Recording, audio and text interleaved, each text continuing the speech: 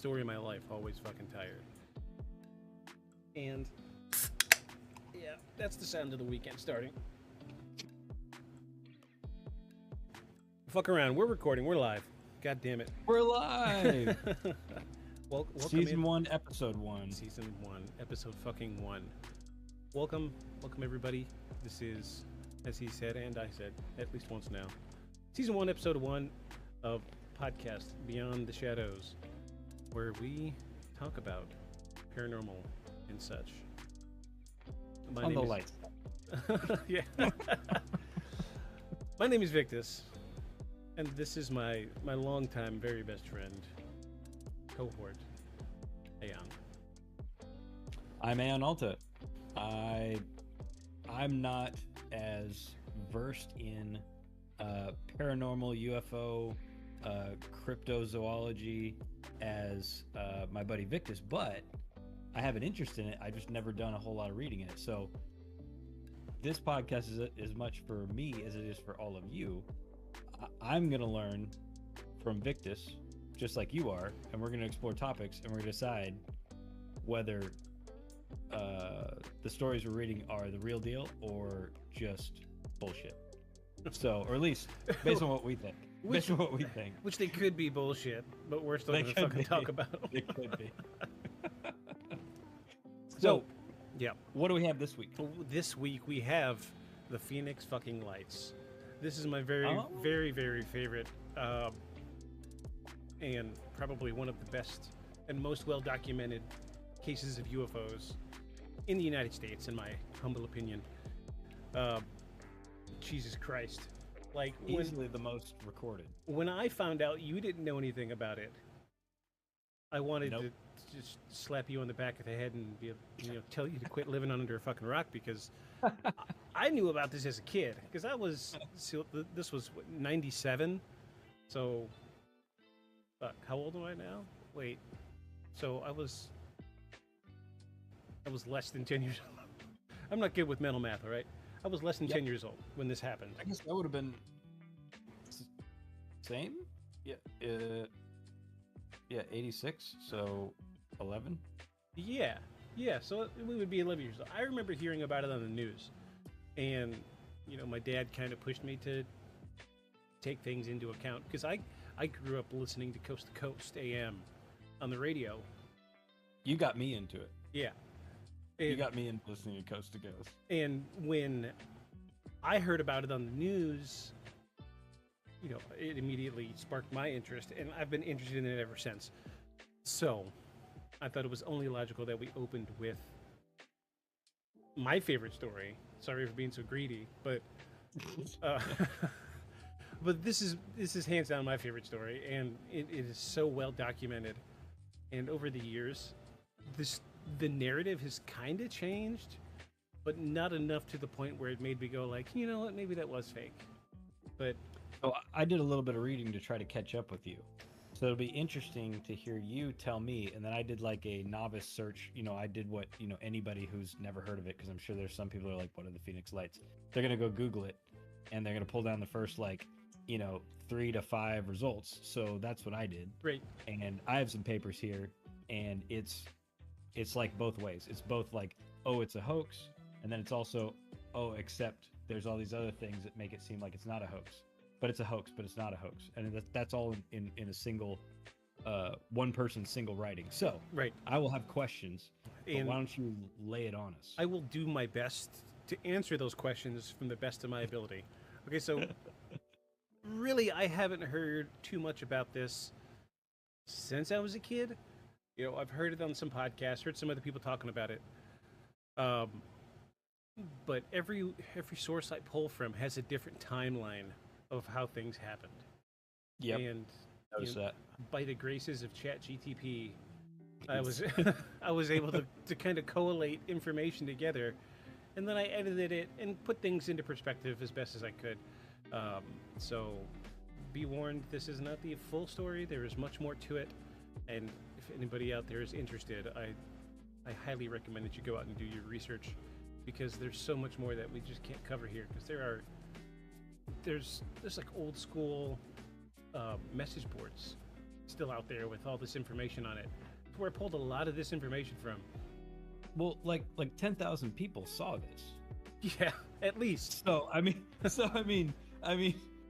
bound to be, there's a ton of sources I saw, and like you said, the reports are conflicting, but you're talking 10,000 people around a metropolitan city, from different angles, and some people outside the city, so yeah, I saw the same thing, all kinds of accounts of it. So Jesus Christ, I think at my peak when I was researching, I had 18 different tabs open, and I was trying to go back as far as I could to establish the earliest timeline to bring it together into what we know canonically as the Phoenix Lights. Okay. So we'll start off with what I got here. The story really starts 2 years before the events of 1997. Oh, see, that I didn't know that. Right. So all through the year 1995, there were hundreds of reported sightings of red or amber lights over the city. And there's tons of photos out there, but none of them are very good quality because, remember, this was mid to late 90s. Yeah. I've seen the video. It makes your brain hurt. Photos are not great from the 90s. Any kind of light in the sky at night. Oh, in yeah. the 90s. Video and pictures at night are just terrible in the 90s. Yeah. Awful.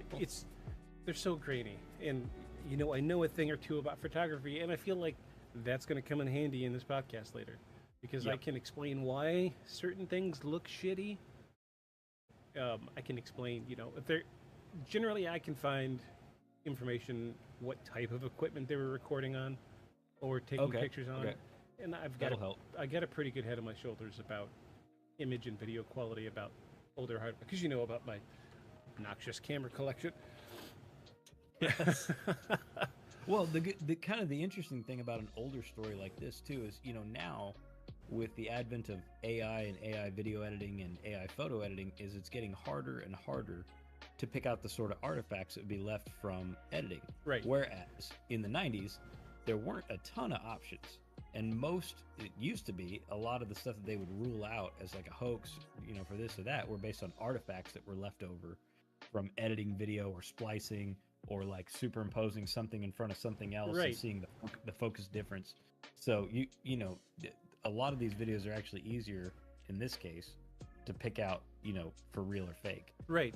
Because when like it comes to the video and audio from the 90s, you're not going to get a lot of hoaxing because there wasn't a lot of tech. Photoshop wasn't a thing back then. No. The only thing you could really do to hoax something would be to do the ghost effect like Disney does with the pane of glass at an angle. Yep. It would be that, or to like the Haunted Mansion. Right. There's a term for it. It's somebody's ghost. I forget the fellow's name. It's either that or you're going to double expose a piece of film. Right. Which is doable. Right. You really got to know what you're doing. So there are ways of doing it, but when we're on this scale, we're not gonna see this because this many people, this many angles. Yeah, when you'll find out later, there are so many angles of this. There's tons of photos out there, but none of them have very good quality, so they generally went unnoticed or explained away. Mm-hmm. And this was back in '95. Checks out. The most popular experience came that night from Lynn, a health educator.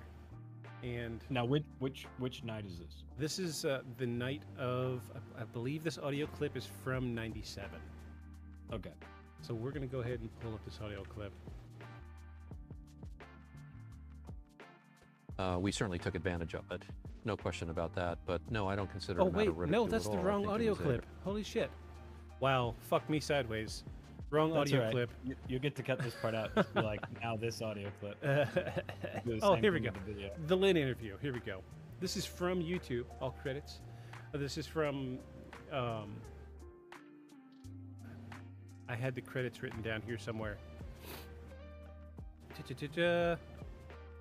Lynn, health educator. We're going to see what this audio sounds like. Both my husband and I witnessed 3 amber orbs in a triangle formation, one on top and 2 closely aligned underneath, very close to our home, about 100 yards from our home, hovering above a private desert area. It was startling and it was amazing. At the same time, there was nothing there but blackness and these 3 amber orbs. And okay, this is 95. I remember this part now. So this is 1995. So this is pre. Yeah, this is pre the light. the event that we're talking about. something told me to take everything in, the size, the shape, the color, the distance. They were about 3 to 6 feet each, depending on how close or far away they were. They were definitely oval shape.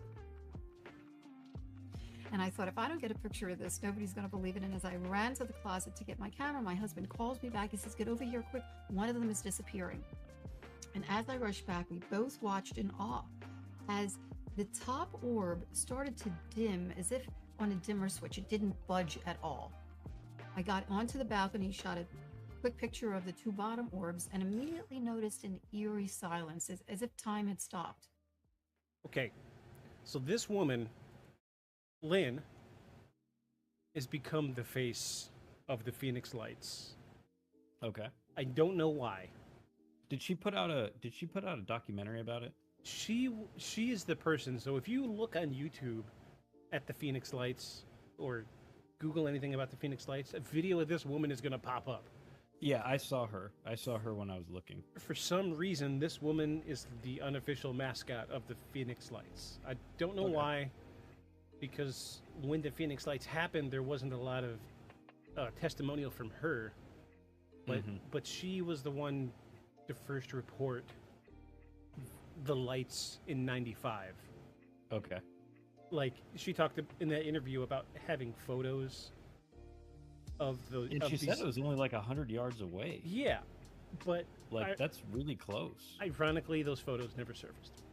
Yeah, well, it was the '90s. To be fair, you could send a roll of film to get developed in the '90s, and it just come back and it was nothing. It happened all the time. Or not come back. Or not come back. Yeah, shit. The '90s were sketchy, folks. The '90s were real fucking sketchy.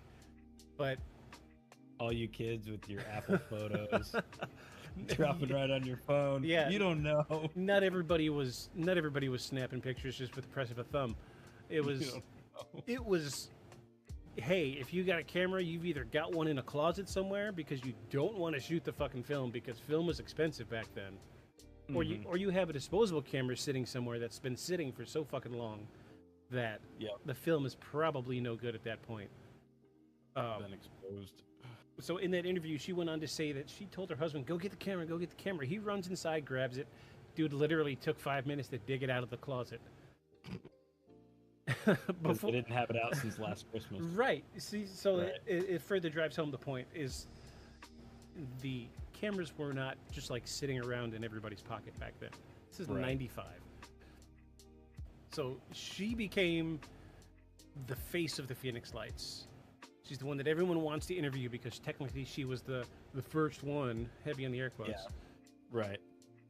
To see it first, because she saw it before her husband saw it, and he didn't come out to see it until she said, "Hey, come on over here." And I think, if I remember correctly, some of the interviews, her husband really did not even want it part of it. Like he didn't want to do the interviews. He didn't want to. Like he's like, no, I don't want to tell anybody about it. As far as I know, it didn't happen. Okay. And he was really salty about it. I don't know why. I feel like maybe he had a job that had a little bit of importance, and he didn't because there is a stigma behind it that if you you report things like this, that people are going to be like, well, he's an idiot.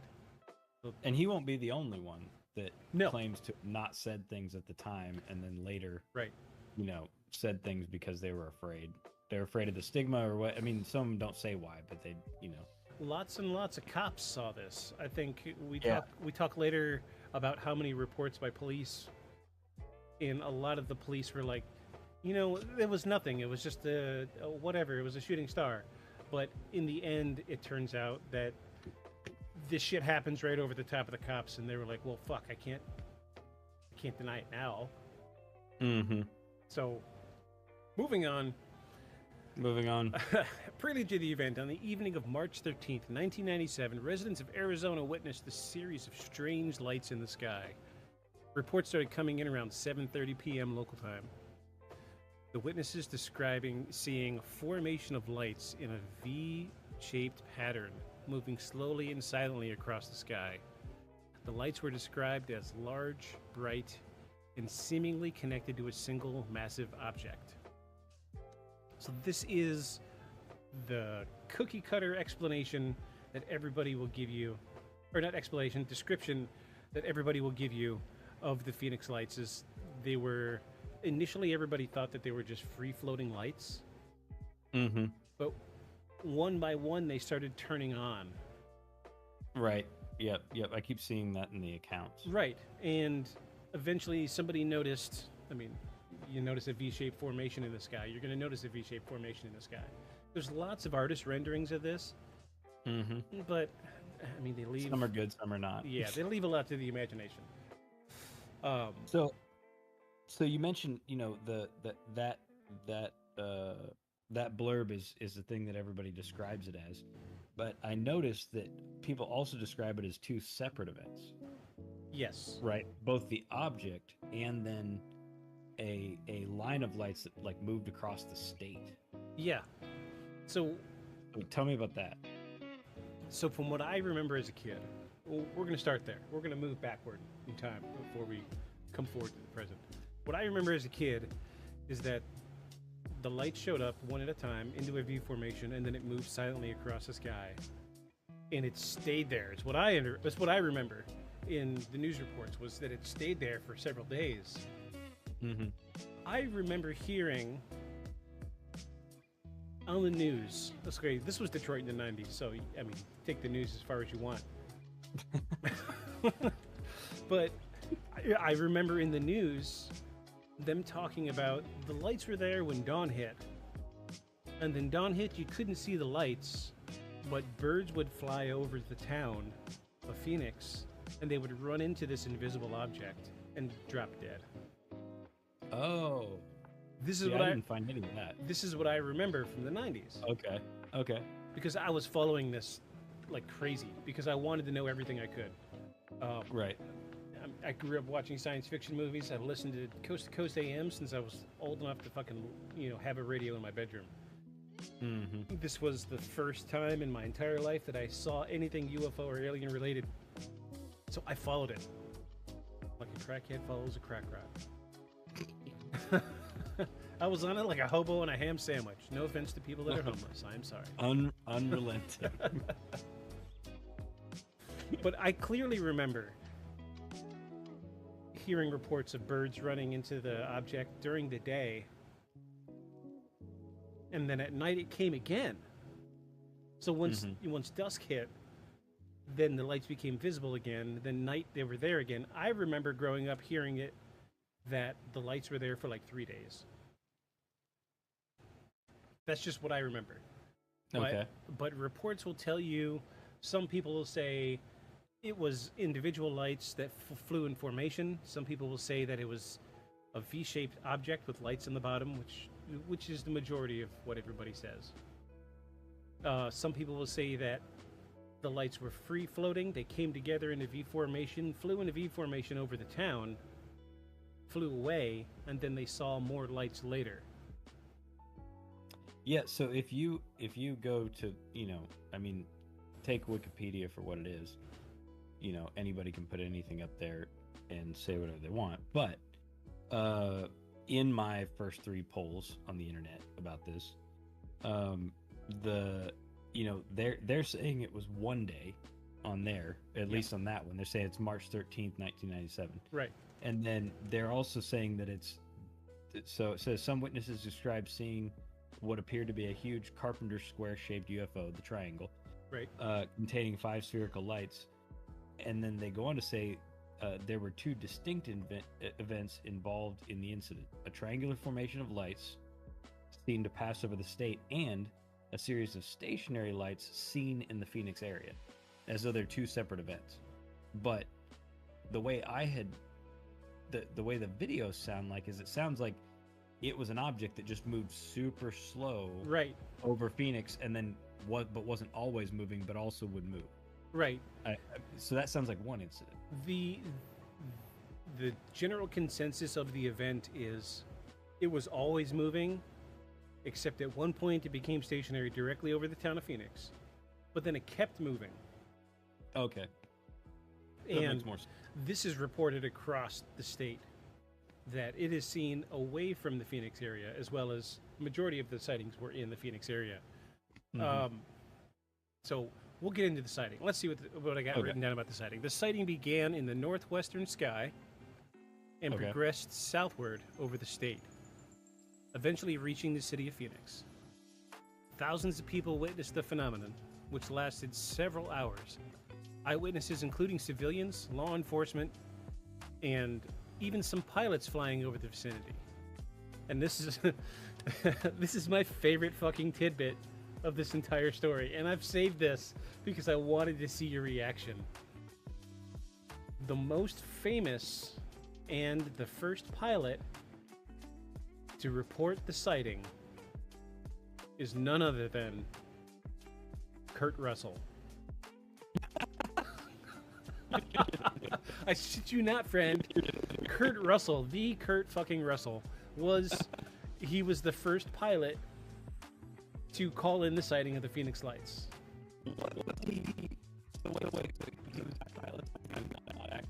He's so some actors they have hobbies like think about Keanu Reeves. How many he probably has race cars and parachutes and skydives and conquers other planets. We don't know what he does in his free time. You should see the video of him in his shooting range. Oh, I have seen him, and it is. It's scary. I mean, he's like scary good. I don't want to anger that man ever. I will say no. Those shooting shots in John Wick were not stunt doubles. Those were him. No, they were him. Dude is pro level. But yeah, he slides in and takes out 30 targets inside of like a little mock village in the back of his yard. Yeah, it's ridiculous.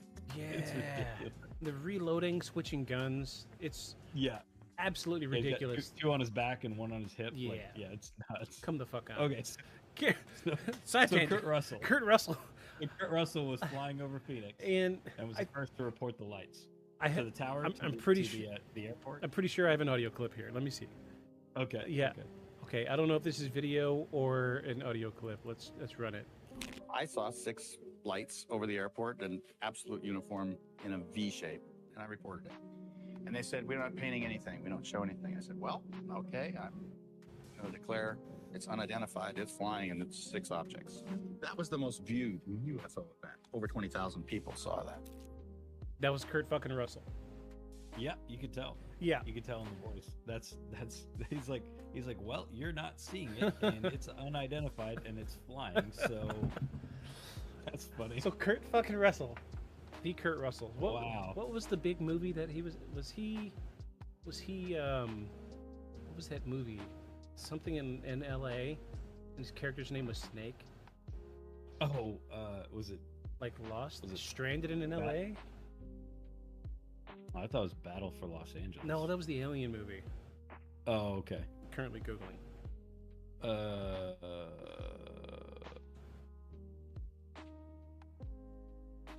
Escape from New York. That was it. Yeah, that was right. Because he did Escape from LA as well.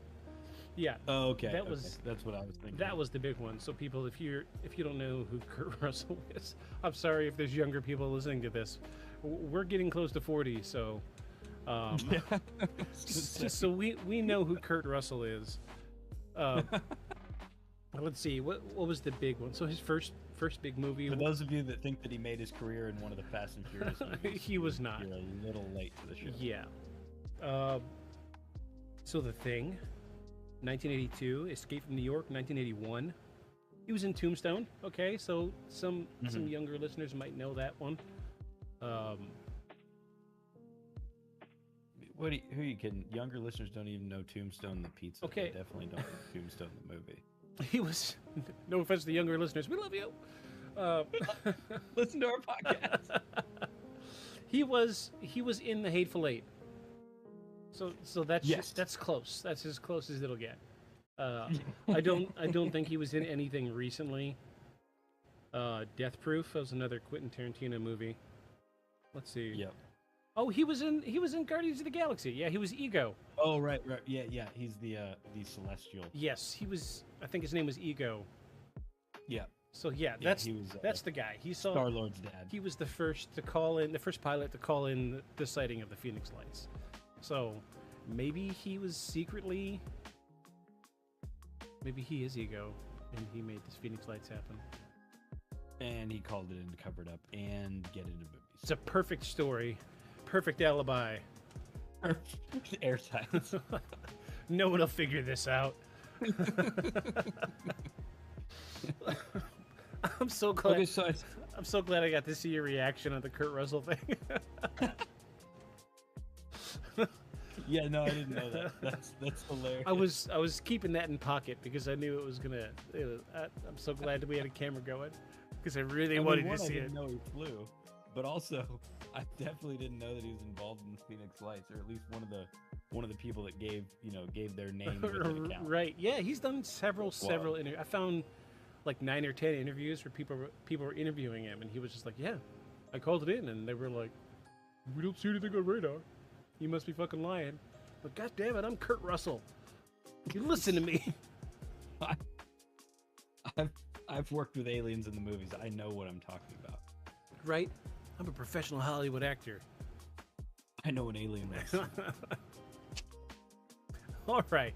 Let's So his account. So it's interesting. His account. He obviously had no problem using his name, but I kept seeing accounts that said, unnamed former police officer or unnamed police officer, unnamed. A lot of them were unnamed, right? Because I assume, like you said, the stigma. They didn't want to give, their name, right, concerning, and be called crazy or whatever someone might have said then. Yeah, that was the big thing. There is a strong stigma behind people reporting UFOs.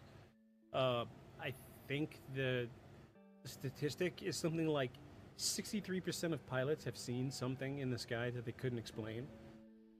Mm-hmm. But like close to none of them report it because they're afraid of being called crazy, or they'll report it and they'll be like, "We didn't see anything on radar, so it never happened." Okay, happens. Keep going. I'm googling something real quick. Okay, you'll find this really interesting. Good deal. Do your thing.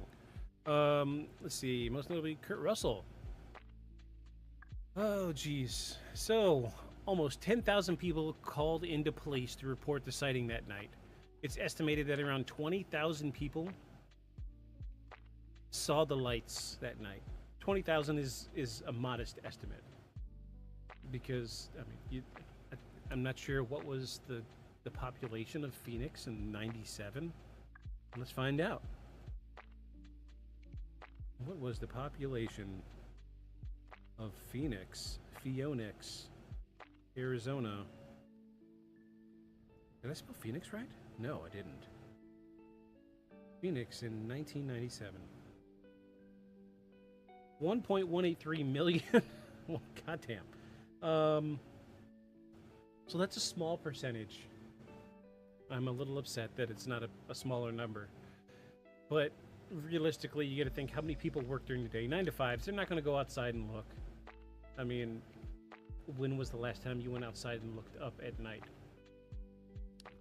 So another interesting thing, since we're talking about the things that people did see, the big like elephant in the room, at least as far as deniers or people who don't want to listen to any of it, would say is the military claims that the national the Air Force was doing a test that they were calling Operation Snowbird, right?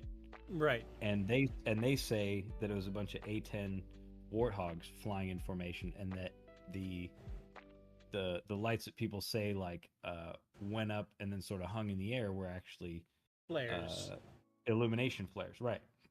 Well, so interestingly enough, that area there. So my grandfather, the whole time I was growing up, they lived in Tucson, south of Phoenix. And when he was in the military, he served during the Korean War, and previous or during, I can't remember when they were doing the testing, but he was in Signals Corps, so radios, Right. radios and communications. So he was out at Alamogordo, where they did all of the nuclear, a vast majority of nuclear testing in New Mexico, and he was there for, it was 10 or 12 nuclear detonations running signals and communications out there in the desert. One, he was up real close where they were actually in the trench, and you get thrown up out of the trench and dropped back down by the shock wave. Right. And he used to tell me when I go down there that he would see all kinds of odd stuff in the sky. I mean, he never would elaborate, like both then and more recently when I went there as a kid in the late 90s. He would never elaborate about it, but for a dude who had gone and done signals for like nuclear testing, like he was not one to have like, sci-fi flights of fancy, right? Like he was a very like numbers and facts, evidence kind of guy. Right. And I always wondered if that wasn't why he moved back to Arizona. It's a good question. Okay, so little side tangent. The popular consensus about UFOs and aliens is they showed up right about the time we started nuclear testing. Yep, I heard that. I had heard that. So there's a long-running story in theory. I'm not sure how I subscribe to this yet, so bear with me. That the story is that aliens are curious about us because we've reached a nuclear point in our evolution. Okay. And when we tested our first nuclear bomb in the desert is when a lot of the alien sightings first started. So this is when it really ramped up. Right. So you got to think the Roswell incident. What year was that? The Roswell incident. What year was the Roswell incident? Google Box. Thank you, Google. Not officially sponsored by Google, but certainly fueled by it. 1994, 1947. Okay, so that's right. Yeah, so right after. Yeah. So World War II was. Yeah. So 45, 46. Yeah. So 42 was when it ended. Yeah, 40. I think it was 47 when World War II ended. I could be wrong, but I just listened to a 7-episode, very long podcast. Last podcast on the left. I love you guys. You're the best. Be our friends. Amazing breakdown of the Manhattan Project and the nuclear program in the United States military. And they didn't touch on it, but I knew about it from other reports that the story goes in the 40s when we were testing nuclear equipment, that's when aliens, UFOs started showing up, and that's when they started taking notice. So I think, excuse me, I think before that, there really wasn't a whole lot of alien or UFOs, aliens reports at all. Not in the modern era, for sure. I mean, there were, we'll cover them in other episodes, but there's some really, really old accounts, but they're much more spaced out than what we see like post, nuclear era. Like post-nuclear era, it's like a, if you had a cloud graph of dots, it's like, a few interspersed through like right. over a couple thousand years, and then all of a sudden, boom. Yes. Big data cloud of, sightings, stories, experiences, etc. I firmly believe that the event horizon was probably somewhere around their nuclear advent. I mean, it makes sense. I mean, by written account, that you'd have to conclude that. My idea is that they're watching us, and they're going to check in on us when we reach certain milestones. So that makes sense. I mean, harnessing the atom's a pretty big milestone. So let's talk about when Columbus came to Americas for the first time. There are handwritten accounts from Columbus of seeing strange lights over the ocean right before he reached the shore. Really? Yes. Absolutely. I didn't know that. Yes, absolutely. Handwritten in his journal of seeing strange lights that he couldn't explain.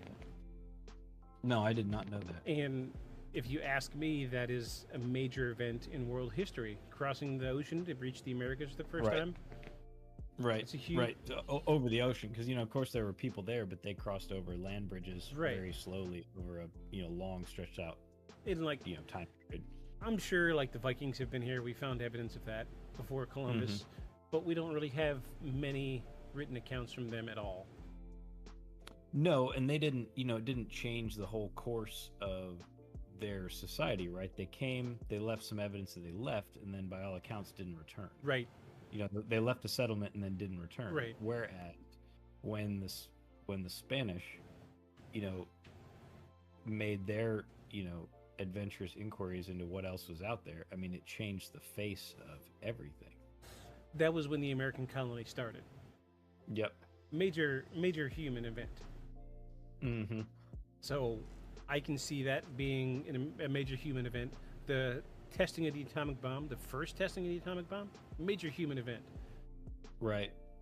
Right. And, maybe that's why they have continued to come back to the Phoenix area, because they're drawn to the radiation? Question mark? I know. Yeah, because a lot of it does seem to be centered in the Southwest. It's true. Or which is where all of our testing went. Or the East Coast. But to be fair, there's a lot of military installments on the East Coast. Right. And, a lot of our stockpile was on the East Coast. I did recently see a map of the sightings in the United States, plotted out with dots, like you said, and it was suspicious. There was a lot in Arizona, a lot. Mm-hmm. But we're getting off topic. Let me bring us back. All right, so lock it up. Lock it up.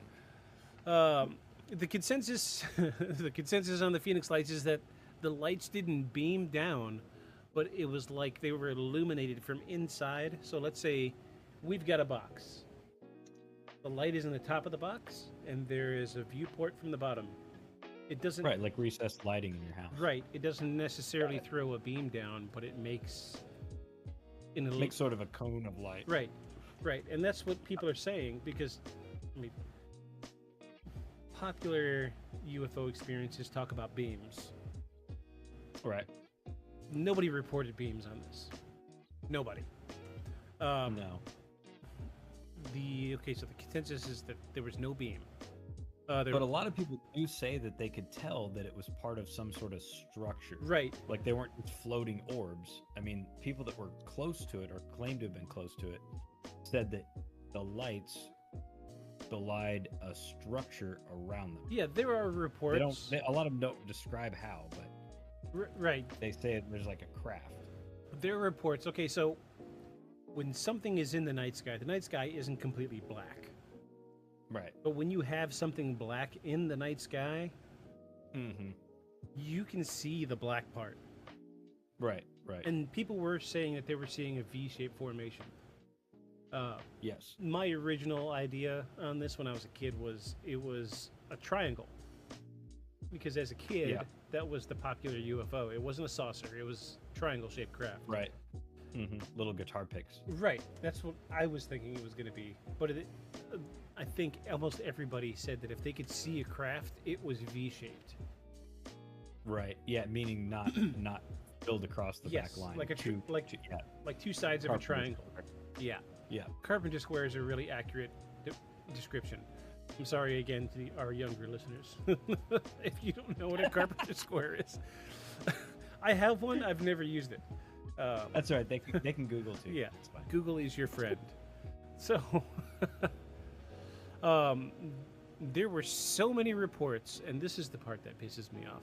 You're about to see me get worked up.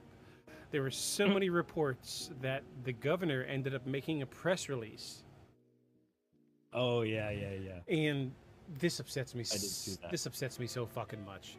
This dude made a fucking joke of one of the biggest alien sightings, UFO sightings in the United States. I have an audio clip. Oh wait, no, we might have a video. I may have optioned Here we go. And now I'll ask Officer Stein and his colleagues to escort the accused into the room so that we may all look upon the guilty party. Don't get him too close to me, please. Yeah. In the alien costume, the governor's chief of staff. This just goes to show that you guys are entirely too serious. UFO enthusiasts were not amused, especially since the governor was believed to have seen nothing. But now he's coming out. Okay, that shit pissed me off when I saw it for the first time. Absolutely furious. I was so mad that I was red in the fucking face. But the part that they said right there at the end, though. Yes. Okay, redeeming quality. Kudos on this guy. Really shitty that it took him years and years and years to come out and say the right thing. I cannot stress how much this fucking pisses me off. It took him 20 years. 20 years. It took him 20 years to come out and do another interview about it. Because I think that he saw the backlash from the UFO and alien community. And he decided, you know, time was right. Let's make this right. And he came back and did another press release. Well, not a press release. He did an interview. Before we move on, I do need to say that video was courtesy of CNN. It was an old clip, but I'm going to say it was from CNN, so we don't get slapped with any copyright violations. I will put credits in the show notes. Thank you, CNN. You rock. I do believe we have one more. So Fife Symington III was the governor back then. I was going to ask you how to pronounce his first name. Fife, yes, like Barney. Yeah, F-I-F-I. Just like F-I-F-E. Yes, just like Barney Fife, just without the Y. Yeah. He did an interview 20 years later, and this is what he said. Oh wait, I'm not going to rename that file. We certainly took advantage of it. No question about that. But no, I don't consider it a matter of ridicule at all. I think it was a very, I think it was a legitimate occurrence of unknown origin craft of some sort, and who knows where it came from. Inexplicable, and probably one of the major sightings in modern history in the country, because a lot of people saw it in Maricopa County, and I saw it too. So I used to work, when I was first in the Air Force, I worked at Luke in the Sage Center there in NORAD. And so something like that would go up the chain of command immediately to NORAD in Colorado and then go to the Pentagon. So certainly the military chain of command knew exactly what was going on. Now, whether they immediately transmitted it to the White House or not, I don't know, but certainly it went up the chain immediately and does in the Pentagon to the Joint Chiefs, to whoever's on duty. So they must have a record of it, but whether the president was informed, I don't know. I imagine if the vehicle had landed, that the president would have he would have been notified and activated and taking a ride. Yeah, I don't know, but I'd hitch a ride. So he's a fan. He has said in later interviews that he is a huge fan of aliens and UFO phenomenon, and I feel like he just tried to make light of the situation, because I understand from a control point of view, you don't want to just tell everybody we saw these lights and we don't know what it is. Everybody panic. Panic now. Yes, panic. Yeah. Panic with a capital P and 3 exclamation points. That's all that's going to happen. So I believe that he probably played down the situation a little bit. Well, he was governor, right? Yeah, at the time he was governor. So I mean, and he even says in there's a quote here. It says, he downplayed it because he didn't want to panic the populace. Right. But then he goes on to say, he says, I'm a pilot. I know just about every machine that flies. It was bigger than anything I've ever seen. It remains a great mystery. Other people saw it, responsible people. I don't know why people ridicule it, which is a pretty big turnaround from, his first press conference. Right. And it just comes back to he didn't want to panic, I think. Right. Which I do get. I mean, he is the governor. He is the governor, which used to mean something in the 90s. So, they weren't just a future presidential candidate. Okay, so So you mentioned him. So another person that I found that was sort of a weird turnaround, right? So,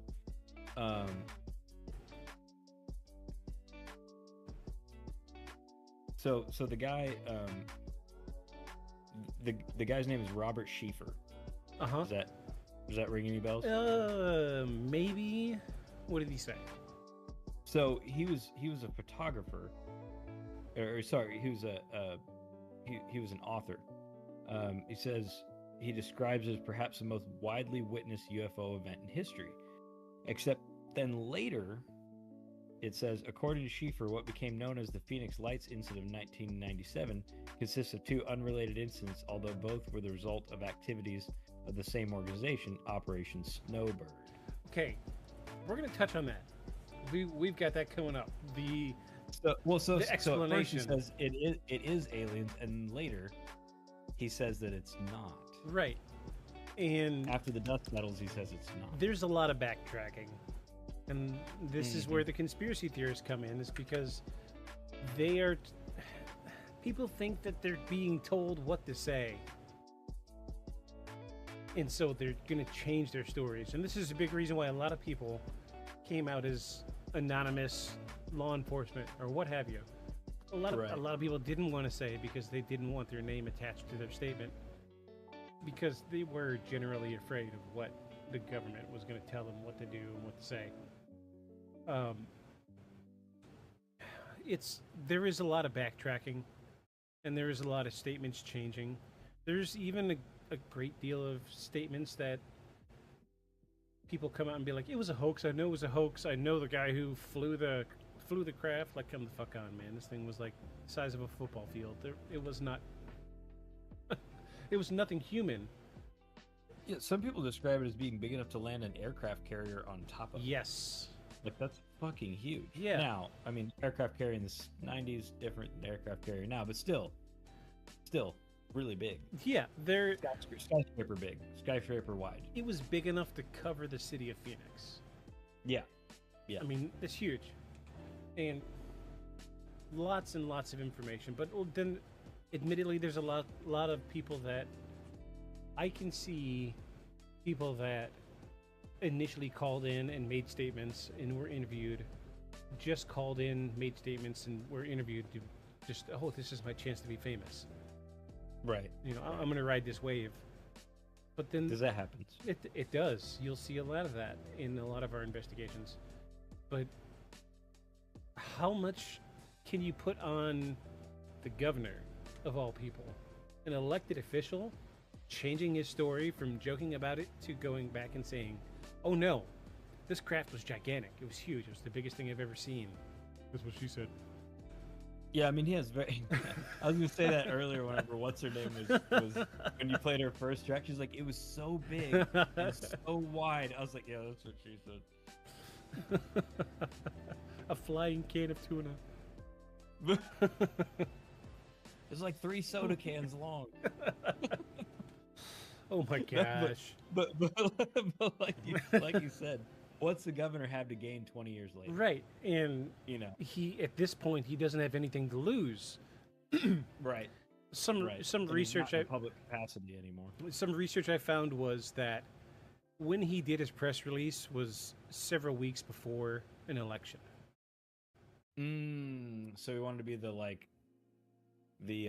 even runner, you know, the even keeled, not, you know, doesn't jump to conspiracy stuff, doesn't jump to wild. So that would explain a lot, actually, if he had an election coming up, because you don't want to be the candidate running that's like, there's aliens, like the first guy, right?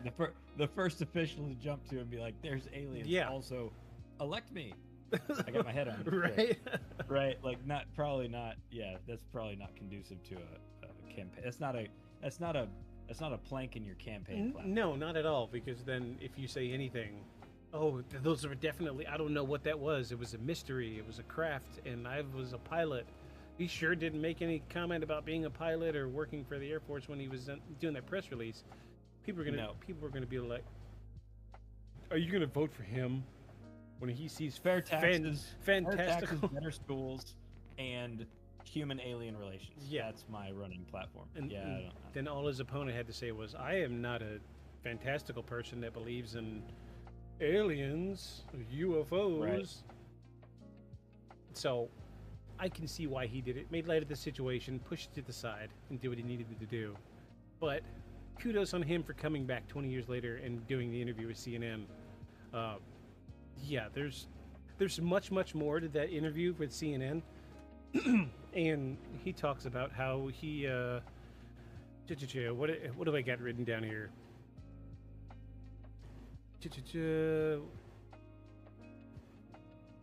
I had something. I must have tossed it. Yeah, he says so much more in that interview, but 90% of the interview is him backtracking. However, we do have one guy that was a security guard that came forward, and he used his name, and he did not lose his job, and he gave a statement. That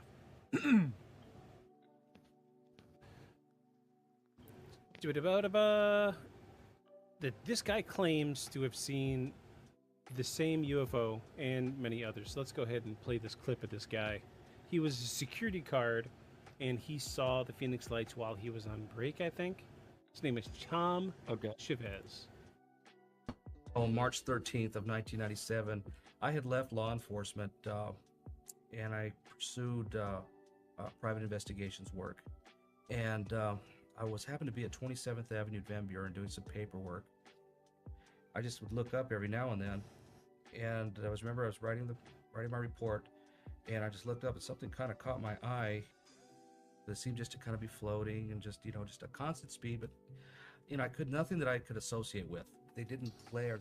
They did not emit a beam, like a floodlight, like landing aircraft lamp. There seemed to be some depth to them. Okay, so he was a cop. And yeah, I was gonna say, calling your security guard position private investigating is pretty. Yeah. So he must not been a security. So he was a cop, which means he, take it as far as you want with integrity with police, especially nowadays. Right, but usually not people that believe in wild stories. Right. They are analytical type of people that take situations and look at evidence. Right, because they can't do anything without facts. Right. He was one of them that called it into the police station. And I do believe that if he was still an active police member, he probably would have been ridiculed pretty heavily. Oh, sure. So it's probably a good thing that he was... Gremlins in the bushes and leprechauns in the parking lots too, buddy? I mean, what, right, yeah. So lots of calls came into the local Air Force base that night. So many that they made us... Is that Davis Monthan? Say again. Davis Monthan Air Force Base? I believe so. I didn't write down exactly what the Air Force Base was. It sounds familiar. That's probably it. Forgive me for my inaccuracy. I'm not sure. I think Davis Monthan is down near Tucson. I don't know if it's Luck Air Force Base. There's a couple here listed that that different accounts claim that these, the A-10s were flying out of. I know A-10s do fly out of Davis Monthan, but I don't know which. It was the Luke Air Force Base. Luke Air Force Base. Now that I see it, yeah. So, lots of calls came into Luke Air Force Base that night, so many that they made a statement the following day that said, officially, it was flares. Military flares. Here's a nice little slice of information. Did some research, did some number crunching, and took a little bit of math. Did some math. Crunch some numbers into some lines and straighten them out. That's right. I crossed my T's and gouged my I's on this one. Military flares are designed to burn out within 150 to 400 feet of descent.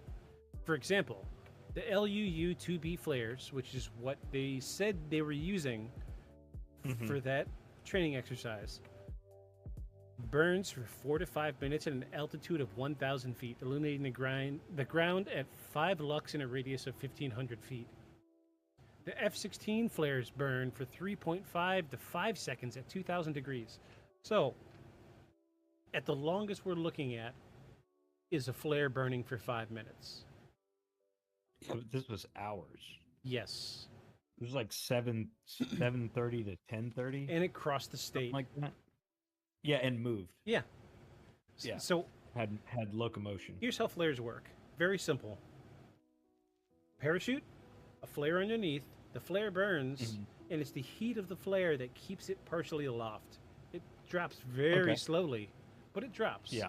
We've all seen the movies of military flares going up or being dropped from a plane. The little hand flares, yeah. Right. But you got to think this is also it's a phosphoroluminescence, so which means it's going to burn very hot, very bright. Right. These flares are dropped and meant to be dropped to illuminate an area. Mm-hmm. And if you remember, the description was that the lights didn't seem to project downward. It was like it was recessed in something. Right. And not like it just made a luminous ball. It was like it was inside of some sort of half casing, some sort of structure. Right. Tube. So the way I'm understanding it is if it was a flare, which is what the military says it was, the entire ground would be illuminated. So what do we say, 5, 6 lights? Yeah. In formation. So you'd be illuminating half the city. So 2 points. First one is, yes, we would be illuminating half the city because it is phosphoroluminescence. It burns very hot and very bright. It's used to illuminate battlefields. And secondly, it was in a V formation. Mm-hmm. One plane drops this direction, one plane drops this direction, but they said they only had one plane in the sky. Right. So how do you make a perfect line of them all released in what looks like in the videos? And again, viewers, you can Google this. What looks like in the videos, almost perfectly spaced. Exactly. Or at least too even to have been somebody kicking them out, out of a mechanism in a plane. So and I even saw stuff where they said, so on the one hand they say it's flares, but then they also say, oh, it was a formation of 5 A-10 warthogs. Do you know how loud warthogs are? Right. Right. I mean they do call them the silent killer, right, for tanks because they come up and they're quiet from the front. Because they move fast. Right, because they move fast and they move really low, and there's, they're made to be silent from the oncoming, but they're positioned over the middle of the city and they move fast. Like, it wouldn't look like a hovering line, like moving slowly. They can move slow-ish for a jet. Slow for a jet. That's not slow. It's just slow for a jet. Right. And on top of that, they're saying, oh, well, military planes aren't subject to the same sort of marker lights that commercial craft. Commercial craft are. Right. Except they don't have headlights. Right. They don't have a giant spotlight on the front. And that's not how they use night vision at night if they're hunting tanks. Like they don't have a big spotlight on the front for anything. Right. The front of it's a big ass intake and a gun. Yeah. A gun that's the size of the plane. Especially the warthog. Yeah, that's what I'm saying. I mean, they're saying they keep saying that it's A-10s. The gun is the length of the craft on the inside. Like most of the guns on the inside of the fucking craft. There's no big ass spotlight on the front of it. So I appreciate that story, except show me a warthog ever with a light bright enough on the front of it that flying over the city you'd see them all like that. I mean, it looks. I mean, they're really bright. Yeah. And here's one more. And seen for miles around. Here's one more thing for you to consider. Also, what's the advantage of a tank hunting aircraft to have a giant single light on the front of it? Right. Right. There's so many inconsistencies about what the Air Force said. But yes. Here's my favorite tidbit, and I love this. And, as always. And I always throw this out, and it always shuts people up. If it were flares, even if they were parachuted and dropping at a controlled descent, the size of the craft that was sighted. Let me look and see what it says. Oh, jeez, it doesn't give a size, but the estimated size was around the size of a football field. So let's think about that for a second. If we were dropping flares at the length of a football field, Drop one, it starts descending. You move forward a little bit, drop one, it starts descending. They're going to drop in a stair-step pattern. Right. No matter how you release them. All of the lights were in perfect formation with each other, even with each other. And didn't really drop or move to the side, or, I mean, they're all proceeding forward in the same way, and not, at least in the video, not in a way that would be accounted for by wind, or, I mean, say whatever you want. Say it's wind, say, you know, I've not seen anybody try to repeat it. So, you know, to show that, oh, it's definitely flares. But I mean, if you've been out in the desert at night, man, it is windy. But absolutely, there's nothing to break the wind. No, but it's not that sort of. It's not a. It doesn't blow in that way. Like it swirls and it blows around, and I mean, wavy patterns. It's not straight. Yeah. The idea that these parachutes would all stay in this perfect line as it crossed the entire length of the city. I mean, it's just and the same height. It just sounds crazy. It is crazy. It's absolutely crazy. I mean, in that case, even though the video and the photos are grainy, in that respect, the video is really compelling because it does show position really clearly. You know, even if not much definition. I'm gonna pull up YouTube. I'm gonna pull up a video. Everybody, just ignore my desktop. This is where I downloaded my video software. I'm gonna try. Also, it sounded some of the people, the height that. So it's interesting. Some people said it was really high above the city, right? But then other people reported it seeming like that we're underneath it. They said it seemed like it was only like 100 feet away or hundreds of feet away. Like they felt like if they threw a baseball, they could have hit it. Yeah. The outline of this craft. Yeah. Right? Like it was low enough that they could have hit it with objects. We've added new deals. Wow, that's so loud. I'm so sorry. Let me kill this audio. We're going to deal with this ad for just a second. I want to show this video. So this says it's the original Audio. VHS tape. No audio. No audio. No audio. So I think what we're seeing here is the prominence of the first light.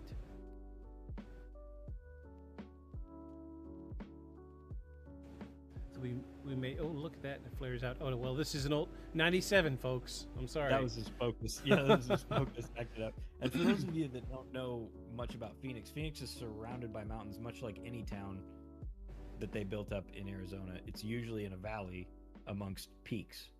Okay, look. And so this looks like it's coming around the hill. We've got two now. Spaced far apart. Mm-hmm. And the other one came on much, much later. So again, like you said, look at that. It's split. So there's four now. Yeah. So now we've got four lights. What used to be two. Oh, now we're down to three. There's four. They're moving upward. Well, no, they're kind of sideways, like they're next to each other. There's another one. Yeah, and there it is again. And that's that bow shape that people described. There's another one. There's another one. So now you're up to 2, 3, 4, 5, 6. 7. Yeah. Plus this one still over here all the way at the left. And they're pulsing, too, if you watch it. I mean, they twinkle a little bit, but it's almost like they're pulsing around the rim of it. Definitely not burning. No. So if these were not solar flares. I'm reading too much news. If these were military flares... I'm up on previous and current events. If these were military flares, these things would be so bright, this close together, that you could see individual buildings underneath. There would be light underneath it. Oh look, now we lost one, and now they're evening out. Now it's 5, yeah, and turning into a line, sorta. But they're not dropping; they're changing their position forward and backward. Right. Like. And look, that one from the mountainside is getting closer to... Oh, no, it's gone.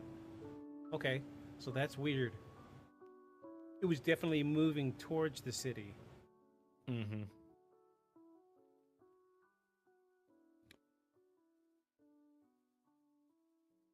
It's definitely not dropping. You know, and again, how long is this video? We're about half through. We've got another minute and a half, 2 minutes. Okay. And that, so Nope. you said military flares burn from 2 to 4 minutes? Yeah. Oh, look, they're burning out of sequence. Oh yeah, out of sequence from the way that they appeared, you mean? Yes. Yeah. Yeah, I see that.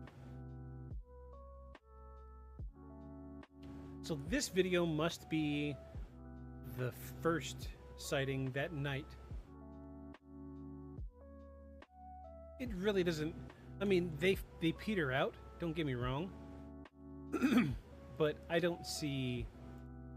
But it is in a very different order than the way that they came on. So like the last ones to come on were the first ones to disappear, and the first ones to come on were the last ones to disappear. Yeah. Unless, I mean. And then that one by the mountain disappeared kind of in the middle. Yeah.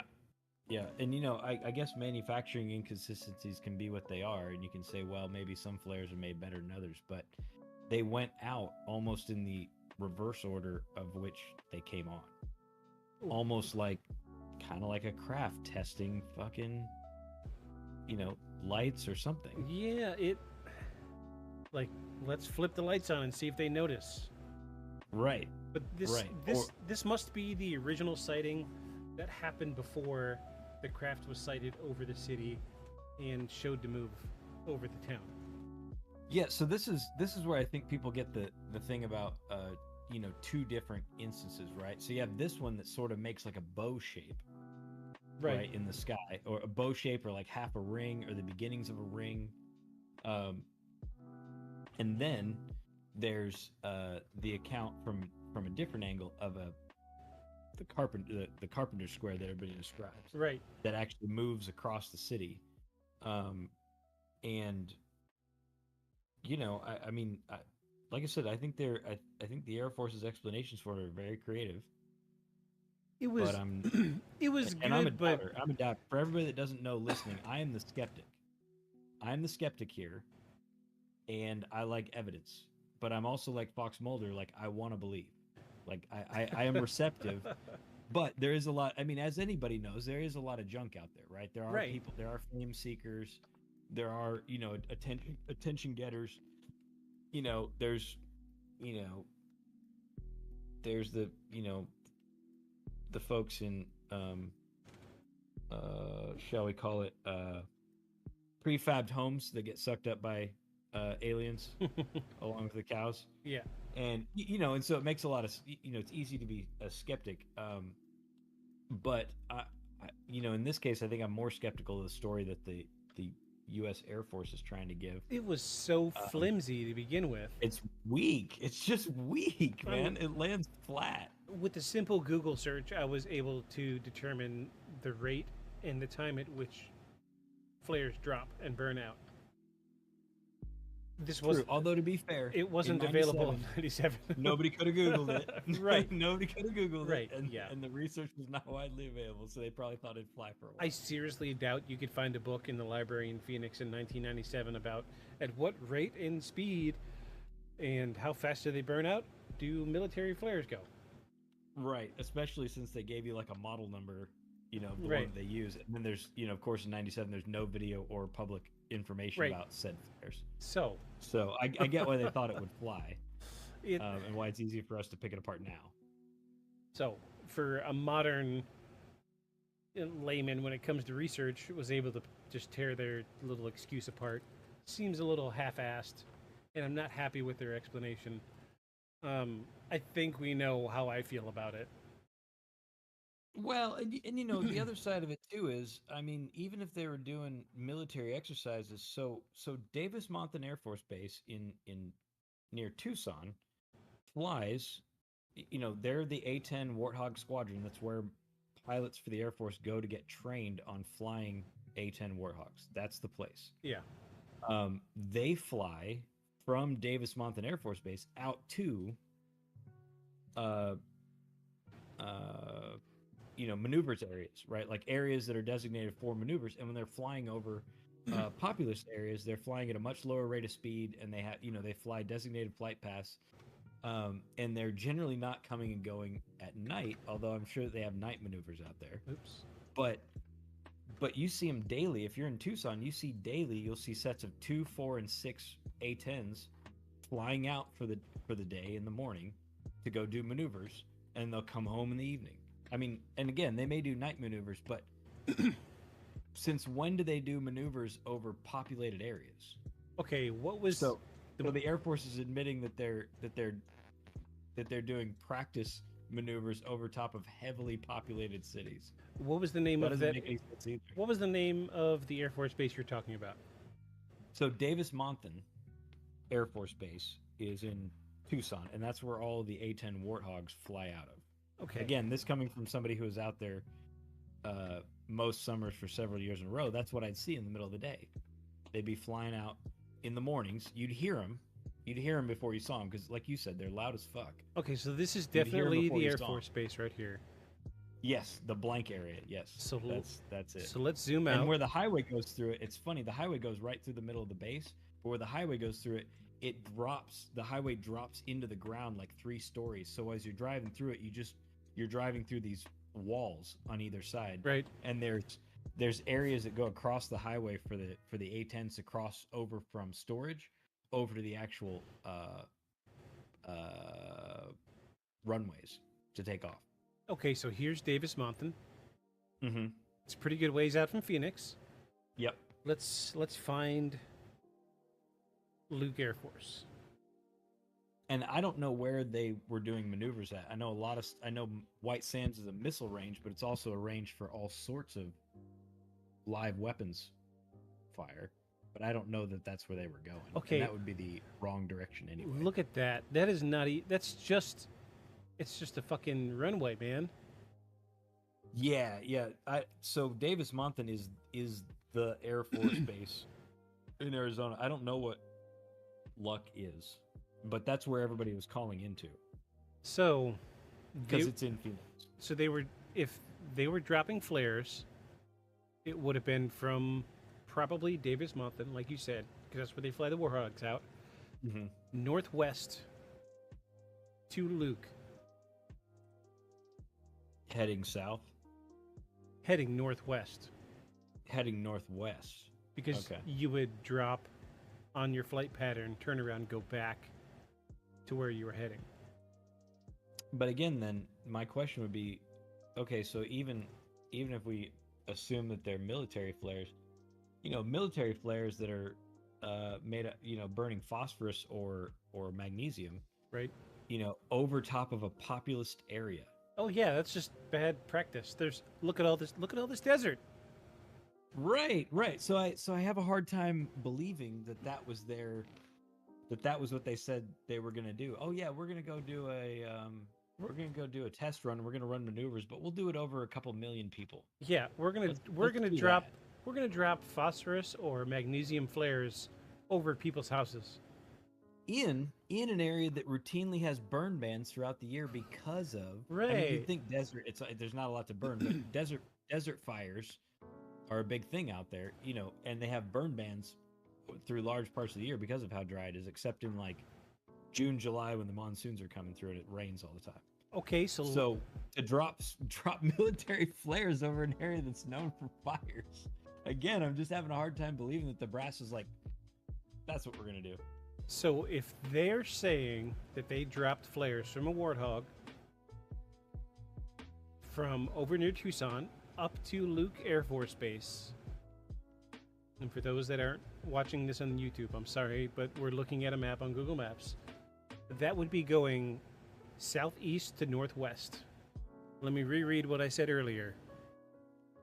Witnesses described seeing a formation of lights in a V-shaped pattern moving slowly across the sky southward.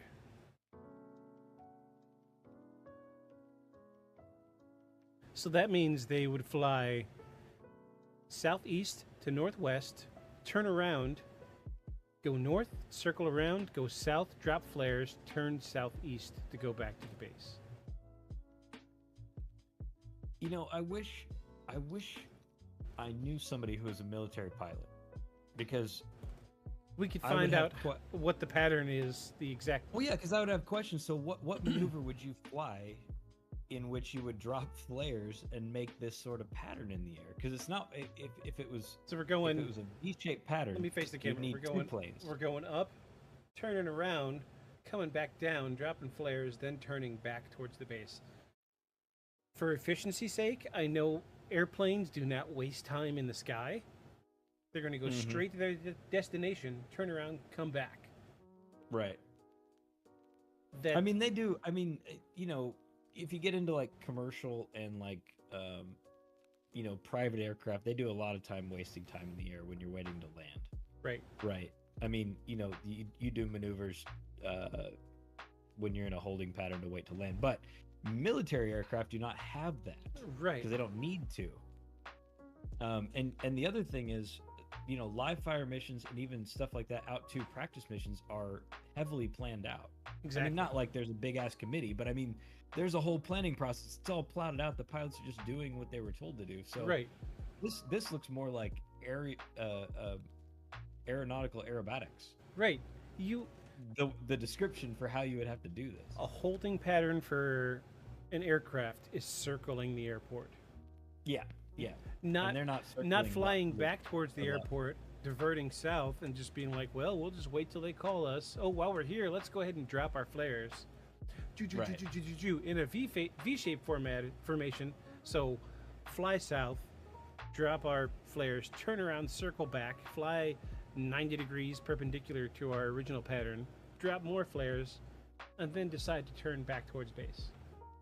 And I do get why they decided to say flares and those aircraft, right? Because those aircraft do fly low, and they are sort of the backbone of a, you know, mechanized battlefield, right? There are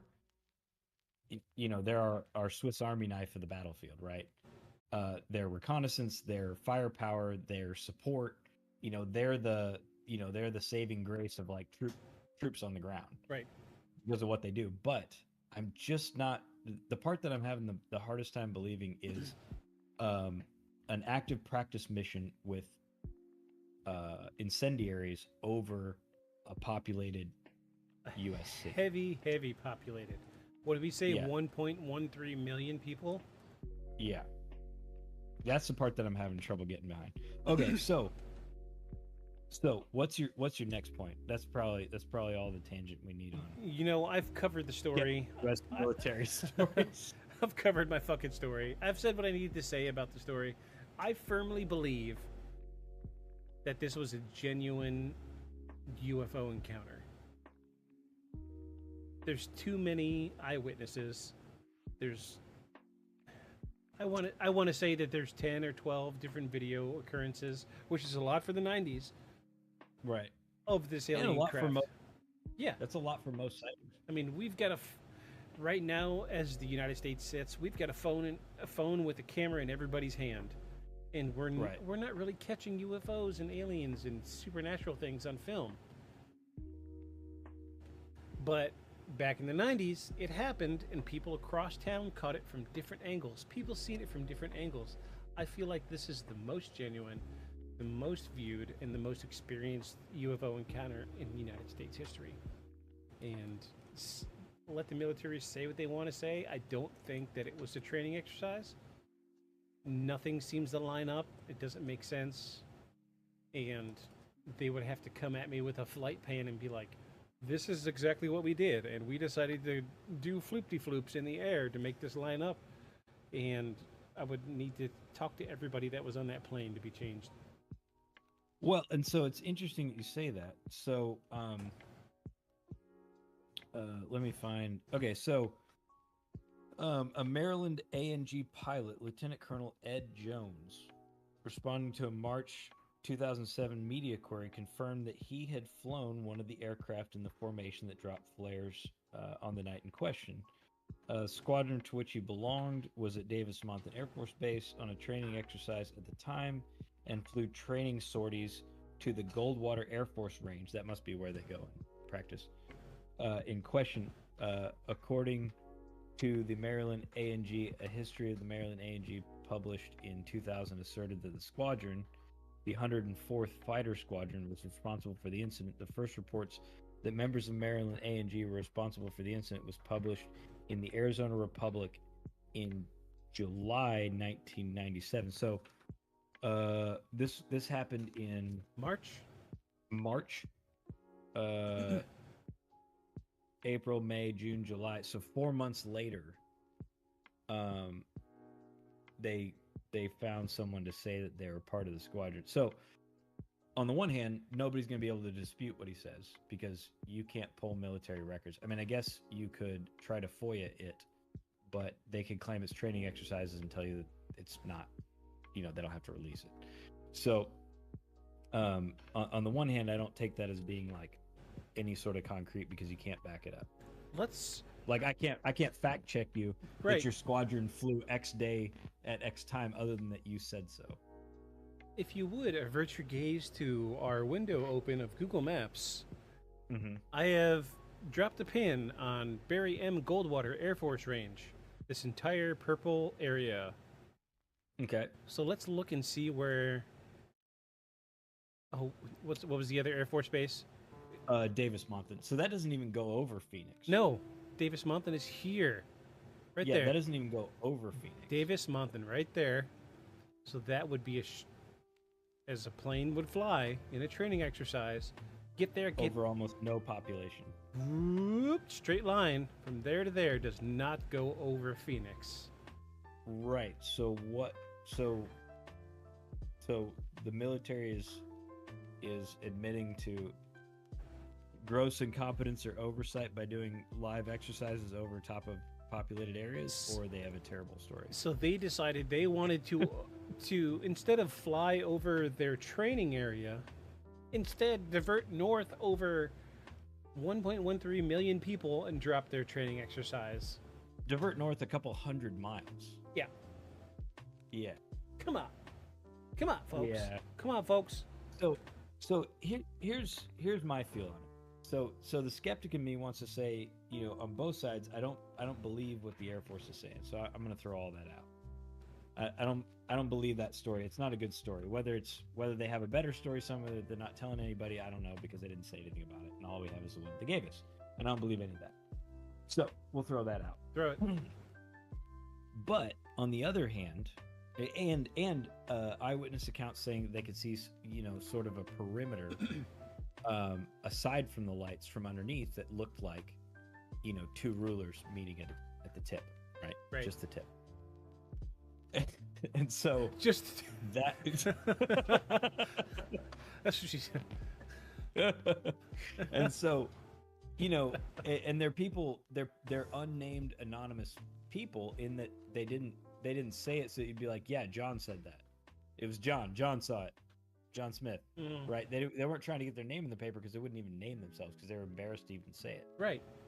So, but then on the other side of it is, I'm like, I mean, not that I guess we can maybe identify with aliens on a reason-based, platform. Like I can't be like I can think like an alien would think if they were doing it. But my question would be, so what's the motivation? Right. So what's the motivation? Not for being over it, I get that. But what's the motivation with the lights? What I like to do when it comes to debunking stories about UFOs and aliens is the people that tell the story, what will they gain from telling the story, or what will they lose? Right. So a lot of the stories that have been debunked are, I was abducted by aliens. Story A is I was just abducted by aliens. Story B, I was abducted by aliens. Here's the book that I just put out. Go out and buy it. I'm going to start giving speeches at Comic-Con, and people got to pay $20 to enter. Okay, so you've got one group of people that are making money out of it, and then you've got a group of people that are just telling the story just to tell the story. Right. Now, there is a group of people that will tell the story, but they don't want their name attached to it because there is a stigma. So I'm looking at this and I'm seeing the people that have come forward and talked about their experiences. What are they gaining? What are they losing? So we've already established that the governor, he kind of covered his ass. It was an election year. Mm-hmm. So that's pretty compelling, actually. Is that an election was months away? Right. That's pretty compelling. So he stand to lose A lot. in an election. That's Yeah. I mean, his whole career. right. That's what he does. And credibility. He's an elected official, so he could stand to lose that elected position. He could stand to lose that election and every election after, because he'd be that guy. Now, what was the lady's name? Lynn. Lynn never really put out a book, but she is the face, heavy air quotes, of the Phoenix Right. Lights phenomenon. Right. But she does not get paid for her interviews. Okay. I mean, they might throw her something just for giving a good story or whatever, but I haven't seen anything in my research that says that she's being paid. Like she'd come up and said, "Yeah, I'll do your interview for $1,000." Right. Right. She's never put out a book. The people that have published the original video, the VHS that we saw, never. So the video we saw specifically, the people were never named. They did it anonymously, which means they never profited from it. Right. Right. And a lot of people that reported it didn't want to give their name. Right. Even the security guard that did give his name, or private investigator, quote unquote, he didn't go out and write a book. He didn't go to Comic-Con and give speeches. There's nobody profiting from this. It's just people. And his thing was quite a bit after too, wasn't it? Oh yeah, it was. I think it was a year later when he came forward. Yeah. There's so much evidence that says that nobody profited from it, which means their intentions were genuine. At least that's what they didn't have a motivation to right propagate the idea. It wasn't a money grab for them. It was right. them. You know, I saw something amazing, and it rattled me to the core, and I need to tell somebody. I don't see anything that comes across as sideways aside from what the military says. Right. Right. And of course, as someone who wants to believe, what I really want is for an alien to step down and give a fucking interview. Right.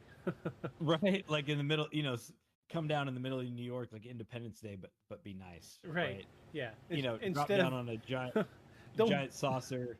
Don't blow up the White House, but instead step out and be like, we are here to promote peace. Right. That's what I want to see. Right. And then I'll be like, yes. But we'll cover other stories. There's some other stories out there that I can't think of their popular title at the moment, but there's some others that I can think of that are chillingly persuasive, right? Yeah. And this one, as a sighting goes, right, a sighting with nobody's story of an encounter, this is pretty compelling, right? Because of the reason you stated, right? People aren't profiting from telling it, and mostly don't want to be associated with it, but did want to say that they saw something. I mean, Kurt Russell came out and said something. He didn't write a book about it, and he's famous. No.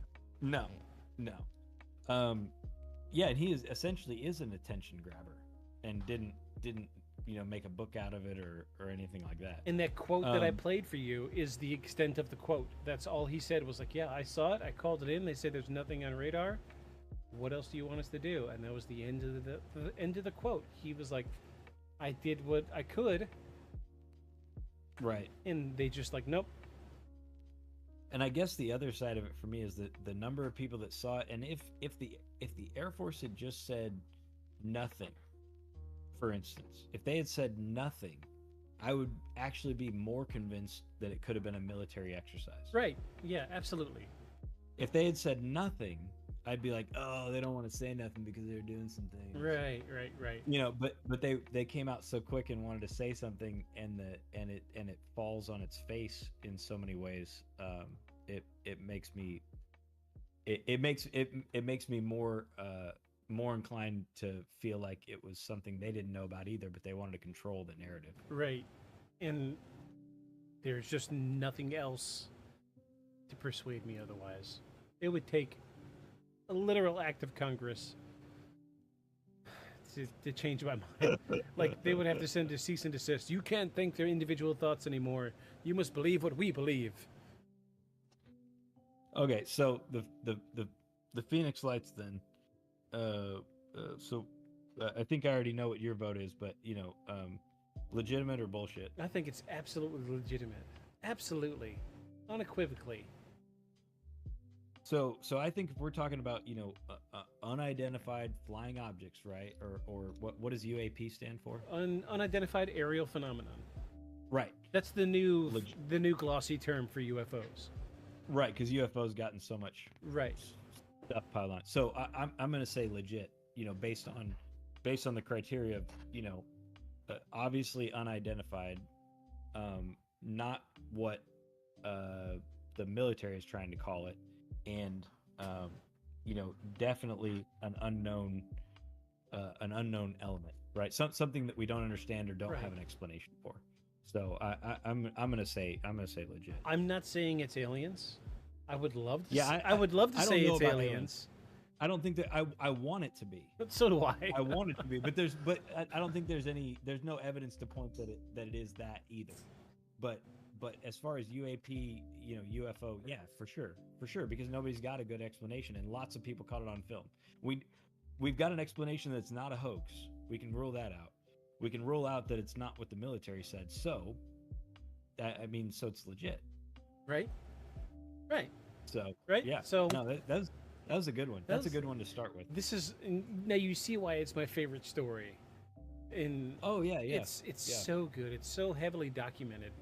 And I encourage anybody out there to go and research this on your own. There's whole subreddits about this. There's whole subreddits about the other side of the story saying that it's all a hoax.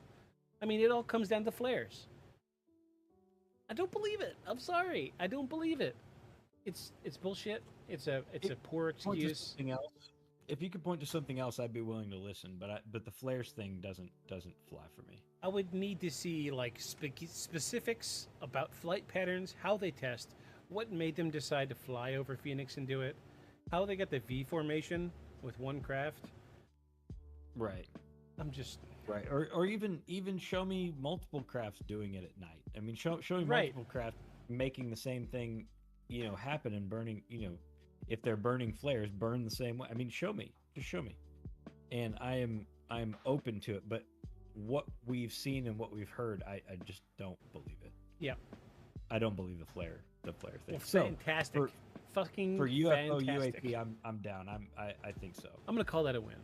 That a win. Yeah, I think that's a good one. Let's mark that one down. One for UFOs, aliens. Well, not aliens. One for UFOs, one for UAPs, and 0 for the United States military. Sorry, you guys tried and failed. Like Vic said, you should all go and look into this because there's so much more about the story that we can't cover in a single podcast. I mean, just the number of eyewitness accounts and the amount of video and the amount of photos, and there's radio chatter. There's all kinds of stuff that you can look into and read about it if you're really interested in it. I mean, tell us we're wrong. Leave a comment. Leave a message. Tell us we're wrong because of this thing. I mean, we're happy to hear it, but I just don't. I don't think you're going to come to a stronger conclusion than we did, which is we don't know, but it's not what people are saying.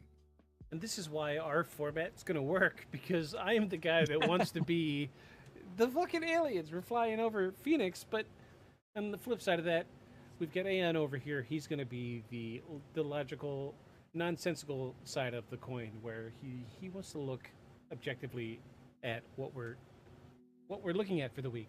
So, I mean, because I'm not gonna jump to this and be like, oh well, it has to be aliens. I mean, that's not the only explanation. I mean, in the realm of possibilities, there are lots of possibilities out there, and the truth is, more things are possible than we imagine. But I haven't been presented with any evidence that it's anything else. Right. Yeah. But I don't see any evidence that it's necessarily extraterrestrial. Right. But I am on board that it's a UAP, UFO. I mean, by definition. United States military, show me a craft that big, and I'll shut up.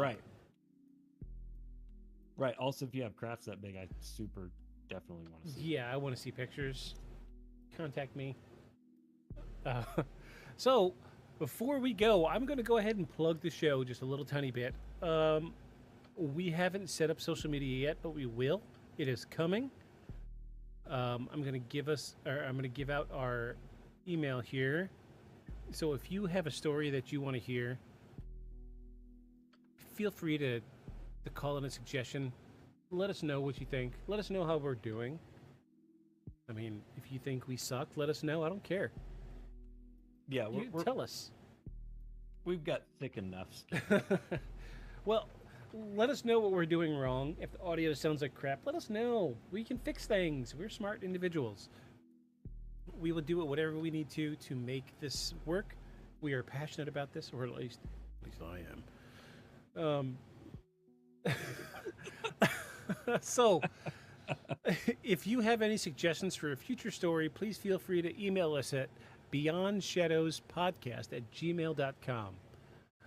Again, that is beyondshadows@gmail.com. Or, I'm sorry, beyondshadowspodcast@gmail.com. I'll edit out that middle one. I will work this weekend to set up social medias, and I'm probably going to clip the hell out of this video and make some nice reels, start posting to social media. So if you see us, be sure to follow us on. We're going to probably be on Instagram, probably going to be on Facebook, probably going to be on TikTok, and definitely going to be on YouTube. It's going to upload this video. So if you're on Spotify, Apple Music, Apple Podcasts, whatever it is that you guys listen to your podcasts on, be sure to go over to YouTube, check us out, hit us up on social media, and hit that like button. Let us know. Hit that like, hit that subscribe. I mean, if you hate it, listen to us mess it up some more. If you like it, you'll be able to catch the next ones. Right. We're gonna try to do them once a week. I'm sure we'll miss some. It's not going to be perfect, but we'll get it down. We are humans and we have jobs and lives. So this definitely isn't paying any bills I'm at sorry. the moment. We will eventually have a Patreon, but we don't have enough content to push anything out. So until then, we will keep everybody updated in the socials. Check out the show notes for links to the YouTube videos that I referenced. Thanks again to CNN for your audio clips from your interviews. Do you have anything you wanted to say before we go? I thank you, Victus. This is an awesome idea. We've been looking to do some sort of project together forever. Yeah. And this is a perfect idea. This is stuff that I don't know a whole lot about yet. And I'm glad that you do, because this is the things that are unknown are ultra interesting to me. And before you guys think that we're only going to be covering UFOs, that's not the case.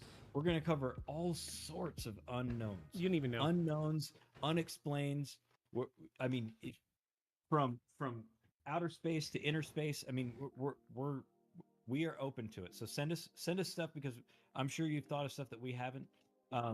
We have we have some ideas in mind, but we would love to hear what you think.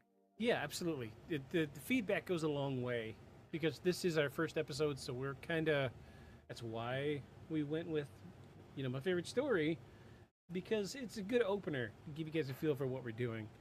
And I hope you guys like what we hear. We're trying. We really are. I promise. We want it to be fun. Yeah, we do.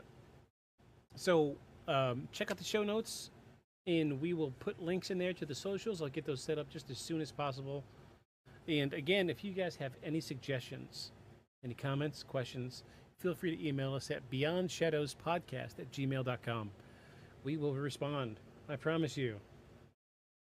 And be sure to follow us. Yeah. To the shadows. Yes.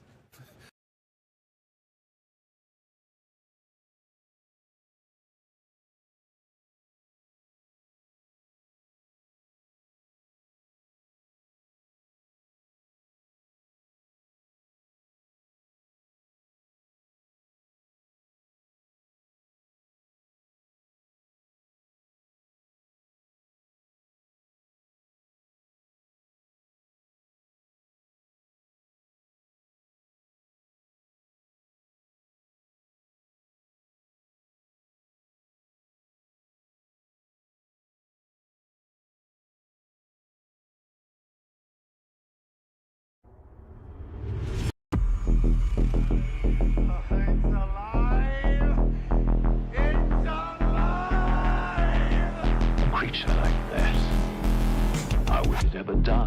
And this monster starts running right at me. Annihilated by nuclear bombs. Beast is not dead. I put 4 bullets into him. Oh, you're crazy. But I saw that monster too. All I want is for someone to believe me. Contaminated. Face. Horrible. Look like it would scare you to death. All right, let's get to work.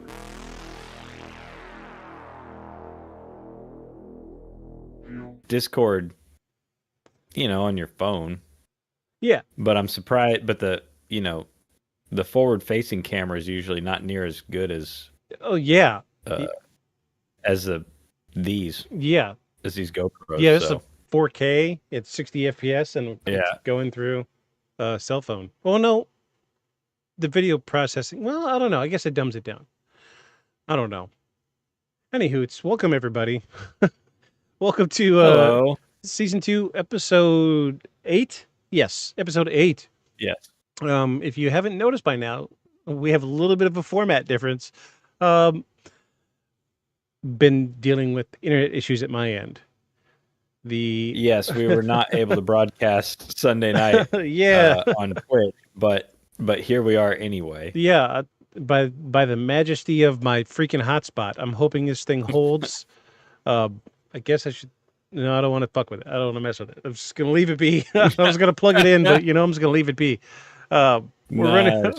Our Discord connection is running on my hotspot, and it seems to be holding pretty well. So, we're gonna leave it there. Geez, yeah, really just flabbergasted that the internet still is. It's gone in and out twice now, so we're just going to stick with the hotspot for tonight and deal with this, and we will upload later. So I'm sorry for those that watch on a regular basis on Twitch. Sorry, y'all. We just internet issues. That's the way it goes sometimes. So, geez, I can't even do the freaking song, the shirt song. Oh man. Geez, yeah, if I knew how long it was, we could fake it and put it in later. I might be able to patch it in if you're willing to wait a few minutes. Nah, it's all right. We can skip it this time. What shirt are you wearing today? Yeah. So let's, yeah. See, the whole thing gets messed up because the internet's out. So what shirt do you got? Oh, it's yours. It's one of yours. Mine. Mine. Okay. So now now the power. Yeah. So on the power symbol on makes front, sense now. I get yeah. it. So on the fronts, it's the on symbol, like my like the way my logo is for me. The O is always an on symbol in Aeon. Yeah. And so I made the shirts up like this on the front, and then on the back, it has the full. Let's see it. Yeah, I'll show you. Pray tell. I'll show you. Yeah, let's see I'll show it. you because I'm super proud of these. It looks good. All right. Oh. Get it around. Oh yeah. Oh yeah. Yeah, there we go. Yeah, that's great. Yeah, it's awesome. Got the name logo and the full print on the back. Because to me, I mean, the merch is cool, but I'm not super. I'm known locally, but I'm not famous by any stretch. Right. So, someone seeing this is going to be like, so what is that? Yeah. Right. They know the on symbol, but you don't know the painting. So right. I do the painting. I thought if you're buying, yeah, I mean, people who are real close to the, to the project know, but like, someone just going to buy it, I kind of thought they ought to have the whole print. So I did the print on the back. Made the t-shirts unfortunately expensive. Oh, yeah, shirts are not cheap, man. Expensive. Yeah, I make I sell them for like $30 because I feel like no one wants to pay more than $30 for a t-shirt. Yeah. And I make like $10. So yeah, it's better than nothing than people ask me about the shirts, and I'd rather them be out there so that people ask the people wearing them about the shirt. Whoa, what is that? Yeah. That's the point. But yeah, it's dope. Yeah, I do the hoodie. It's weird. The hoodies, are a better deal for me. I kind of like the hoodies more, but you can't wear a hoodie just like. Well, you and me wear hoodies all the time. Yeah. But most people don't just wear hoodies for every occasion. Yeah. So yeah. Actually, I think I have. Yeah. Oh, the hoodie. Look, there it is. I've been using it as a backrest. These are super dope. Oh man, These are super cool. Yeah. Yeah. And then on the back, oh the man, name logo across the top. yeah. Yeah. Yeah. They're cool. These I like. I never got mine before I Yeah, left. those- I Makes mean, me those- sad. Well, I have to get you one. Yeah. I made these honestly for me because I just thought they were so cool. Once I realized you could do that, the sublimation printing, I was like, I want that. Yeah. I'll wear my own stuff. I'm shameless. No shame. Yeah. What shirt are you wearing? Oh, What do you got? You ready? Yeah. Oh, nice. Nice. I like that. That's good. That's good. Where'd that come from? Walmart. Oh, really? Yeah, That's a good one. Went to a different town to get some groceries from Sam's Club because the closest Sam's Club's like an hour away.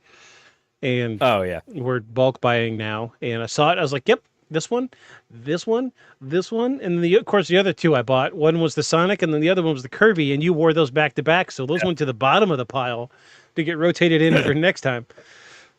Also, wearing my coveted early 2000 Hot Topic Invader Zim sweatband. Oh, nice.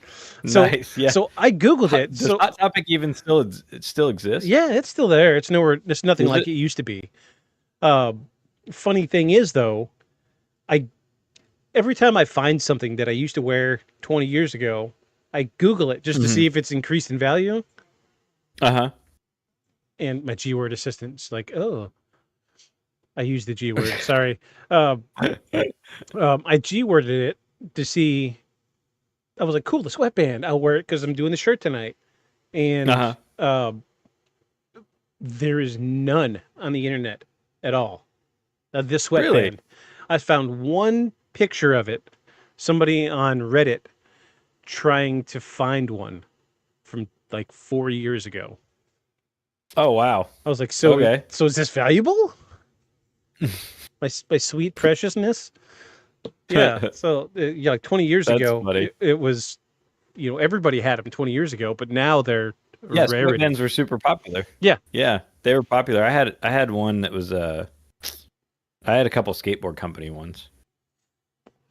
Everybody. Because Yeah. everybody was wearing them when you skated. So yeah, I had a couple. I think I had one from I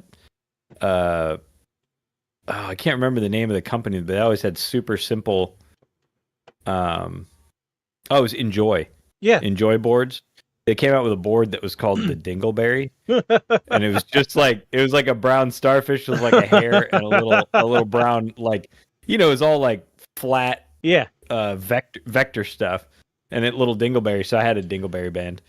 I thought This is one of the nice things about living here is there is a prominent skate scene. So really? in the Okay. same town an hour away where the Sam's Club is, there's a mall, surprisingly enough, a mall that's still thriving. And and there's this chain of skate shops called Zoomies. Oh, that's a good name. And they sell nothing, it's exclusively skate gear. And I've got a sweet jacket. You would love it. It's one of the newer skate brands called Killer Acid. And just incredible artwork. And I got this sweet bomber jacket with this giant embroidered patch on the back of like a melting skull. And like he's looking up and like a hit of acid's dropping in his mouth. That's And cool. I like that. Black with, so the jacket is black with like gray spider webs and neon green accents. And, oh man, awesome jacket. It was I like like that. It was like a $300 jacket. I got it for like $70-$80. I was like, Oh, yep. nice.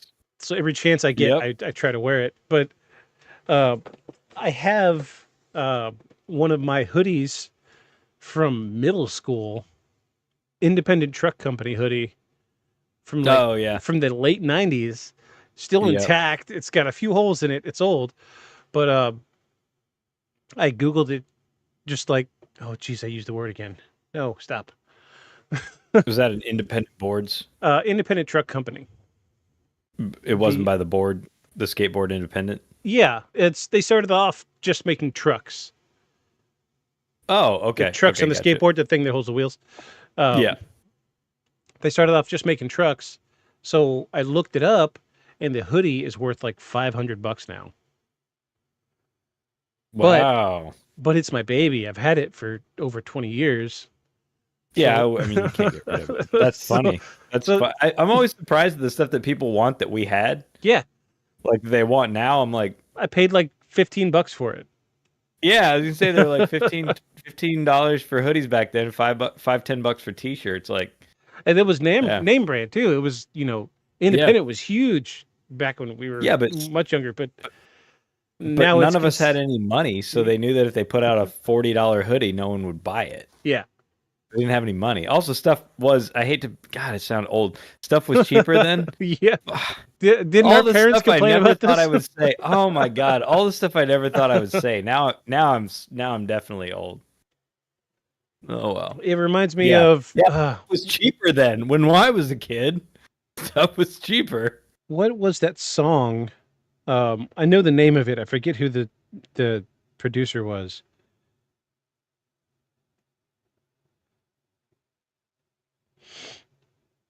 Baz Luhrmann. He made this song in geez. Let me find out when this came out. You know what? I got a microphone. Let's use it. When did Everyone is Free to Wear Sunscreen come out?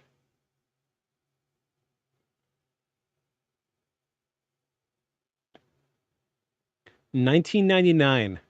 It was produced in 97, but it was released in 99. It was a song by Laz Berman called Everybody's Free to Wear Sunscreen. And it's just a beat. And the producer, Laz Berman, just reading, like it starts off let me find the lyrics. Yeah, you're going to be like, oh, this is crazy. It starts out, it says, ladies and gentlemen of the class of 99. If I could offer you one tip for the future, sunscreen would be it. A long-term benefits of sunscreen have been proved by scientists, whereas the rest of my advice has no basis more reliable than my own meandering experience. I will dispense this advice to you now. Yeah, I've heard that one. And then it's just him talking. Yeah. But there's like tons of like, I say old people advice, but it's stuff that we heard growing up that makes me think, oh, geez. I hear that stuff growing up, and now I'm dispensing that. Now I'm saying it. Yeah. Yeah. And I thought, I was always like, whatever, you don't know. And now I'm saying all this. Phenomenal song. Yeah. Like, oh, geez, man. This song actually gets me emotional when I listen to it. So, not to get us, not to cut the flow, but we completely forgot the intro. The intro. Yeah. Hello. Welcome. My name is Victus. I'm Aeon. and we are your intrepid paranormal investigators. It's a crazy night tonight. Tell us why Paul isn't here. Yes. And on top of internet problems, Paul is in the rest of the office, but he has a full-on trial tomorrow starting at 8. And he is still finishing getting his exhibits together, which he's been working on this thing all weekend. And it's the law firm. But our podcast doesn't make any money. Yeah. The law firm does. So he said if he can get it done, he'll jump in for some opinions. But nothing we can do about it. It bums me out because he wore that shirt last week because he thought we were. Yeah, he did. We were talking about what we're talking about this week. Yes. We need to. But this is still beyond the shadows, and we are still here. Yeah. To have an adventure into the unknown. So, why don't you tell us a little bit about it? So we are talking about the Amityville Horror House tonight. Yes. So it's going to be very famous. It's going to be bare bones tonight. I can't pull up any video or pictures. I had a great video too, and when we get to that point where I was going to show you the video, I will tell you about it. Maybe we'll watch it next week, just to fill a little void. But I'll tell you what I can about it. But I mean, everybody knows about the Amityville Horror. I mean, it's covered by several movies. Geez, so many movies. Oh my gosh! And whatever franchise, didn't they do a version of the actors from that have been playing those two famous paranormal Yeah. investigators? Didn't they do one with Ed and Lorraine Warren? Yeah. Yeah, Ed and Lorraine. Didn't they do it with those two actors? I'm not sure if they were part of. Because I thought dude that played Ed was in one of the new Amityville. So one of the many remakes. The last one that I saw was the one with Ryan Reynolds. Okay, I haven't seen that one. It was. I remember watching it when we lived together. So okay, well that's kind of a stretch to have a. Yeah. Have Ryan Reynolds. Was he played the dad? Yes. Wow, that's a stretch. Have you seen the guy? Yeah, one of that's a stretch. One of many. So the original movie came out in 1979, and then a sequel came out in 82, and then a remake in 3D came out in 83, and then in 3D in 83. Yeah, right. Wow. And then there was Amityville 4 in 89, the Amityville Curse in 1990, Amityville It's About Time in 92. I've not heard of any of these. I haven't either. Amityville A New Generation in 93, Amityville Dollhouse in 96, the Amityville Horror in 2005. Now we're getting into ones that I've seen. Yeah. The Amityville Haunting in 2011. Okay. The Amityville. Is that the one that you saw? I think the one I saw was in 05. Wait, I got to look it up. Okay. We still got a couple more to go. The Amityville Asylum in 2013. The Amityville Death House in 2015. The Amityville Playhouse in 2015. The Amityville No Escape 2016. Amityville Exorcism 2017. And the Amityville Awakening in 2017. Jeez. Oh my god. Oh my god. All these Holy crap. Okay, so they bled so this highly. They bled this to death. Yeah, I was gonna say so highly Hollywoodized. I think, yeah, 2005 was the one with Ryan Reynolds. This was. So I think the 2017 is the one that I'm thinking of. Which one? But I'm not sure. Awakening. Yeah, that was the most recent one. I'm thinking of. Yeah, I think that's the one I'm thinking of, but I could be wrong. And and all of these cover the same family. There was two families. I didn't know this. There was two families. Okay, I thought there was one. No, there was two. But then there's also stuff with Indian burial grounds, Native American burial grounds. It's wild. Yeah. People just love building subdivisions on Native American burial grounds. Yeah, this was the first movie that did the blankets weren't enough, so we just gotta keep it up. Yeah, we didn't give them diseases for nothing. Yeah. This was the first movie that kind of, I don't want to use the word romanticized, but horror romanticized the idea of building a house on top of a Native American burial ground. This was the first one to do it, right? That I can recall. Okay. Okay. But they really played it up in the 05, the Ryan Reynolds movie. They really played it up, the Native American burial stuff. Wait, wasn't Pet Sematary in a Native American? No, that was just the Pet Cemetery.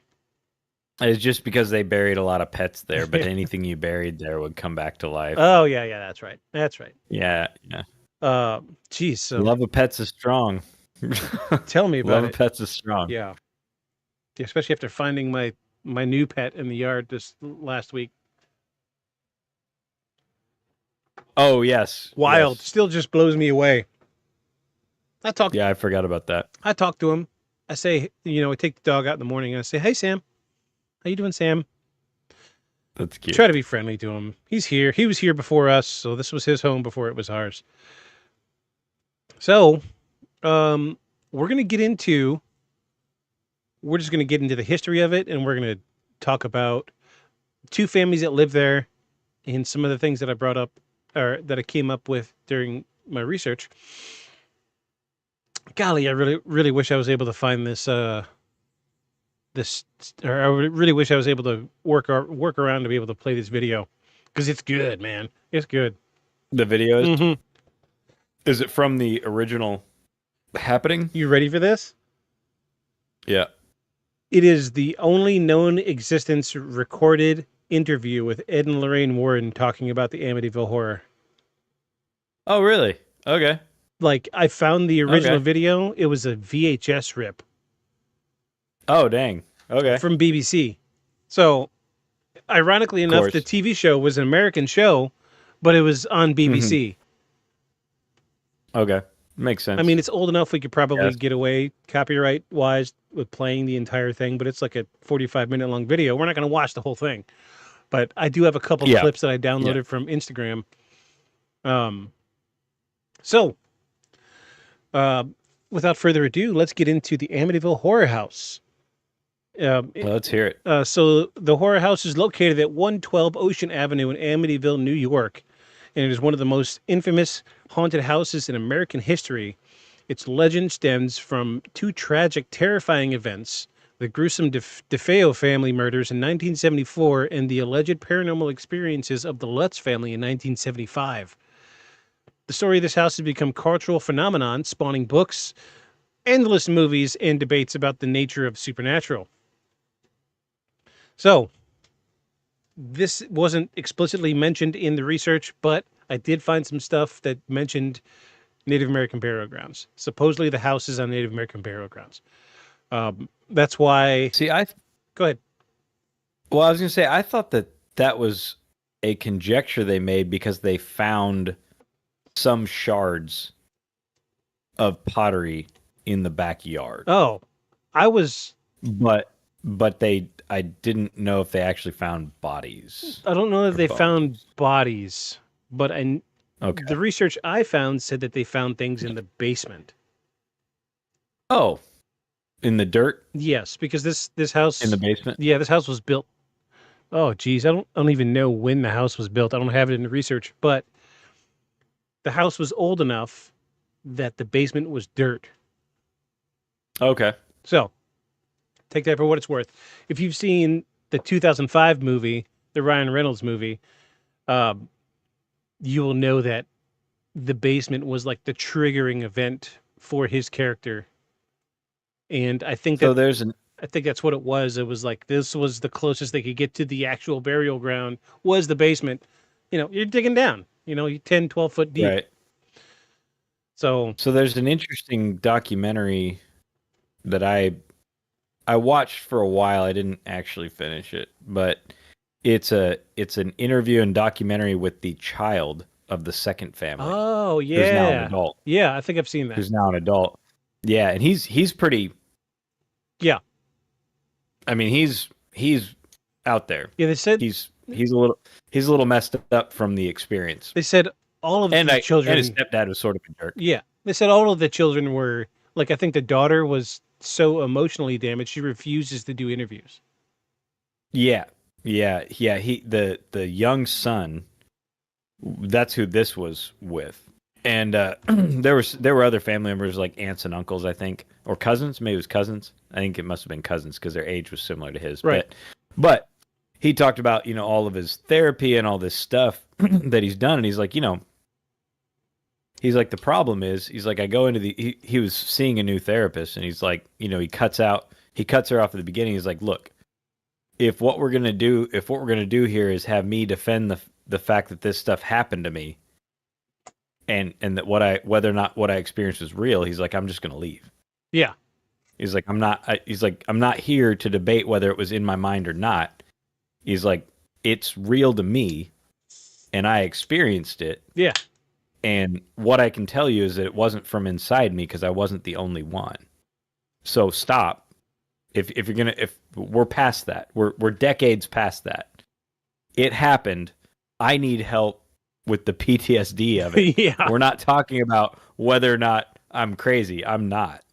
My problem is dealing with the horror of what I experienced. Mm-hmm.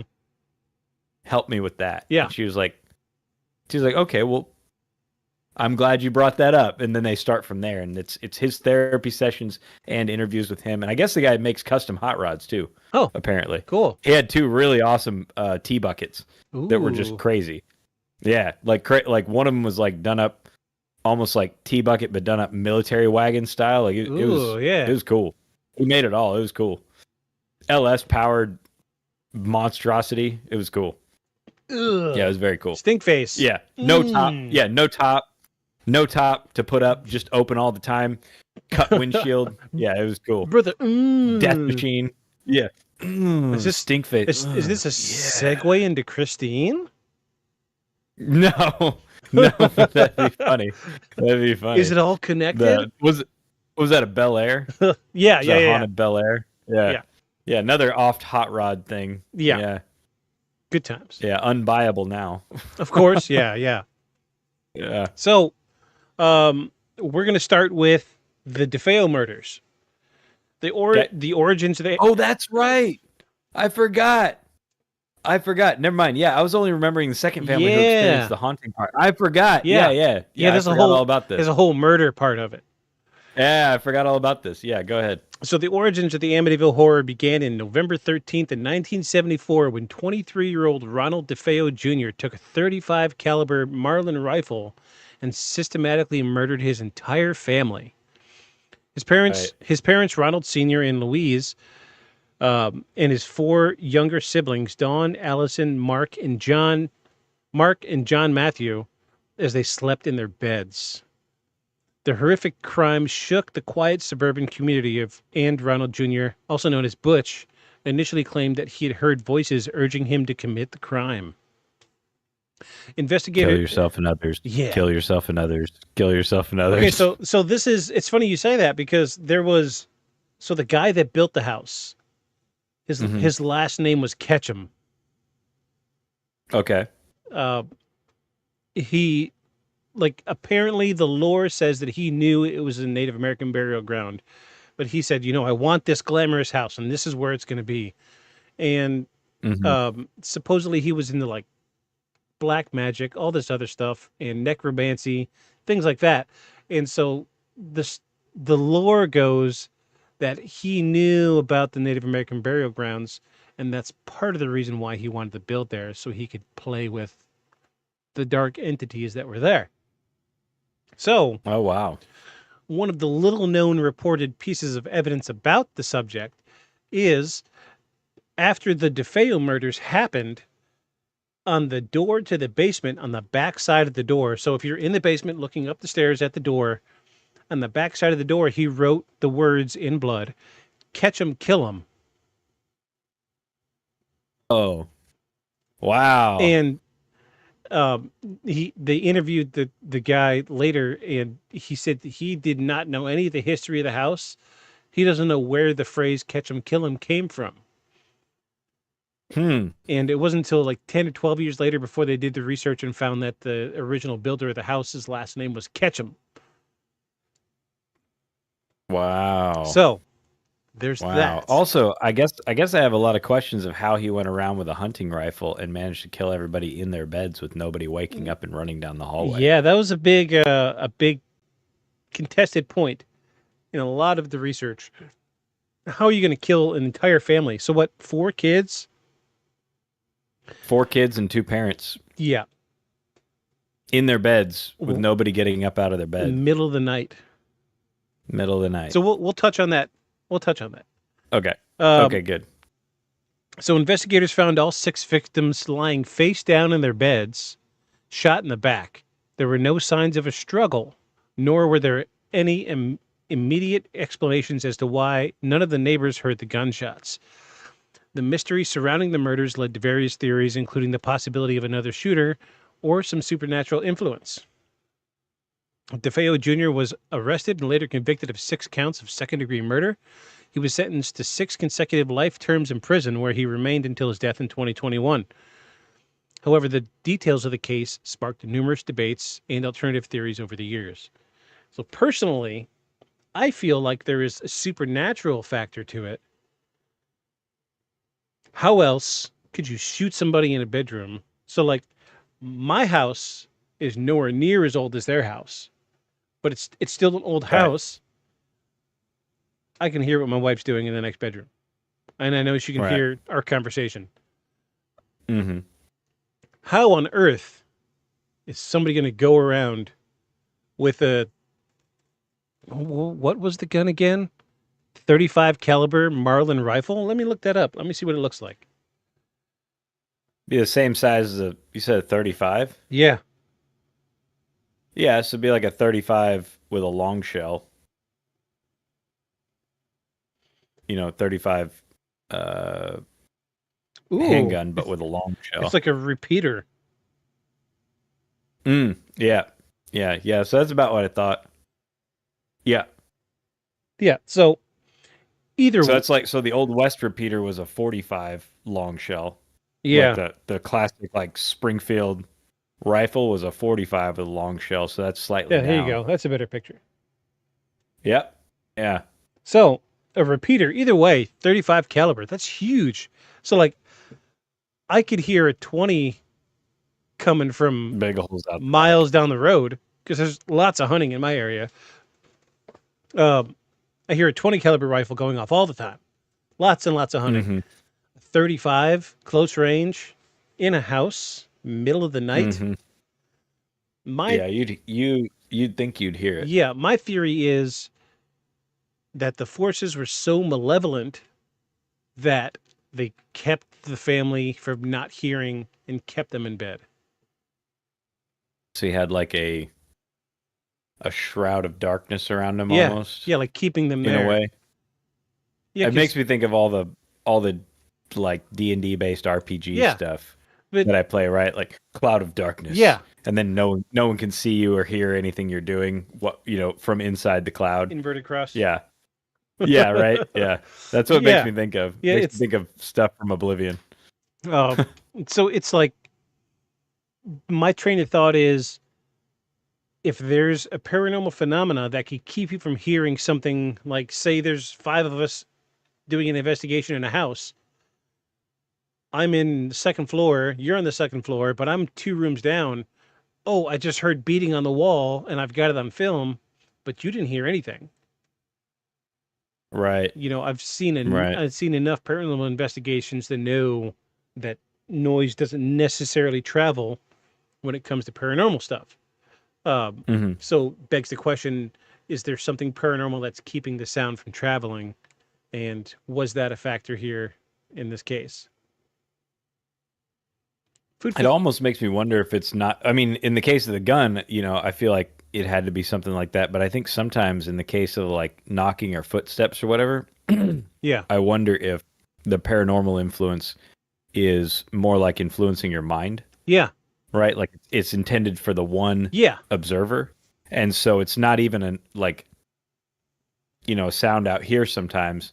It's something that you heard because it's communicating directly, especially with some people who seem to be more sensitive to that. Yeah.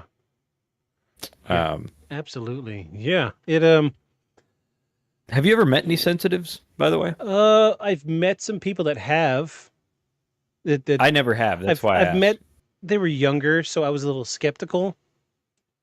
Like 14, 15. I was. Boom! Transition. We're back. Yeah. Hello. It's not quite as glamorous when we don't have OBS running, and I can do the stuff. So, before I forget, I forgot to mention.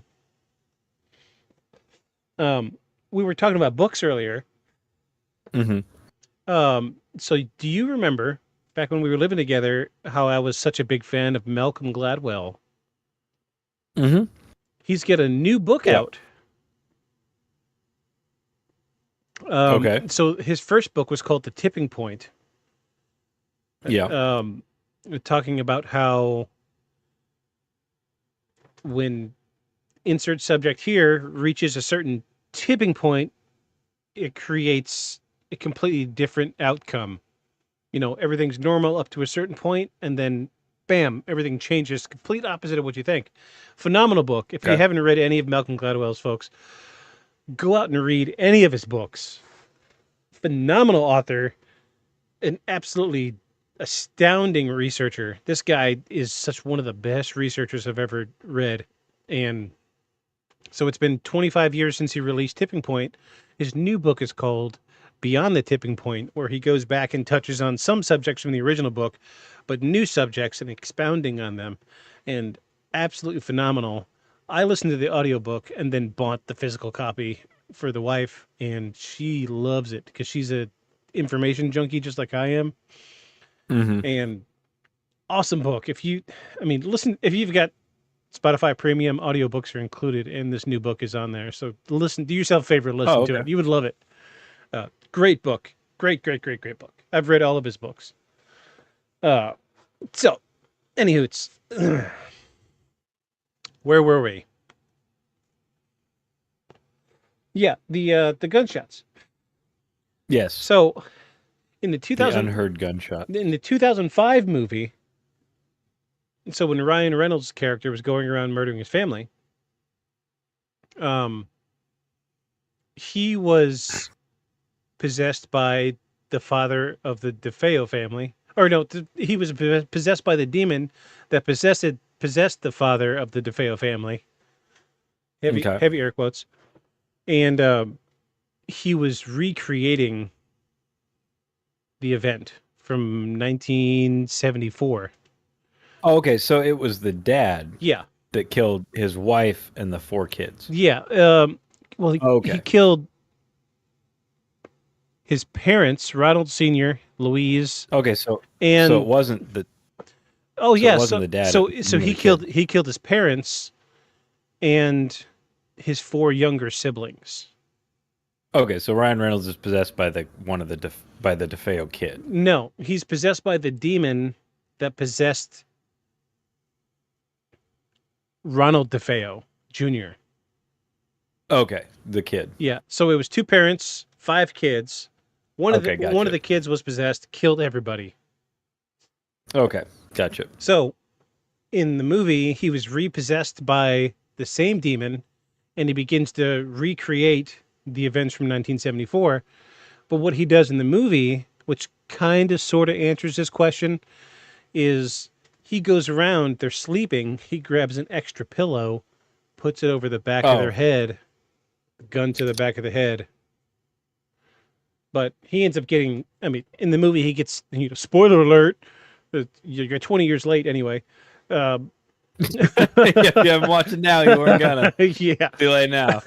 Spoiler alert. He gets stopped before he kills everybody. He does kill one person in the movie, but he gets stopped. Gotcha. And I'm going to say, Ryan Reynolds in a horror movie, he's got this like crazy look in his eye that I can picture to this day.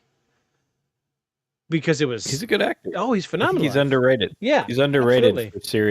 for serious content. Yeah, Deadpool's great. Because everybody knows him for his jokes. Yeah. Deadpool's great, don't get me wrong, but you need to go and see this Amityville movie with him in it, because it's so good. He does this thing where so we're used to what we see with Ryan Reynolds today. He's fit, right. Dude is racked, he's yoked up, he's always wearing his Batman suit. Yeah. We used to see in the muscly Ryan Reynolds. And back then he was like average Joe, like me. He was a little overweight. He was, he had a little, and I remember this scene, it just keeps playing over in my head, where he was there with his son after they moved in, and he was cutting wood for the wood stove, and he's like, hold that log, and I'm gonna split it. And he was like, last second, and then he would go to pick up the axe, and he would. But when he would do it, it was like a slow motion thing and his face was a little overweight, so he would jiggle a little bit. And dude had evil eyes. Dude pulled off the horror thing really well. I was very, very pleased with his performance in that movie. Great. But the story goes that he was possessed by the demon that possessed the DeFeo Jr. Ronald DeFeo Jr., the original murderer. So some of the theories and confessions goes that one of the most puzzling aspects of the DeFeo murders is the question of how 6 people were killed in their sleep without waking up or attempting to flee. Some experts speculate that a second shooter may have been involved, possibly a family member or an unknown accomplice. In later years, Ronald DeFeo Jr. changed his story multiple times, providing conflicting accounts of what happened that night. In one version, he claimed that his sister, Dawn, played a role in the killings, and that he only killed his parents. In another account, he stated that he had been manipulated by demonic forces. These inconsistencies have led some to believe that the full truth of DeFeo murders remain unknown. The crime scene also presented anomalies, such as the lack of sedatives in the victim's systems and the improbability that gunshots from a high-powered rifle went unheard by neighbors. These unresolved details... Say? Well, to be fair, though, the lack of sedatives in their systems, I mean, yeah, per the, forensic lab work available at the time. Yeah, in the 70s. Yeah. Yeah, they were looking for like 4 things. Yeah. Where, yeah, I mean, they could probably tell there wasn't barbiturates and stuff like that, but Opioids, even then the lab testing wasn't super reliable anyway. What's that fish that paralyzes people? Oh, the pufferfish? Yeah. Yeah. That you eat as sushi if you're super daring? Yeah. I've eaten it. Have you? Yep. That's cool. I have not. I've never seen a place that had it. There's a place here in town. What? Yeah. That's cool. Yeah, I'd do that. It's a really, really hip sushi place. If you'd ever come visit, I would take you there. I like defying death. I mean, sounds fun. Surely by then, by the time you get here, the menu would change a dozen times. But well, I mean, it's changed in the last 2 years we've been here. So, has it? Yeah. Are they one of those sort of things? They have a rotating. Okay, gotcha. And they're also one of those places that they open at 4, but they don't serve sushi until 5. Okay. I guess if you're trying to be weird. Yeah, we're grumpy. Weird. We're grumpy about it right now because the wife's birthday is on New Year's Eve. So not last year, but the year before, we went there for her birthday. It's the place that we like to go. It's a nice place. It's small, seats like 25 people max. Mm-hmm. And so we go for an anniversary, everything.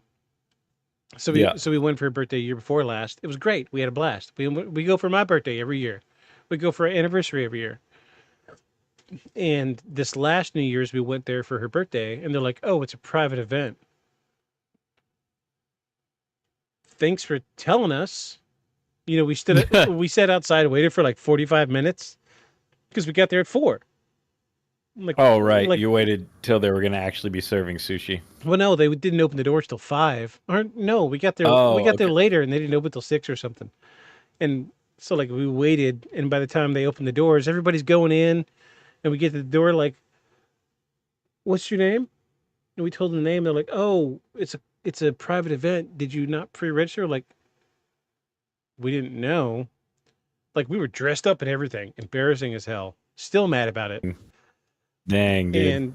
And we've gone back once, and we went as soon as they opened. We got there, and we sit down, get our drinks, and we're chatting. And they're like, "What did you get your order?" And we're like, "Oh, I'll have this roll and this roll." They're like, "Oh, we don't serve sushi till 5." Well, so we went one year. Speaking of nice places for birthdays, yeah. Last time I ever did this, we went to Ruth's Chris because they have one here. Yeah. For my birthday, and they were like, they asked Paul, is it a special occasion? He's like, yeah, it's my husband's birthday. I'm thinking oh, that's interesting that they asked. Maybe they'll do something cool. Yeah. Yeah. And it wasn't quite this, but it was we came, and the special thing they did was there was birthday themed confetti on the table, like the shiny plastic stuff. Yeah, and in my mind I was like, I don't even know what movie this was, but somebody was like, I feel like there was a scene where somebody was like, no, it's supposed to be festive, and dude grabs some shit and goes with some confetti or something. Happy birthday. That's what it felt like. That's all you get. So we go to a place called Atlas now. That's like a, you order all your courses ahead, and then they bring a thing and they wait for you to be done eating. Yeah. And the chef makes the next thing and they bring it. We Yeah. go to, you know, we went there last year because Ian, my buddy Ian, his birthday is the day after mine. So his wife and him and Paul and I all went together, and it was so much fun. I think we were there for like 4 hours eating. Oh, nice. Because you eat something and then you hang out and they make the next thing and you just kind of chill. And I didn't know it was quite that nice. And that was what I was hoping for, was something, you know, nice, like, because we weren't in a hurry. It's birthday. Yeah. Birthday. Yeah. And yes, but like, yeah, we went to Roost Chris. I'm like, as much as it's the same kind of price, you know, you're going to spend like, you know, $200 or more a person. Yeah. It's the same kind of pricing. I was like, but you go to Roost Chris and it's almost like it's the Applebee's of fine dining now. Yeah, I was just like, what is the confetti? What is this? So we ended up leaving. So we were dressed up and everything. Ironically, the way we were dressed kind of themed their closed event. But we ended up going to there's an Irish like pub restaurant in town too. Uh-huh. Even smaller than the sushi place. Like, screw it, let's go to the pub because food's good. So we go and sit down. As soon as we get there, they hand us New Year's Eve favors. I was like, oh, we're not going to be here that late. They're like, oh no. Midnight in Ireland is 7:30 or no 8:30. So we're going to celebrate midnight at 8:30. And I was like, oh, this is perfect. Very clever. Yes. Very clever. So we ended That's good. We had a better time at the Irish pub than we did at our favorite sushi place, and it was a blast. That's really good. Yeah, we saved That's really good. Saved our party favors from that place and everything. It was great. That's really good. I like that. Good times, man. So that's probably going to be our thing every year. New Year's Eve go, and it was nice. It was cool. Yeah, that's a good idea.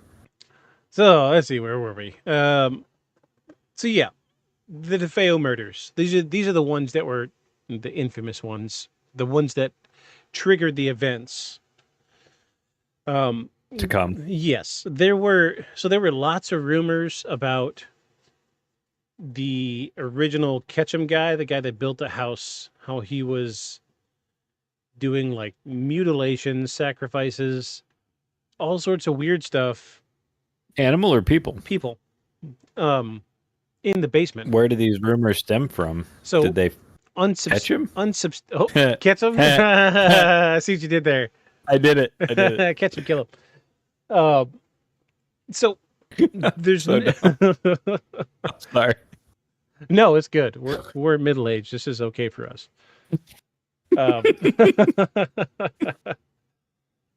Kids, you're gonna get this one day. This will all be funny later. And you're gonna be like, dang, those paranormal guys were right. They were funny. So they were really funny. Oh, jeez. Yeah, and you also know the struggles if you ever start podcasting. But I want to say some of the unofficial rumors were that he was doing black magic in the basement, but he would like kidnap people and chain them up in the basement. But they didn't have he didn't get arrested for No. For something like this. Okay. Let me find out when the house was built. That'll give us a good time frame. Oh, look, my Amazon package shipped. That's always good. It's like mini Christmas. The house built. So the Amityville house was built in 1927. So that's okay. Yeah, that's pretty old. Right. Yeah, about the same age as your house. Yeah. So no, mine's 40s. Oh, yours 40s? Yeah. Oh, I thought yours was 20s. Yeah. So in the 20s, people kind of minded their business then. To give you an idea, like gunshots. Ed Gein was the 20s. Okay. And dude, I mean, he didn't really kill anybody except one woman towards the end, but he was grave robbing and making people's faces into lampshades, and everybody just minded their own business. Right. Yeah. That's right. I would love to cover Ed Gein one day. Very graphic photos available.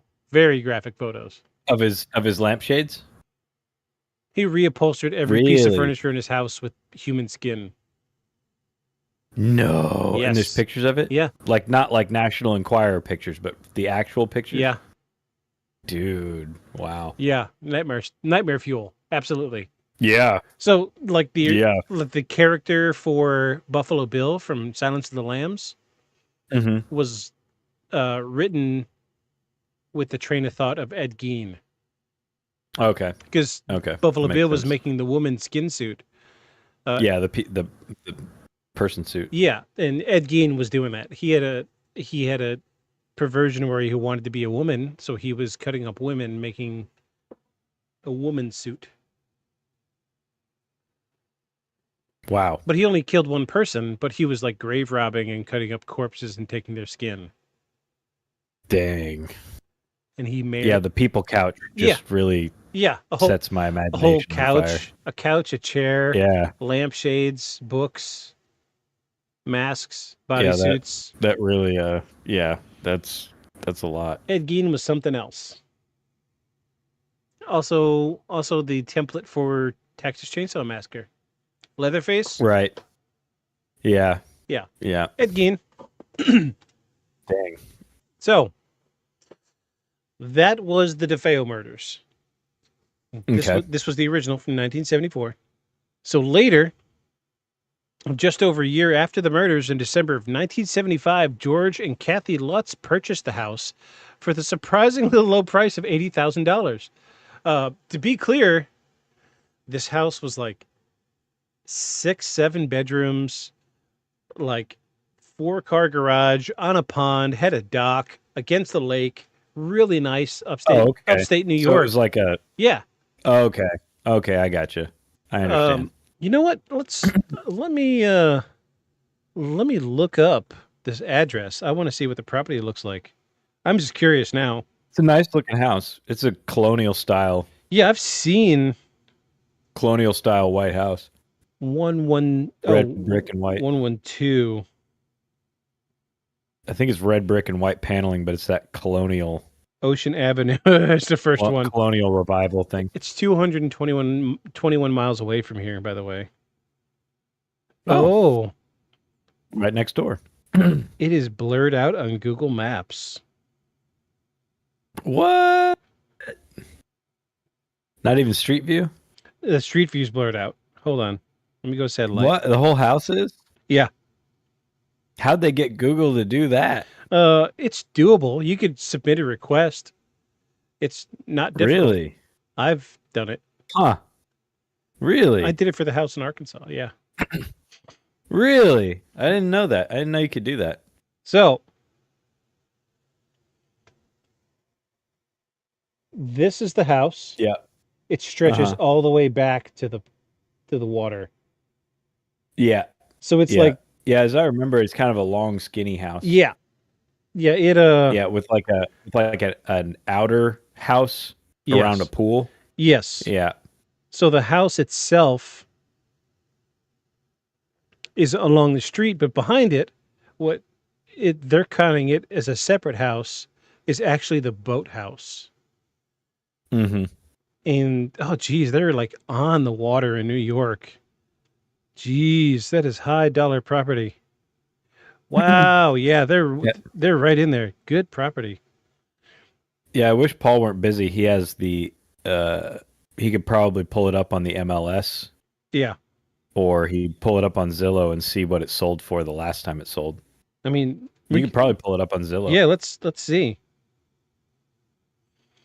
It probably won't go back super far, but you'll be able to see the last time it sold.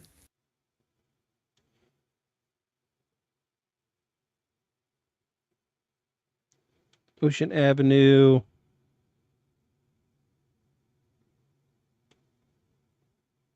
Amityville, New York.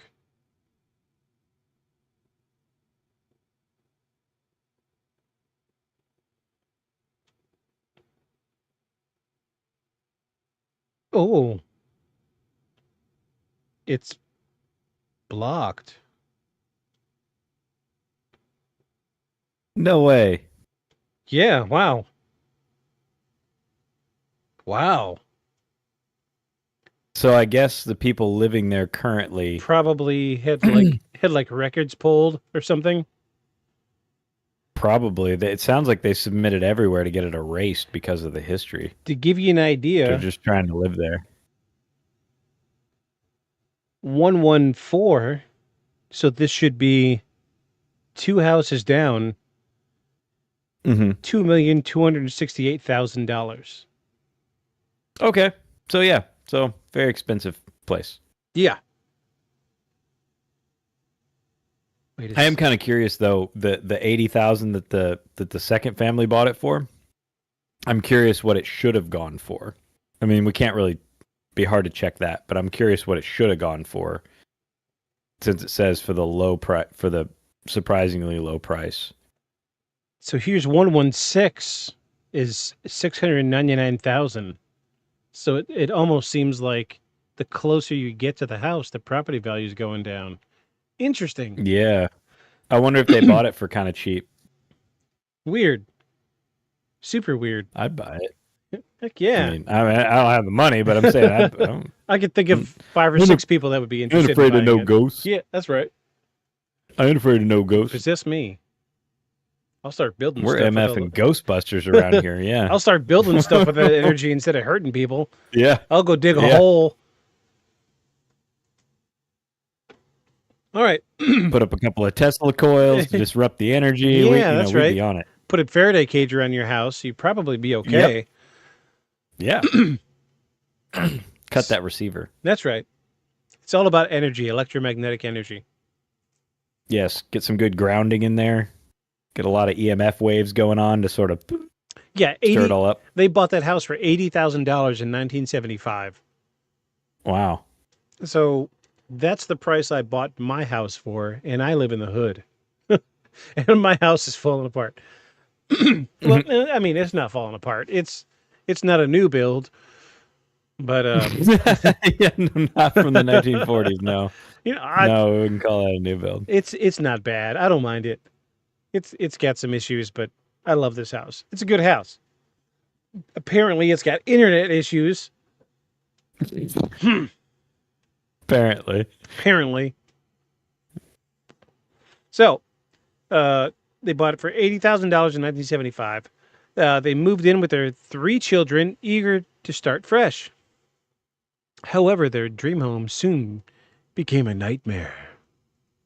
A nightmare. See, this has been... I would use that lightning or the thunder strike sound effect. Jeez. Nightmare.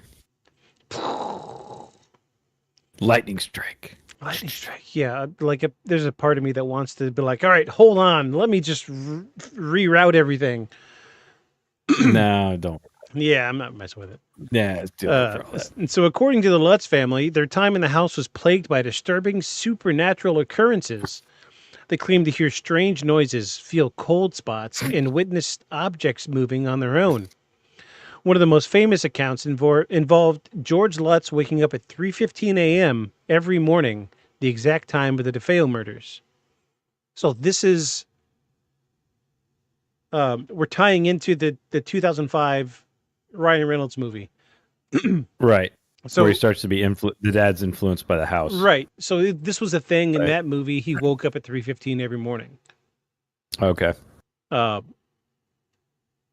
of the most famous accounts, waking up at 3:15 a.m., the exact time of the DeFeo murders, Kathy reported experienced ghostly touches and even saw her face transformed in a mirror. The children were allegedly tormented. I've seen that before. Yeah. Yeah, I've watched my face transform in a mirror. Let me get a few more of these in. My face is going to transform into something handsome. For those of you out there that know what I'm talking about, stay away from the bathroom. You'll get stuck. Yeah, the rate I'm going, I'm going to look like George Clooney in about 2 hours.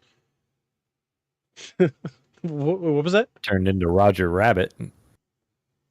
Yeah, you get a little bit of the sway going on because the mirror's swaying, and then you start to sort of keep up with. Yeah. I think my face melted off. I think I left it in the bathroom. Huh. Well, you should go get it. Is my face? No, I can't go back. Is my face attached? I can't right go now? back in there. Yeah, is this still? I feel like. Is this muscle and fat, or is this skin? I can't tell. So the children were allegedly tormented by unseen forces, and the family's priest, who claimed to bless the house, or who came to bless the house, was supposedly driven away by a disembodied voice telling him to, quote, get out. Seems like good advice. Yeah. If you hear it. Yeah. So this was another Maybe thing. you should. I keep coming back to the 2005 movie mostly because this is the one that I've seen, and I feel like it's the most closely tied to the history of the house. Rather than fanciful writing. There was the reports of the disembodied voice yelling to get out. I had read a report from the priest, an interview with the priest that said that the voice was so booming, it shook the pictures hanging on the walls. Oh, wow. Okay. I mean, we've all heard audio. I mean, between me and you, we've been to enough live show to know how loud audio needs to be to shake something hanging on a wall. Yes. Loud enough for me to wear professional earplugs. Yes. Just so I can hear what the sound is. Yeah. If you're my wife and you know how loud I listen to my music before we record the podcast, I got a vibe before I get into it. That's funny. Yeah, I'd be listening good. I got a nice speaker in front of me and a nice subwoofer underneath my desk. Jeez. My life is a mess. So perhaps the most chilling tale involved a mysterious red-eyed, pig-like creature that the youngest daughter, Missy, befriended and called Jody. Ooh. This was not in any of the movies that I know of. Yeah. I could only imagine a red-eyed pig-like creature called Jody. Was that? It's not what I would name it. Okay, so Dawn, Allison, Mark, and John Matthew were the kids. So who's Jody? The demon. I guess. Interesting. Hammy McHorrorface. A better name. Hammy McCheesesteak if he comes to my house. I'm going to eat that pig. You look tasty. I like pork. I do like pork. You make some demon bacon. Would it taste any better? Bacon. A little spicy. It's got a little spice to it. A little kick. Put some tapatio on this. Feels a little spicy. It's the demon bacon. A little spicy. It's a demon bacon, man. It's a demon bacon. It's got a little kick. What do you mean it's got a kick? Taste it. You'll see. Well, it tastes like evil. It's crunchy, but I taste a tint of demon. Demon? Is that hatred? Is that hatred? Is that hatred? Is that hatred I'm tasting? All right. So the Lutzes also claim to see green slime oozing from the walls, doors slamming shut on their own, and shadowy figures lurking in the hallways. The disturbances grew so intense that the family fled the house in terror after 28 days of living in the home. So I remember there was also some trying to, like in some of the investigations, they tried to, blame it on, gas leaks. Yeah. It's like the hallucination on like gas leaks and things like that. But I'm going to be really honest. Gas, while it will make you very sick, I don't think that they could pinpoint a type of naturally occurring gas in the ground that would cause that sort of hallucination. The only thing that might could is hypoxia, right? Lack of oxygen. Mm-hmm. But for there to be enough gas in the house to be a lack of oxygen, anytime you lit the stove, the house would explode. Yeah. So this was the 70s, so they didn't have, probably not electric stoves, probably a gas stove. Probably gas. Yeah, same with the water heater. You know, probably the furnace. You know, a lot of things would have been gas. So they would have had gas in the house. But again, my issue with that is for there to be little enough oxygen in there because it's being pushed out by gas, for you to be hypoxic. I think it would explode. Yeah. Or at least have a fireball, rip through the house if it didn't actually compression the house outward. Absolutely. So, so I don't know if those are relevant explanations, but I know people have tried to blame it on all kinds of things. And then no one else experienced the hallucinations, as far as I know, other than the family and the priest. Yeah. And the priest wasn't in there long enough to become hypoxic.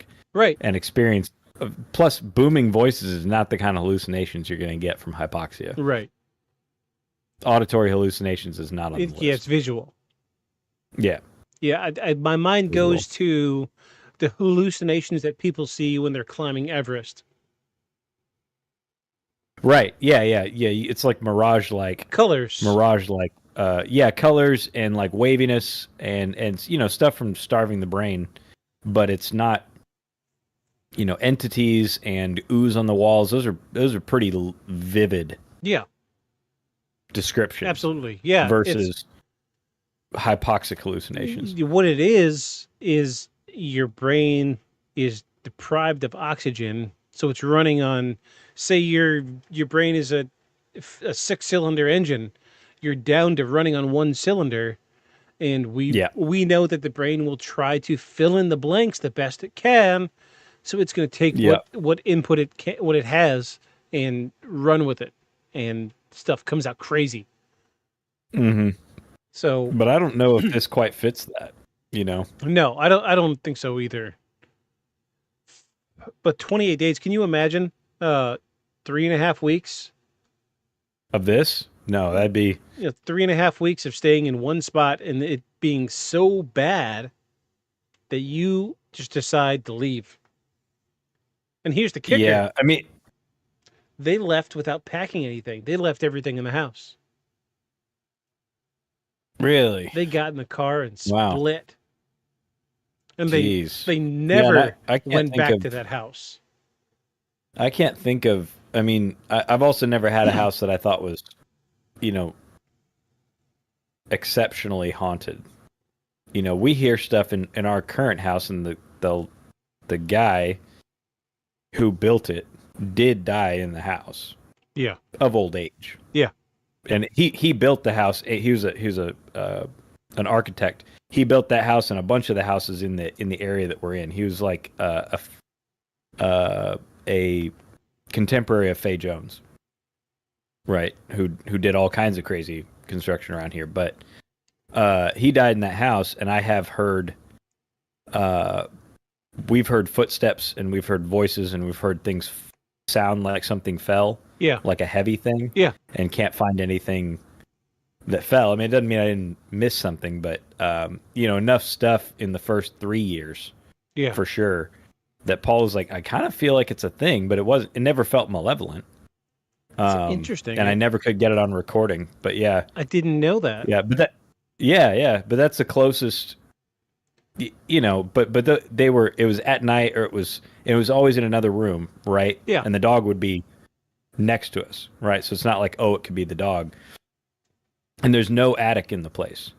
The ceilings go up with the roof, and then it's drywalled. Yeah. So it's not like squirrels in the attic or that sort of thing. And we'll be upstairs and we'll hear it downstairs, right? Like it doesn't. It's wherever we're not. It's not like we're downstairs and it's always something upstairs. Yeah. And it's in the last 2 years, I haven't heard anything. But another strange thing, when we first got Gus, the first thing he started guarding me from were things that were invisible. So if I was in the upstairs living room is a big square, right? And then the stairs come up this side, and then you have a bathroom at the top of the stairs, and then you have the kitchen, and then the main living room is over here, right? And I would be coming out of the kitchen, and he would run up in front of me, put his paws out, and just start snarling at the other half of the living room. I'm Ooh. home by myself. Yeah. He'd just start snarling, like puppy yaps. He was like 8 weeks, 9 weeks old. Yeah. A little thing, this big. And then also he would sometimes he would it seemed like wherever I was in the living room, he would turn and guard against the other side of the living room in an empty house. Interesting. No noises.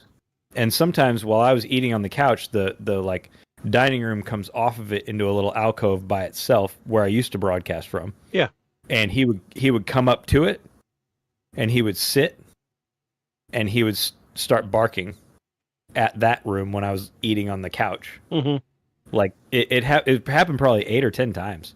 Weird. All the way up until he was like 3-4 months old, and then it stopped. Hmm. So, yeah, It's really weirdness, but never felt malevolent. Right. Yeah. I mean, the guy designed the house. I could, surely, especially since he died there, maybe he's just keeping tabs on his creation. Sure, I could see that. Yeah, and it is the the family. His family still lives in the main house. So like, to call this house a guest house, I mean it's like 3,000 square feet, but it is the guest house. Yeah. Of the like 6,000 square foot house that shares a driveway with us, right? And they're connected by like 7 garages, right? 4 on one side, 3 on the other. Between the two, that connect between the two houses. So his family, his daughter and her husband still live in the other house, and they still own the house that we're in. So, in the realm of things that spirits do, it would be not crazy, right, for him to be wanting to stick around. I wonder, how often do you talk to them? The family? I see him weekly. I mean, we know him real well. We have dinner with him and things like that. I'm going to give you a piece of homework. Okay. Next time you talk to him, if you can, bring it up. See if they've heard anything weird. Okay. And see if okay. see if they'll let you record the conversation. I would love to hear it.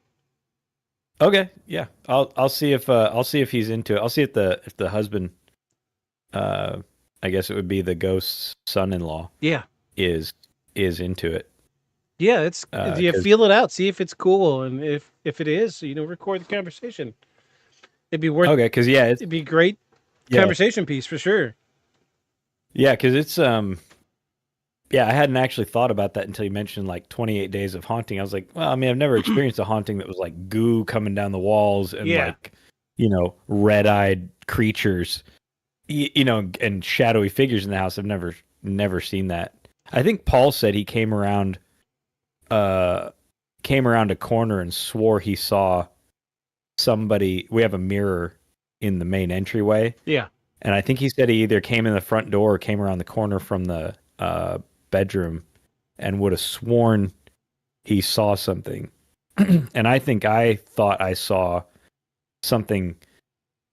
You know that video in the sewer of the things poking their head doing around the corner where you can't quite see it, but you see you see it, but you don't see it. So quicker than that. Right. So I thought I turned a corner once. I thought I came out of the bedroom and turned the corner and was going to the stairs, right? And the hallway to the other bedrooms is, you go in down the entryway and into the other hallway. I could have sworn on this corner that I saw something out of the corner of my eye, and I turned, and it's like, by the time I look, it's, it's almost like it disappears as I look. Yeah. But I've also had stuff happen like that, and I know there's nothing there. I mean, I have had that happen in Walmart, so I wouldn't put any stock in my experience, but Paul, on the other hand, is sensitive. So probably. That's what we were talking about before the bathroom break. Sensitives. Yeah. Yes, sensitive. Yeah. So that's what I was getting at was, so I did, after we were living together back when I got my first apartment in Van Buren, I clicked up with a group of, I hate to use the word ghost hunters. It's not a great word. It's not glamorous, but they would. So the town I lived in was a historic town. Like, it's so historic that they filmed a couple westerns on Main Street, and Yeah. gonna Yeah. gonna say wild because they closed off Main Street for like 3 months, and you couldn't go on it, but they filled the entire concrete part of Main Street with dirt and sand to make it look like an old western. Yeah, it's that. I was going to ask you about that. I was like, that is a wide section of blacktop there. Yeah, But that makes sense. They filled it with dirt. Yeah, they filled it with dirt and sand and filmed like a western on Main Street. It was cool. I didn't know that. Yeah, I was cool with it. It was, but a lot of the buildings were built in the 1700s, 1800s. Yeah. Yeah, you can tell. And you can tell. So the group I was with, we would go around to some of the older buildings. So there's like an old Masonic lodge. Like, in the architecture, you could see the Masonic symbols. And yeah, you usually can. Supposedly that place is so haunted that nobody, it's a completely vacant building, but they don't want to tear it down because it's historic. But they won't let anybody in there. We tried going in there a bunch of times. We went into an old building that was a brothel. Back when you told me about that one. We talked about that on the show. Yeah, back when it was a western town. And we were there. You ripped some of your stuff of the orbs. Yeah, that was the orb building. And had it on the show. Yeah. And so we were upstairs. So downstairs was like a leather. The guy that was running the place did leather work. But upstairs, they said the girl's name on the tape. Yeah. That's right. We were doing. Yeah, and she was like, "No, it's okay. They just like me." Yeah. It was. Yeah. So for those that haven't gone back and listened, we were doing an EVP session, and we were using a spirit box. And the spirit box, what it does is it randomly generates radio signals. And the idea is they play the software plays the audio backward. So the concept is, if there's something intelligent, it could take the string of reversed audio and create a coherent sentence out of the reversed audio. But it's like a fraction of a second, and every fraction of a second it's skipping to a different channel. And we were upstairs from this leather place, and upstairs it was all burnt out. They have remodeled it a dozen times within the last 20 years. And every time, it keeps catching on fire. And so the room we were in was just studs, studs and a plywood floor. And we were running this EVP session with the spirit box,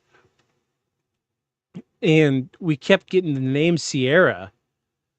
And at the time, I had only met like 2 or 3 people on the crew of like 9 or 10. And there's like this little like 12, 13-year-old girl in the corner, and it kept saying Sierra, Sierra, Sierra, and gobbledygook, random sounds, Sierra, Sierra, random sounds, Sierra, random sounds, Sierra. I was like, dang, I don't know who Sierra is, but they really like her. And the girl in the corner was like, that's me. My name's Sierra. They just like me. Wow. And I was like, what? Wow. No. And that was the one too where you had the flashlight. So we had a flashlight incident. So if you're listening to this podcast, you know what to expect when it comes to seeing paranormal investigations, especially for ghost hunting. So people what they'll do is they'll get a cheap flashlight, the ones that you got to tighten all the way to turn the flashlight on. They'll loosen it just to the point where it's like a micron between being on and off, and they'll set it down somewhere. Ask questions. Turn the light on if you're here. The light will turn on. If you're a man, turn the light off. If you're a woman, keep it on, and the light will do whatever it does. And we had instances where clear and coherent responses with the light turning on and off, and we had set it down on a stud in the wall, and I had, like a crappy Sony camcorder, and I'm standing, so the stud that it was on was next to a door jamb, and I was in the doorway looking at the front of the light, then to the back of the light, front of the light, then to the back of the light while they're asking Yeah. questions. And as they ask Yeah. questions, the light turning on and off, because I'm the guy that wants to be really thorough. Right. There's nobody back here in this room messing with this light. And Right. No yeah, wires. No. it was yeah. just wild. It was my flashlight. Yeah. And that same night, we also got a green orb floating through the room when no lights were on. Geez, I wish I still had that video. I could probably reach out to the guy that ran the crew, but we kind of left on bad terms. But yeah, it was really strange, really powerful, like weird energy in that place. The history goes that there was like, it was a brothel, and as a form of punishment, they would put the women that did bad things underneath the floor in the brothel downstairs. And supposedly in like the 20s or 30s, when they remodeled the building, that they found like 3 or 4 skeletons under the floors. It was wild. It was Dang. Yeah, it was the craziest, some of the craziest stuff I've ever seen when it came to paranormal investigations. Wild, absolutely wild. It's never that good on TV. No. It's always bogus on TV. Yeah, it's like, It's always terrible. this is thermal imaging of, see that 4 pixels? It's there? Yeah. Now it's gone. 4 pixels. We're professionals. Yeah. Yeah, right. That's what funding will do. Yeah, it was a good funding and zero, too much funding and zero expectations will get you. It was a good group. I really enjoyed when I was with them, but I worked during the day, and then on the weekends they were like, "Oh, Friday night we got something, Saturday night we got something, Sunday night we got something," and then I have to go back to work Monday morning, and it was just too much. I couldn't keep up with it. You know, I was like, "Y'all ain't paying me, so I ain't gonna stick with it." If we were able and we had the funding, I've seen some stuff on some of these shows. There was one that was like a super remote tuberculosis clinic, like super remote up in the mountains. There's not even a paved road up to it anymore, but the building's still standing and a bunch of the equipment's still in it. Yeah. And something like 600 deaths. Yeah. In the time that it was open or something like that. And tuberculosis is a pretty agonizing death when you still had to die from it. Yeah. And it's like, windows busted out, no electricity, all this. I had this vision in my head of us going and doing like a guerrilla camp kind of thing, like like have a camp outside and a camp inside. Sleep during the day outside. Yeah. And then have a broadcasting and filming set up with like 10 or 12 cameras on different floors that are known to have activity. Yeah. While we run it from a central hub with like a single light bulb on or something creepy like that. Yeah. And I was like, I wonder if we could do it for a week. Oh yeah. Stay in it at night, live at night Yeah. in the thing for a week and sleep outside during the day so we could maybe actually get some sleep. Yeah. And see what you come up with, because that's the other problem. I think a lot of these things do it for like a night.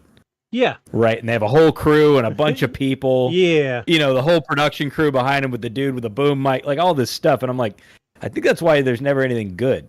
Yeah. You need like a guy or 2 guys. Yeah. So you can verify a bunch of live cameras everywhere, not just the one room that they do it in, and be there for like a week or 2 weeks and see what comes up. Yeah. Once you become a part of the place. Yeah. See what comes up when you're not like a brand new intrusion. Right? I always wondered if you could do that stuff differently. I thought that one place gave me the idea. I was like, but you could do that to a bunch of these abandoned places. Yeah. Because it's completely abandoned. There's not even I think the whole area has been turned into a state park, but nobody takes care of the place. I mean, it's falling apart. Yeah. So, yeah, interesting. To say the least. Yeah. Geez, I don't even know where we left off. Dude was waking up. This 3 in the morning. Yeah, 28 days they left. Yes, that's it. So we do have a little more detailed account of the hauntings. The supposed hauntings at 112 Ocean Avenue included the range of eerie and terrifying manifestations. The Lutz family reported hearing inexplicable whispers, disembodied footsteps, loud, untraceable bangs echoing through the house at night, Phantom smells such as foul odors and decay and sulfur would waft through the rooms without any indefinable source. Without an identifiable source. George Lutz often described feelings as if he was being physically controlled by an unseen entity, noting that his personality began to shift, making him more irritable and aggressive.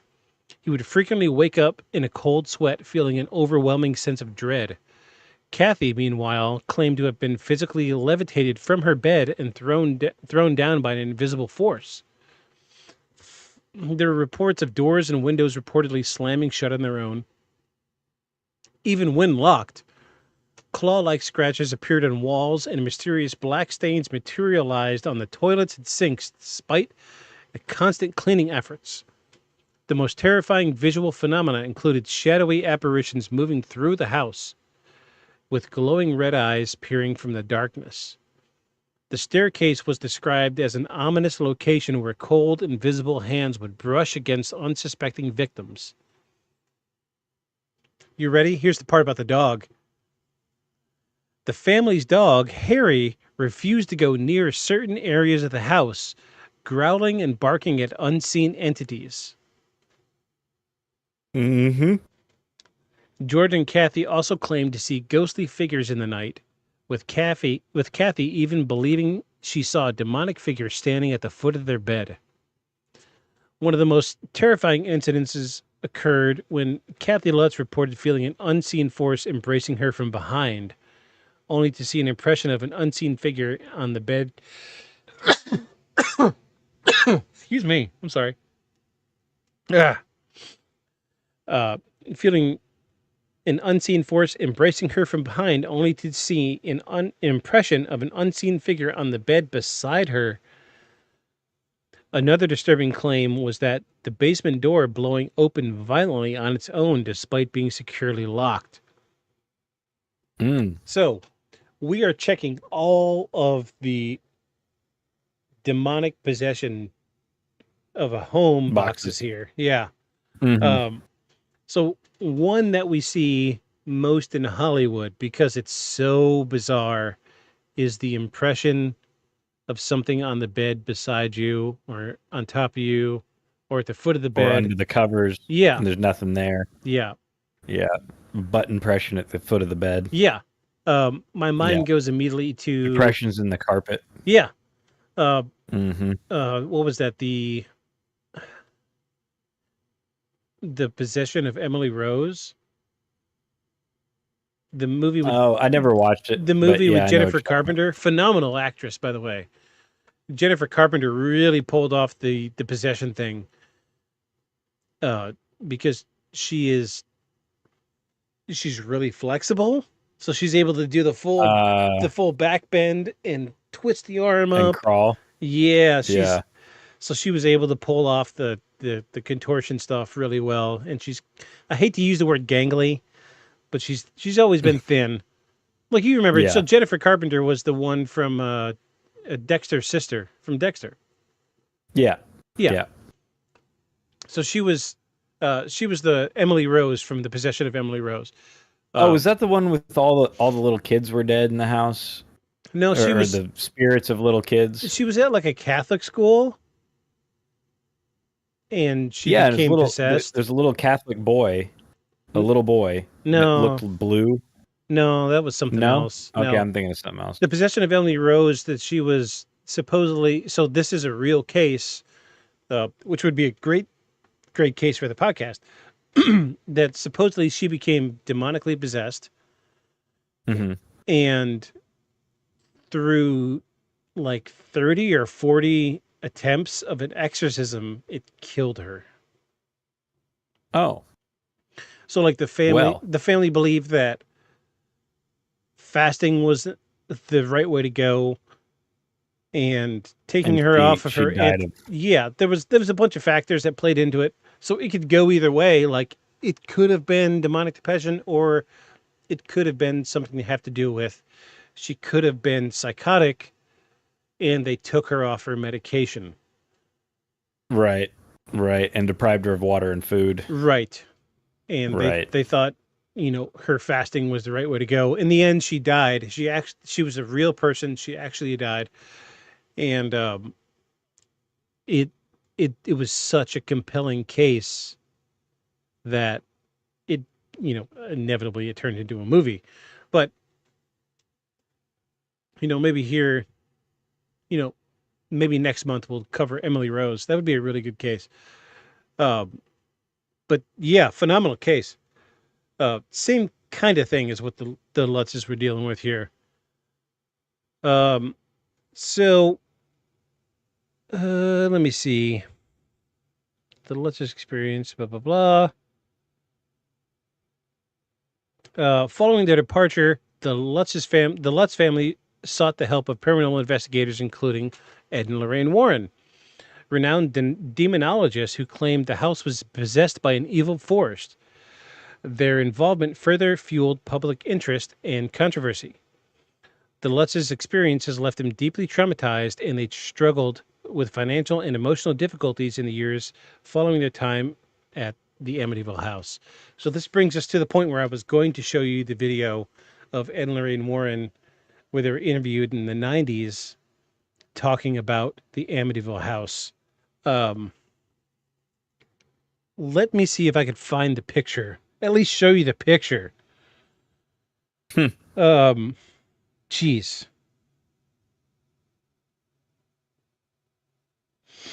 Amityville house, demon images. Okay. So, this was cutting edge technology in the 90s. Ed and Lorraine Warren came through the Amityville house, and they were using infrared film. Okay. And so... Infrared film. Yeah. Okay. So, we've seen some... So, damn it. I just...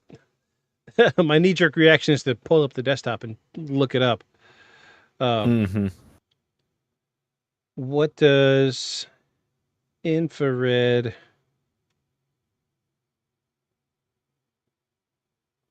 film capture?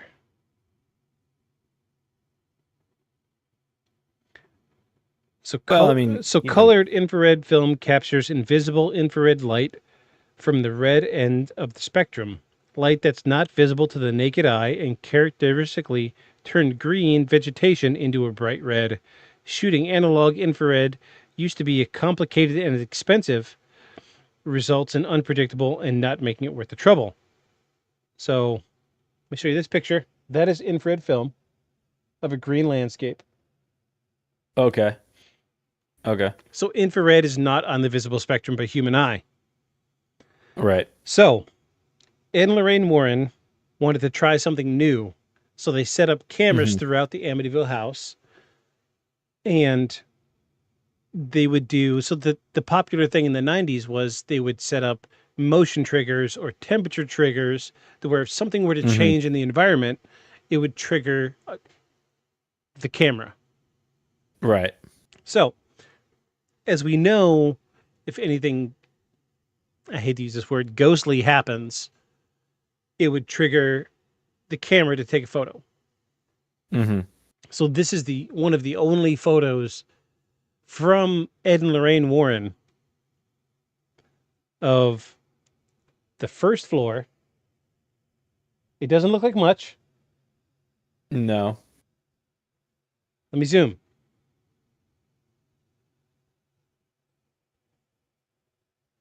You see the boy in the doorway? Oh, yeah. Yeah, I do. Huh. Yeah, I can see it. Dang. Them little peepers and his plaid shirt. So, in the video, the interview with Ed and Lorraine Warren, they said that... So, let me back up a little bit. Ed Warren was the investigator. Lorraine Warren was the sensitive that could detect what's going on. So Lorraine, as soon as they walk in, Lorraine's like, this place is bad. Lots and lots of negative energy. So she walked around the entire house, got a feel for it, and she was like, there is something here. I don't know what it is, but it is evil incarnate. It is the most evil entity I've ever felt. So that was when they decided to set up the cameras. So they set up the cameras, they find this photo, and Ed Warren went on to say that, geez, let me see if I can, geez, I want to pull up this video because he says it in such a way. Man. Let me see if I can at least pull it up on my laptop now.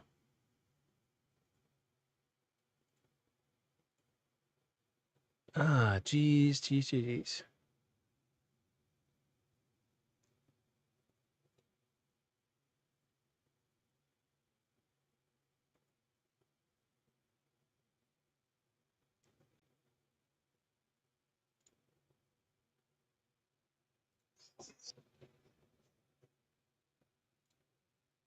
Okay, let me add audio capture. Okay, so don't talk while I'm playing this audio because we're just gonna capture whatever goes in my headphones. Headphones Realtek. There we go. Audio output capture. Go. Yes, with infrared film. Oh, yes. And it's you in hear the upstairs bedrooms, just to the left there. Okay. Okay, well, we're going to... nuts. How do I do this?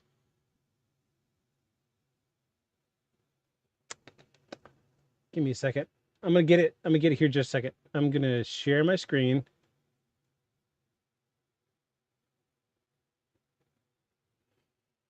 Screen 1. Go live.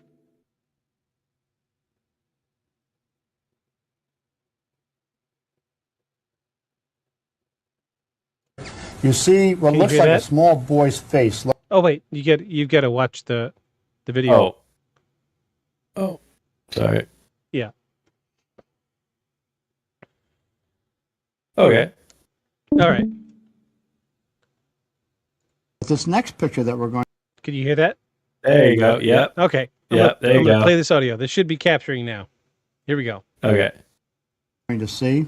I think this is an astonishing picture, in fact. Yes, with infrared film. Oh, yes. And it's in the upstairs bedrooms, just to the left there.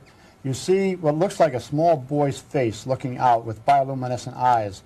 This was the room of one of the young boys who was murdered there. Isn't that eerie? Now, a lot of people would say, well, is that the spirit of the young boy? No, it is not the spirit of the young boy, but it is a diabolical spirit with luminescent eyes that appears in that home to confuse the investigators. You think that is an evil spirit, Ed? Positively. Everything about this house was evil. You know, a lot of people say, well, you know, I was in that house one time and nothing ever happened to me. It's not that a house is haunted 24 hours a day. You don't walk into a haunted house and see ghosts flitting all over the place. After 9 o'clock, the psychic hours start, 9 to 6 in the morning. 9 o'clock, the energy starts to build up because of the darkness. Then you start to get what we call the infestation in a house like Amityville. First you hear the little knockings, the rappings. Then you might hear pounding sounds. Then you might hear crying or sobbing, hysterical laughter. These are the types of things that actually happen in these homes. But pictures like this, taken with infrared film, the camera is neither for nor against the supernatural or preternatural world. It only takes what it sees. And what it sees here is a spirit of a diabolical nature in that room. This next picture that we're going. Okay. There you go. Wow. Yeah. He speaks pretty definitively. Yeah. About that. Yeah, he knew his stuff, man. Yeah, he's pretty certain. There we go. Okay. So that was Ed and Lorraine Warren, like 97, I think it was. And let me make sure my audio is still capturing here. Yep, there we go. So that was Ed Warren talking about that photo, from the Amityville house. So this is infrared film. This is something it wouldn't pick up. So if it was going to pick up a human, it wouldn't look human in infrared film. Right. But just the phenomenon of that little boy being captured, and let me show you this picture one more time, because this goes back to what we talked about. Yeah, it's really good. Like, look at the It's eyes. really good. You can see that. Yeah, you can make out his face and everything. It's a little plaid shirt. I wish, the internet was working so I could show you the full photo here, but this goes back to what we talked about with the skunk ape. We had saw pictures of what we assumed was the skunk ape in the bush, and it had that reflective, the cornea was reflecting the light. Humans don't do that. No, humans don't do that. No, it's only animals, and it's only nocturnal creatures that do that. So there is no doubt in my mind from that photo that this was not human, that it was just something absolutely benevolent that was there. This is my singular piece of evidence, and I wish there was more. I really wish there was. Well, I'm going to be honest. Even though Ed and Lorraine Warren were plagued later on with all kinds of things with people calling them frauds and stuff like that, I think a lot of that stemmed from their popularity. Yeah, and I think a lot of it stems from people not wanting to believe that there's evil entities or evil energy, right? Like no one wants to go to sleep at night believing that. Right. Most people, or that there's something that exists out there outside of their control, right? Because what do you do about a thing like this? And so I think a lot of their detractors had a lot more to do with people not wanting to believe.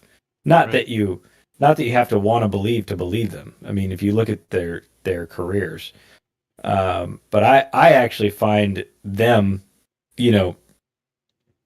them saying things like this, I find it to add more validity, not less. Yeah.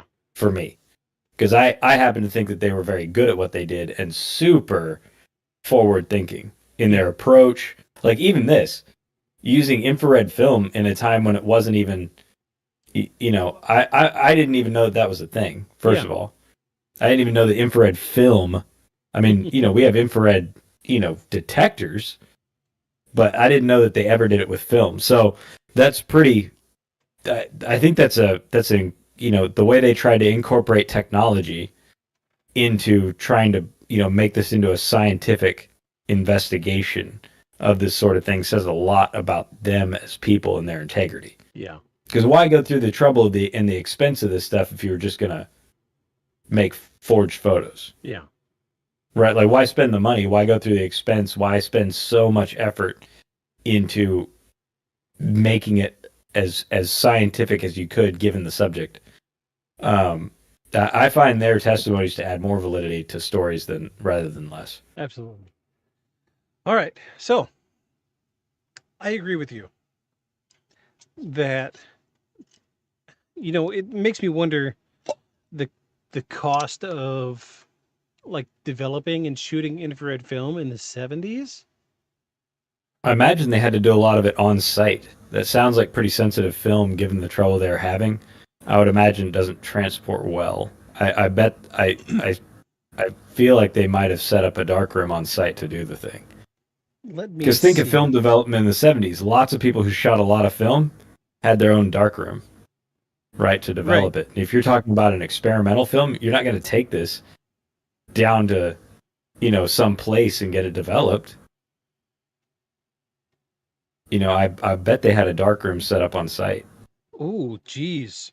The Polaroid SX70, which cost about $280, and each pack of film cost $16.90. At the time? When adjusted for inflation, the camera would cost about $1,353, and the film would cost $52 in the 70s. Dang.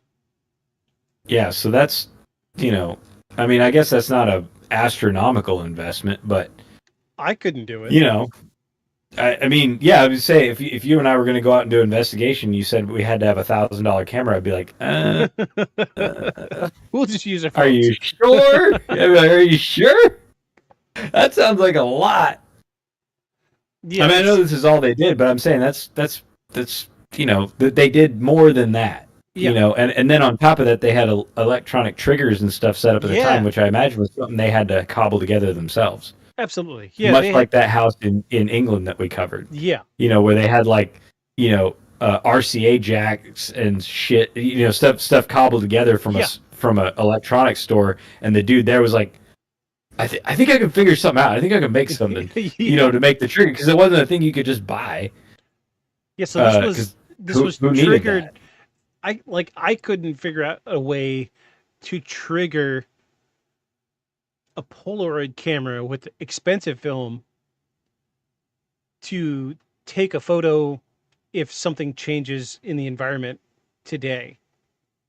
Right. I mean, I probably could figure it out, but it wouldn't be glamorous or graceful.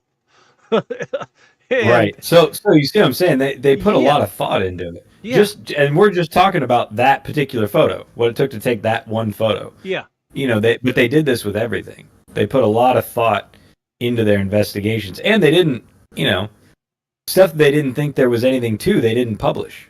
They covered a lot of stuff they didn't publish because they're like, there's nothing here. You guys are just freaked out, and you probably need to calm down. If they didn't find anything, they didn't. At least my impression has always been they covered a lot of stuff, and they only published the stuff they thought there was something to. Right. Like I said, I think that they had, integrity, and so I find them reporting in this sort of emphatic term. I find it to add validity to it. I find it to be great evidence, actually. Sure. Yeah. Myself. So we get a little bit more, and then we'll get into our closing statements. So, let me grab my mouse here. Following their departure, they sought the help of Ed and Lorraine Warren. Some have speculated that George Lutz had an interest in the occult, and that his beliefs may have influenced their experiences. Others have suggested that the stress of moving family into a home with such a dark past played a role in their psychological state, possibly amplifying ordinary events into perceived supernatural encounters. Despite skepticism and accusations of a hoax, the Lutz family consistently stood by their story, even passing lie detector tests in an attempt to validate their claims. However, critics argue that the financial motives, including book and movie deals, may have played a role in their narratives. The Lutz family story became a basis for Jay Anson's 1977 book, The Amityville Horror, A True Story, which catapulted the tale into worldwide fame. This led to numerous films, which we've established at the beginning of the podcast. Numerous, to say the least. Yes. Documentaries and debates over the truth of their claims. Excuse me. Skeptics include investigative journalists and paranormal researchers have questioned the legitimacy of the Lutz's experiences. Some argue that the haunting was a hoax, pointed to inconsistencies of the Lutz's accounts and lack of physical evidence. Even William Weber, the attorney who initially represented Ronald DeFeo Jr., which was the guy that committed the murders, later claimed that he and the Lutzes fabricated the story over several bottles of wine to profit from the tragedy. Others believe that the house truly was haunted, pointing to the Lutzes' apparent distress and the bizarre phenomenon that seemed to follow them even after they left the house. Over the years, the house at 112 Ocean Avenue has changed owners multiple times, and its appearance has been altered to deter curious visitors. Despite the skepticism surrounding the haunting, the story remains one of the most famous paranormal cases in history. The Amityville Horror has cemented itself in popular culture, ensuring that the legacy of the house will never be forgotten. Whether one believes in ghosts or not, the Amityville Horror stands as a chilling reminder of a real-life tragedy and the power of fear to captivate the imagination. The question remains, was it truly haunted, or simply a tale spun from darkness? The answer, like the legend, may truly never be known. Thunderstrike. Thunderstrike. Thunderstrike. Insert sound here. Insert sound. I'm not going to Dang. edit it in post. I'm sorry. I don't have that Dang. much free time. But, you know, it comes down to, so so we had a new rule. What was the new rule? So like our first rule was who's making money off of it. What was our new rule? I don't remember. I don't even remember, man. I don't even remember. So who's making money off of it? And there was something else. The listeners, if you listen and you were here probably 2 or 3 episodes ago, let us know what you think. There was a second rule there that we should start solidifying. Anyway, I've been debating on putting like a dry erase board back here. Oh, I did too. I did too. I thought of the same thing, so I could be like, so we know, and then but if you look over, I thought about the same thing. Yeah, it get all Professor what's his name from The Simpsons. Yeah. Boy, look, Laven. Because I just wanted to look at my cards. I used to be able to do that voice. I don't know what happened. So I also think we ought to add true, bogus, or a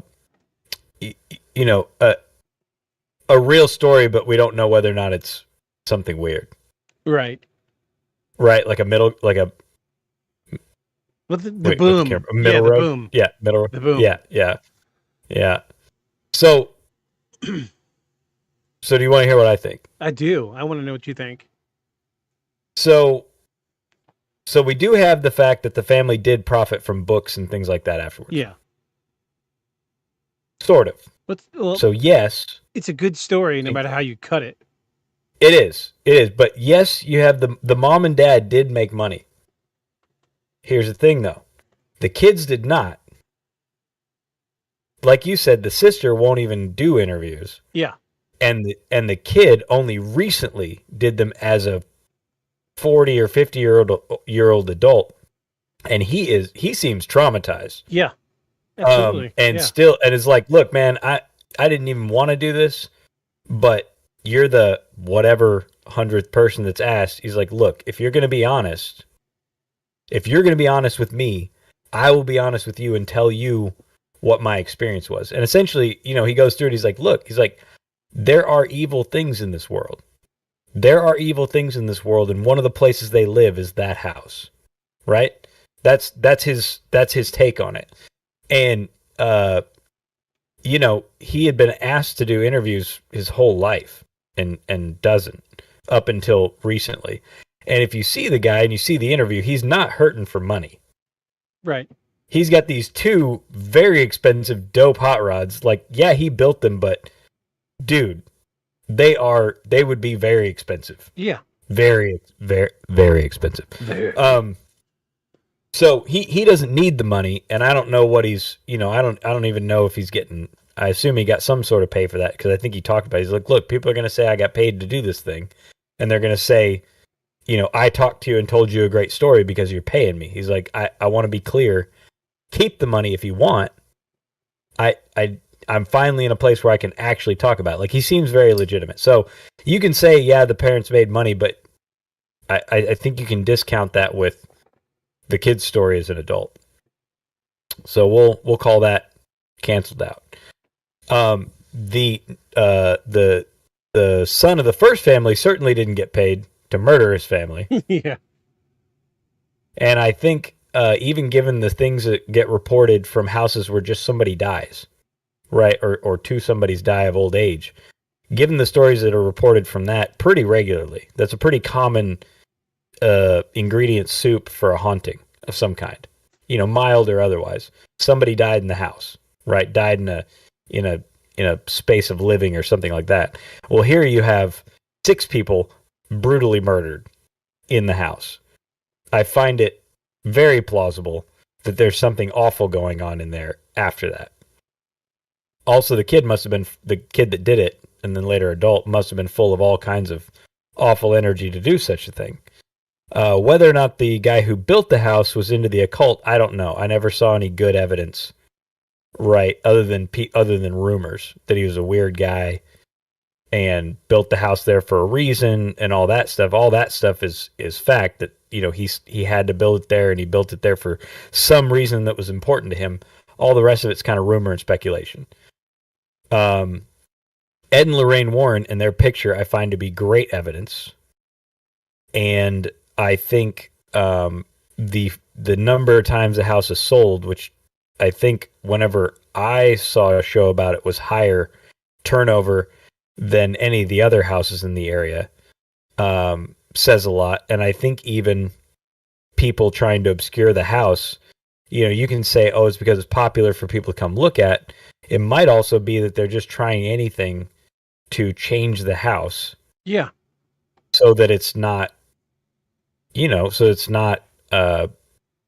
hoping to change the architecture, remodel the inside. Maybe they might be able to shuck off some of the bad energy. Right. Which I would be inclined to do if it were me and it was a house that I wanted to try to keep, but I was trying to do anything to change it. I find this to be. I think this is true. I think this is probably one of the better paranormal category stories we've done, and we've done others that we thought were plausible. And this one, I'm convinced. I'm convinced that there at least was something awful going on in there. I don't know, you know, nobody's been in the house publicly in a long time, so I don't know now. I don't know how the people there feel about it. Obviously, they don't want anyone to ask them. Right. Given all the effort they've gone to obscure, you know, the availability of and where it is and all that. So, but I think it's absolutely haunted, or was. So you could tell I was doing something on my phone while we were talking. Mm-hmm. So I just got curious, and I was like, so what's another really famous murder house that we can look up to see if they block themselves on Google Maps? The Charles Manson murder house is not blurred out in Google Maps. Oh, the one in the Hollywood Hills? Yes. Yeah. Sharon Tate's house. I was able to pull up photos, street view of that house. So that tells me that there's something strong and significant about the house in Amityville in New York that they don't want people to come around because, I don't know, maybe it's the evidence is strong. I'm going to say that. Mm-hmm. They've gone to pretty far lengths getting it off Zillow. I mean, yeah, Zillow pulls info from the web. Yeah. Like they pull it from MLS and other stuff. Like they don't go around and shoot these photos. They just scrape the web. Yeah. And autofill a lot of this stuff from sites that you list your stuff on when you sell it. Like the MLS. Like when you get a realtor, your stuff goes on the MLS. That's where other realtors find it to show their clients their stuff. And the MLS is not a thing that you or I can get on without a license, but Zillow scrapes data from there and puts it on their site. Right. And it tells me that there's something substantial enough that they want to keep people away. That, I mean, this was way, way, way before the Charles Manson murders, and I would be willing to wager that the Sharon Tate murder house is probably more famous than the Amityville house. But yeah, and some other murder houses. There's other murder houses out there where horrific stuff happened that I would think would be more popular than the Amityville house. In fact, I would imagine there's actually still people out there watching the Amityville horror movies that don't know it's based on a real house. Yeah. Like they don't even know that it was based on a real story about a haunted house. So for me, I think that the fact, just like you, that Ed and Lorraine Warren also did a full interview in the 90s talking about the Amityville house, and you heard the audio just as clear as I did, that he was so matter of fact with what he was saying that it doesn't shine too much of a light of doubt on the subject, but it's how do I say this? But when you know that something is evil, you say it matter of factly. You know what I'm saying? Right. Yeah. And I think that's what Ed was getting at. That Ed was not the sensitive, but his wife was. But Ed was the one that said it matter of factly. This house is evil, and what we captured on film was evil. Mm-hmm. Not to mention the actual film that they shot, where Right. we've got an infrared film from the 70s, which, let's ballpark $1,500 to produce one frame of film. That's not a small expense. Yeah. To show us a photo of something with eyes that are refracting light, unlike a human, in a house that was empty. Right. I mean, what more evidence do you need? You know what I mean? I feel like in my person, I know that this house is probably evil, or there's something in it that's evil. I would love to pick the brain of the person that lives there today. I'd like to know what they think. Right. Yeah, I think they don't want to. Yeah, I'd like to know. Yeah, Obviously. that's part of the reason why they're separating. Because the house that I lived at in Arkansas, I wanted my personal space, so I did the process to erase our footprint on Google Maps, and it took 6 months, but I got our stuff taken off. But to this day, I'm still dealing with stuff from that request from Google Maps, where my information shows up on the internet when I get a chance to take it off. It's an ongoing effort. It's not something that you do half-heartedly. Right. We both go through great lengths to separate ourselves. That's why we use not our real names. But right. Yeah. Sorry, everybody. My name is not actually Aeon, and he's not actually Victus, in case you didn't know that. Yeah. Sorry. My birth certificate does not say Victus. Yeah, no, if only, yeah. Right. No. Although I did know a kid here in Fayetteville whose parents named him Blada because their last name was Grass. His name was Blada Grass. Yeah, no kidding. Yeah, he walked around Fayetteville barefoot. Had a bike and walked barefoot and biked everywhere and wore overalls with no shirt. Yeah, he's that kid. So back when I was living in Detroit, there was a girl in my graduating class. Her name was Shathid. Oh no, not Shathid. Oh no. Seriously, dude. Her name was Shathid, but it was spelled Shithead. Yeah. Poor girl. Shathid. Yeah, one day I'll find that yearbook and we'll all make bad faces at it. But anyway, immortalized forever. Yeah, I think that the Amityville house is it's true. It's real. It's as real as it gets. And so when we look at cases like this, we see ding. Ding. So usually when we look at cases like this, there's lots of evidence that make us go, well, there's this and this and this and this. Mm-hmm. But when it comes to the Amityville house, we've got so much evidence on the opposite side of that spectrum that make us go, this is really haunted, but we don't have any evidence to prove otherwise.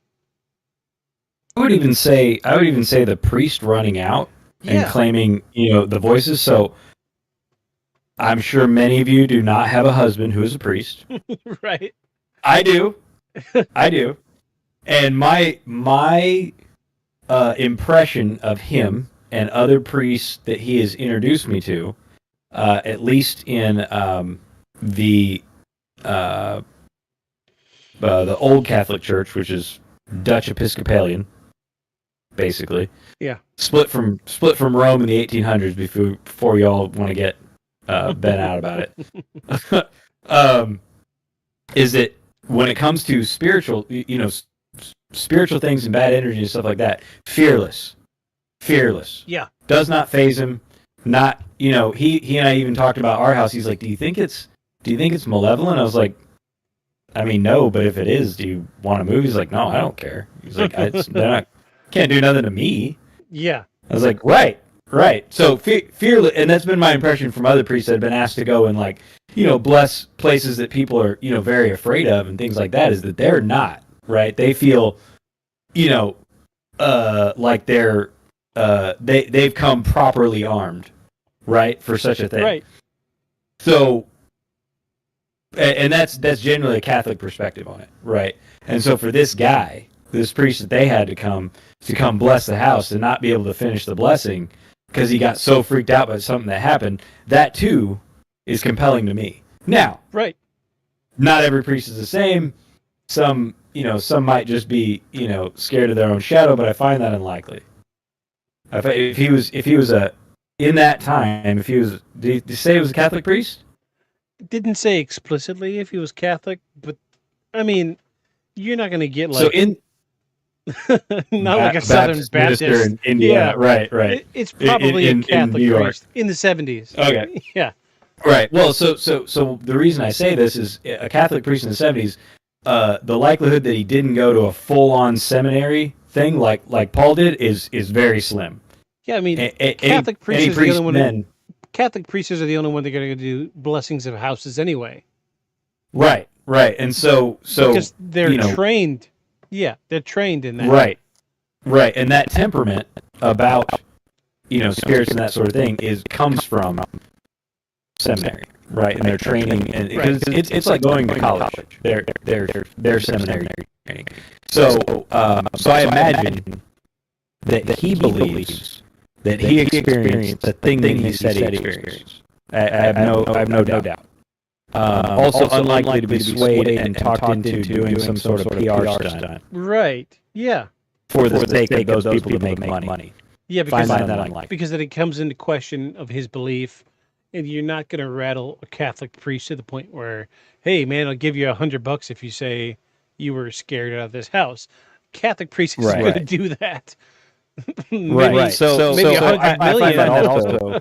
Right. So I also find that to be compelling as well. I think that's good evidence. Yeah. I mean, we don't have an audio recording of stuff, but most of the stuff we're not going to have.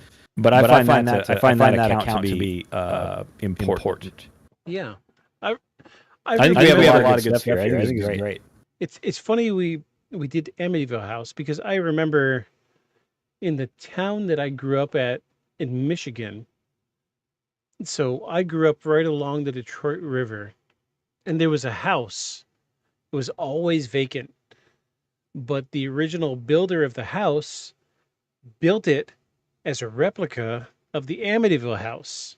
That's cool. But the original, the owner, the guy that had it built, couldn't stay in the house. He said there was too much weird stuff happening. So he moved out within like 6 weeks of him finished building. And, I stayed there till I was 15. So, who knows how many years that house was built. It was vacant up until the day I left because nobody could stay in it. Yeah. So, it comes down to, replicant energy. Maybe, they're setting up a beacon. Or maybe that dude, the dude who built it, if he was into the occult, maybe the layout, maybe the the way he did it had a purpose, right? Like amplifying purpose. That's a lot of the right, and a lot of the stuff in masonry is about the importance of form and structure. Right. Form and structure imply meaning. Right. That's a lot of the teachings in that, and so not that this dude was a Mason. But I'm saying, there's a reason they put so much stock in that. It's possible dude had some other, intent and purpose, and maybe that very structure and layout of the house lends itself to, amplifying, bad energy. Yeah, it's wild, to say the least. It is wild. So this That is is wild. this is the first one in a while, I think, that we've unanimously come down on, and I think if Paul was here, he would agree. I think he would. I think he would. I mean, I'll get his opinion later, but I think he also would. Plus, he likes the story. We'll pick his brain He next likes week the story. as an opener, just to see what he says. Mm-hmm. But yeah, I thought this was a great episode. Once I get everything sorted with the video, I'm gonna re-upload and probably restream to Twitch, just for posterity and get this out there as a live feed as well. But I think this was a great episode, despite our ridiculous internet issues tonight. My internet still isn't up. Somebody. Hold. Wow. Hold on. Is that your? That was my internet coming back up right as I said that. Wow. That was the mic from the other computer. Yeah. Dang. If that's not weird, I don't know what is. Yeah. The spirit of the Amityville house still doesn't want the story out. Literally at the end of my sentence, the internet comes back up. Wow. That is crazy. that entire episode lasted. Oh, geez. That was weird, right? That was very weird. Yeah, right as you said. Yes, internet's still out. Like I haven't talked. Audio doubling. How long have we been recording? 2 hours, 17 minutes. We've been talking, and then as soon as I make one mention about the internet being out, my streaming laptop comes back up. Wow. That is weird, man. I don't know what to think of that. Yeah, that was a little too weird for me. Wow, man, I'm a little creeped out. Yeah, that was weird, dude. Like the audio of the laptop rejoining the podcast. Wow. Yeah, I got the little pop-up of the Bigfoot. Your laptop. Yeah, we should have got that. I think we got that on stream. That was weird. You did? Yeah, I think it's on there because I wasn't even following it and it just popped up. Yeah, because that was the one I didn't leave the voice chat. That was weird. Ooh, spooky. Crazy, bro. Crazy. But it's weird because, like, my desktop still shows I'm offline. Weird. Anyway, do you want to... So we're in agreement that the Amityville house was real. Yeah. Okay. Haunted. Yes. Cool. Haunted. Cool. We'll very haunted. We'll pick quite haunted. We'll pick Paul's brain next week. So speaking of next week, what are we going to do? You have some that you've had queued up and ready for a while. So why don't we do one of those? Let me see what I got. You have two. So Amityville was one of them. Mm-hmm. The Thornton Heath Poltergeist. Let's do that one. Do you want to do the Poltergeist? Okay, we'll do Poltergeist next week. Okay, cool. Let's do that one. We've been slacking off on doing paranormal ones, so let's do. Yeah, this one. Let's do it. Let's do another one. This was good. I like this. So subpar is bad. What is the opposite of subpar? Par? On par? On par? Above par? Above par? Eagle? Above par? Eagle? Birdie? No, Golf. Birdie's over. Yeah, I don't know golf. Yeah. Golf is weird. Golf is a weird sport that the objective of the sport is to play the least. Yes, to hit the ball the least. Right? How is that a sport?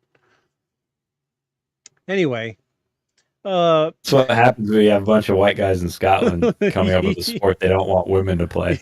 Yeah. So, next week we'll do the Thornton Heath Poltergeist. I think that's what it was. I don't have the window open anymore. More ghosts. More ghosts. Hopefully next week will turn out as good as this one. I'm eager and anxious to pick Paul's brain about the Amityville horror. Yeah. Yes. Yes, that'll be good. It's going to be interesting. Do you want to take us out? Closing thoughts, good sir? Sure. Let us contemplate for a moment the darkness. Let us contemplate the darkness. I need a mic up here so you can hear the wind chime when I ring it. Yeah, as you say, you do it. There's never a sound. So, the darkness. Not to be confused with the I want to believe in a thing called love darkness. Right. Right. Humans have a long history with their feelings about the dark. Right? Ed and Lorraine Warren, we heard them speak about how psychic energy buildup comes after the darkness falls. We have long had, scary stories that don't happen in the daylight. It's always, it's always a nighttime setting, right? It's always in the dark. People, anthropologists would attribute humans fear the darkness because we don't see very well at night, right? Predators, night predators stalk the darkness. But if you look back in human history, I think it's more than that. Even after we had very, advanced, fortifications to keep out, anything predatorial, and even other humans with, serious weapons, still the darkness holds a certain amount of fear for the average person. I'll give you a great example. Go sometime in your house at night when you're by yourself, turn out all the lights and go in your bathroom where there's no windows and sit in the silence in the darkness for 20 minutes. You'll hate it. Mm-hmm. You will hate it. Yeah. So, I think that there's something to that. I think that there might be something in the darkness, or something in the quiet of that lets people who are not sensitive feel something that's uncomfortable for us, something that's alien to our, matter-based world. And I think we see examples of it all the time. Not just our feelings about it, but, incidences of the paranormal, sounds. Nobody, even hiking in the woods at night is fun with 4 buddies. Do it by yourself. Yeah. It's not fun. It's not super fun. In the dark, out in the middle of nowhere, not fun. And you're not going to get eaten by anybody. It's not like we got packs of wolves roaming around the Ozarks. Yeah. You still won't enjoy it. A night hike is a lot of fun with like 3-4 people. You by yourself, it's not fun. And so in saying that, I think something stalks the dark. Something stalks the dark, and I think we all know it at a deeper level. But I also think there's a lot of mystery to be found in the darkness. A lot of interesting things worth looking at, just maybe not by yourself. And if you want to find out what lies in the darkness, you should follow us. Beyond the shadows. Good night, everybody. Good night.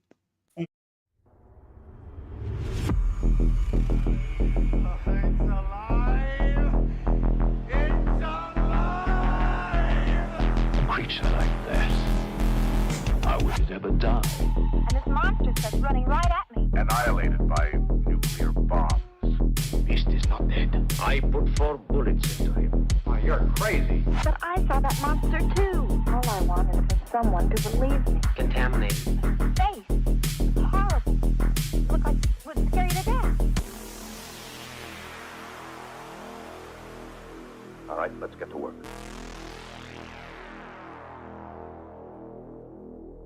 Beyond the shadows.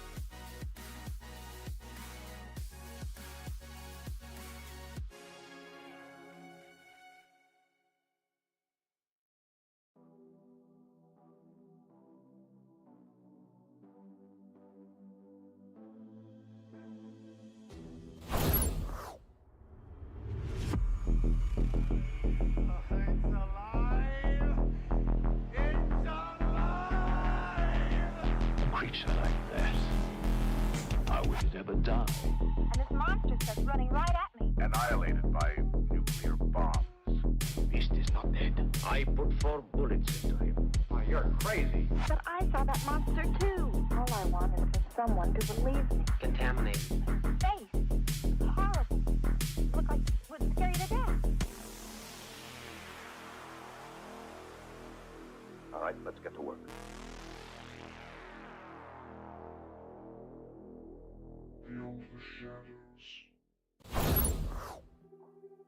Hello, friends. Wow, yeah, this is way off.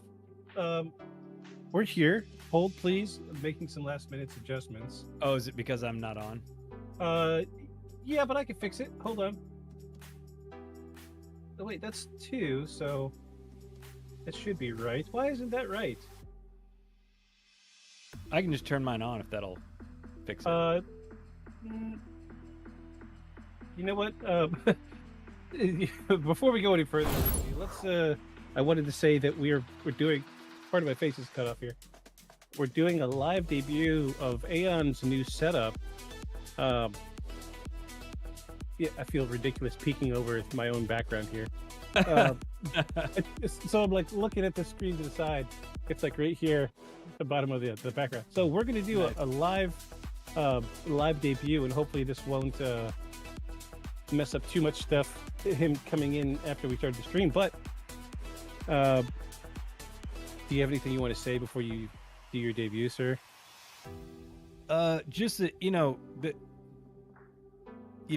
won't know that I'm broke, but there will be signs. Oh shit! All right, let's see it. Bring it up, man. Bring it up. All right.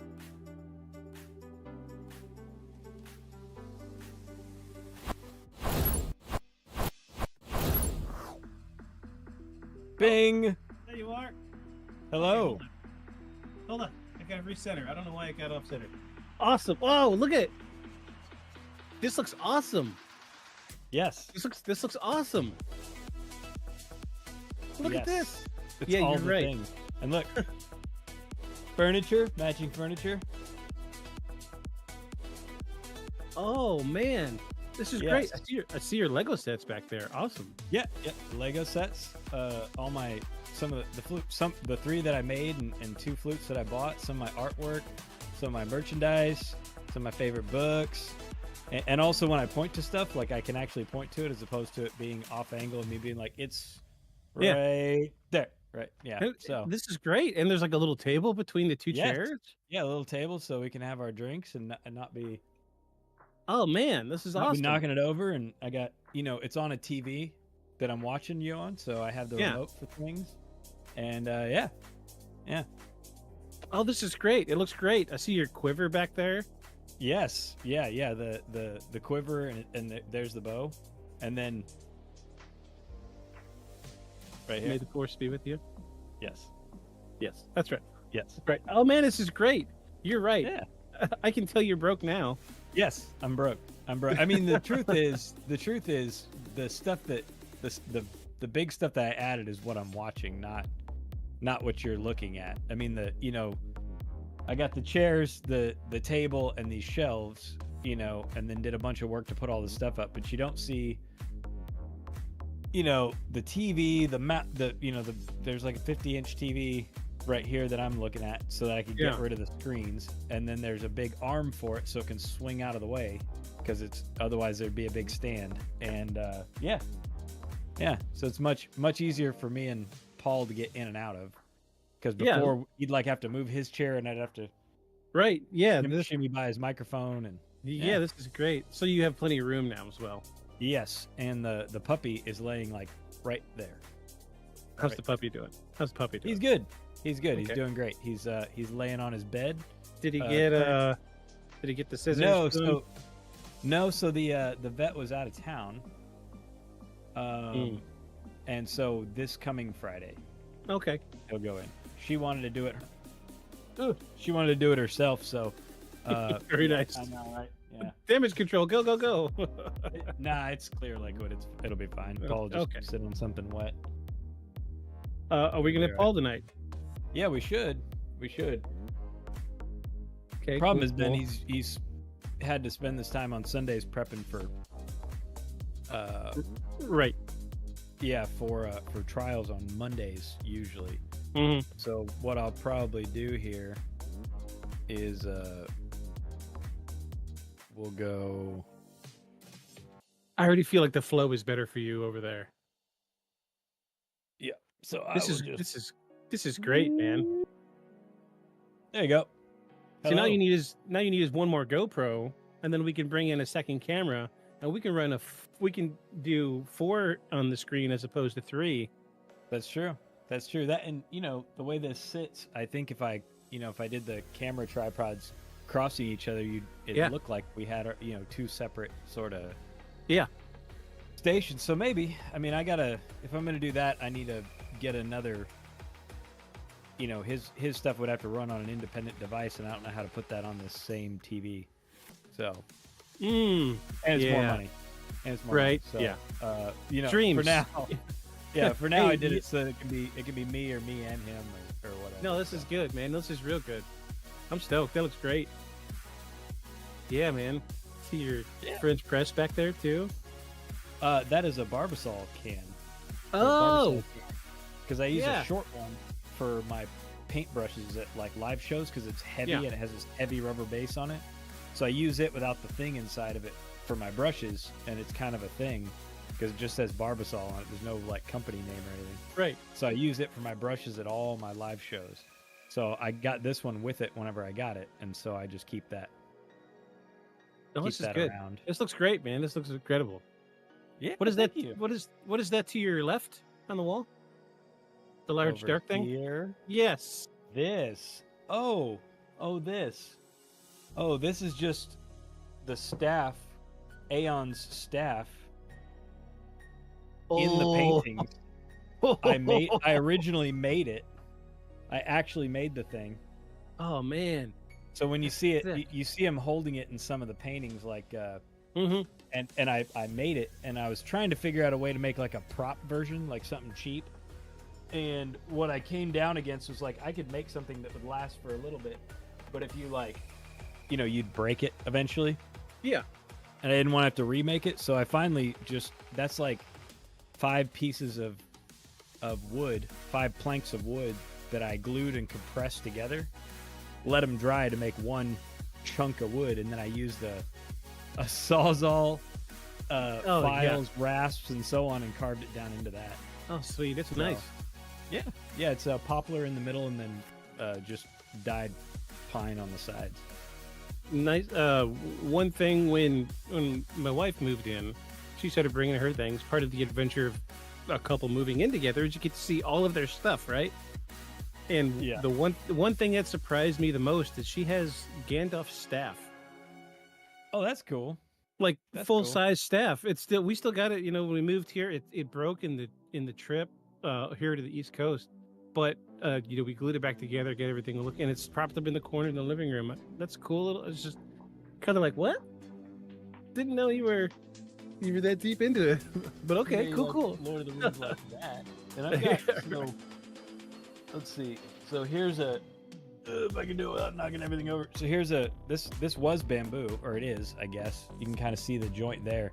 Yeah. But I polished the whole thing down into, like a nice walking stick, and I've saved this because I only did the tip so far. Oh, yeah. I haven't done a handle on it. And then I'm going to make. So I saved this because it's this super thick bamboo that a guy has in Fayetteville. You might be able to see.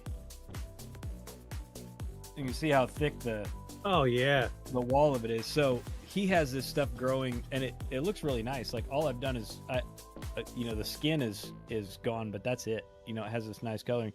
So that is going to be a almost shoulder height Native American flute eventually, like the one out of Kill Bill.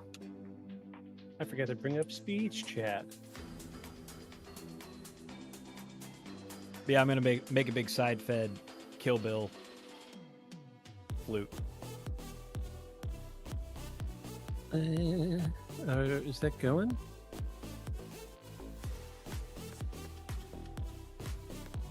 platforms. Twitch is on. Okay. Let me test this right quick. I didn't hear anything. Did you?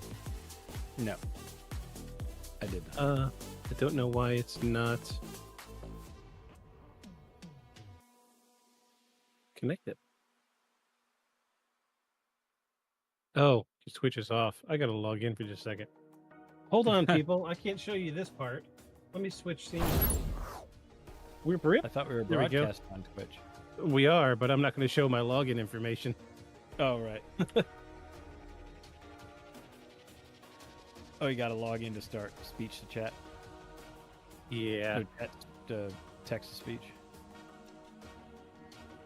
Did I forget my password already? Show all saved passwords. For... Oh. Yeah, I'm in the wrong window. Yeah, sorry. Multiple accounts on one computer. This happens.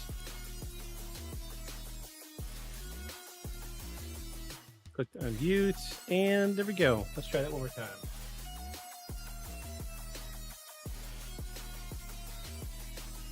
Nothing. I see it, but I don't hear it.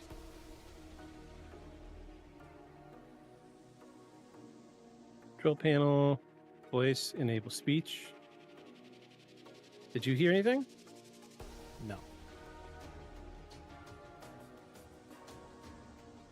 No. Wait.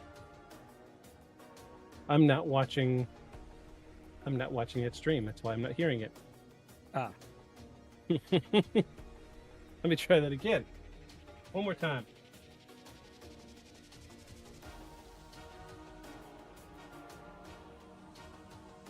I still don't hear it. Man, come on. Nope. All right, let me check my audio output. Should be right. I am sharing audio. Let me leave and come back. Geez, nothing but problems. Problems. Can't win sometimes. Share your screen. Entire screen. Share screen. Oh, wait. Something's different. Share audio. That screen was different. When did Twitch update that? Or not Twitch, OBS.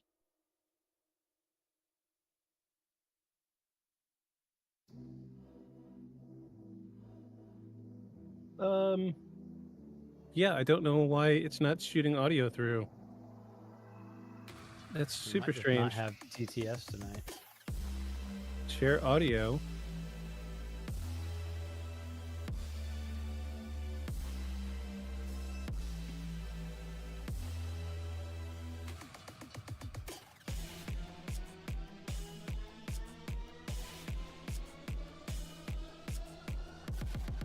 Nope, that was wrong. Hold on. Change windows. Entire screen. Yes. Sharing audio. Yes. Yeah, I don't know why it's not coming through. Super weird. Okay. Cool. Whatever. It is what it is, my guy. Alright. Did you turn the stream back on? Oh, we're lopsided on the stream. Oopsies. Troubleshooting. Hold, please. Oh my gosh.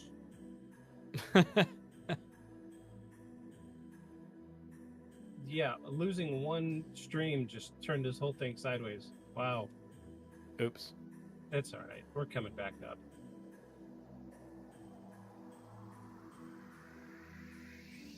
All right, now we'll go back to our main stream page. Boop, boop. There we go. Except now I'm getting Discord overlay. Come on. There we go. Better.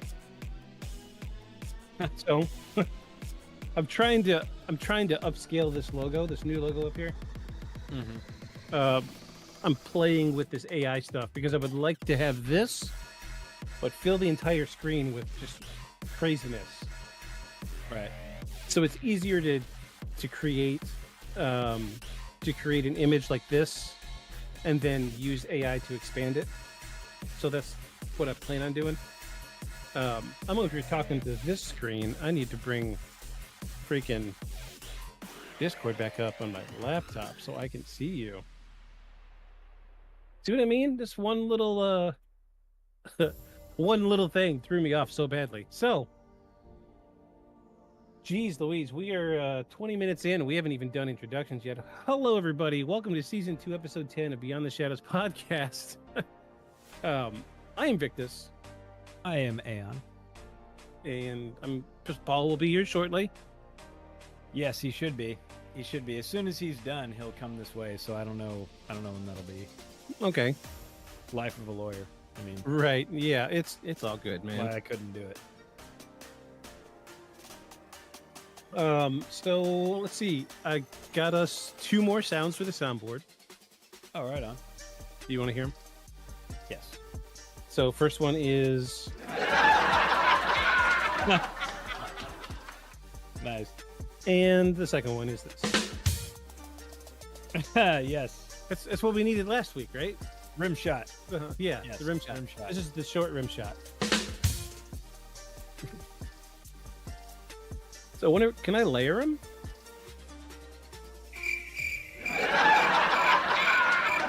Apparently. Yeah, nice. Apparently you can. All right, cool. So, you don't know what we're talking about tonight. No, I didn't. The viewers and listeners know what we're talking about because the name of the stream and the name of the episode and your favorite streaming platform. Also, just for the sake of conversation while we're talking about it, we are on Apple Podcasts now, and we have 4 5-star reviews. That's nuts. Yes. How did that happen? It must have been a mistake. I'm one. My wife is the other. And I'm not sure about the other 2. But still, we've got 4. So 2 other ones I can't account for. I don't know who they are. No comments. They just gave a 4-star review. So thank you, listener. Wow. Awesome. You rock and roll. So, I mean, should we wait with his shirts thing, or should we make Paul do his own shirt segment when he gets in? He can do his own shirt segment because he didn't give me a time frame. Okay, well, his time frame was when he was done. So like last week, 20 minutes, or the last 5 minutes of the show. Right. I mean, it's fine. I was gonna say. I mean, it pays the bills, So let me just a second. I need to switch my stupid camera angle. I forgot I restarted. Oh no, I'm set to narrow. Never mind. We're good. I'm good. I look okay. My shot is framed appropriately.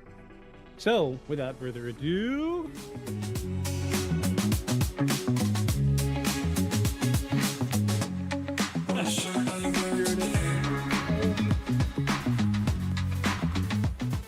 I love her little jingle. That's one of my favorite things about the soundboard. I worked hard on that. That was like an hour and a half of grinding, finding the right website to make that jingle. So, I mean, we see yours, adulting. Yeah. Adulting would not recommend. Yes. 1 star would not recommend. 1 star. 1 star. I'm doing 2 layers tonight. I got one of my favorite Hello Kitty Hawaiian shirts on, and my send nudes, but it's a bowl of noodles. I forgot about that one. Send nudes. So we've run out of the new shirts, so now we're dipping back into season 1 shirts. Same. And as long as I keep my rotation straight, it should be a different shirt every week, which is good. Yeah. Because sometimes I have 10, 15 videos and I'm like, because I don't rename anything after it's downloaded. I'm just like, yep, I know the first one downloaded, that's the one I'm messing with. So it's difficult. You can't do that. Yeah, it is. I when I make music, dude, there's I make a folder before I even start. I make a folder and call it some placeholder name, right? Usually something to do with the feel I'm going for. And then not only do I save the like the working file, like the Ableton like production file. But each time I make like if I make a kick and if I modify the kick at all, I'll save the individual samples that I'm putting in the drop down menus. I'll save those individual ones in there in case something happens, and they're labeled for like what I thought that sounded like. Like everything. And then as I go along, like if I make a major change, like I'm like, oh no, I'm gonna change the beat up 10 BPM. Then I save the original, and then I start saving files on the new BPM. Oh, right. Labeled BPM change, parentheses, whatever. The only downside to me making tons of copies is these video files are like 5-6 gigs every week. No, I just mean name your stuff. Well, what I'll do is I'll create a file of the desktop, and as I'm working the episode, and if I make like shorts and reels, everything goes into the folder on the desktop. So like this week is season 2, episode 10, so it's 210. So on my desktop right now, I've got a 210 file. But the downloaded video will sit in my download folder for a week before I move it. But all the other stuff will go into 210 on the desktop. And then I see. And then right before we get going for this week, or once I start research and I need to start saving files, 210 goes to the server, 211 gets made. And if I need to save, I've got 3 locations. I've got the laptop, the desktop, and the server that each 3 hold a copy of each file. So, okay. Well, that's better. Redundancies for sure, but it's a lot of work. Jeez, I'm starting to worry because my server's running all the time. I'm scared that things going to go down. I'm going to lose a bunch of stuff. Why is it running all the time? Because we use it. I use it for media streaming as well. That's right. I forgot you also stream your movies at home with it. I need to. It's complicated because it's not Windows based. It's its own operating system called Unraid, and so it's not like you can go into Windows and tell it to sleep when it's inactive. You've got to find a piece of software or a program or write some code to do what you need to do to make it sleep when you're not using it. Yeah. So I'm still learning. Unraid is its own creature. It is obnoxiously difficult for something so simple. But I was hoping a little bit of money from the tax returns, but that didn't happen. And I was gonna get a huge like 10 terabyte hard drive and back everything up once a month. But I think right now we're doing like 7 or 8 terabytes of data on the server, and it's growing exponentially because every week, like 2 weeks ago, I uploaded like 40 videos to YouTube and to Facebook. So I've got of all the clip ups. Yeah, I got the 4 gig video from the stream, and then I've got 40 videos that are clips of it, plus editing and all this stuff. It's just copies of copies and copies, and it's hard to find duplicates. It really is. So we are, last week we talked about we wanted to do alien UFO thing.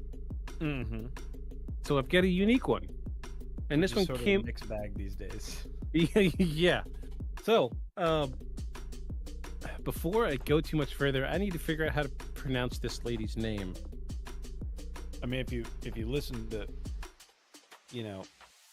alt news too much, everyone's either an alien in disguise or being controlled by them. So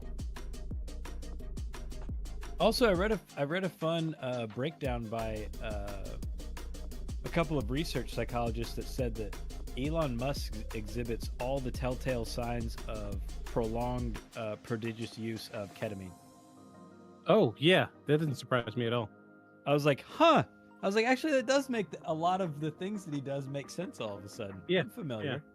I'm familiar. Yeah. The disassociation, the plans that he's sure that are going to work without understanding any of the mechanics in between. Like, yes, I had this idea. It's sure to work. No, nothing in between to connect them. Yeah.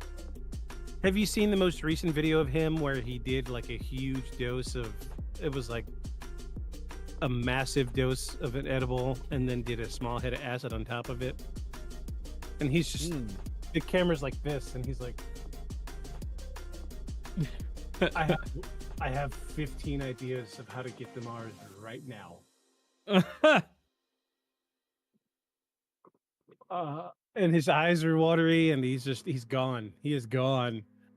And I'm just like, geez, this is the guy that the president's bringing in.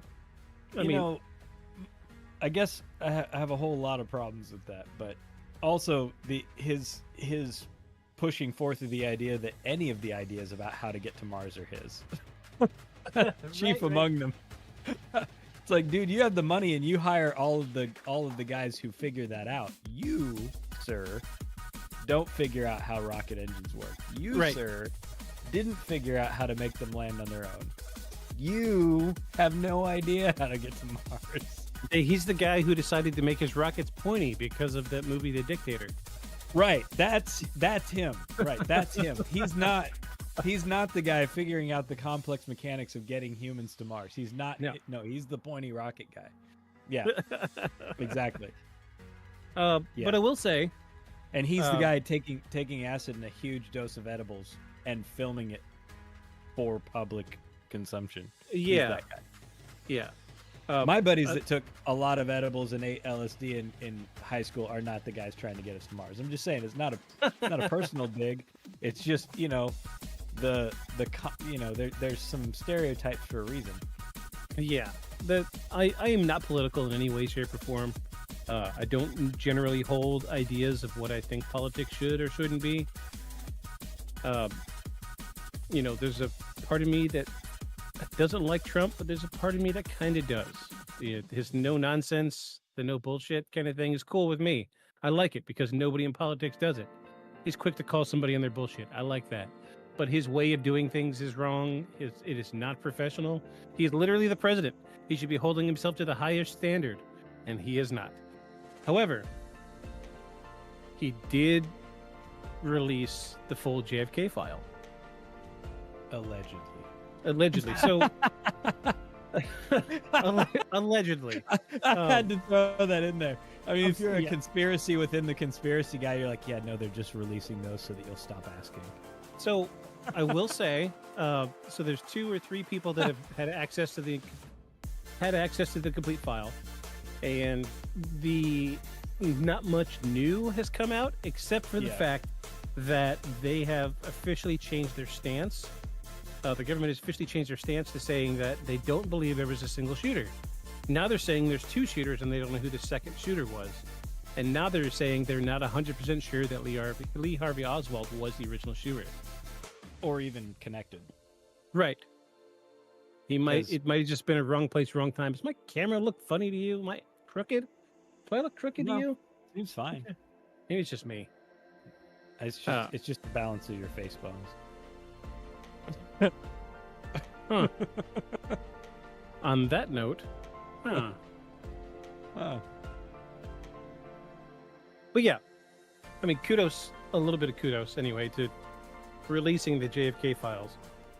It's a shame that he's only let like 3 people see it, but at least they're quote unquote allowed to talk about it. Yeah, I feel good about it. We're getting closer to disclosure. The thing that I think is funny is there's a lot, there's plenty of people out there that are, have shows and followings about there digging into conspiracies. Mm-hmm. Right? Usually oftentimes a lot of it's very silly, right? But then you point out to these same people like an actual conspiracy, like one with trailing facts leading up to a hole in information. They're like, oh no, that can't be true. It's like, so your thing about subterranean lizard men being the root of all the royal families in the world has to be true, but this other thing with some actual facts to point to an information hole, that can't be true. Homie, I think you're a little out of skew. Yeah. I'm down for conspiracies, but not just when you just make up a good story and you're like, yeah, I think that's probably a thing. Yeah. That's not a conspiracy has to have something somewhere that started it. Right. Not just I want this to be true. I always like to point to the subterranean lizard men because it's probably the most outlandish one that I've heard personally. Oh sure, yeah. I'm with you. I'd seen something recently about it. What was it? Oh, they just love it on like Ancient Aliens. They just love that stuff. Man. Yeah, dude, they've hit it like they've hit on that like several times. I'm like, you guys. I mean, I think that'd be cool too, but I just don't or the cameras are everywhere. You'd think at this point we would have seen one by now, right? Or the secret Nazi base dug into in Antarctica that's still operational today and flying UFOs out of it to and from, other planets. I'm like, dude, come on.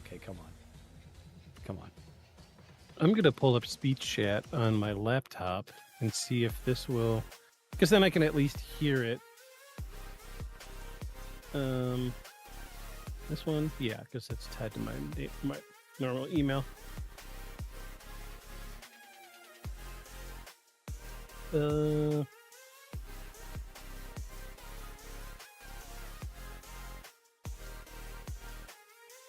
Nope, wrong password. Okay, cool. I'm not dealing with it right now. Oh no, wait. Yeah. I remember the password. Jeez, I'm an idiot.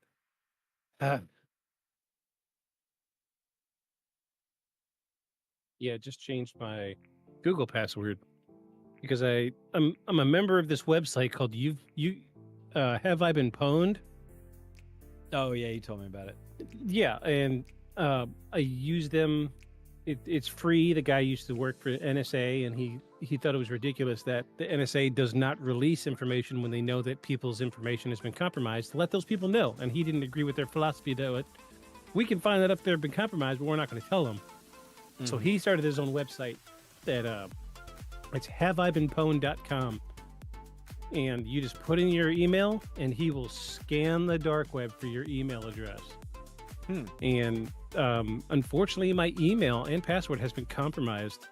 But as soon as it came up, so like I'm part of his mailing list, it came up, it was compromised that evening, and it came up, and I woke up the next morning, and it was there. Hey, you've been compromised. And then when I went to change my password, I was just getting the notification from Google, so I changed my password. So, okay. I've been using the same password for 20 plus years, and I'm finally changing it. Shame on me, but it's okay. It's all right. So, I got speech chat rolling. So, we said we were going to talk about aliens, UFOs tonight. Ugh. Enough of the politics. I need to figure out how to pronounce this lady's name. Let me listen to my phone right quick. Also, have you ever had this? No, I don't know this. Do you know what yerba mate is? I do not. So it's a super caffeinated tea leaf. Ooh. Much stronger than coffee and that sort of thing. Mm-hmm. And you drink these and it just tastes like this one's a lemony sort of tea. Oh my God, it's like jet fuel. I've cut out energy drinks. I don't do energy drinks anymore. Just coffee. I don't do energy drinks. Coffee and penguin juice. I don't do any energy drinks, but I will do caffeine from any plant-derived source. Like, they don't concentrate it. I used to buy yerba mate.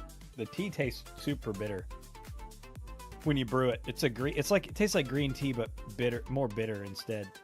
Right. And I used to drink it in the morning, and yeah, it was like jet fuel. Okay, one last time. I need to hear how this name is pronounced.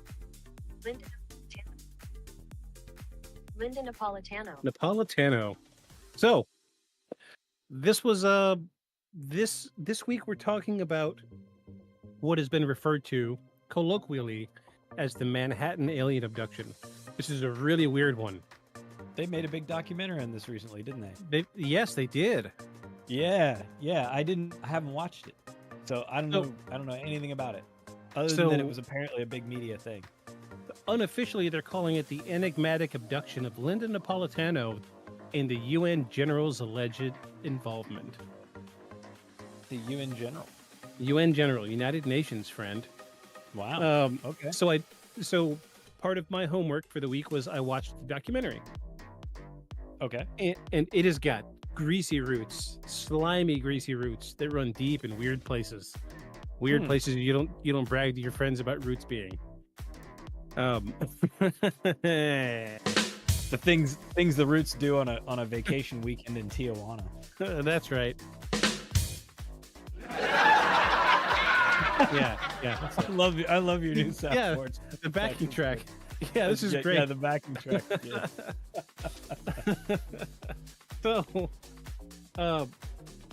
So yeah, this is a really weird one, and like the news, there's so much news coverage of this, but it's kind of recent. It was in 1989 when it happened, but there was more news coverage towards the mid 90s, so we're not necessarily free to use the news coverage like we are with a lot of our stuff that we usually cover. Right. So I don't have any real clips of any news. I can't use any interviews. Increasingly lately, she's been doing a lot of interviews because they did just recently make a documentary. Yeah. And at the end of last year, there is a Netflix series. Maybe that's the thing that I saw advertised. Yeah, it was only like 3 or 4 episodes. Maybe that I saw advertised, the Netflix series. But yeah, I've seen it pop up a lot lately. I haven't watched it yet. I want to. I started trying to find it, but I haven't just put my hands on it yet. Let me resize my windows. Yeah, there we go. So, this does have some weird factual basis. Let me fix my hair, man. I'm sorry. I took a shower like 2 hours ago. My hair's all over the place. This is why I don't shower so close to the. I know, me too. I know, me too. Me too. You miss your long hair everywhere. Yet? Nah, I don't. I don't. Couple of reasons. I mean, one, I don't miss messing with long hair. I mean, my hair was nice when it was long, but pulling it back and, like when I grill, like all my hair would just smell like, meat smoke and just little things like that. And my current haircut lets me move in almost any sort of circle business-wise and still be fun when I'm not in a suit. Yeah. So it works in and out of a suit, which is tough. It's tough with long hair. It is tougher because if I have it long, I want it long enough to put it up in a bun. And also the man bun thing. I've spent so much time since I've been out making fun of man buns since I had them when people used to make fun of them. like when people made fun of them because they weren't cool. I had them before they were cool. Yeah. Then they were cool, and then now they're a stereotype. Yeah. So it was fine. I didn't mind people making fun of me because I was the only guy that had it. That's fine. But the stereotype of dudes with man buns is mostly true. Yeah. So I don't want to play into it. I want to do the man bun desperately. But this is actually a grown out mohawk. So when I go to pull it up, the sides are only like this long, as opposed to the rest of it is this long, and it does not look right. I look like a really horribly maintained homeless person. So it's bad. So like this is my look now. I just push it back. I don't even put the hair to the sides too much anymore. Frame my face because it's just I like having the long hair because you know why. We for reasons I don't want to say, but I wasn't allowed to have long hair for a long time. Yeah, and then I had it. Weird. Yeah. Same reason. Yeah. Yeah.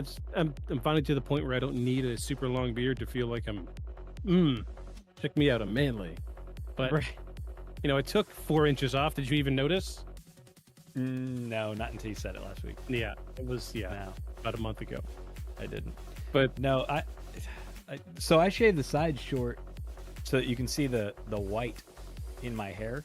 No, there's a reason I dyed my hair. I promise. And the white in my beard. Well, because check it out, I still look relatively young, or at least I think I do. You do. I think I do. And so that with all the white hair, people can almost never guess my age.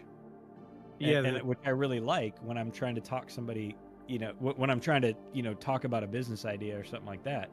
The white hair gives me a little more cred than my face does. Yeah. So. Yeah. Well, when I'm at work, I have a hat on. One form of hat or another. And you don't usually see, plus I got my hair up. I do a hair clip when I'm at work. And then I put a hat on. Most people don't see my hair unless I'm struggling at work, and then I got to take the hat off in frustration. But up until Yeah, up until like 2 months ago, that's exactly what it. That's exactly that's how what I I took my hat figured. off at work. Throw it on the ground. That's exactly what it is. And like up until like 2 months ago, I didn't realize that I was the second oldest guy working in the shop. Like, oh really? There's one guy. He's been there for like 10 plus years, and he's like the shop manager, quote unquote shop manager. And dude's just kind of aggressive in everything he does. It's just the way he is. He's not trying to be a bad guy. It's just the way he is. People are like that. I get it. And we kind of, you know, professionally, we were on the same level, but we would butt heads because our, you know, he would try to, I'm aggressive. I'm the head honcho. Right. And then we were talking one day and I was like, oh yeah, this song came out in 06. And he's like, oh yeah, that was the year I graduated. I'm like, what? he's like, yeah, I graduated in 06. So he's like, what year did you graduate? I was like, 04. And he's looking at me. He's like, 05. He's like, wait, you're older than me? I was like, yeah, I am. And he's looking at me. Yeah, I am. And I pat him on the. I just looked at him for a second. I pat him on the shoulder and I go, you know what? You'll understand when you're older. And I walked away. And ever since then, dude, it completely disarmed this guy. And now he's like totally cool. Like every single day. Because his thing is he likes to mess with the new guys. Oh, you're doing it wrong. You're doing it wrong.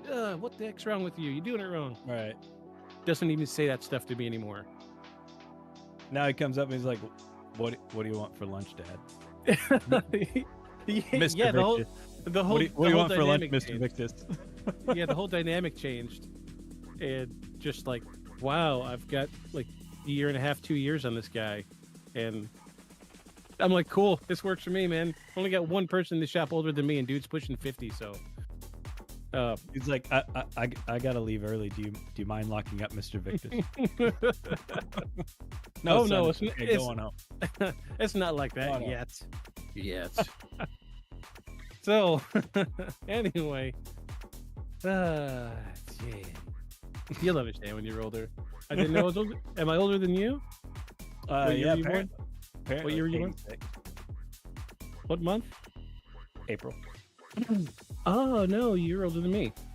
Oh, there you go. Yeah, September of '86. Yeah, I was just a slow kid my whole life, so I graduated like a year late. I graduated a year early. Oh, well, maybe I didn't graduate late. Yeah, I graduated a year early because, so I started off high school in Detroit, and they had tons and tons and tons of classes up there. You know, my freshman year in high school in Detroit I had like 12, 15 classes. And I moved to Arkansas. I had 6 classes my freshman year. So my senior year, I had more credits than I needed to graduate. So they just said, well, we could graduate you now, or you could just hang out for a semester. I was like, graduate me? Yeah. So as opposed to being the class of 05, I became the class of 04. Okay. Yeah, it was wild. Yeah. Anywho, we're getting off on a tangent. Wow. It's just is that the way this episode's going? Yeesh. What are we at? 48 minutes. Adults hanging out. This is what we do. That's why when I describe this to anybody, I tell them it's the paranormal cuss and discuss. And they're like, you guys are cussing and discussing about paranormal stuff? I'm like, no, it's paranormal, comma, cuss and discuss. More like paranormal, comma, cuss, comma, discuss. Discuss. Yeah, it's not. I mean, they intermingle, but no, it's you know, there's the path, and then there's us.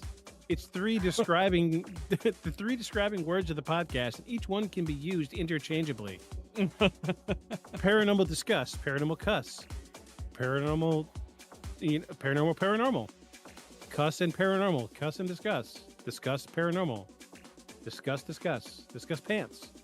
There's a bunch of different ways I could go. Yeah, I love this soundboard. Boots and pants. Yeah, boots and pants. Yeah, I do that to my sister anytime she's in town and we're gonna go to a show. Like that's how she knows that I booked something, because I'll come up behind her and be like, I'll just be doing this, and she'd be like, "What?" I'd be like, "Boots and pants and boots and pants and boots and pants and boots and pants and boots and pants." She's like, "Who are we going to see?"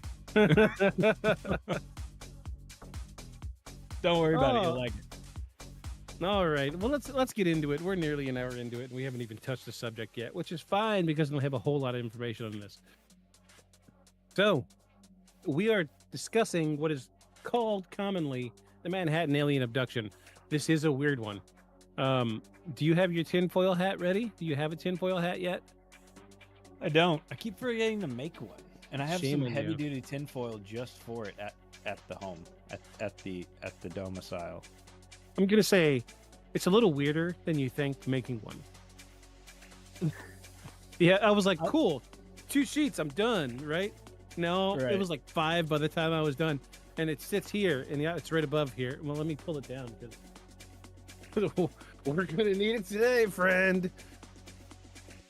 No, It looks like the head of one of the Teletubbies. Yeah, I The should one have. with the one with the wing wang for an ornament. I should have made this with the headphones on, so that way I could wear this with I the was headphones. just gonna fold up, like, you know how you used to make a boat slash hat Yeah, in school. I was just gonna make one of those, like I got some of the extra long, like this long tinfoil. I was gonna like double it over and then just fold up a. yeah. There we go. That looks all right. That does not look all right. No, it's fitting. It's fitting. Okay, it's fitting for the episode. Wait till you hear it's what's fitting. Yeah. I need to talk more with my head this episode.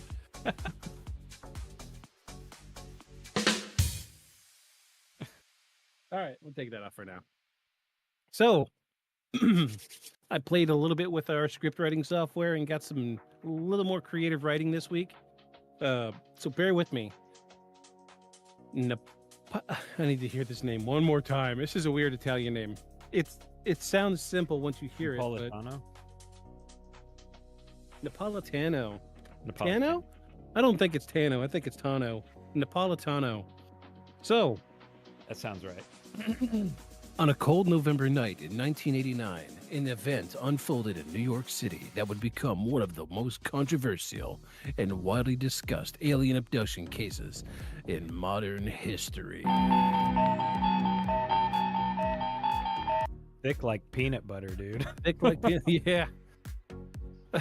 Linda Napolitano, a seemingly ordinary woman, claimed she was taken from her Manhattan apartment by extraterrestrial beings. But what made her account particularly shocking was the involvement of high-profile witnesses, allegedly none other than United Nations Secretary, the one name I should have seen how to pronounce. I'm not going to try to pronounce this guy's full last name. We're just going to call him UN Secretary General Javier. Dubbed the Brooklyn Bridge abduction.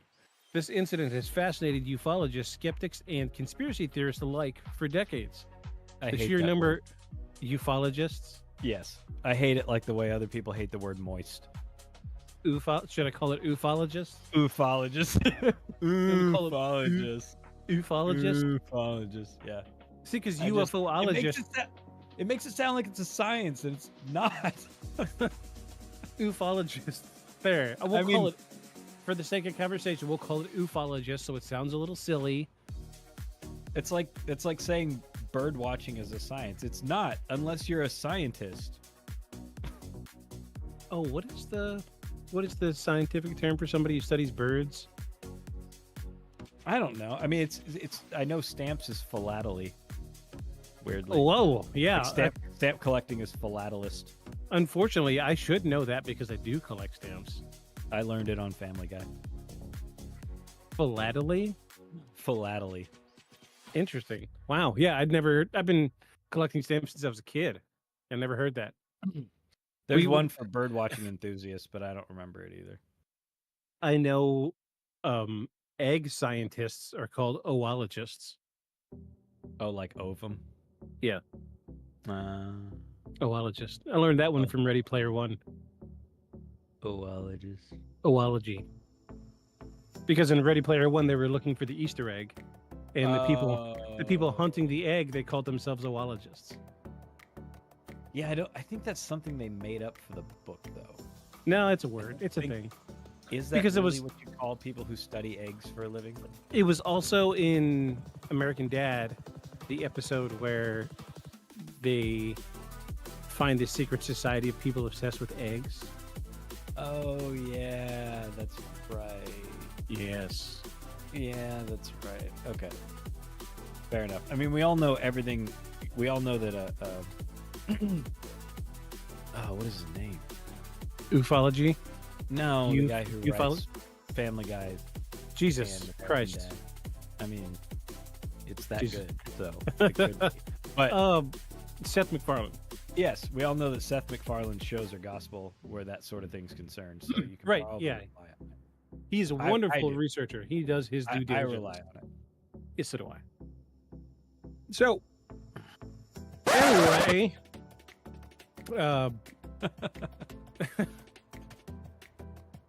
geez, this incident had fascinated ufologists, skeptics, and conspiracy theorists alike for decades. The sheer number of alleged witnesses, along with the prominence of those rumored to have seen the event, elevates this case above typical abduction stories. So, out of the gate, I like how you gave it the Italian hey, prominence. hey, prominence, hey. Forget about it. Yeah, every Italian stereotype. Get ready, because we have an Italian main character here. Ma! Hey, I'm working over... Ma, Taylor! Ma! Look, Ma! Ma, make us a lemonade, Ma! So, we're going to It start came with for you, gabagoo. Hey! I'm not really sure what gabagoo is, but it comes up a Gabagoo lot. is?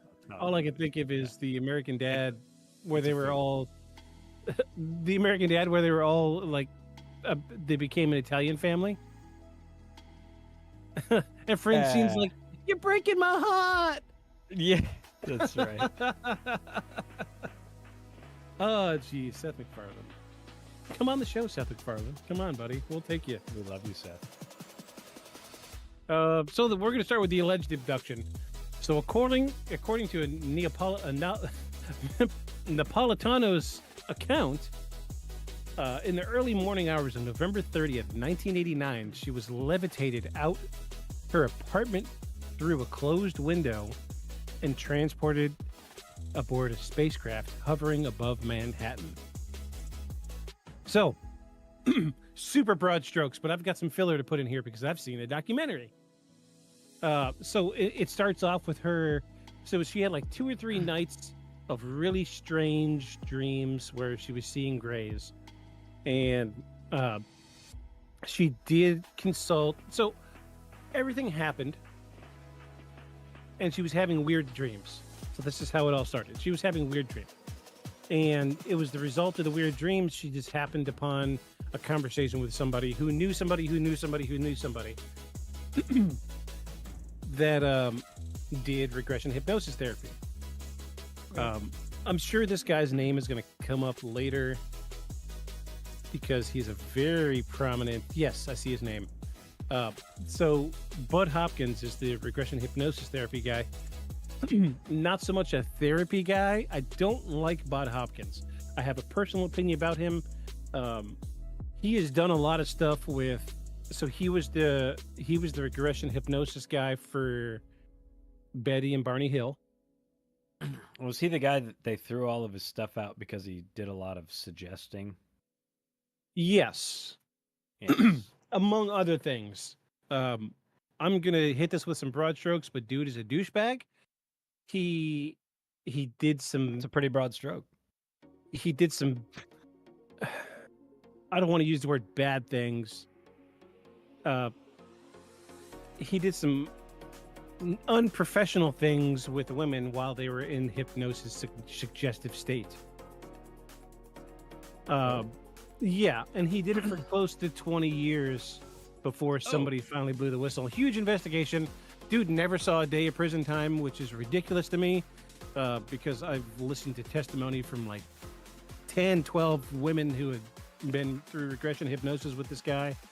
And he would put them in hypnosis states and start to do what he normally does with the alien abductions. but then he would throw something in for himself on the end. We'll just leave it at that. I don't want to glorify what he's doing because nothing what he did was glorified, but he did do a little bit of work in the field of ufology and helped substantiate ufology. He did help to substantiate some cases. Most prominent of which was the Betty and Barney Hill case. He was the regression hypnosis guy with Betty and Barney Hill. If you recall back season 1, we actually listened to the entire, well, not the entire, but probably like 2/3 of the actual hypnosis session. So that was his voice on the recording we heard.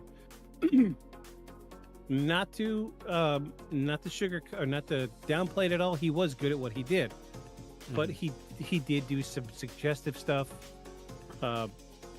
There was, I think the problem with him was he had federal funding, and they were like, look, if you can prove this is going to happen, or if you can give us this amount of evidence, we will continue to fund you in your research.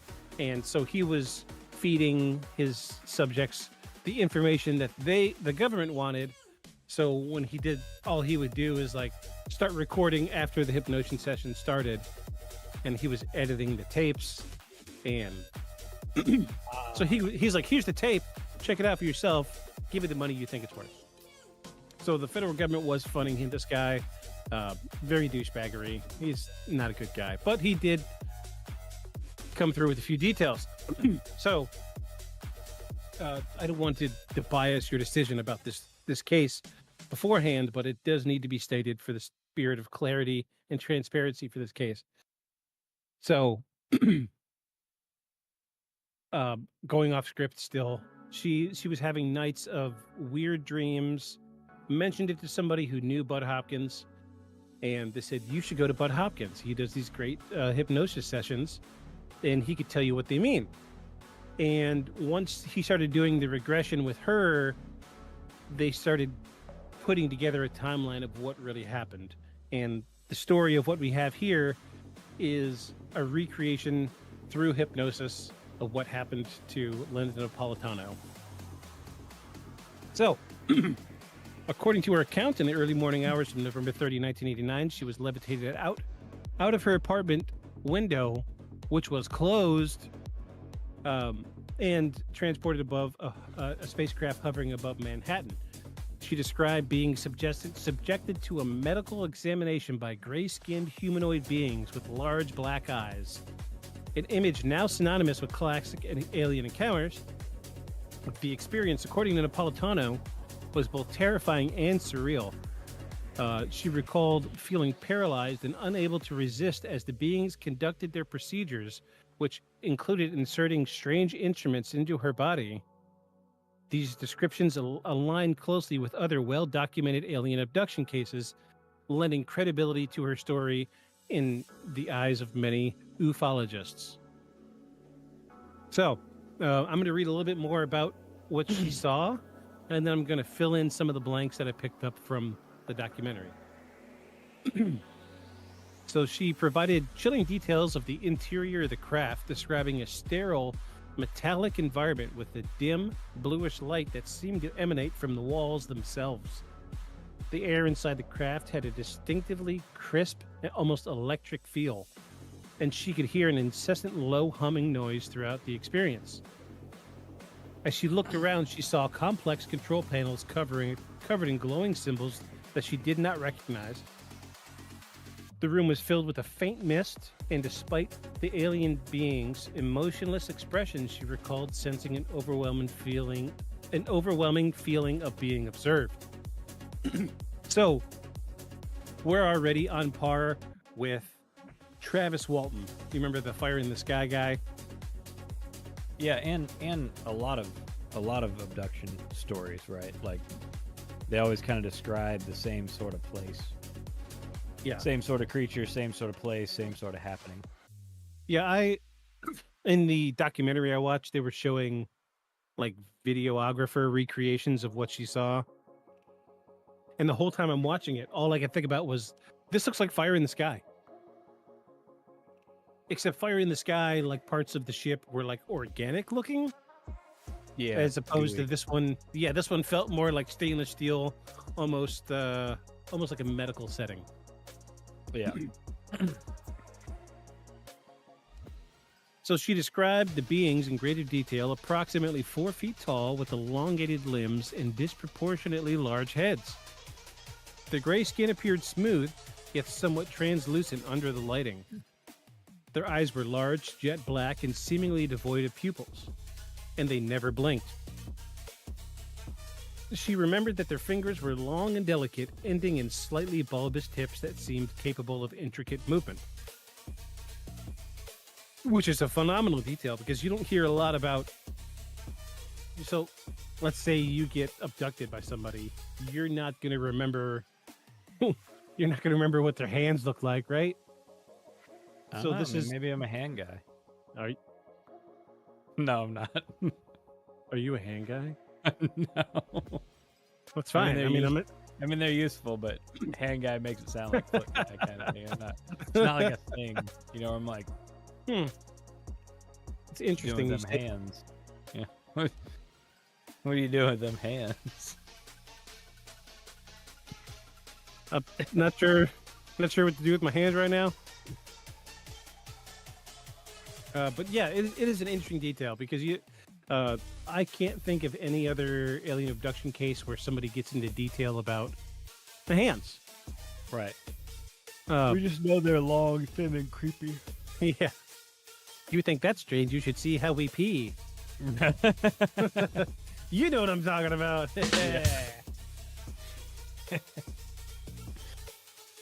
All right. So when they communicated, it was not through speech, but through direct thoughts implanted in her mind, which is kind of what we've come to expect. Yeah. Yeah, it's consistent. Napolitano claimed to have vague memories of communications with beings, stating that they conveyed messages about humanity's future, which is also on par with the rest of the alien abduction or alien interaction cases we've come across. That's like the South African kids. Exactly. Yeah. So this is a very, very common thread with just about any alien interaction case, which is why a lot of people think that the alien abductions or alien encounter stuff is not true.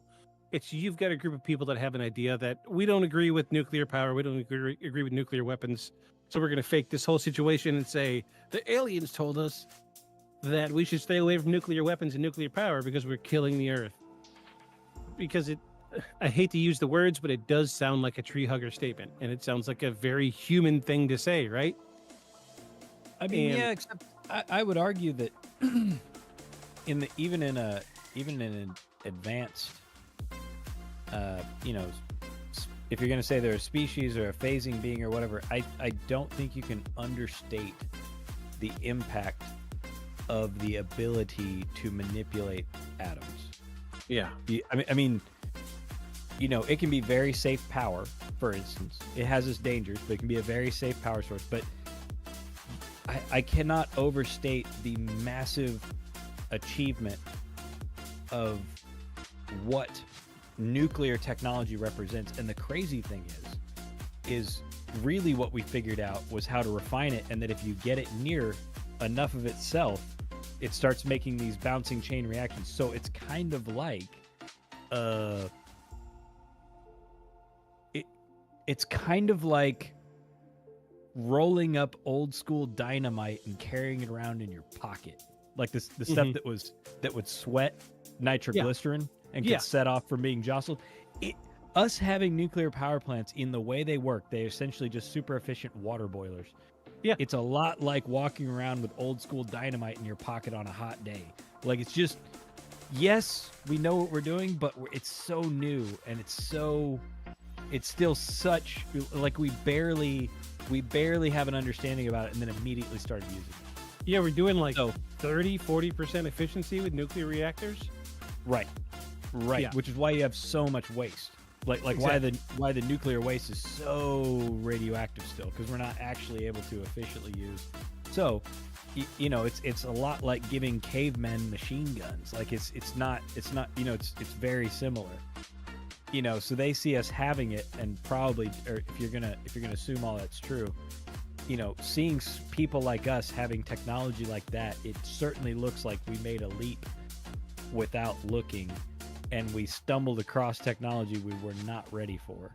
Yeah. Which is pretty true. Like I said, Yeah. See how the dynamic changes on a solitary island when you give the natives RPGs. Yeah. Like, it's like having something that you don't even understand, the ramifications of it, but you can use it. So Yeah. I don't think it's surprising that they want to give us messages about nuclear weapons. I don't think it's any secret what we've done to the planet in the broad stroke. Right.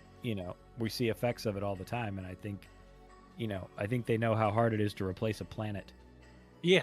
So, Absolutely. they're like, hey, Yeah. guys, maybe chill a little. You don't have another one. X-nay with the nuclear nay. Yeah, we have lots of planets. You guys don't have another planet. You should chill out. Yeah. Chill out with the nuclear We can just stuff. leave. You guys can't. Yeah. Yeah, you can. And we're not. And you're not getting on our ship.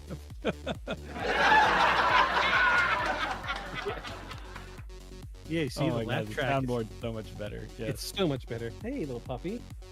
Oh, who's coming to join us? Got a tiny basil. Hello. Oh, okay. He's come to see the internet. Hello, internet. I always like to remind Paul when Jack licks his face, I'm like, he also uses that thing as toilet paper. Yes. This guy, he's gift for getting the tongue right up the nose. Oh, can you hear him sniffing? Yes, I could, actually. All right, buddy. Here you go. Don't get tangled, please. You're attached. Okay, thank you. All right. So we're checking a lot of the alien abductions, alien interaction boxes right out of the gate. So she also claimed to have vague memories of communications stating conveyed messages of the humanity's future. According to her, the extraterrestrials seemed concerned with Earth's environmental destruction and the potential for nuclear war. So there's another box. So if you're keeping score, there's another one.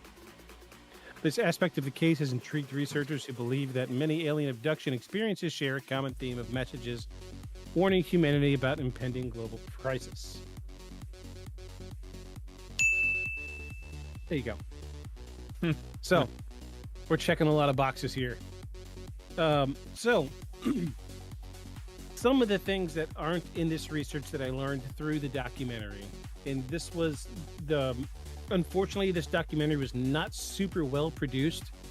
Like, you could watch it for free on YouTube. I stream most of my stuff from the server using what's called Plex. Plex also has like free movies, free TV streaming stuff. And Plex had this movie on demand. So it's free everywhere. It's free.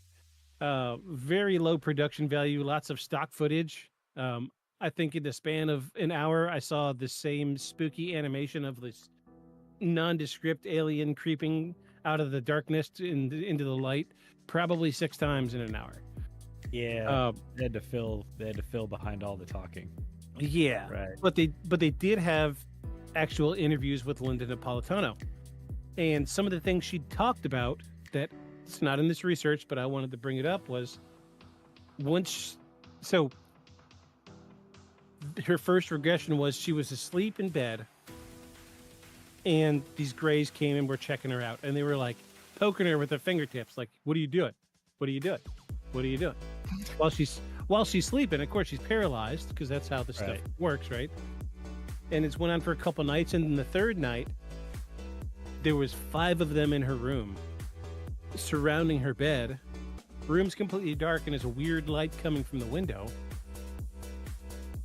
And she starts to panic, and one of them tell her telepathically just to remain calm, that they're not going to hurt her.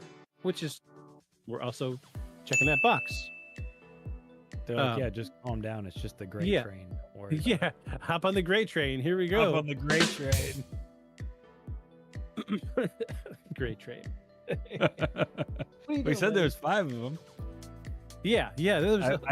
I believe in the Urban Dictionary that counts as a train.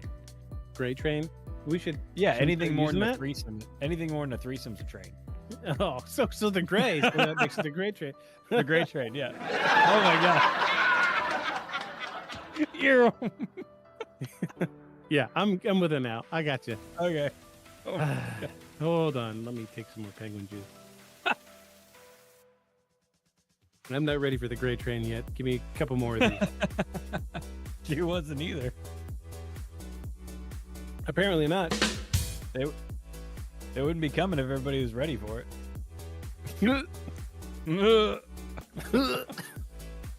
So, third night, 5 of them in a room, 2 on each side of her bed, 1 on the foot of the bed. The one at the foot of her bed does the hand signal of doom. Oh wait! I got a sound for this.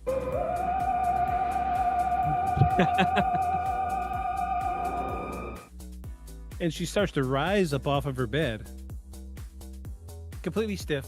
Light as a feather, stiff as a board style. Theremin will do that. Yeah, Theremin will do that. Theremin will do that.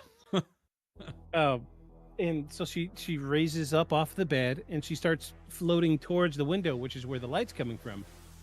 And she starts to panic a little bit because she knows her window's closed and she could see the window.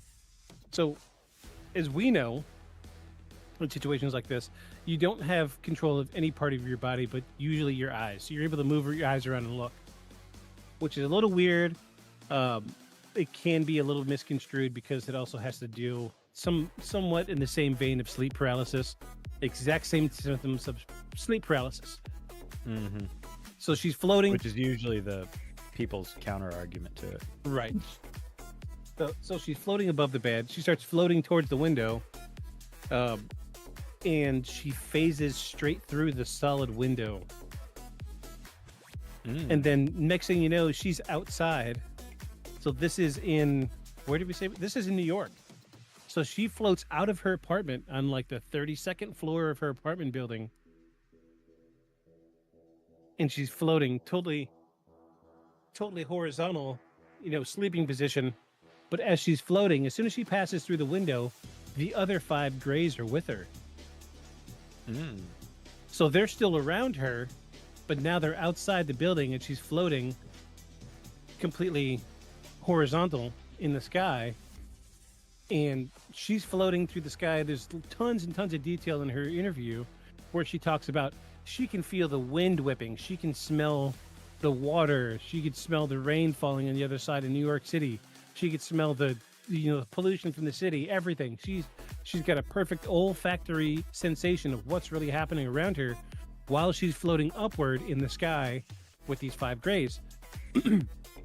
So she floats all the way up to the sky, and she eventually gets to this point where there is a UFO in the sky, and that's where the light is coming from. And she is bathed in this light, and all 5 of them and her float up to the bottom of the craft, flash a light, and the next thing she knows, she's on this examination table inside the alien spacecraft. Beep boop. Examination table. Beep boop. Beep boop. Do we have any? What do we got?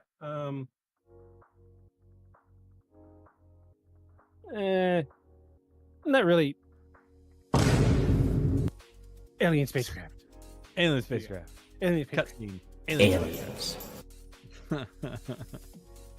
So now she's on the alien spacecraft with the aliens. So once she's in the craft, she's on the examination table. She starts to regain some of her ability to move. So she's trying to fight, moving her body, bucking on this examination table, which is when the aliens hold her down. Straps come out of the table, choo-choo, like a science fiction movie, hold her down. So the only thing left for her to do is scream. And after a couple of minutes, she's able to regain her control over her vocal cords, and she starts screaming, like top of her lungs screaming. And this is when one of them look at her, and the way they described it, he does this face. He does the, when he hears her scream, and he like waves a hand over her face, and she's just and then she passes out. Does the confused Vulcan face? Yeah. Human emotion. So she does. So he does the hand wave over the face, and she passes out, and she wakes up. She knows our mating scream. Interesting. Okay, if you insist. Winning. So hand wave. She falls. She blacks out. Next thing she knows, even with the hypnosis, she wakes up in her bed. Okay. So she even under hypnosis, she doesn't remember anything else. Correct. And it was later sessions where she was able to get more details about the medical aspect of what was happening to her. I don't want to get too far above PG-13 on that, but you can imagine what happened. Generally, a lot of times, tap her knee, make sure she's got reflexes, you know, all that. Yeah, what everybody does, doctor. Usually, it's the insertion of a needle through the navel. However, that wasn't the case with her. Use your imagination. But there was, like weird, generic examinations. Like, say you're not a human and you see a human for the first time. What are you gonna do? They're like, come at it with an egg beater. Yeah. And egg beater. Huh. And wait, do I have something egg beater shaped here? Yeah, we'll say this is an egg beater. Huh. It doesn't seem to be doing anything. It doesn't. It's not working. And she's not exploding. She's not. Her brain case should have erupted by now. So, I love that laughter track. That is the best I can get. So they were doing like drilling into her teeth, taking samples of the bone in her teeth, scraping skin cells, like getting swabs from the mouth.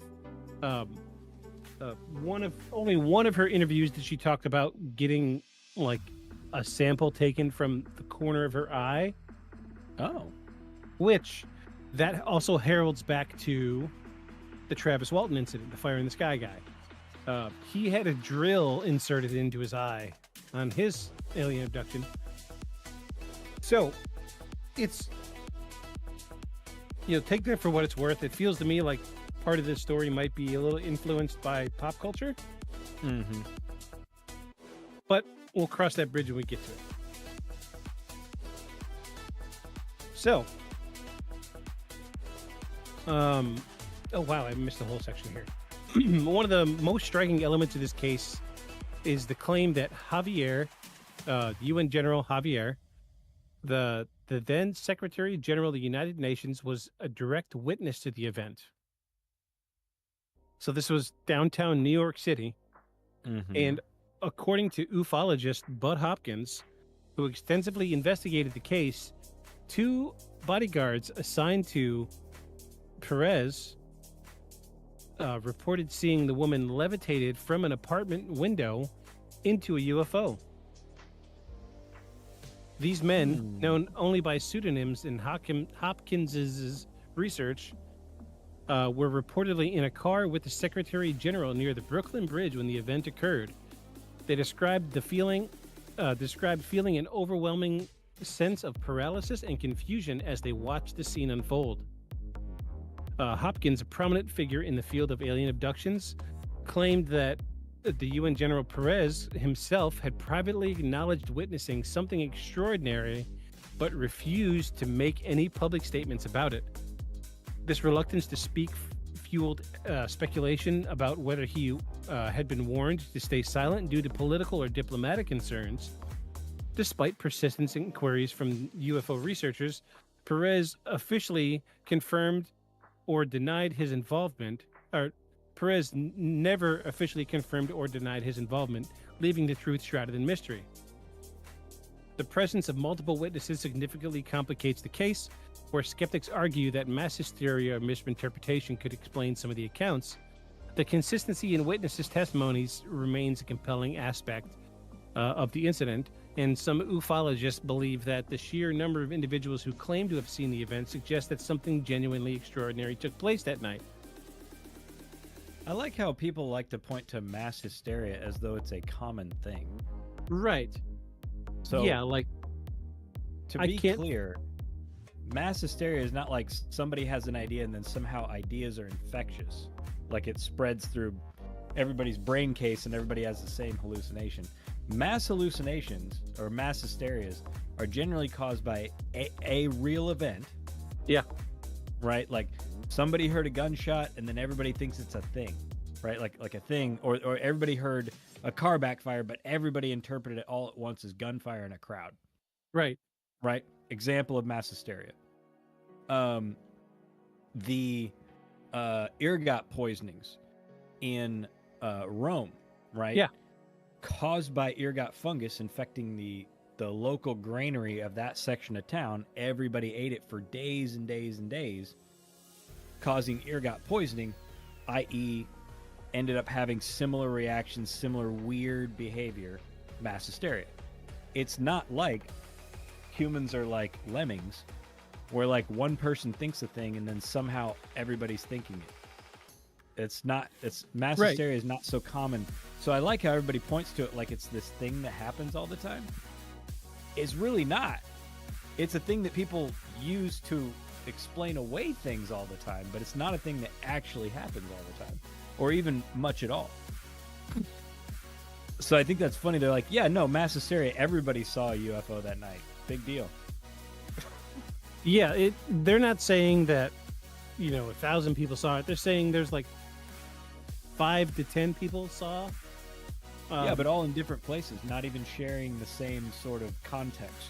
Right. Right. Like some are outside. She was in her bedroom, and the rest were presumably not standing right next to the security guys. They all independently in their own world, in their own thing, in their own set and setting, saw this same thing out of context. Yeah. I mean, out of context with their world, right? That's not how mass hysteria works. Yeah. It's a nice broad stroke cookie cutter excuse for something happening that they don't understand. Sure, and I think people use it because they don't want to believe that something happened, and they say it because people have said it so much. That they say that. Oh yeah, no, mass hysteria, because that's a thing. It's not a thing. It's not, they hear the word. Hear the word hysteria and UFO, and they're like, oh yeah, that makes sense. Surely they must be crazy. They're hysterical, right? Right. So, or everybody needing to have a Cabbage Patch Kid when they first released, right? Or the Tickle Me Elmo thing. Those are mass hysteria, right? They're influenced by a common thread that's real. The ergot thing, the St. Anthony's fire being an outlier because nobody knew what was going on at the time. So you ready for some weird stuff? Yeah. This is where things start to get a little weird, a little twisted. Let me open one of these, because I'm gonna need it. It's about to get crazy. So after her stuff with Bud Hopkins, Linda goes home, and Bud, being the experienced ufologist, tells Linda, be wary of people. He says, you're going to get weird interactions, and he tells her about the MIB.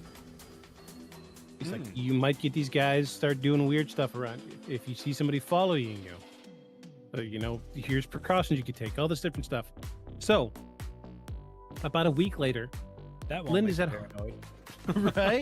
right? And then this happens. Get ready. Linda's at home, knock on the door.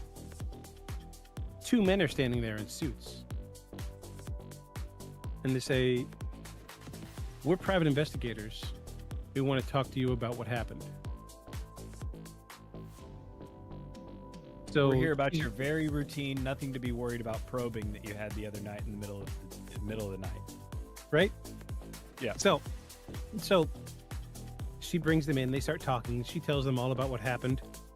And they say, all right, we're not really private investigators. We work with the CIA, and we want to make sure that this gets investigated fully. We'll be back in contact with you. Just be wary of people following you. Them coming. Hang on. Oh.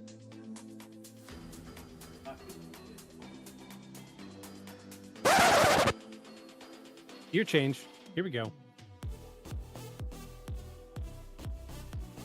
Sorry, the Gus almost took down the entire diffusing screen that I have up behind us. Like a whole... Oh, no. His bed's near the sheet, so he started rolling himself across the sheet. I was like, no. Oh, no. Don't do that. Yeah, so, right. I have to say, if two guys in bland black suits showed up and they're like, we're private investigators, and I invited them in, and they're like, okay, let me level with you, we're CIA, I'd be like, I mean, I could have told you that you were CIA. But wait. You guys are not subtle. It gets better. So, the following days after the interview with the two CIA operatives, she notices a nondescript white van following her. Everywhere she goes, the van's there. Because they're so subtle. Right? For weeks, she's followed by this van. And finally, the two guys show back up. We've just been trying to repair your TV. You won't stop. We've been trying to reach you about your car's extended warranty. Do you have time to stop and talk about Lord and Savior Jesus Christ? Don't run away from me. Why are you running? I need to get that audio clip. So I'm hoping I'm putting this together in the same order that I remember hearing it. So they show up again, and they look a little haggard, right? A little disheveled. Suits are a little messed up. Their hair's all what have you. Come to find out, these guys have been staking her out for weeks, sleeping in the van that's been following her. Pooping on the street, eating Thai food. And they force their way into her apartment and kidnap her. No. Yes. Okay. They take her, drug her, and next thing she knows, she's out in a cabin in the middle of the woods. Okay. She's tied up. She's officially a hostage in this situation. And you've got two guys. We're going to call him Normal Guy and Unstable Guy because I don't remember names. Let me get a little more penguin juice. Normal Guy goes to Linda and says, hey, I'm going to try to get you out of here. This was Unstable Guy's idea. He's obsessed with you. Come to find out, through the investigation, he's become insatiably in love with her, and he is the reason they've been following her. Also, come to find out, these two guys were the security detail for the UN general guy. Oh. This is how they knew. Yeah, so this is how they knew that she was the woman that floated out the window, because they saw her. And the initial conversation went that they were both very worried about the woman. They stood, looked at the building, figured out what floor, figured out what room, went up there a week later and found out who she was. And as soon as they saw her, they immediately realized that this was the woman that they saw floating through the sky. However, Unstable Guy is become infatuated with her, which is why they kidnapped her. Normal Guy is trying to get her out of there.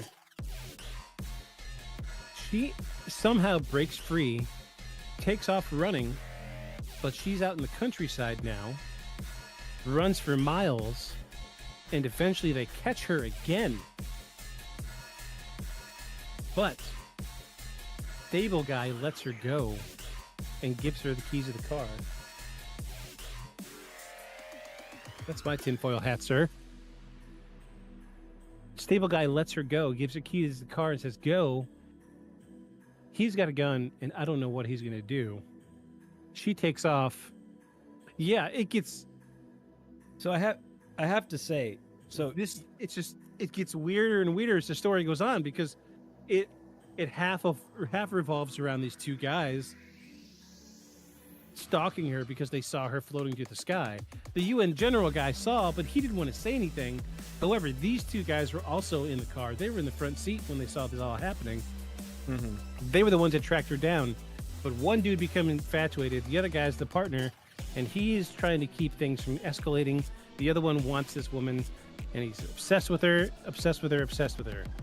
So I have to say, man, you and I have known each other a long time. But if we saw this and your solution to me was, hey, man, we need to go check on her. Okay, we'll go. We can check on her. And then finally it turns into, hey, man, I think for her safety, you and I should kidnap this lady. I'd be like, man, I make it a habit of backing your plays, but I think this one, I think we're going to have to think on that one a little bit. I think what the story was is normal guy tagged along to keep the situation from getting worse. But because he knew there was a kidnapper. Yeah, because he knew there was no stopping the unstable guy. He was going to do it irregardless. Yeah, it gets crazy. For a guy who's supposed to be watching a very important gentleman, I feel like Stable Guy has some logic and choice spy proxy. Yeah, he's got some logic and choice problems going on for a guy who's supposed to be watching somebody at such a high level. I feel like his problem solving and follow through are a little flawed. Yeah, and there's tons of details I know I'm missing because I was not 100% paying attention to the documentary. However, all of this stuff did happen. She gets free. She goes to the police. And the police stake out her apartment. Unstable guy shows up. They arrest unstable guy. Okay. So, long story short, there's not much that happens in between. I'm going to wrap up the story with unstable guy. He gets convicted of kidnapping and false imprisonment. Normal guy testifies against him, so he doesn't, and nothing happens with him. Okay. Unstable guy goes to a mental hospital, and if I remember correctly, he was released and killed himself immediately after. Okay. So he did like 4 or 5 years in a mental hospital, and then couldn't deal with the fact that he was living without Linda. Killed himself. I mean, I haven't seen Linda. Is Linda like particularly attractive? Let's pull it up. Let's find out. I've got a whole ass computer right here. Just triggering for him and triggered his inner stalker killer. Oh, how do I spell this lady's name again?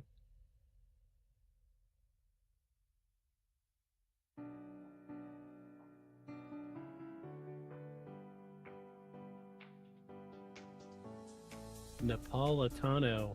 Oh yeah, I spelled that horribly wrong.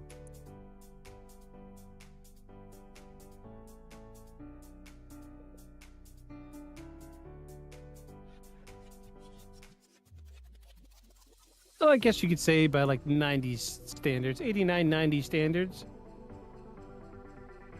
I wouldn't call her a supermodel or nothing, but sure.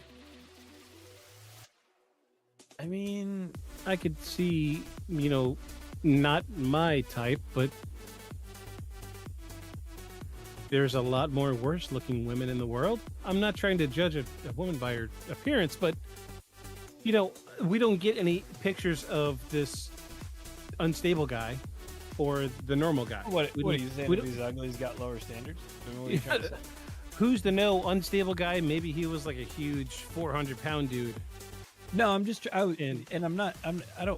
just wanted to see if there was something striking about her, right? Like some feature, right, that just makes you unable to stop looking. There's that in people that you wouldn't call like,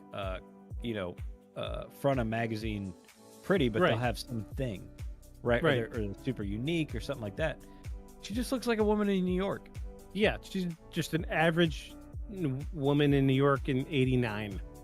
So a piece of me. I was trying to understand what made him like. Yeah, I think if I remember correctly, there was some stuff where he was paranoid, schizophrenic, and he was delusional, and he was building a whole fantasy around her, and maybe I feel like maybe part of him was just pulled in by the mystery of what happened, and is like, oh, a pretty lady, and became infatuated, and it just escalated. You know, the delusional part of his brain took over. And good thing they gave him a gun. I mean, you know. Right? Yeah. I mean, he ended up doing himself in at the end anyway. So, we're going to get into the investigation and the controversy behind the subject now. Do you need a bathroom break, sir? Yes. Okay, we'll do a quick bathroom break, and we'll be back. Okay.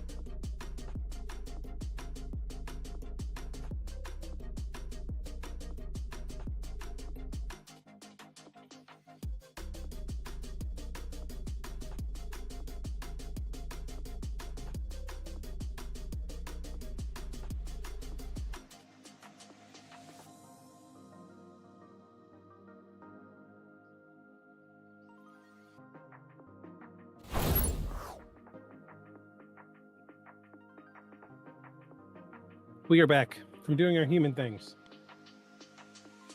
Peeing. Yes, to prove we are not aliens. It was pee. All right, so if you really want to go down the rabbit hole with the the two security guard guys, just look up the Manhattan alien abduction on YouTube, and you will find the 1 hour and 3 minute long documentary about Let me see. There you go, right there. And is it mostly about the abduction? Is that what it ends up being? About Yes. her abduction by the guys? It's mostly about the abduction. However, there is a bunch of stuff that's involved with the two guys. This is the video. It's called Linda Napolitano, the alien abduction case of the century. It is free to watch on YouTube. Half of this video is about her being taken by those two guys. Oh, okay. Well, so if you really want to go down the rabbit hole, watch it. It's there. It's a good way to burn an hour. If I can remember, I will put a link to this in the description of this week's episode. However, we're not even done yet. So, now we're getting to the investigation. Oh my gosh. We just got botted. Hold on. I gotta ban somebody from chat. Bottity bot bot. Bibbity bots. And you just got banned.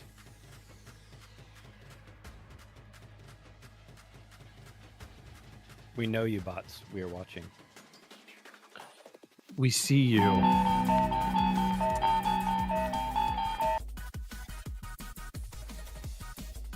Cheap viewers on streamboo.com.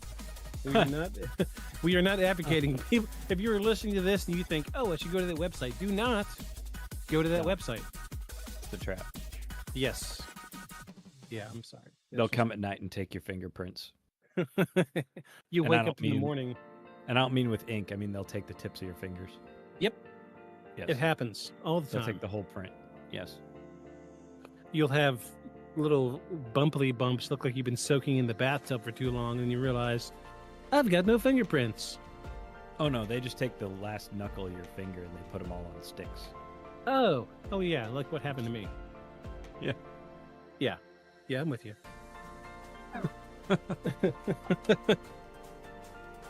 Oh, jeez. I used to have fingerprints.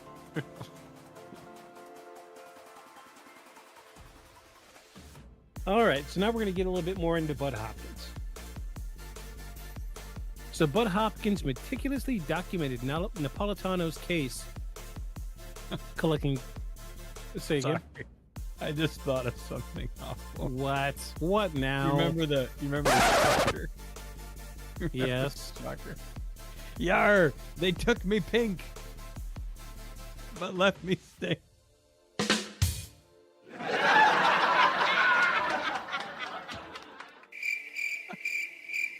I'm sorry. I only tell jokes for myself, so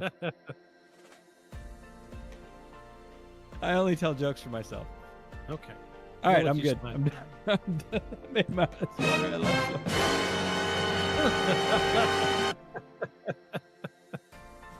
All right. Geez.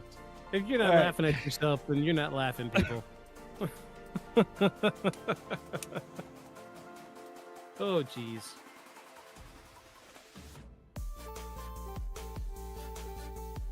I thought the pirate accent really added to it. Yeah. I have people all the time at work that they would say, "Oh, this customer's driving me nuts," and the only thing I can think about is that joke I told you about the pirate. Yes, the pirate in the steering wheel. Yeah. That was really good. It'd be driving me nuts.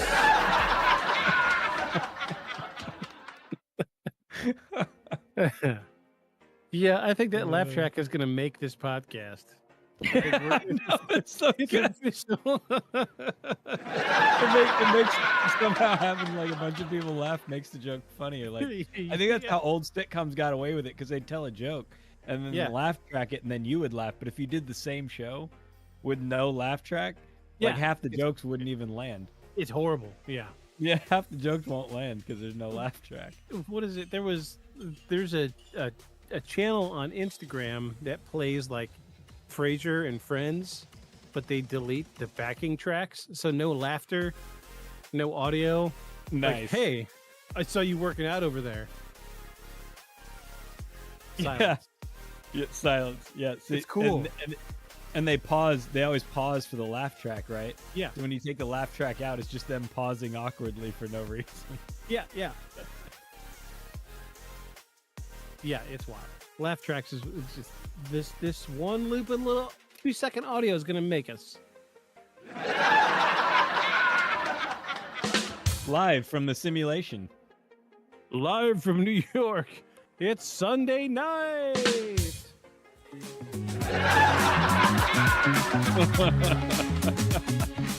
All right. You get the idea. Yeah, sorry. I had to do it. I hit like 4 buttons. I hit 4 buttons. That felt great. Yeah, the start and stop works great. We need to get the SNL intro theme song. Live. They'll probably have something to say about that. Oh yeah. Maybe we can get like a AI generated jazz intro track. Live from an underground bunker somewhere out in the Nevada desert. It's Beyond the Shadows podcast. That's pretty good. Yeah, that's pretty good. Way to go. I'll come up with something. Thank you. Golf clap. I don't have a clap. Anyway, we're going to get into the investigation and controversy behind this subject. So Bud Hopkins meticulously documented Napolitano's case, collecting testimony from various sources and presenting it as one of the most compelling alien abduction incidents ever recorded. Excuse me. His research was published in numerous reports and later included in a book that explored the phenomenon of alien abductions. Hopkins insisted that Napolitano's story was consistent with other alien abduction cases that he had studied. And he pointed to the involvement of high-profile witnesses as evidence as this case was unique. However, as with many UFO cases, skepticism arose. Critics argued that the accounts given by the so-called bodyguards were unverifiable, and handwritten analysis suggests that the letters were supposedly written by those witnesses had, in fact, been penned by Napolitano herself. So, this is a detail in the research that I forgot to mention, but it was in the documentary. She was getting letters in the mail from the 2 guys before they showed up at her house. Okay. Saying that they saw the event, they want to make sure she was okay. A bunch of letters went back and forth before they finally showed up. I totally forgot. I'm sorry. Poor dude decided letters weren't enough. Yes. I must have her. I must take her away to my cabin in the woods. So they're saying that the letters were penned by Napolitano, not the 2 bodyguards. Okay.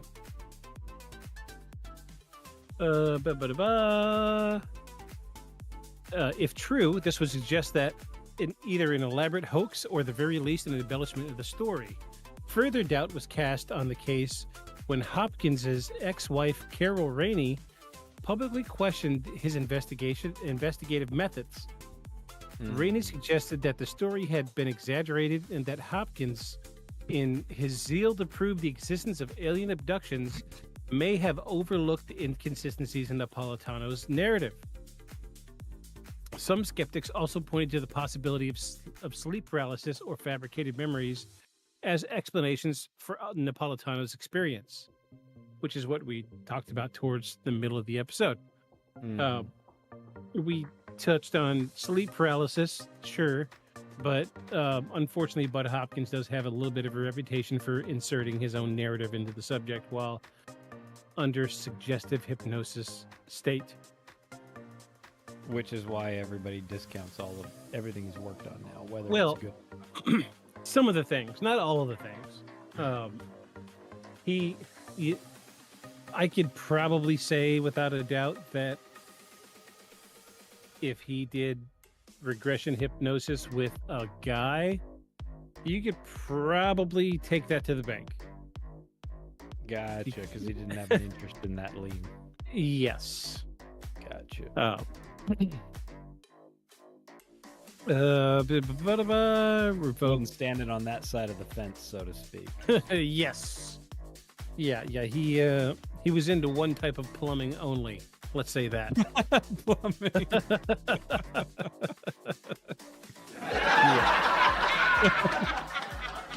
Yeah. Laughter track. It makes it all better. I like how in the laughter tracks there's always that one dude laughing way too hard. Play it Is again there? and listen. That one there at the end. The loud clapping, that's me. That's me. I'm that guy. If the joke is funny enough that I know you're recording, I'm going to make a fool of myself. Yeah. That's funny. I have no shame. Sleep paralysis, a well-documented phenomenon, can cause vivid hallucinations that feel extraordinarily real, leading some to believe that Napolitano's experience may have resulted in a dreamlike state rather than an actual abduction. Additionally, many researchers question why no conclusive physical evidence exists to support Napolitano's claims. While she maintained that she suffered physical after effects from the abduction, such as unexplained marks on her body and emotional distress, no scientific tests have confirmed any alien involvement.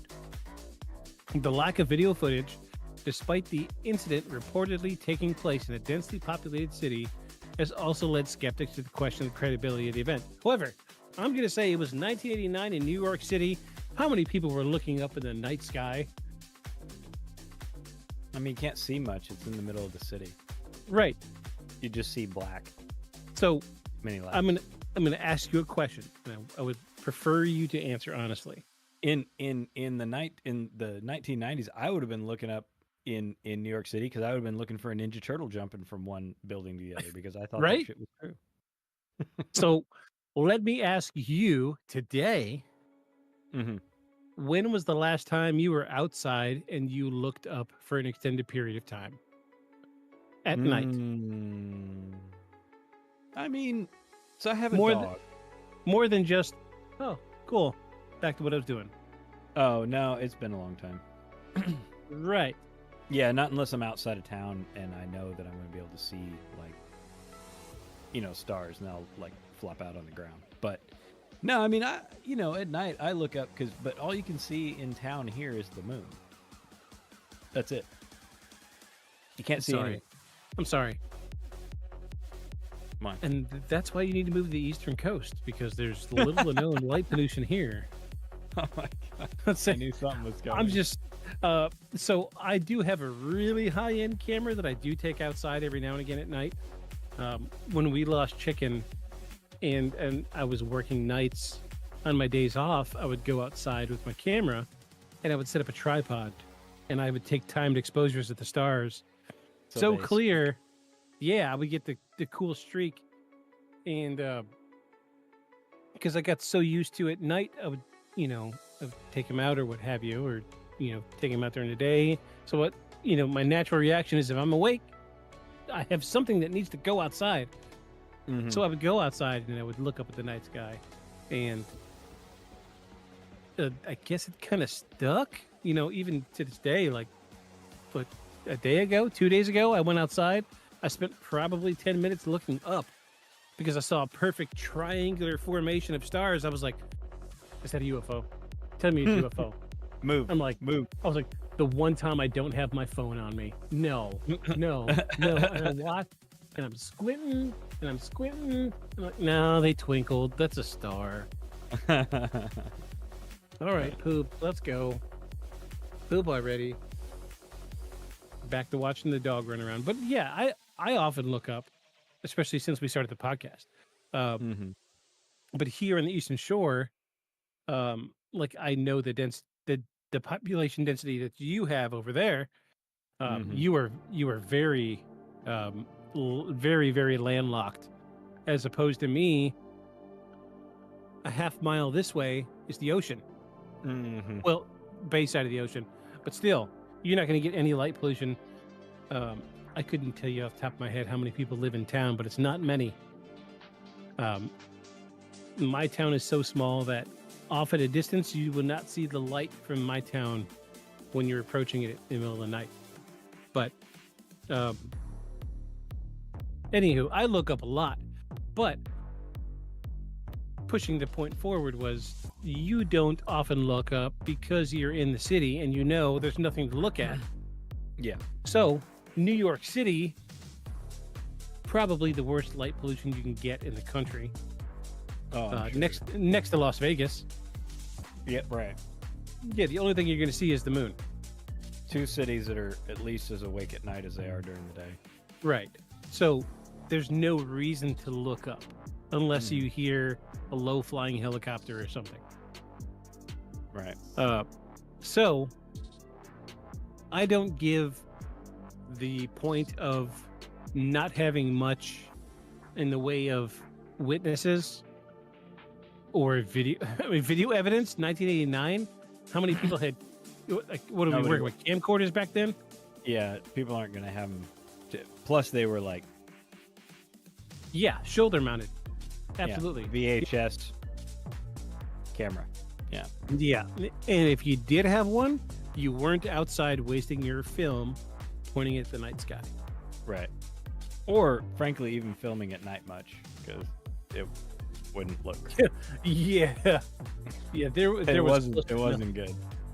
Let's look at 1989 camcorder. Yep. Oh, look, there's a little one. There's one. There's I one. remember Most these. of them are not. And that one on the third row down there, third over, third down, that is not a 1989 camera. No, that's like a 2004. Yeah, that's an early 2000s camera. So, I have one of those back here behind me. Yeah, I was gonna say, I remember when that was for sale in Best Buy in my adult life. I think that this is more correct. Yeah. Open image and new tab. Yeah, the Super VHS. That was what everyone was filming anything on if you had a monstrosity. Yeah. Kids today, you don't understand how good you got it. When you want to record a video, all you gotta do is this. Mm-hmm. Back when we were kids, when we wanted to record video, it was, hold on, turn it on. Okay, hold on, give me a second.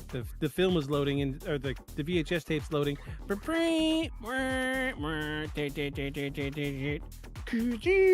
Okay, cool. On your shoulder, put your eye to the eyepiece, flip it to record, press the button. Now you're recording. Then you realize your 8D batteries are dead. Yes. Yes. You go to turn it on, you got you got a tiny sliver. There was no percentage. You had a tiny sliver, or one of the many little bars across there, dead, of your 8D batteries. So it was like carrying, 10 pounds of batteries. Let me see if I've got a VHS tape behind me here. In case they don't know what VHS tape size is. Oh my God. Are we that old? We are. That we think the people watching this would not know the size and shape of a VHS tape? Okay, no, I don't have any. I moved them all downstairs when I reorganized. But that's something that's not coming back. While records have come back because they have some sort of charm, VHS tapes are not coming back. We're talking a cassette tape the size of my head. Yes. I mean, that's a good description. Yeah. A book, a tablet. So this is my iPad. Yeah, it was almost that size. You could eat off of it. Just a little bit more narrow than an iPad. Probably like 2/3 of an iPad. Yeah. So it's just beyond me why they would think there should have been video evidence. There should have been video evidence in 1989. Yeah. Yeah. Plus, they were expensive, dude. Yeah. They were expensive. Unless you had kids, you just didn't really buy them.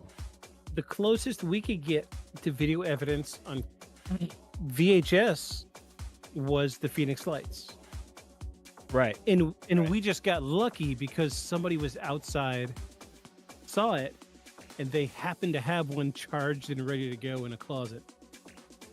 Yeah, if you think of home camcorders, much like what people film predominantly on social media now, it's their pets, their kids, and then everybody else just films porn. Hefner's here, by the way. Hefner says, trying to tell people how big an old media cartridge was by telling them it was bigger than a version of an old media cartridge. Yeah. Okay, that's fair. Yeah. That's fair. Yeah, That's fair. That's why I held up the iPad as a reference. So an old media cartridge that was bigger than an old media cartridge. That's yeah, funny. I've got tons of cassette tapes behind me. I love that. Let's see. No, that was a fair point. How many cassette tapes can we put together to make a VHS tape? It was like 6 of them. Yeah, so that's 3. That's about half. That's about half of it. Yeah. Yeah. Maybe a little bit bigger. Maybe like 3.5. You mean long? 3.5 tall. Maybe 4? I was going the other way. I was saying, like, if you were holding it on its side, it'd be like 3 wide by 2 tall. Yeah. Oh, that feels about right. 4 tall, 2 of these side by side. Yeah. 4 by 2 is the dimensions, and then, oh geez, shame on me. I have cassette tape. Shame on me. So like 3 wide, yeah, that's about right. Yeah. 3 cassette tapes thick. Yeah, I've got. That's how old I am. Mixtapes. You could be really silly and be like, it was slightly bigger than a Betamax. Wait, what? Do you have a Betamax? Surely no, not. I don't. I've got a few. I've got a few 8-tracks back there. Oh, okay. Yeah. It was different dimension than an 8-track and slightly bigger than a Betamax. Yeah, that'll get it across. Right. Yeah. But it's 1989. Nobody is out there in the middle of the night in New York City with a camcorder on their shoulder, ready to film whatever they see in the night sky, especially in New York City. Yeah. Maybe here where I am, less where you are, but not quite as less as New York City. I think we've agreed that New York City has probably the second most light pollution compared to Las Vegas. Right. I don't think that the lack of video evidence is a detractor. It's not a foot to stand on. Yeah. Simple as that. Everything has lack of video evidence then. Yeah, 1989. Come on. So at the time, let's see, let's go back to this see how much this cost in 1989. Reddit for the win. In the early 90s, a decent VHS or 8mm camcorder would set you back $900 to $1,500. Okay, somewhere so around somewhere around $1,600 in the late 80s. Okay, so then you go in and you put in what in if you account for inflation, how much would $1,600 in the 1980s be worth today? Oh yeah, that's right here. With inflation, that amounts to $1,500 to $3,000 today. Oh, okay, yeah. And furthermore, credit was not as easy to come by either. So most people were stuck with whatever was for sale at Sears or Radio Shack. Many DV camcorders replaced high 8 or SVHS tapes by 2001, but that kept the price up. Yeah. So in the U.S., easily from between $700 and $1,500. Yeah, it wasn't like when you go to buy your new $1,500 iPhone, where they always have a payment plan. Yeah, as part of your getting the this. Thing. There was no. This was back in the day. If you didn't know the manager of the store, you had to pay cash in hand for the entire thing. Yep. $3,000. Can you imagine spending $3,000 on this monstrosity only to carry it on your shoulder? Yeah, I don't feel good just saying it because I know my dad had one, but he did dumb shit with it. Like he didn't record the family, he didn't record the camping trips.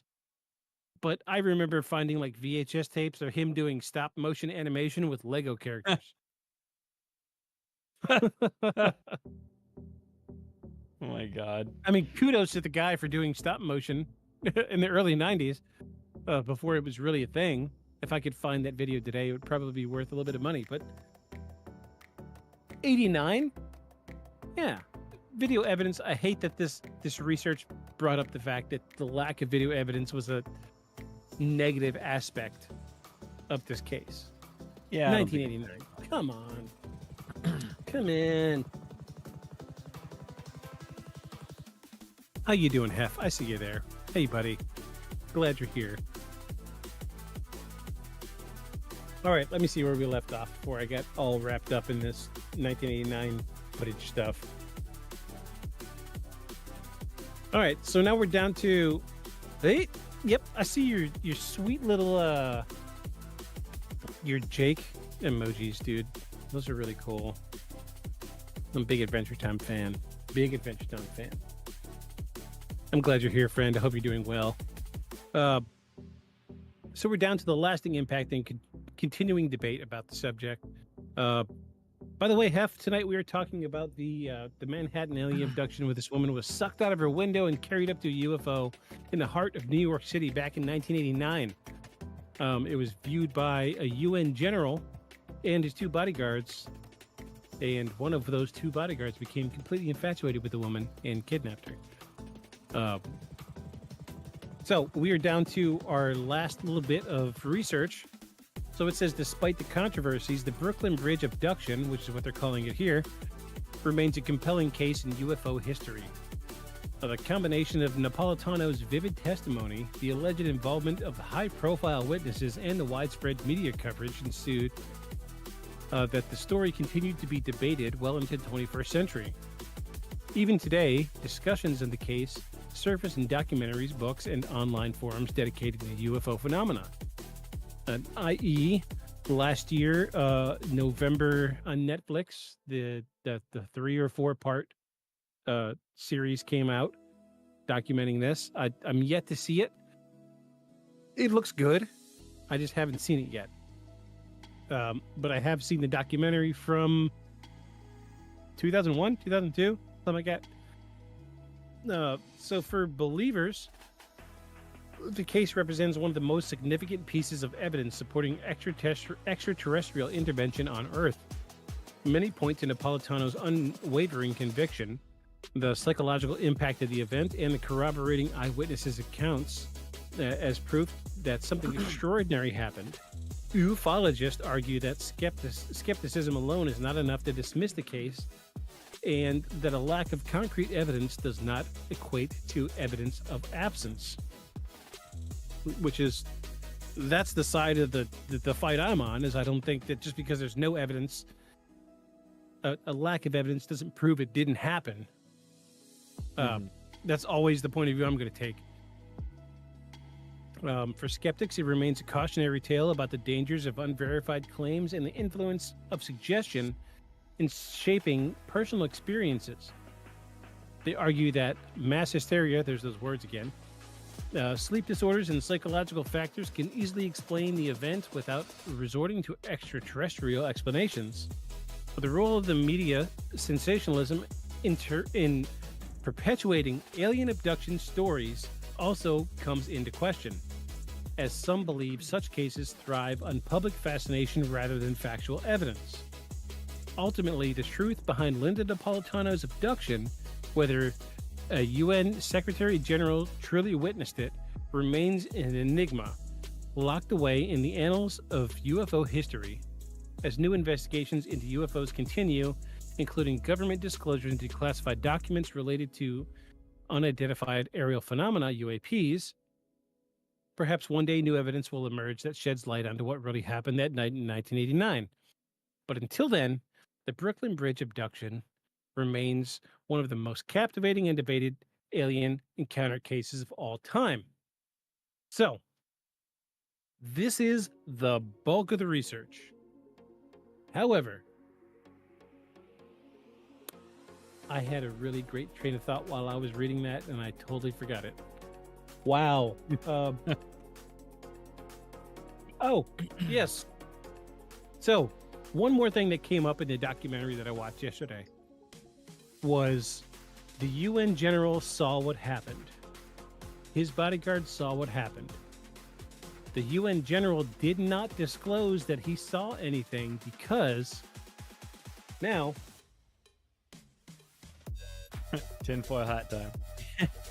He did not say anything because the United States government, as well as the UN, was in cahoots with the Greys to keep their mouths shut. We were getting technology from the Greys, and the trade-off was we would keep our mouths shut. It's like Fight Club. Exactly. First rule of knowing the Greys. First rule of knowing about Greys is you don't talk about the Greys. Yes. It's funny you say that because I just listened to the audiobook a couple days ago. A Fight Club? Yeah. That's funny. It's good. It's funny. It's really good. It's a good book. It's great. I love Chuck Palahniuk. I've listened to all of his books. Well, back when we lived together, I read all of them. I was gonna say, I don't think there's one I haven't read unless he's put one out in the last couple of years. I think he put one out just recently. I don't remember. It's been a minute. Spotify Premium has got them all free audiobooks. I listen to whenever I can. So,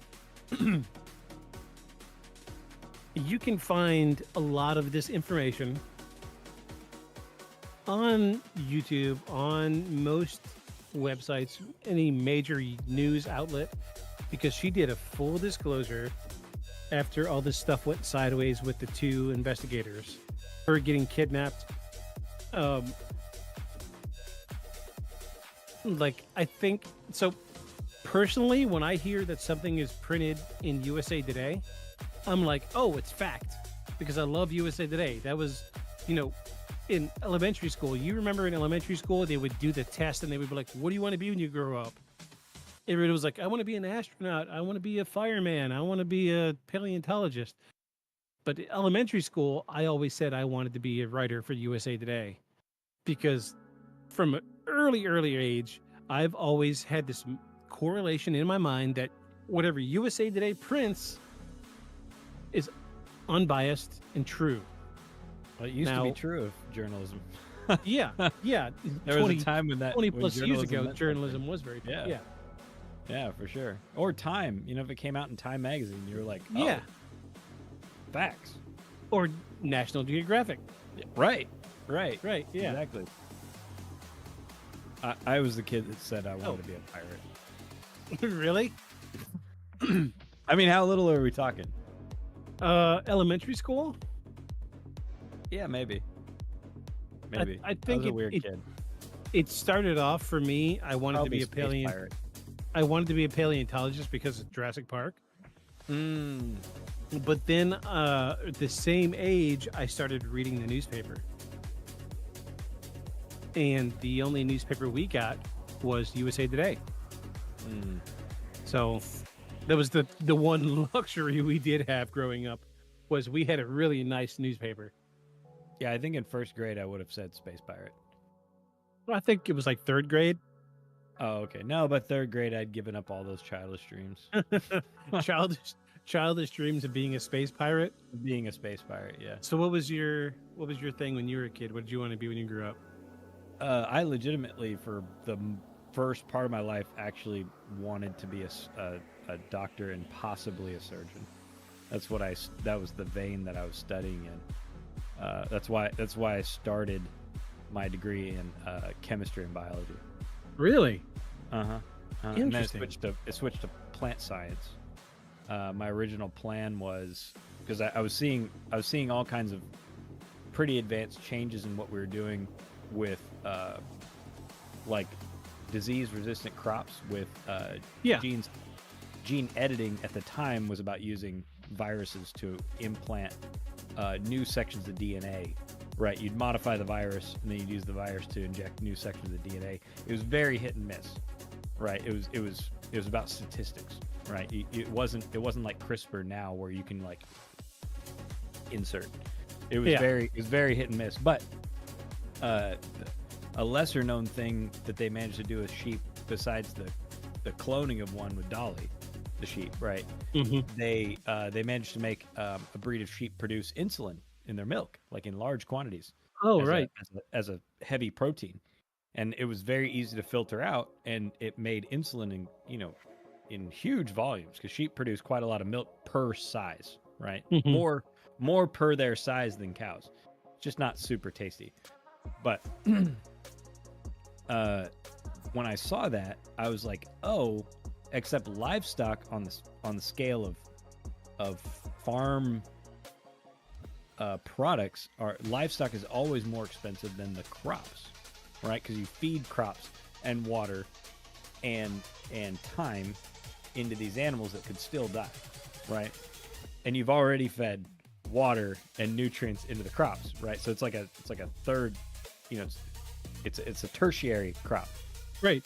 Secondary crop. And so my thought was, well, if all you need is something that produces protein to produce most of these carbon, left-handed carbon molecules, which is most of what pharmacology, it's very fancy carbon molecules. My thought was, well, there's a whole lot of plants that produce a whole lot of protein, like soybeans, like hemp. Those things both produce a ton of protein in their seeds. And I was like, if they could do it with the milk of a sheep, you could do it with a crop, and then you'd really have a thing going, right? It'd be super cheap. Yeah. Except one of my professors clued me into something I guess I should have seen. He's like, okay. He's like, how much insulin do you think is currently being produced by sheep? I was like, I don't know, how much? Like, I was super interested. He's like, none. I was like, well, why? He's like, because it was funded by a university, and then no one ever picked up the funding. Do you know why? I was like, no, why? Why would you not? He's like, because now you've Insulin made in a it pharmaceutical cheaper. setting.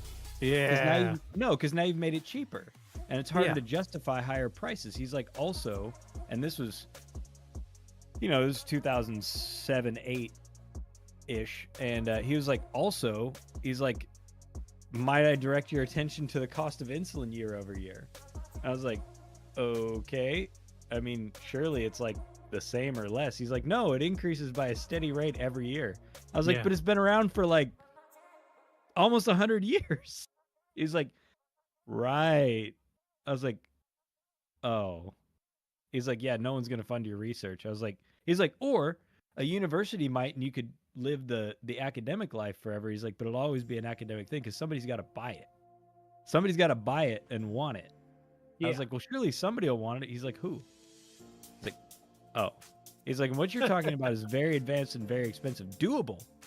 That's the way things are going. He's like, but nobody's gonna want it, because in the end you're destroying an entire industry. So you're asking that industry to fund the thing that's gonna destroy them. I was like, oh. Yeah.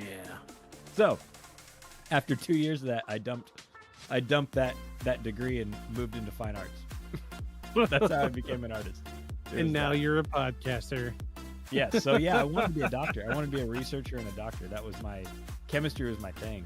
Chemistry and pharmacology was my thing. Still a huge amount of interest in it. Yeah, surprise. So I took it up as a hobby instead.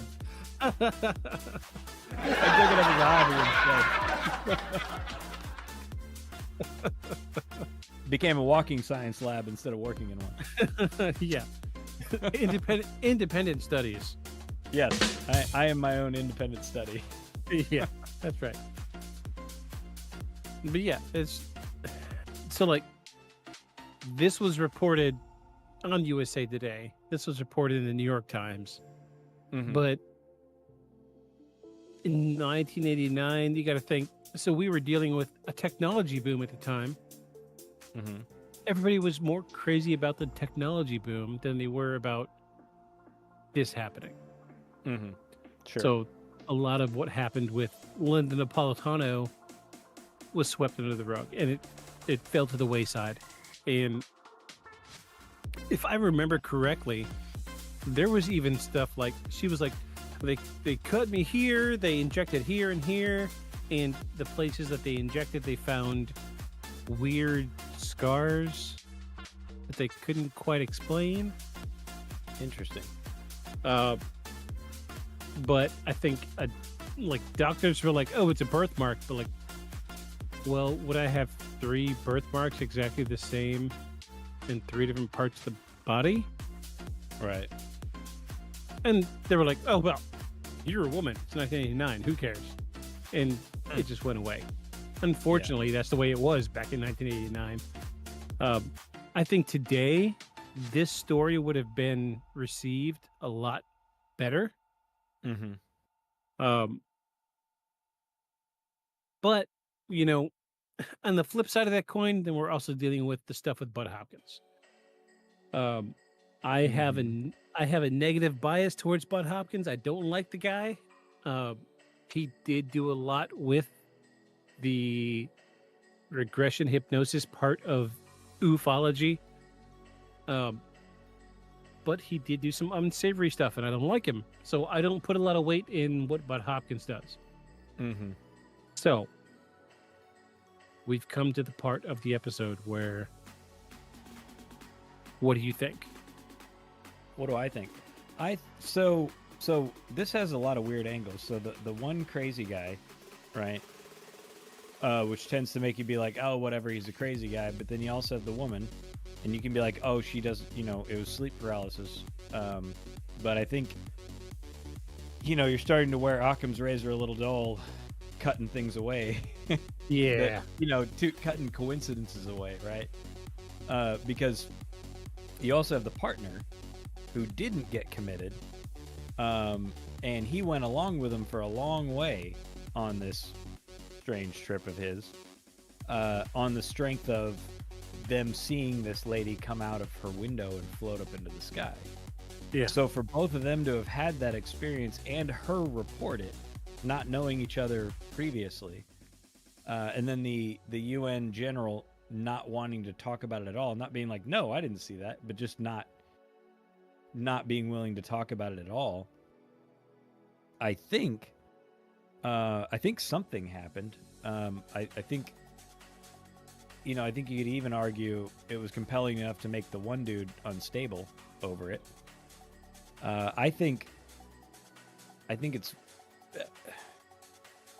Did they ever cover, like, you said there was some mention about, maybe the letters were fabricated. Did the guys say that they never wrote them? I was not able to confirm it. Okay. In the lineage of the story, the way it's told was the letters were written by the guys because they were unnerved about just going up and talking to her, cold calling her. You should watch the documentary. It would fill in that blank a little bit better than I can. Well, here's what I'm saying, because even if they had spent the time to write the letters to her, right? Unless you're saying her reading the letters made the whole suggestion in her head in the first place, and it's just the guy's hallucination, which again, I think you're dulling the blade on that one. Yeah. I think having three different people, having experienced her going up in the spaceship, her and the two guys seeing it, and possibly the general. I think that her floating out her window and floating up into the sky, I think that happened. What it was, I don't know that it proves the existence of aliens, but I think it certainly proves something strange and paranormal happened.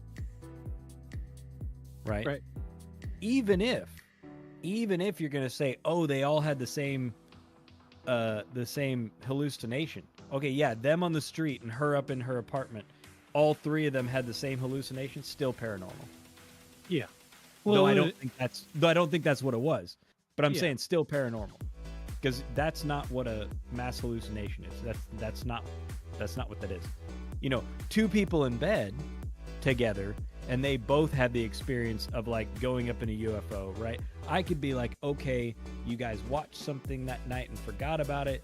You had some shared experience and then you both had sleep paralysis. Like I could hear you talk your way into that, right? Yeah. But guys down on the street that are awake, her in her bed up in her room, they see her come out, completely different perspective from what she's experiencing. I think it was something weird. Yeah. And I guess I don't have anything else to attribute it to other than an alien abduction. I don't think it was ghosts. Yeah. So, yeah, I mean, I think it's solid. I think it's solid. Also, I think people like her get ridiculed for this sort of, talking about this sort of thing. I don't think. Yeah. I mean, I guess there was a documentary in 2001, and she did have some stories written about her. Is that enough to then be the crazy lady that said she was abducted by a UFO? I don't know. It wouldn't be enough for me to tell it if that happened to me. Tell getting in USA Today would not be enough for me to be willing to tell the public. If that was something I experienced and I was sure it happened, that would still not get me to tell people publicly about it. Right. Like the idea that I'd be in news stories on TV, that's actually more scary for me. I want that even less. So, I don't know. I think I'm going to call it paranormal. All right. So let me give you my side of the story. What I think. Right. Okay. So, the biggest thing of this story is I feel like it was overshadowed by this great technology boom right around 1990. So you got to think, my brain goes straight to like Super Nintendo, Sega Genesis.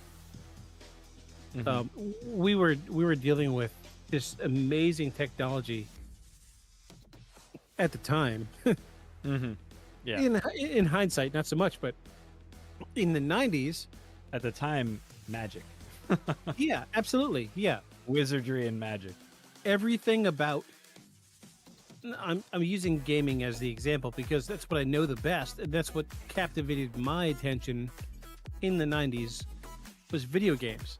Mm-hmm. My mind was solely on, oh my gosh, Super Nintendo, I've got to go out and play this game. I've got to play Sega Genesis. I've got to, Sega Game Gear? What is that? Handheld? Oh my gosh, that doesn't make sense to me. It's not plugged into a wall. Right. Technology was growing exponentially at that point. And we were getting cell phones. They were becoming mainstream at that point. People were paying more attention to technology at the time. And we're getting more of this. Right. And not much of this.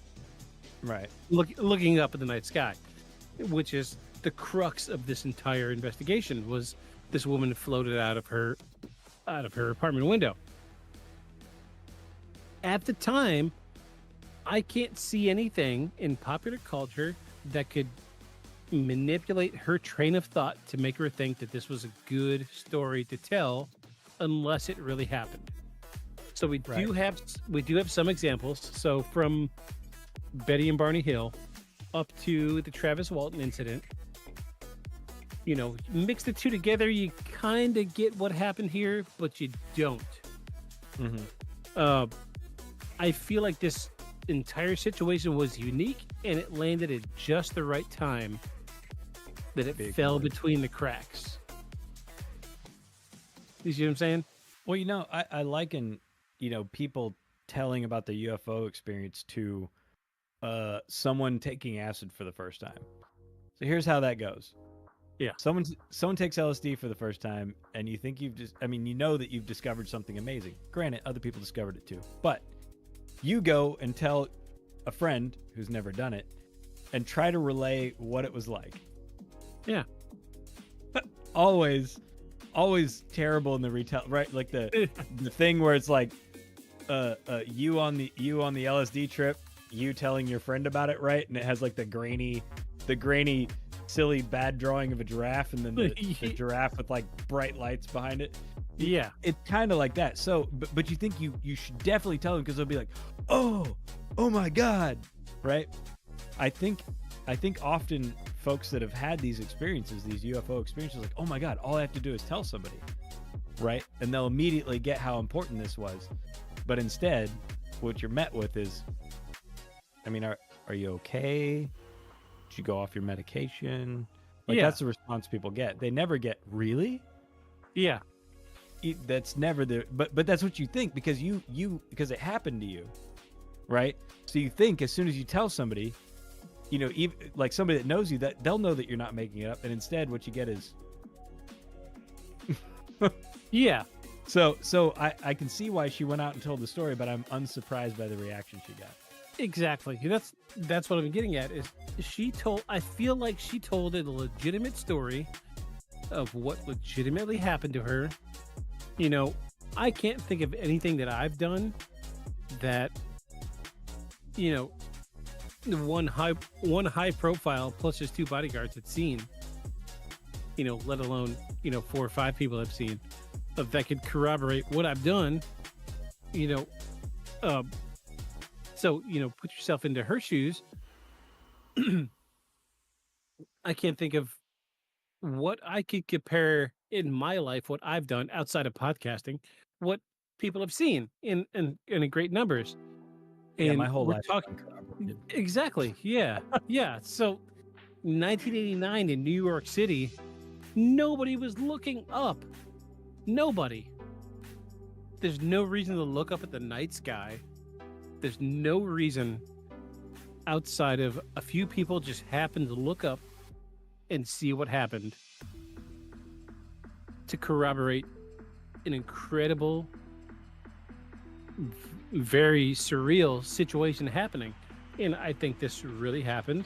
And this seems right on par with the time that it happened and just a handful of people saw it. And, I'm not going to say whether or not, the UN guy, he said the famous line, the one that I love so much, he can neither confirm nor deny.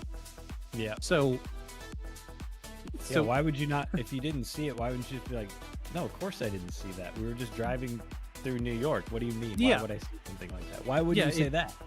It goes back to my favorite quote from Obama when he was giving when he was giving Will Smith and his son a tour of the White House, and his son said, have you ever talked about aliens or UFOs?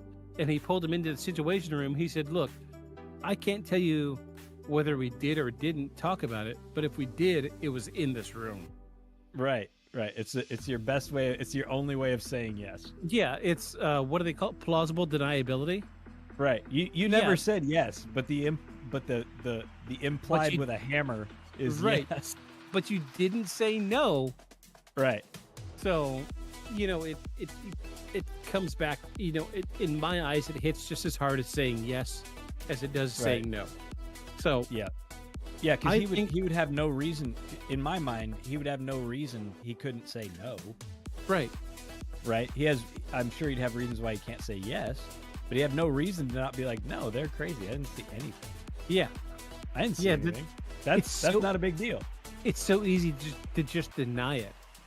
Right. No, but instead he chose to be like, I can't confirm it or deny it. Like, right. That seems big to me. It might as well be a yes. Right. Yeah, because it's not like you're talking about, did you kill the president of Russia? Well, I can't confirm or deny that. No, we're asking you if you saw a lady get floated out of her room and sucked up to the sky. Why would you not be able to deny that? Yeah, then it comes back to the other side of the conversation is, did the UN have something to do with the Greys? Is the UN allowing a Grey train to run on Miss Napolitano? Yeah. On the citizens of the Did Miss Napolitano get a Grey train run on her? So it's I don't want to go down that rabbit hole quite yet, but I am not confirming or denying the fact that they were that they were part of what really happened. I mean, I think it's plausible if you're gonna play the let's call this a fact thing. If you're gonna say, let's call it a fact that aliens exist and they also communicate with high level sections of some governments. Why would, of all places, the UN not have some knowledge of it? Right. Yeah. If any place would have a say or knowledge of extraterrestrial involvement in everyday society, it would be the UN. Yeah, why would United Nations, literally the group that is a group of all of the nations of the world. Especially that would be when you're talking about something as heady as another life form visiting this planet. Yeah. That's more than one nation can tackle. right? Yeah. The what ifs and the planning of and the strategizing about is much more than a single nation can cover. And you're going to want to see if you can feel out whether or not other countries have had similar encounters.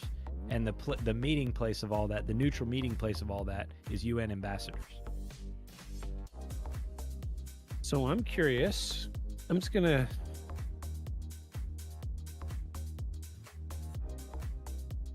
I want to know what country Plus, he people talk. represented. People can't help but talk. Bibbidi bibbidi. I'm scrolling.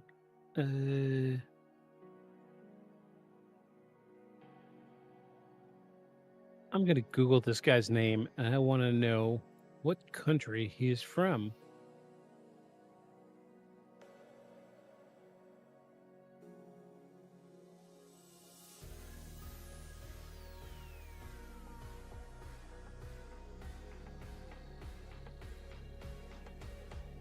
So he was from January 1920 to March of 2020. Dang. A Peruvian diplomat and politician who served in the 5th Secretary General of the United Nations from 1982 to 1999. Prime Minister of Peru. Don't get me started on South American countries and UFOs. And that's why I brought it up. And secret. That's precisely why I brought it up. Oh my God. Are we seeing a mesh? Yes. Is this coming together? Yes, I think so. Dude is the UN representative of Peru. Yes. And between me and you, we have talked about it at length. We haven't talked about it on the podcast yet. Nope. No. We're not entirely sure y'all are ready for this yet. It's just north. It's just north of the great black hole of all the weirdest information kept secret from everywhere. It really is. Oh my God! I don't know why I didn't. I don't know why I didn't put that ridiculous. together until just now. Ah, jeez. Yeah. Wow. Ah, jeez, man. Yeah, there's a huge Wikipedia page about him. Interesting. There's a nice little rabbit hole for you to go down. Anyway, so I think we can both agree that something really paranormal really happened here. Yes. So we're going to give it a ding? Yes. That's a ding. That's a ding. This really happened. So,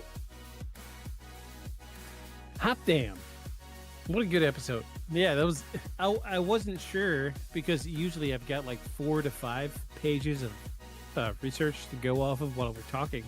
And this one was like 3.5 pages, and I was like, there was a piece of me that was thinking maybe I should put together another half episode worth of data just to fill in some blank, but I think this one really kind of checked a lot of boxes for us. Yeah, the number of witnesses, different vantage points, different like, you know, she was asleep, they were awake, they were on the street, she was up in her apartment. Yeah. They were just going about their day. She was, you know, the one being abducted. They didn't know each other. They felt compelled to reach out to her and then follow her and stake out her place. Yeah. I mean, granted, the one dude was obsessed with her, but his partner went along with it. Yeah, it brings a whole different facet. He had to have seen something to convince him that something was up. He went along with it. My brain is telling me, between what me and you know about Peruvian politics, why they were stalking her. Can't let people know. Yeah. Can't let people know. One of these days we're gonna have to really tell everybody. And I don't have enough yet. We're getting there. When I do, we'll get canceled. Yeah. This whole YouTube channel, Spotify, everything's gonna just delete off the face of the planet, and the only thing remaining is what's gonna be on my server. Yeah. And we're gonna reproduce and broadcast until it's heard. So, Jeez, what an episode. Jeez. Yeah, looking at the documentary, I was unsure how well this was going to connect with you, but once I saw the connection to the Peruvian government. Very good. That's very good. And Peru's not the one, but it's the, it's right nearby. Yeah. And I think I think it's a testament to how good South America is at keeping secrets, because nobody would think, right? When you think of what countries are doing the best at hiding the most, I think the fact that South America doesn't come up at all is a great indicator.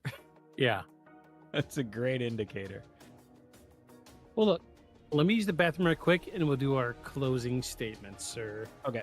I gotta pee. Yep, me too.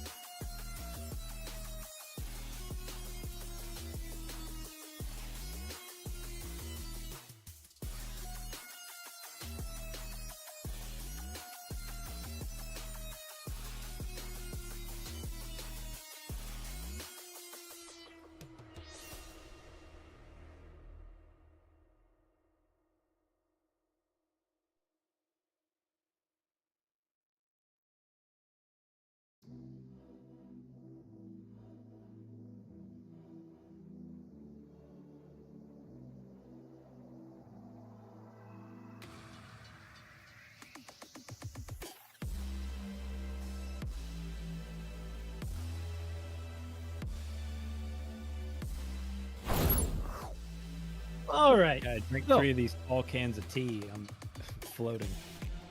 Usually I do like 2 of my penguin drinks. I'm on number 4. That's usually a sign to how involved I am. Because like when I was doing college stuff, I would slam sodas or energy drinks. Because while I'm working, when I'm doing the schoolwork, I was, my brain needs the food. And to show you what I mean, when I'm on the paranormal side of that aspect, my brain needs a different kind of food. A very specific chemical that only comes in the shape of a penguin can. So, the wife is downstairs, but the door has been open, and I think she's been listening. She watched part of the documentary with me yesterday, so I think she's partially involved. So,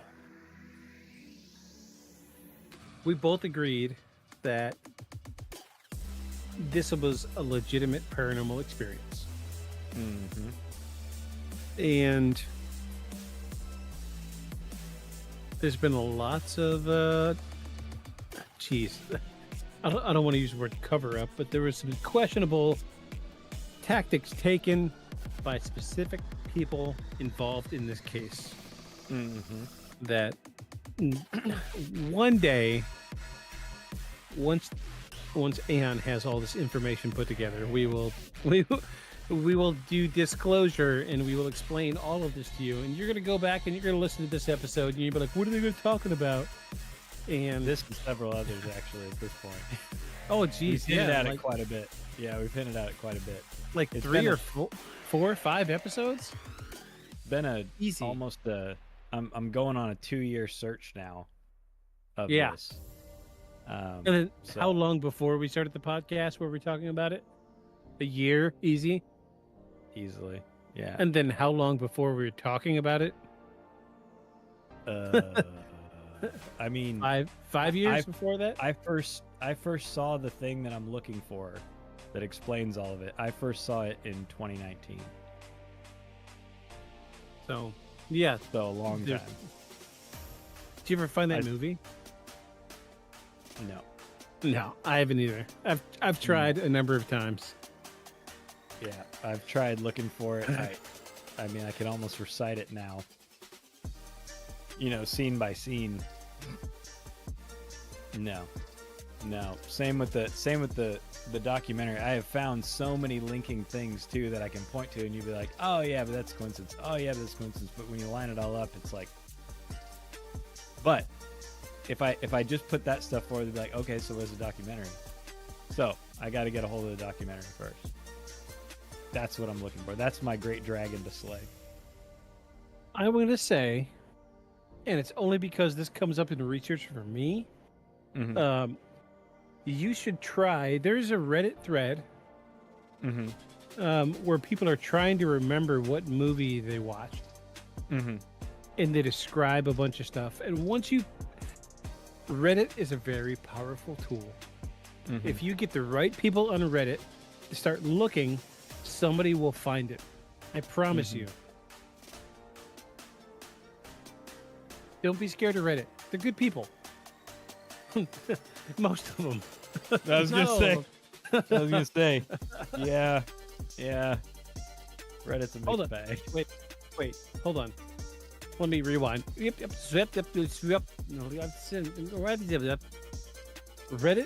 is good people.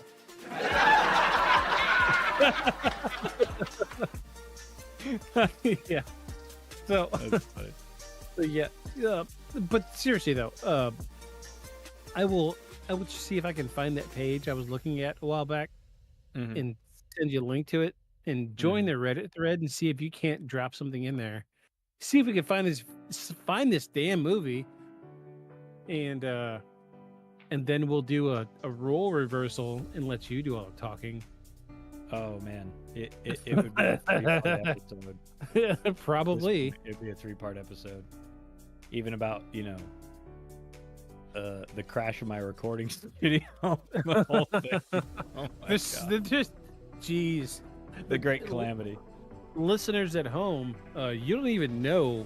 Before, at least a year before we started recording this podcast, there was so much involved into this conversation about South America, specifically that Peruvian area, that made an impact on what we do today, that it won't make sense. So like, I'm imagining like 2 or 3 seasons down the road, you're gonna be like, okay, I've got it all together. Next week, let's do the Peruvian episode. And I'll be like, no, it's Argentina. You got it? Or Argentina. Yeah. I say Peruvian because we were talking about tonight. You're gonna be like, let's do the Argentinian website, or let's do the Argentinian episode, and I'll just be like, no, you got it, and you'll be like, I got it. And hush tones from the audience as you listen, as they listen to what you have to say. It's gonna be epic. It would. God, you don't even know. I'd quit work for a week. I'd just rewatch it. Yeah, I would watch it for sure.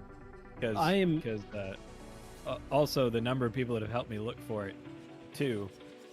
I even had somebody be like, "Man, there's like so." Contacted some folks in the movie industry, and while they couldn't find it, they're like, "There's some weird stuff missing here." And I was like, "Right?" And they're like, "I mean, it doesn't mean that it's a thing." I was like, "But what's missing?" They're like, "I mean, I can't explain it. I mean, either I'm not allowed to have access to it, or something's gone." I was like, "Right." So it begs the question. So I subscribe to the theory about the alternate timeline thing. Like something happens and changes, like the Bearstein Bears thing. Bearstein. Butterfly effect. What's the word I'm looking for? Mandela effect. Oh, gotcha. Yeah. I subscribe to the theory of the Mandela effect, where one or more timelines cross, and at that cross, you pick up parts of their timeline, and they pick up parts of yours, and the Mandela effect takes into play. And I feel like maybe this is one of those Mandela effect things, but we're one of the few that picked up on this one. You see what I'm saying? You know, I had someone suggest to me too, because she actually remembered seeing it, the documentary, and she was like, I wonder, and weirdly, because I don't know how I feel about that. But she was like, you might be picking up on an alternate self. I was like, but you saw it. She's like, yeah, I did, but I don't remember the name. I was like, neither do I, but that's not the point. The name of it didn't matter at the time. What was on it mattered. Yeah. And, but she remembered seeing it too. And that was the first time I had found somebody that was like, oh no, yeah, no, I remember seeing that. I was like, where do I find it? She's like, I haven't seen it since 2019. I'm like, I love you and hate you. It seems like everybody that knows about it just barely knows about it. Well, yeah, because you watch it and then it was only on for that season and then it was gone. Yeah, it was on for 6 months. It was available on streaming for 6 months and then it was never seen from again, including it was the second season of a documentary series, and that whole documentary series disappeared off it. Not just that season, the whole thing was off of it, and they quit production. That was it. Never to be found. It sounds like a Mandela effect to me. Just saying. We need to find that guy that has the cell phone that sees in the alternate dimension. Have you seen that guy? Mm-mm. He's got like dude's got like a BlackBerry, and he'll look at like videos of like the Bearstein Bears, and when he pulls up, like he'll be holding his phone, right? So he's holding his phone, looking at a BlackBerry, and he'll look at the screen and be like, "Oh, this is the Bearstein Bears," but then he'll hold up his BlackBerry. And through the BlackBerry, you see the Bearstein Bears. Oh, really? But then he moves the BlackBerry and it's Bearstein. BlackBerry Bearstein. No BlackBerry Bearstein. Interesting. Yeah, it's really weird. So I have seen a great number of this guy's videos, and I don't know if he's faking it. I don't know how he's doing it. If it's not something supernatural that we can't explain, touching onto other timelines, if it's not that, then this guy is practicing and rehearsing to a T. With the video on the phone, so it looks like it comes across the TV at the same time. I can't imagine the amount of rehearsal it would take to make that work. I can't see somebody doing that and not getting paid for it. You see what I'm saying? Right. I mean, if I was getting paid for it, I would make it work overnight. Right. You know what I mean? But dude's just posting videos on TikTok or wherever. But anywhoots, that brings us to what we're doing next week. Rapid fire. Oh yeah. Yeah. So there should be lots of good things to go through on there. Oh my gosh. Get ready for moon landing conspiracies. You got a bunch of those? Oh my gosh. The Instagram algorithm finally kicked in for me, and every third video I sent to the podcast Instagram is fake moon landing video. So be ready. There's a lot. And I think this week I finally found the one video that's going to change your mind. Okay. Dude's got a video of the last like 30 seconds of footage filmed on the moon. And for some reason, dude is filming his feet like he's trying to turn off the camera. Mm-hmm. And at his feet is a rock. Mm-hmm. The shadow of his person is straight ahead. Mm-hmm. And 2 foot away from his feet is a rock with the shadow at 90 degrees. Huh. All right. On the moon. Okay. So, well, be ready. You know, I already agreed with you that I thought that there at least was a propaganda campaign of fake videos, of extra footage. Yeah. Right? Not made on the moon, at the very least. I still think we went. But I don't disagree that the landing stuff and some of the videography was fake. Yeah. So I think it was to our advantage to just flood the media with we went to the moon, we're on the moon, we did it before you, Russia. Yeah. The trend now is people are picking apart the original moon landing video. Mm-hmm. And my new favorite video is the video of the lander taking off from the moon and the camera watching it take off. And we've all seen it. Mm-hmm. But who's filming the lander taking off? You know, that's a good question. I have often wondered that. I've never heard a good explanation for it. The official statement is it was a remote controlled camera controlled from Earth to the moon, but he perfectly timed the ascent of, yeah, perfectly timed it with like a 17-second delay. But then on the flip side of that coin was we've got a lander that landed on the moon 6 months ago, and the live footage is terrible. Right. But in the 60s, we had phenomenal footage live from the moon. Yeah, that's true. So yeah, I don't know. Yeah, I've seen that video, and I've often, I had wondered about that. It's a little too easy to Very explain. good footage. Yeah, the lander taking off. I mean, very good footage.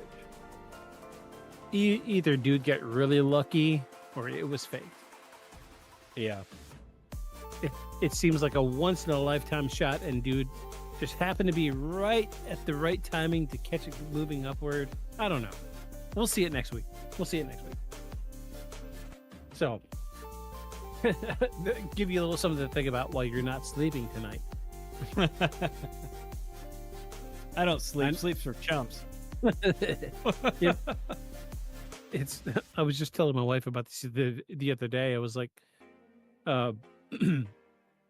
she's like, how do you deal with so little sleep? I was like, it's like that line in the MCU where they ask Bruce Banner, how do you turn into the Hulk so easily? He says, because I'm always angry. And in the span of like a half a second, he turns around and turns into the Incredible Hulk because he's always angry. Right. Well, it's because I'm always tired. Yeah. That's how I sleep. So, all right, we're gonna get out of here. Do you want to see if we've got one viewer? Do you want to see if we got anybody want to raid? Yeah, sure, you can look. We can raid. Do you want to take us out with some closing statements, good sir? Sure. I mean, you know, so I can remember as a very small kid thinking that dinosaurs must exist somewhere still. Right?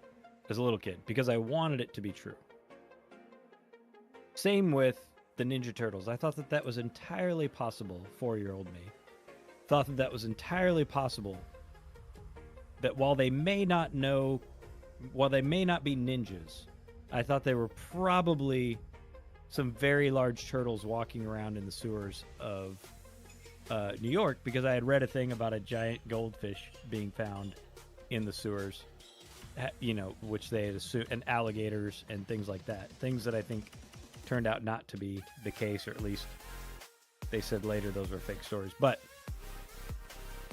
I think that but even still, just because at 4 I thought Ninja Turtles existed, I don't think that means that you can say everything that I think is false.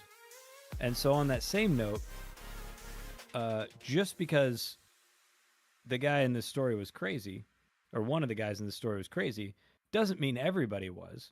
And it also doesn't mean that lady's story is false. And I think that while you do need to take, you know, firsthand accounts with a grain of salt, because memory is fallible, I do still believe that when people tell a story like this, for some people it's because they want the notoriety and the fame. But more often than not, people reporting UFO stories, they don't get the kind of fame or notoriety that anybody would want. And there's a lot of strange in this world. I and you are bear witnesses directly, even previous to the show, to some of the strangeness in the world, and things that are not explainable, and things that can't be reckoned with facts and logic alone. And if facts and logic alone aren't explaining the things that you're seeing, and the things that you know, and the things that your lived experience tells you, then you should follow us. Beyond the shadows. Good night, everybody. We're gonna raid Holdenators Ho. It's one of the guys from Beyond, or not Beyond the Shadows. It's one of the guys from last podcast on the left. Oh yeah, okay. I've been listening to them for years. We're gonna see what happens. They probably won't even acknowledge us, but that's okay. We'll see what they say. We'll see you guys later. Here we go.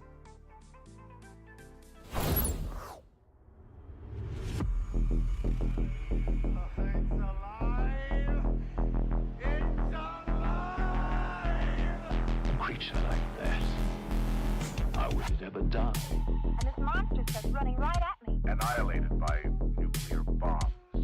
Beast is not dead. I put 4 bullets into him. Oh, you're crazy. But I saw that monster too. All I want is for someone to believe me. Contaminated. Face. Horrible. Look like it would scare you to death. All right, let's get to work.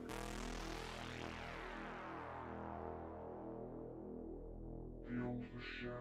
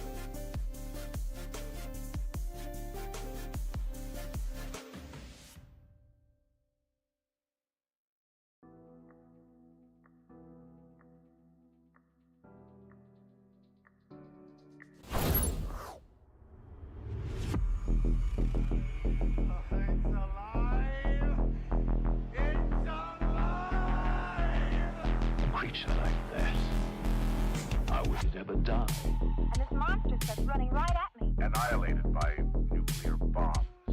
Beast is not dead. I put 4 bullets into him. Oh, you're crazy. But I saw that monster too. All I want is for someone to believe me. Contaminated. Face. Horrible. Look like it would scare you to death. All right, let's get to work.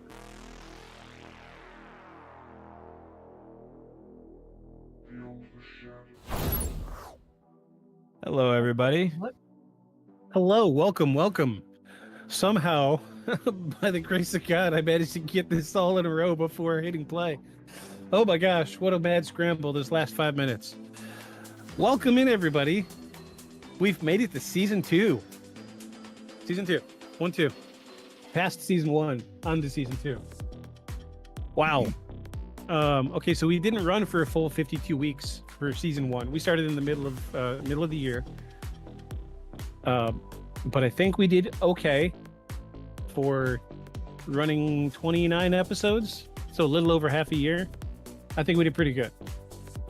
It was really good, especially since we really didn't start out with any, major expectations or intentions for it. We just started recording stuff of you and I talking about stuff. So yeah, but it came out okay. I think it did. This is, I promised some new assets for season 2.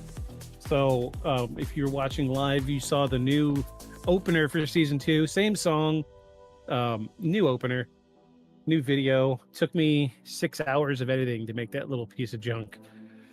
But my plan is this year, I'm going to try to get some really good reactions from you guys and use those. I'm going to try to start clipping a little bit more because we can do that with OBS, the software we use for streaming onto Twitch. We can do live clipping, and I plan on taking those clips and using them in the opener with some videos. Yeah, that'd be good.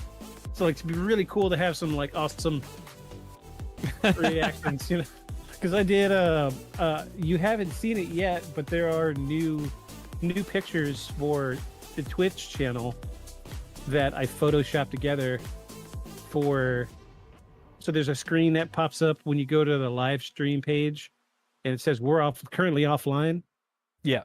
So there's a picture of me doing something like this, and then you guys doing something like that on the other side. Crop the background out, and then I added in a bunch of paranormal stuff in the background, like Bigfoot hanging upside down from the top of the screen, and that's cool. UFO and Mothman, and superimposed season 2. All this other stuff. So it will be the thumbnail for this season on YouTube.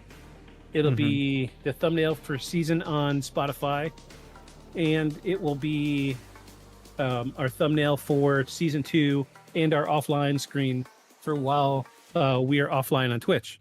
So without further ado, hello, welcome to Beyond the Shadows podcast, season 2. I am Victus. I'm Aeon. And I'm Paul. We are your intrepid paranormal investigators. I bring to you, I submitted to you for the approval of the Midnight Society. I have a very wonderful story this evening. But if I recall correctly, you said you had something you wanted to open with this morning. Yeah. Excuse me. So I had a thought the other day. I was reading a book. I've been trying to pick back up reading fiction, more sci-fi and what's that? Fantasy stuff. What's a book? A book. Yeah. So it's a thing with these paper leaflets with some sort of scrawling across them that convey information.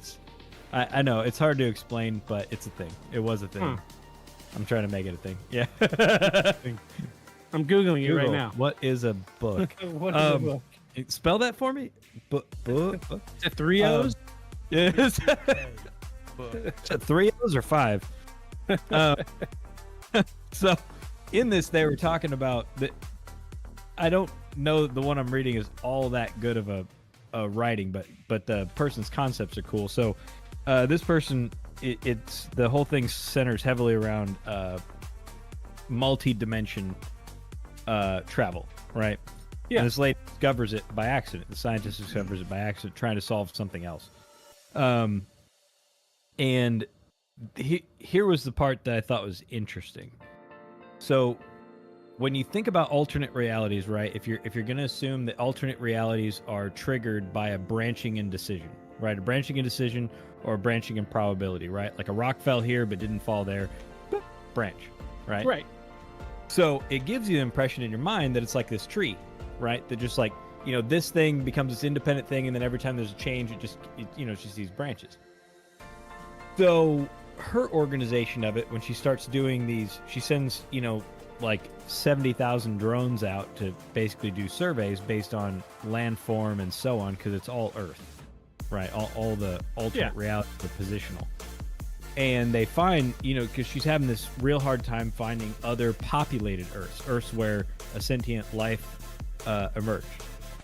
And she's trying to figure out this problem. And this AI in this book is like, well, she starts narrowing down the problem for her. And essentially she's like, I think that you have the concept or the layout wrong. She's like, what do you mean? And she says, well, you think it's like a tree, right? She's like, I think it's something different. So they start mapping it. And so what she figures out is like, so here's a great example of a fractal, right? Oh, yes. Tessellations. So if each one, right, is a branch, right, within that you have a bunch of branches. So what she theorized in the book is that like a single, everything starts here at the center, right? And then a single branch, the big branch is about a major change, right? Like, did an asteroid hit the planet and change its entire atmosphere or not? Right. And then within that one, then all the tiny changes then spiral out into tinier and tinier changes, right? So less like a tree, more like a traditional geometric fractal, which is how she explains it in the book. The funny part about that is tree branching is a fractal. Tree branching is a bifurcating fractal, right? With a little bit of Brownian uncertainty mixed into it, but it's a semi-random bifurcating fractal. So here's why I say that. So if you can, because you can also describe the formations of galaxy like a foam fractal, which is kind of the structure that you see in like a sponge, right? It's actually a fractaling of bubbles, within the spongy openings.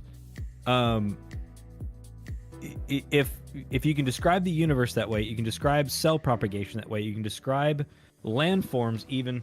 So like all the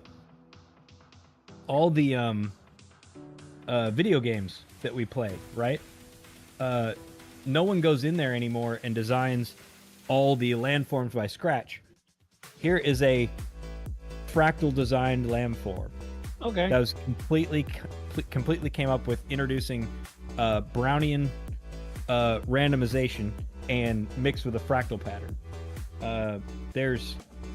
And then if you want to get into 3 dimensions, here's some more designed completely by fractal geometry, right?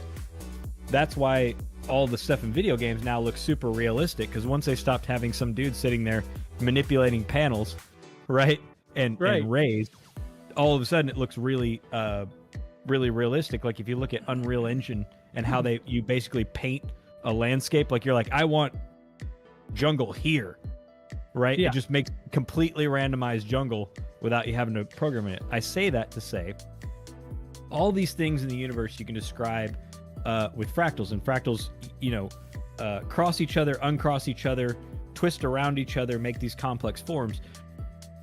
And everything in the galaxy moves towards complexity, right? As you have entropy and heat death, right? As you have less resources, things get more complex. Life too. So in the pursuit of the things that are paranormal, right? What if, rather than having a single foundation of reality, right? And I don't mean alternate realities. I mean, you have the perceivable plane, right? What if you have a spreading foam either direction, right, away from that central plane that we're looking at, that fractals out as less and less tangible realities? The intersection of things that we think of as like the afterlife, spirits, all that stuff might be the crossing and recrossing of the fractal foam of reality. itself. Existence, the larger fullness of existence was what it made me think of. That's what I was thinking on. And since we were doing a paranormal thing today, I wonder if it's, you even describe the Higgs field, right? The Higgs field is what gives everything mass, but it's this foamy layer that essentially every molecule derives its mass from, and it also looks like a big fractal foam if you're going to describe it with mathematics. So something to consider. It might not be so outlandish that that there's intersections between types of existence, right? If everything has variation in this sort of granular gradation away from one thing into another thing, is it all that hard to believe that there's other forms of reality and existence that would encompass things like bleed over of what we think of as supernatural, right? Maybe it's not so supernatural, right? Maybe it's more inevitable. Right. Does that make sense? Yeah, like it's a natural outcry of the complexity of existence, right? Just like the natural outcry of single-celled organisms is multi-celled organisms, is multi-organed organisms, is, you see what I'm saying? Like, so you have reality, and reality itself, by its complexity, begins to grow out of it other types of reality, is what I'm getting at. Yeah. I'm with you now. Sorry. I'm still trying to multitask. I'm with you. Fractals are complicated as it is. I don't know. So that was my thought, was, maybe all this stuff that we think of as being, hard to believe or hard to fathom or find or research, those things might actually, rather than being paranormal, might be super normal. Right. Okay. Like a natural spiraling out of things, of having an existing reality in itself. Reality might have gradients just by existing in its own right. Right. So that was my brain chewer for the week. You went down that K-hole, didn't you? Yeah. Well, yeah, I was driving. And I didn't have any music on, and that's, I had just finished a chapter in that book where she started describing in detail this different way of looking at probabilities of propagated Earths, was her whole thing. And I was like, well, what if you weren't talking about alternate dimensions? What if you were talking about alternate forms of existence? Right. So rather than alternate choices in Earth, what if it was like you have Earth and then you have Earth light and then you have Earth magnet? You see what I'm saying? Like you have these gradients away from solid, yet they get less and less solid. Yeah. Interesting, indeed. I seem further away than normal, don't I? So I think upon reflection that we had initially discussed that we wanted to do a cryptid tonight. No, paranormal. Paranormal? Okay, well, I dropped the ball. But because we haven't done one in a long time. Right. We've done a bunch of UFO stuff. Well, by happenstance, I just happen to be, there's 1,000 like unsealed UFO files or Aliens Explained on Amazon Prime. Just pick one and, just hit play because it had like 4 seasons. I was like, cool. This will make you, just good, listening, So I've got this stuff running and I'm talking to my wife. I'm like, there's a case that I keep forgetting. I can't remember where it was. I was like, I could Google details all day long, but there's 1,000 UFO cases. So while we're talking about it, I'm trying to explain to her what happened. Right as I explained, I was like, it was on a military base somewhere in Europe. And like clockwork, the announcer in the TV, on a military base in England, a UFO landed. And I'm like, That's the one. That's it. Hold on. That's the one. Scrap. Where's my iPad? I gotta write it down. This is the one. And then I was waiting for names. I was like, yes, that's it. Went down a rabbit hole, and I dug up so much information on this case. So what we have submitted to you for the approval of the Midnight Society, the Rendlesham Forest UFO landing incident. I've never heard of this one. I don't think I've heard of a bunch of different military UFO. Yeah, I've heard of this. This one is wild, and it is so complex and crazy that usually when it comes down to like when we're submitting evidence for an episode, we try to, I try my best to dig up what I can evidence-wise. And I usually just got like a few stock photos or what have you, cookie cutter photos or cookie cutter interviews. I'm going to break the storyline just a little bit. This UFO landed next to a military base. One of the military personnel touched it. Oh, I have his. No, I haven't heard this one. I have his interview. Oh, nice. So he goes back to the base. They send more people out. I have the recordings of radio communication with those people out there investigating. It sounds familiar, but I don't think I know the whole story. Also, speaking of great shows, which I already told you this, but I'm going to tell everybody watching because why not give a shout out to Dan Aykroyd? Dan Aykroyd has a show out on a channel known to cover history on Hulu that is called The Unbelievable. And at first I was afraid when I watched it that it was going to be like William Shatner's thing right back in the day. And it has elements of that. Yeah, I thought it was going to be bad.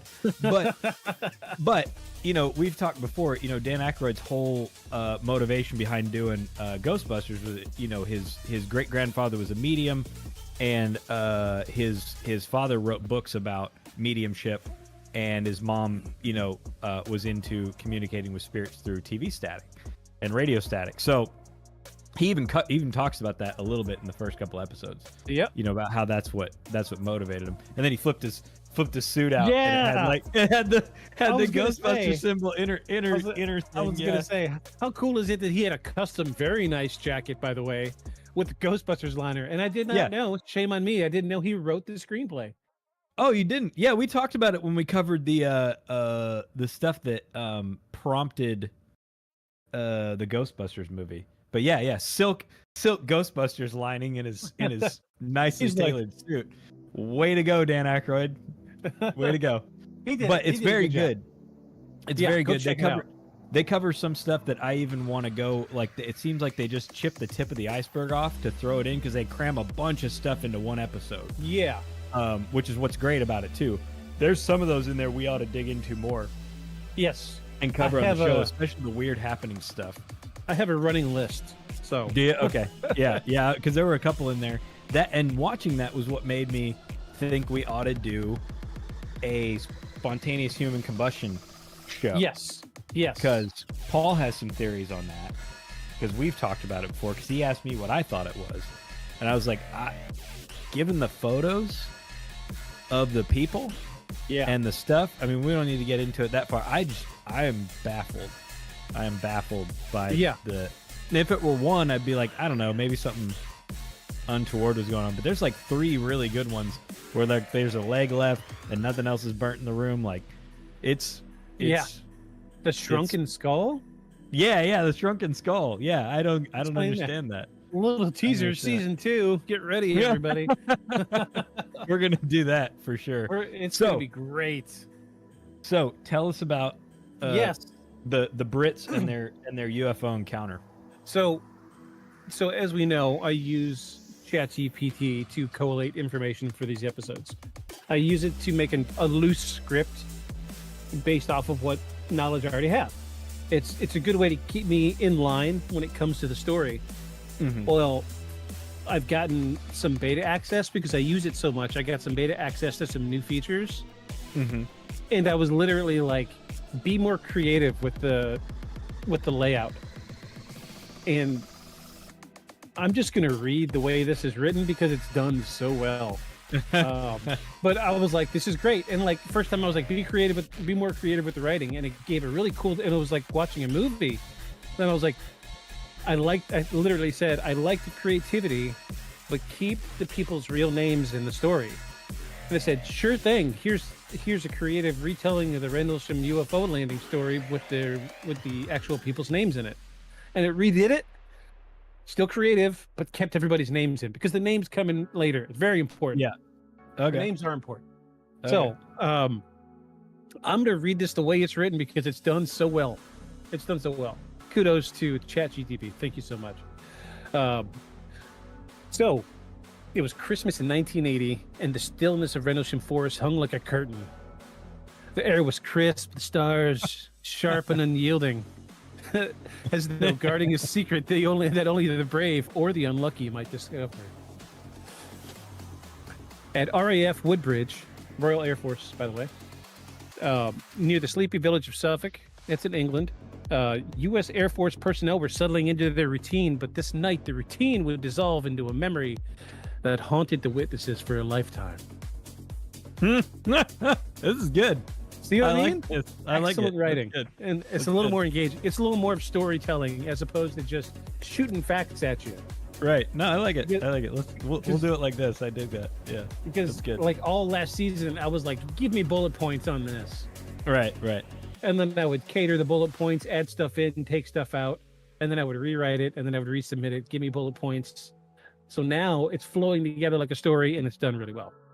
No, it's nice. I like it. Night 1, The Descent of the Lights. The clock edged past 3 a.m. when Airman First Class John Burroughs spotted something unusual. From his position near the base perimeter, his gaze was drawn to the treetops in Rendlesham Forest. Lights, unlike anything he had seen before, dipped and swayed as if beckoning. Paul and I can tell you it's always the gaze. Yes, the gaze. Is that the gaze? Go on. It's always the gaze. Oh, wait. Yeah, there you go. It's a joke. It's always the gaze. I like my joke. Okay, that was a good one. I got you. All right. Yes, thank you.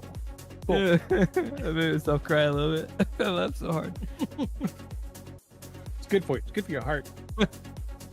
So Burroughs reported the sighting, and a small team was dispatched to investigate. Joining him were Staff Sergeant Jim Peniston, Airman Edward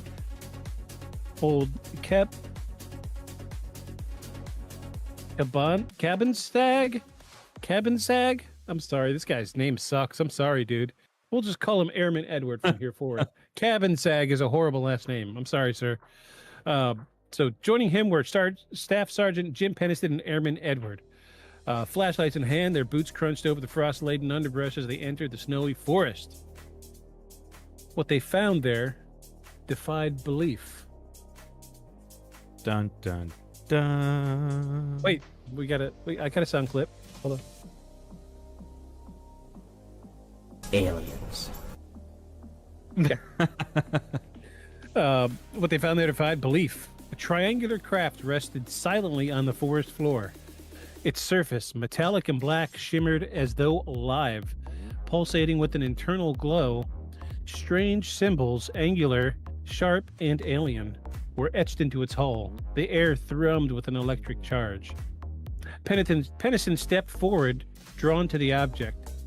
He touched it with his fingers, grazing the warm surface. He would later describe the feeling as if his mind were overwhelmed with seeing a vast, downloaded binary code. This sounds very flashing in his mind's eye. This sounds very sensual. Yes. This UFO sounds very sensual. Yes, like ChatGPT is sexy. you'd swipe right on that on Tinder for sure. But I could tell you all about this. Would you rather hear it directly from the man himself? Oh, you have the recording? I have an interview. Sir? Of course.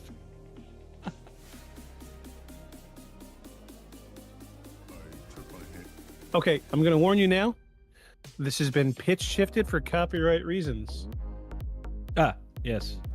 So he's normally talks like Mickey Mouse, but now it's not anywhere near as deep. We'll just say that. Could you hear that little clip? Okay. Yeah. Sounds all good. right. Here we go.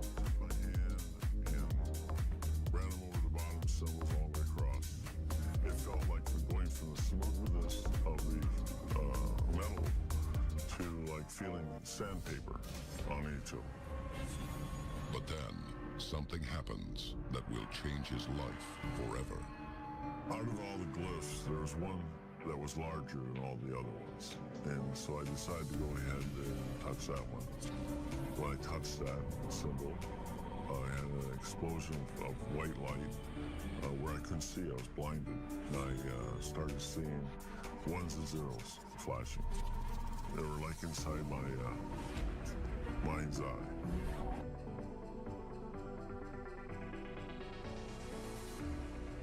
Dun dun dun.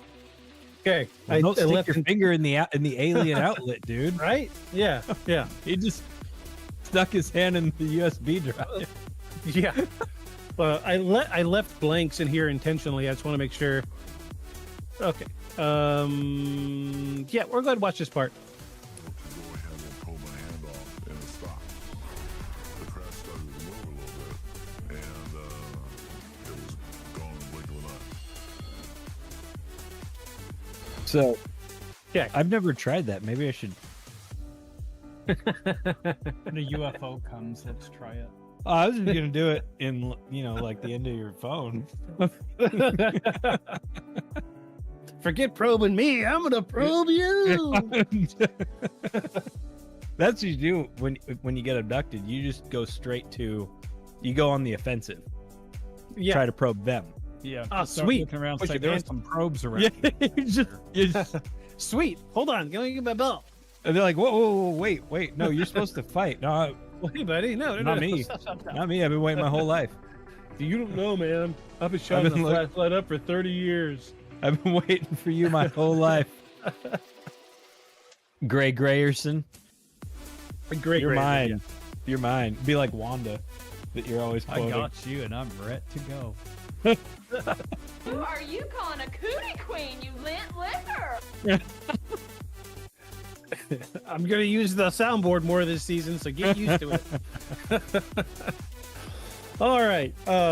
So, Pennison stepped forward, drawn to the object. He touched it, his fingers grazing the warm surface.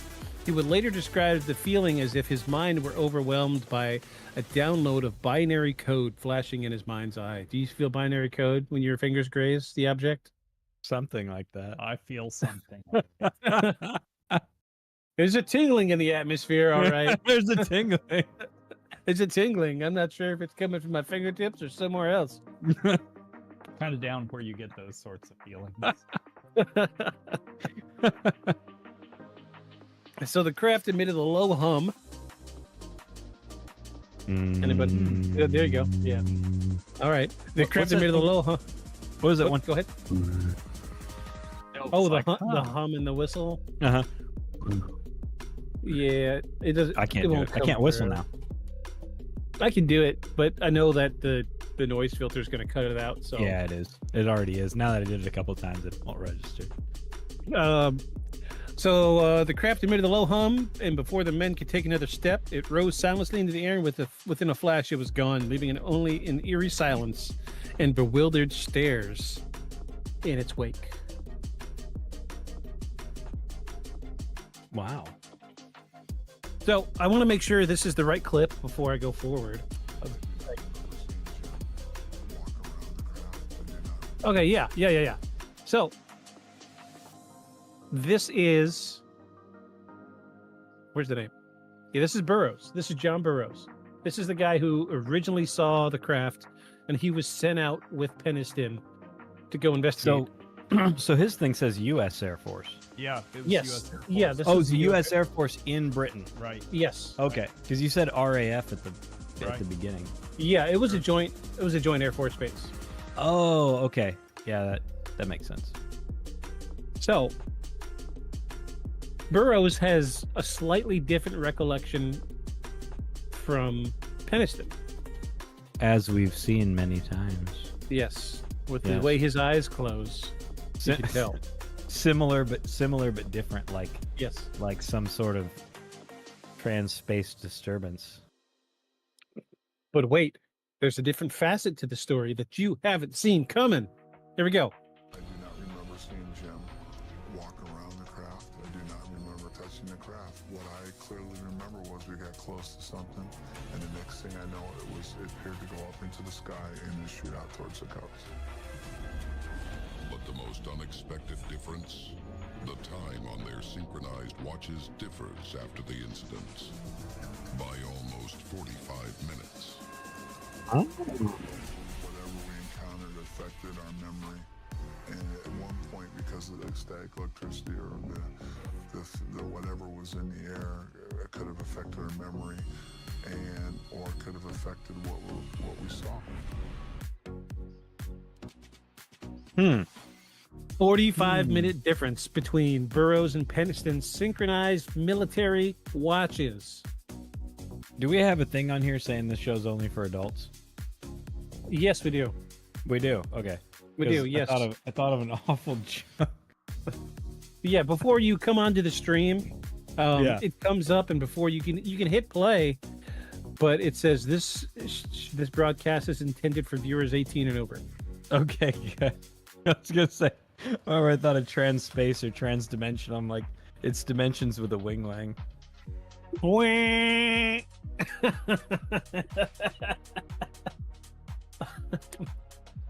All right. Go ahead. Look at Paul. Look at Paul. Look at his face. I saw it. I can see it on the screen.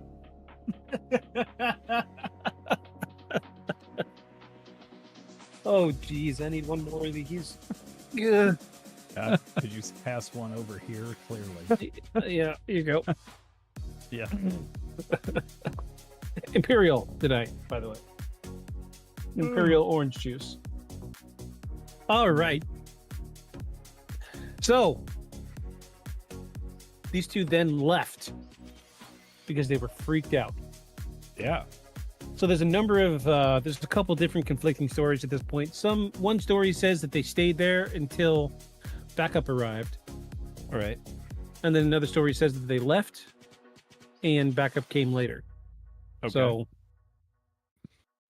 yeah, we don't get it one way or the other directly from the men. I was gonna say the guys themselves didn't say. No, but I want to, we've only got, like less than a minute left on this. So let's see what else I got here. I forget. One of the things that came up was that they said everything that night that was going on, all the radio traffic was being recorded through the command post. Okay, this brings us to our next point. So they send people out that night to go out and look at the area, right? Right. So I have more evidence. I want to just skip ahead a little bit. I think this has got part of the.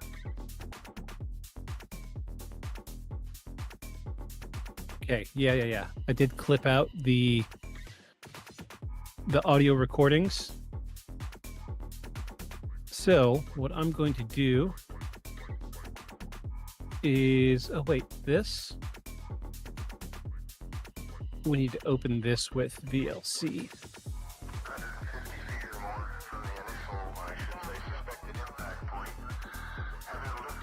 This is the actual audio from the recordings of people going out and investigating the area.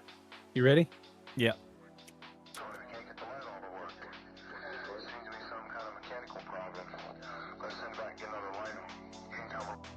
So he's got, for context, he's got one of those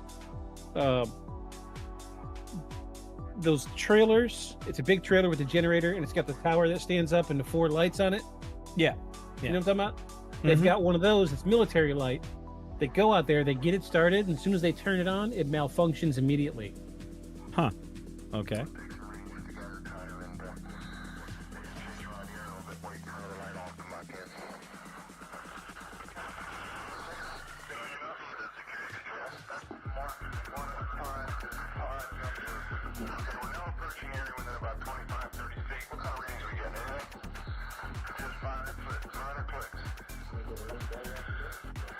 So at this point, they're using a Geiger counter, checking for radiation.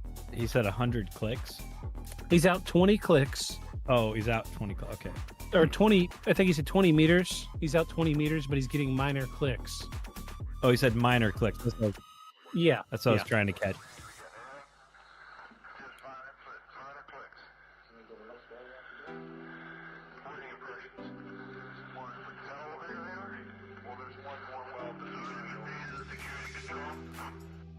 So hard to hear. I'll admit, it's hard to hear. Yeah. This is shortwave radio. It's never crystal clear. So what he's telling him is, he sees impressions in the ground, but they're unclear. So I have photos of said impressions. I should have photo of the impression. Hold on. Nope, not that one.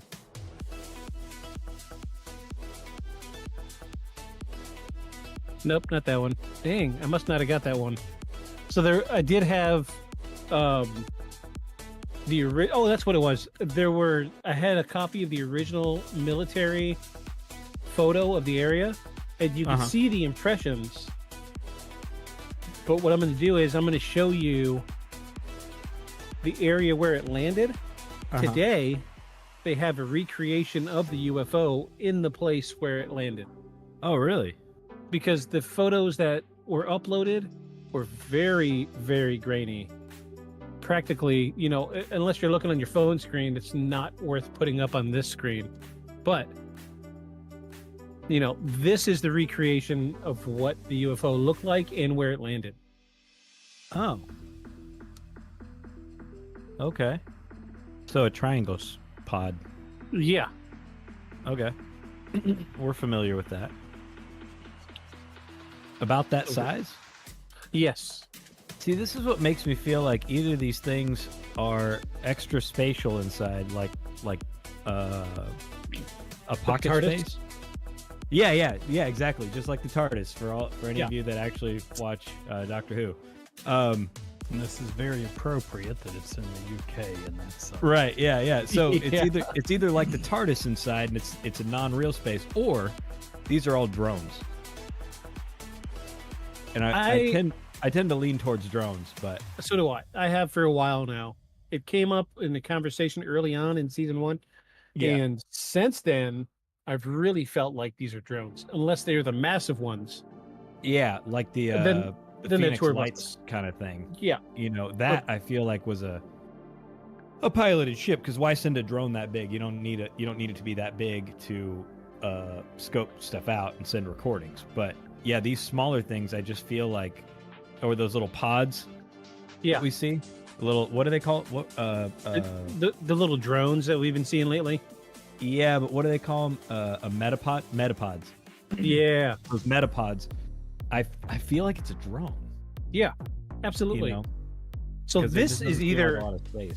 Yeah, this is either a drone, or it's one, maybe two drunk college grays.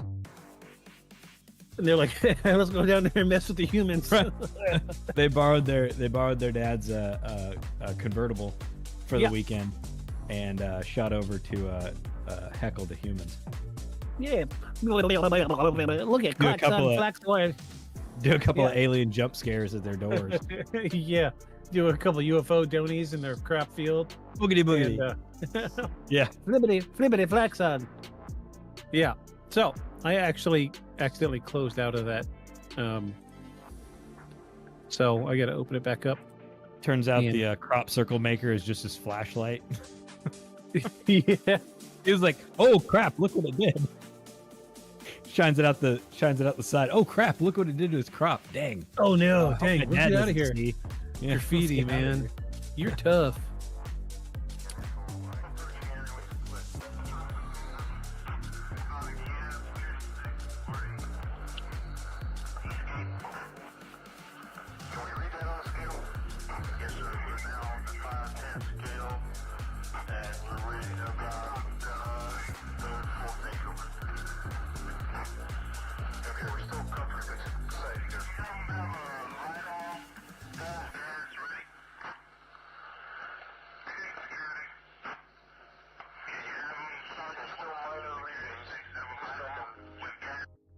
So it's a little hard to hear, but I've read the transcript of this. They're out there reading the Geiger counter, and they start seeing lights again. I heard him say too that he had the Geiger counter set at 9/10. Yeah, was that the number? Yeah, I heard? yeah. He was making sure it was still. sensitivity. Yeah, he was making sure it was still within a safe range for humans. Yeah, which is funny because the military's opinion of what is a safe range for radioactive background radiation is way different than the civilian. Yeah, absolutely. Yeah, so at this point, he says, "Do you guys have any lights on over there?" And he says, "Negative," because if you remember, their generator lights malfunctioned, and they requested another one. So they had no lights; they're only working with flashlights. And the commanding officer is at the base watching from a distance, and he asks them if they had lights on, and they said negative.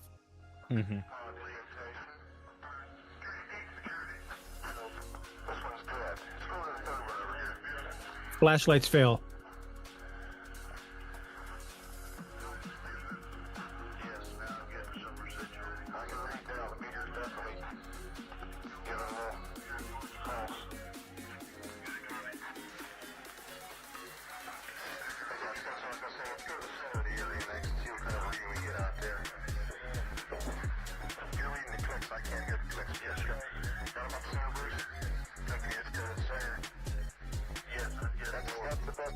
Best deflection needle I've seen yet. Okay, can you give me an estimation? We're on the 0.5 scale. We're getting that's approximately 0125 hours. We're getting right at a half of a millirad. Last point. I haven't seen it go any higher. Let's go farther. Okay, we'll go out toward now it's picking up. This is out toward the number one indentation where we first got the strongest reading. And it's similar to what we got in the center. So what they're doing is they're taking the Geiger counter, going to the indentations. There's 3 in a triangle, and they're checking the radiation readings at the center and at each impression of the triangle. And he said the highest they got was half a millirad. Yeah. I don't know what's considered safe, but I know it's higher than normal. Yeah, that's safe, but you wouldn't get a half a millirad, I don't think, like walking through town. No. You So know, for instance. this is kind of long-winded, but wait, there's something coming. I believe you.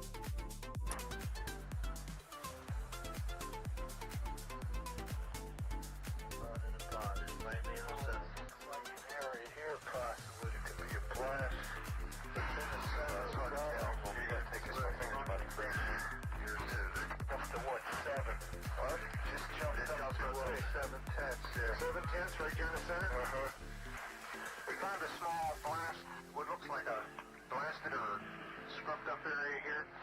We got very positive readings. See, is that near the center? Yes, it is. This is what we would assume would be the dead center. Just bang it up more as you go along. Oh, we're in here now. Up to 7/10, or 7 units, it's called on a 0.5 scale.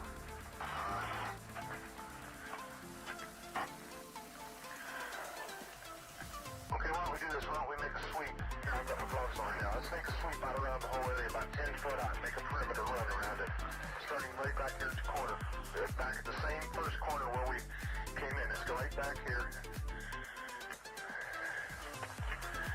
That would depend upon you counting the clicks. Okay, let's do it. Then I can put the light on it and sweep around it. It was flat.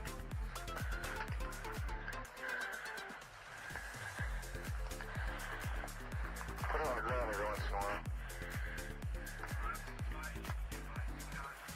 This looks like an abrasion on it. Okay, we'll catch that on the way back. Let's go around. Fall back, hit it there. I've got the interest right over here. It looks like an abrasion pointing into the center of the landing area. It may be old though. There's some sound marks or something on it. Let's go on back around.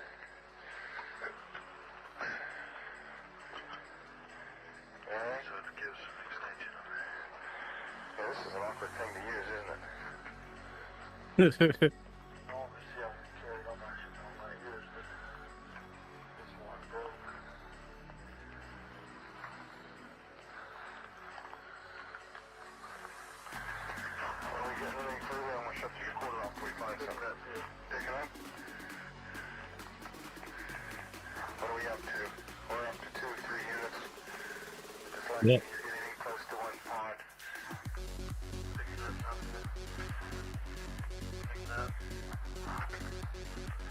Okay, it's still not going above 3 or 4 units.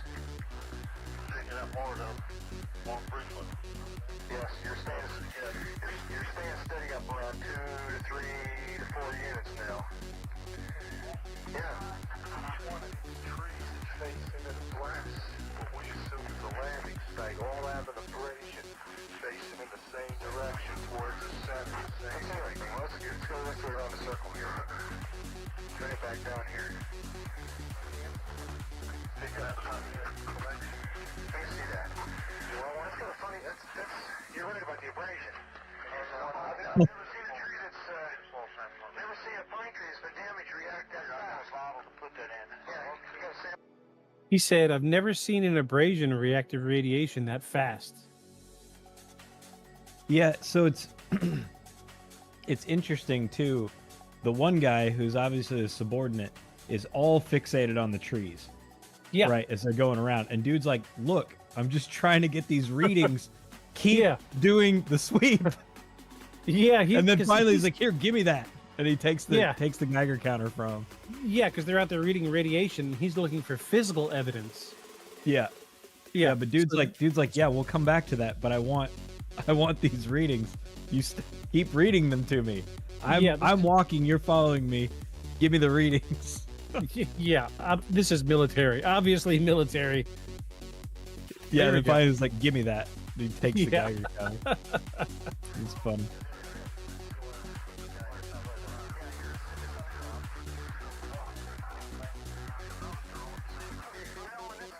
Let's identify that as point number 1. Let's stay there. So you all know where it is. We have to sketch it. You got that set, Neville? Yes, sir. Okay. Closest to the wood bridge base. Point 1. Point 1. Let's go clockwise from there. Point 2. Point 2? So this tree is between point 2 and point 3. And 2 other personnel requesting to randomly get you that your location. Tell them negative at this time. We'll tell them when they can come out here. We don't want them out here right now. Okay, the sample, you're going to mark this sample number 1. Yes. Have them cut it off and include some of that sap and all.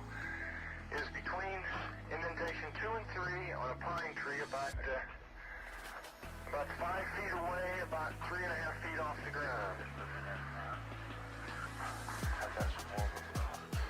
There's a round abrasion on the tree about 3.5, 4 inches in diameter.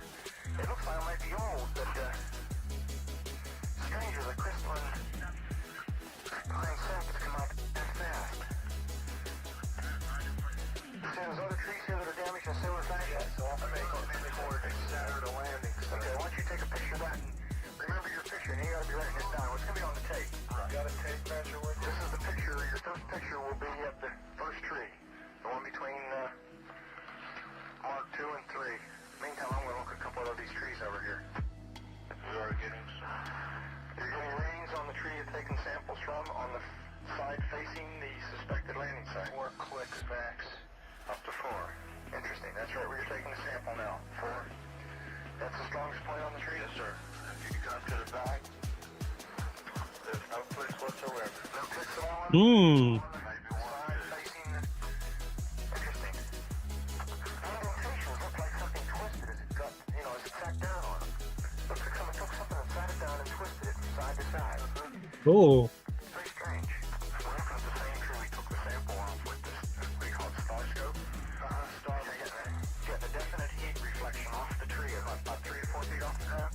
Yes, where the spot is. Same place where the spot is. We're getting a heat spot on the tree directly behind us. I picked up the same thing. One off to your right. Look, 3 trees in the area immediately adjacent to the site within 10 feet of the suspected landing site. We're picking up heat reflection off the trees.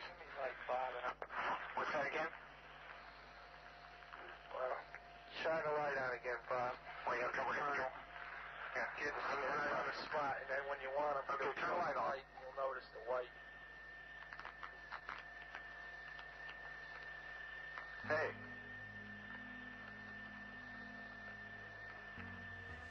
You're right. There's a white streak on the tree. Indicates, let me turn around and look at this tree over here now. Just a second. White streak right by the tree. I can see it. Wait, give me a little sideline so I can find the tree. Okay, off.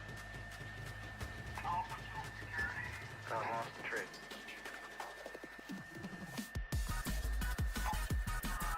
Okay, stop. Right on. Hey, this is eerie. This is strange. Here, tell me one look at the spots in the ground. Whoops, watch it off. We're walking all over the spot. Okay, let's step back, not walk all over. Come back here, somebody put a beam on them. You're gonna have to be back 10 or 15 feet. You see it? Okay, lights off. He took this long to dock. What do you think about the spot?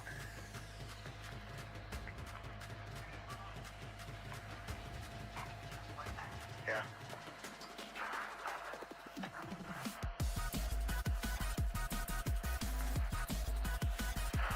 Want to hear the first spot?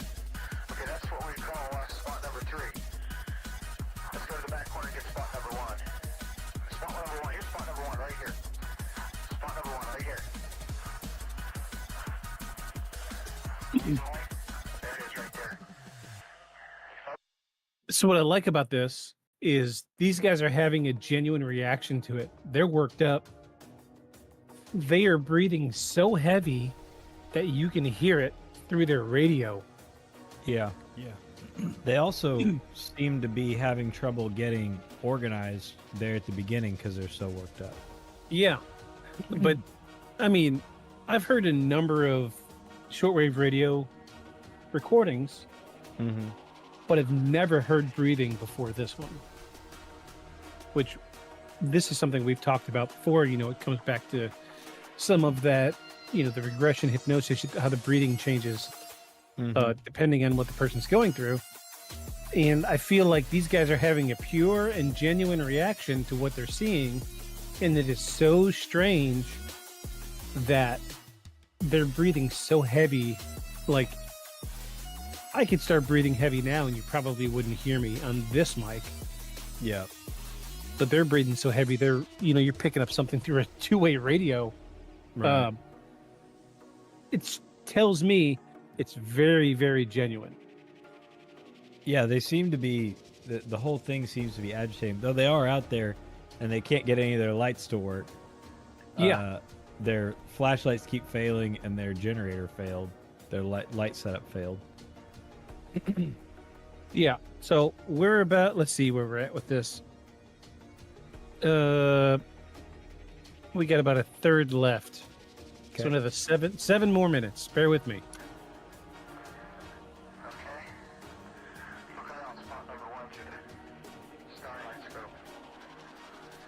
So the starlight scope is heat. Yeah.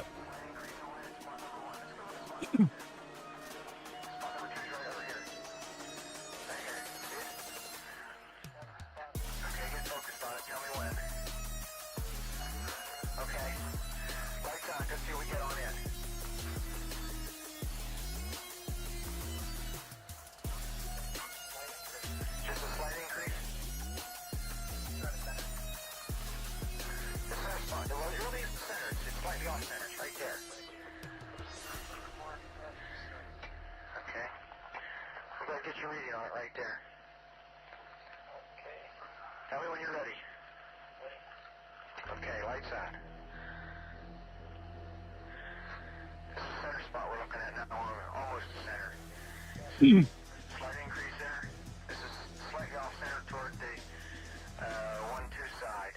It's some type of abrasion or something in the ground where the pine needles are all pushed back more. We get a high reading about deflection of 2 to 3, maybe 4, depending on the point on it. Yeah.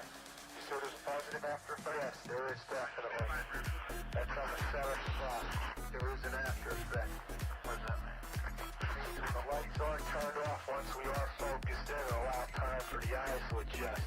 We are getting an indication of a heat source coming out of that our spot, which will show up on some form of energy. It's hardly heat at this stage of the game. Ooh. Directly overhead, one can see an opening in the trees plus some freshly broken pine branches on the ground underneath. Looks like someone came off about 15 to 20 feet up. Some small branches about an inch or less in diameter. Within 148, we're hearing very strange sounds out of the farmer's barnyard animals. They're very, very active, making an awful lot of noise. There has been a segmentation. You just saw a light there. Where? Right in this position here, straight ahead, in between the tree. There it is again. Watch, straight ahead off my flash right there. So there it is. Hey, I see it too. What is it? We don't know, sir. So you gotta try to get somewhere. Yeah, it's a strange, small red light. You'll see on maybe a quarter to half mile, maybe further out. Let's switch off. The light is gone now. It was approximately 120 degrees from the site. Is it back again? Yes, sir. Oh, that's the flashlight set. Let's move on to the edge of the clearing so I can get a better look at it. See if you can get the star scope on it. The light's still there, and all the barnyard animals have gotten quiet now. Yeah, we're heading about 110 to 120 degrees from the site out through to the clearing now. Still getting a reading on the meter. About 2 clicks. We can count 3 to 4 clicks, getting stronger. Now it's coming up.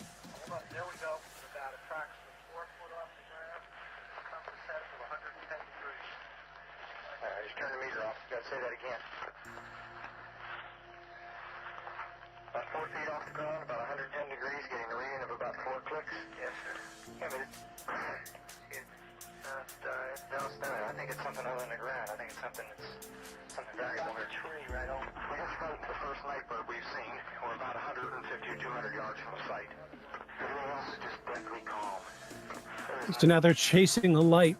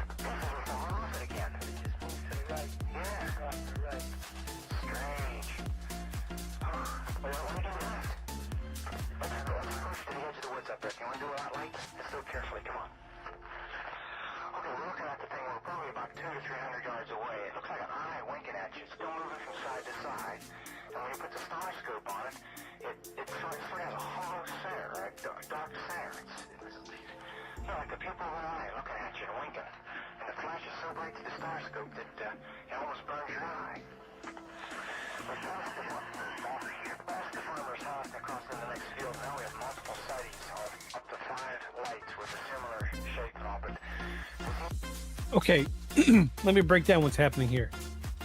So they are using their Geiger counter to sweep the site, and they see a red light, a red pulsing light through the trees. And next to the base is a farm. Mm-hmm. So at first they hear the farm animals getting worked up, and then they go dead quiet. They see the red light. They start chasing it on foot, and they get about 200 yards away from the site. And they're seeing this red, yellowish pulsing light through the trees. And for those listening, star scope is infrared. It reads heat signatures. So he keeps telling his guys to read it through, or to look at it through the star scope. So what he's trying to do is read heat. Mm-hmm. So what we know about heat is it's radiant. There's a heat source in the center, and it radiates heat. Mm-hmm. But what they're seeing is black in the middle, no heat, with a ring of heat around it. Right. And it's pulsing,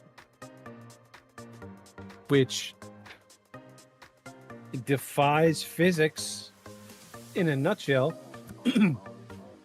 How can something radiate heat that isn't made of heat, right? So something to keep in mind, though, on the star scope or on any infrared heat scope. So we had one at the shop, and I had a guy make I mean, I don't know if this guy's made a mistake or not, but I had a guy at the shop make a mistake thinking a spot was cold because ours is self-calibrating. So like you hold it in one spot and it changes the scale, right? The color scale to fit.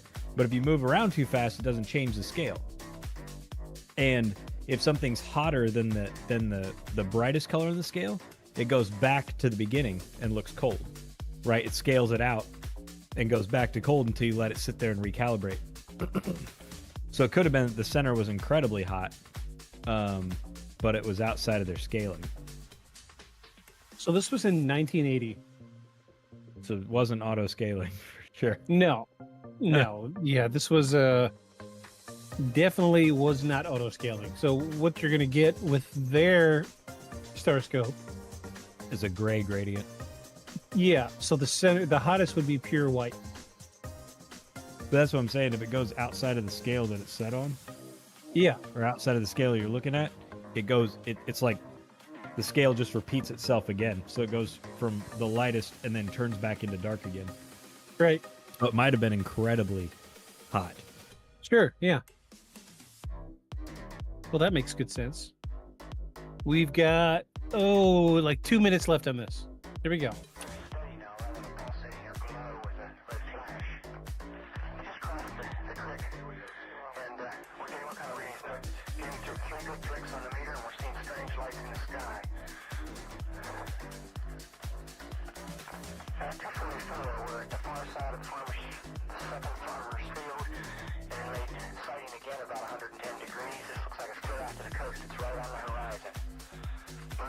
Flashes from time to time. Still steady red encounter. Also, after negative readings in the solar field, we're picking up slight readings, 4 or 5 clicks now on the meter. 305. We see strange strobe-like flashes to the rather sporadic, but there's definitely something, some kind of phenomenon. 305 at about 10 degrees horizon directly north. We've got 2 strange objects. Half moon shape, dancing about with colored lights on.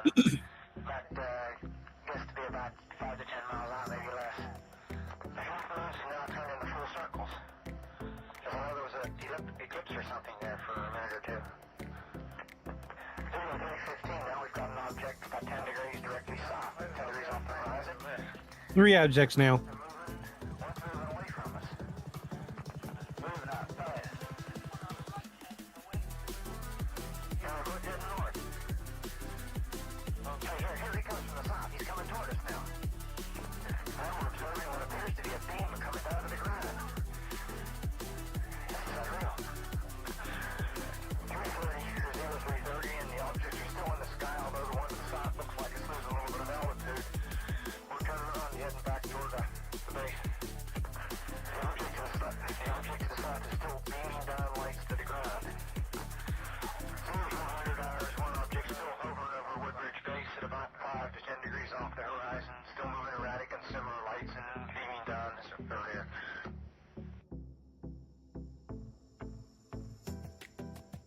All right.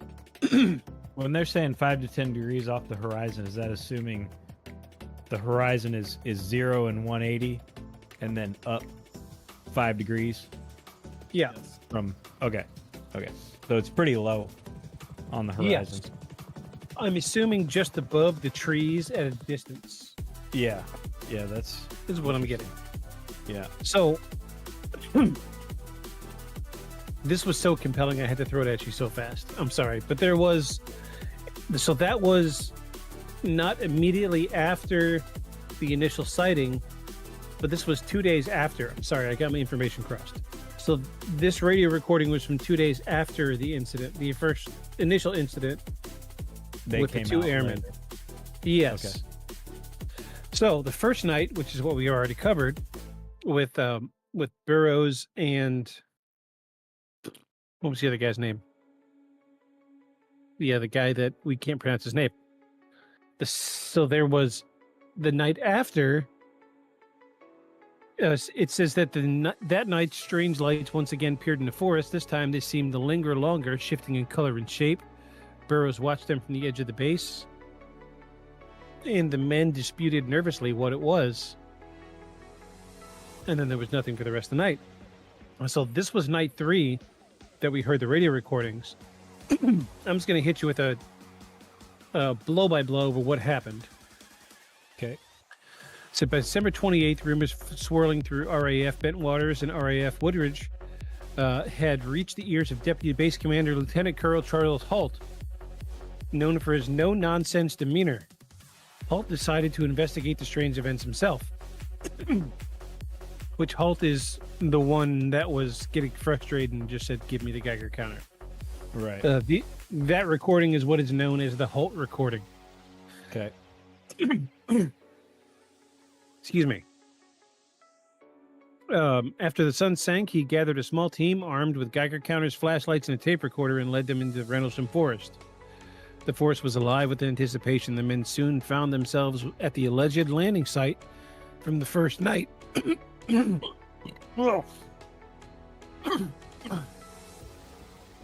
Flemmy, wow. Oh, Lord, now I got hiccups. The ground bore strange triangular indentations, as though something impossibly heavy had landed on the Earth. Radiation readings spiked around the impressions, higher than the surrounding area, but still inconclusive. And then they saw it. A red orb, pulsating like a heartbeat, hovering above the trees. It moved with intelligence, dodging the men as they tried to approach it. Holt's tape recorder captured the astonishment of the men. He says, quote, "It's dancing in the air. It's turning towards us now." More lights appeared, darting through the skyline like fireflies on a mission. One descended and then cast a beam of light onto the ground, illuminating the forest floor with an intensity that turned the night into day. That was the point where he said it was like an eclipse. Right.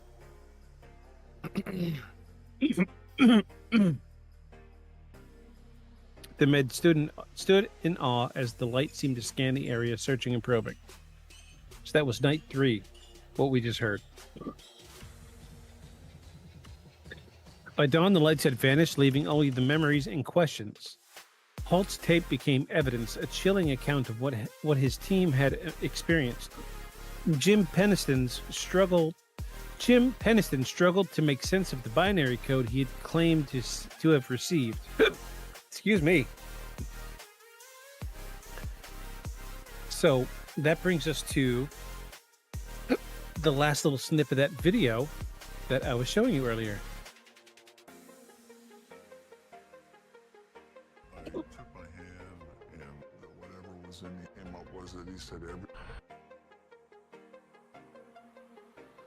Two crucial pieces of evidence to support the Rendlesham incident was the Holt memo and the tape recorder. But what we found out years later was that there was another even more significant piece, and that was the code that Peniston received when he touched the craft. But in this point in time, he was still keeping the code a secret. I couldn't sleep.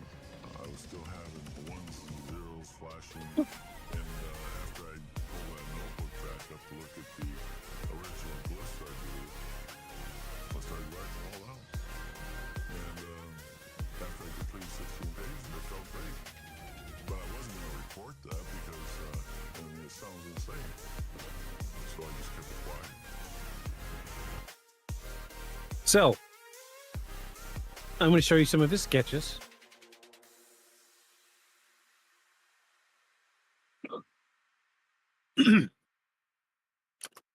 This is one of his sketches of the craft while it was on the ground. Okay. Curse these hiccups. So it's kind of cookie cutter. You know, we've got a triangle-shaped craft with a triangle-shaped dome on top of it. Right. This has been, filtered a few times because the original sketches very old and very hard to see. Mm-hmm. Let me show you his other sketch. This is a hard copy of what he was seeing. I've tried reading some of this. I think it's written in some kind of shorthand. I can't make any sense of it.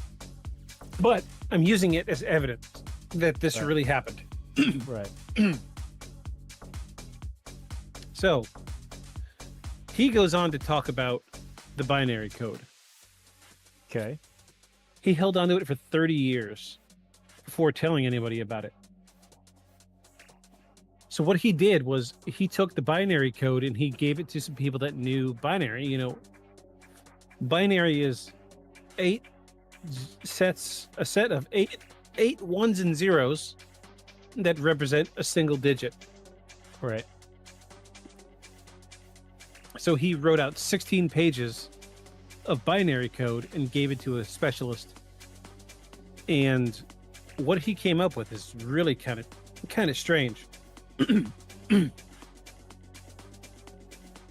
So, first thing came out was the binary code pointed to specific locations around the world. These locations have been tied to sites of historical, cultural, or mystical significance, including the following: the Great Pyramid of Egypt, the Great Pyramid of Giza in Egypt, the Nazca Lines in Peru, the Temple of Apollo in Greece,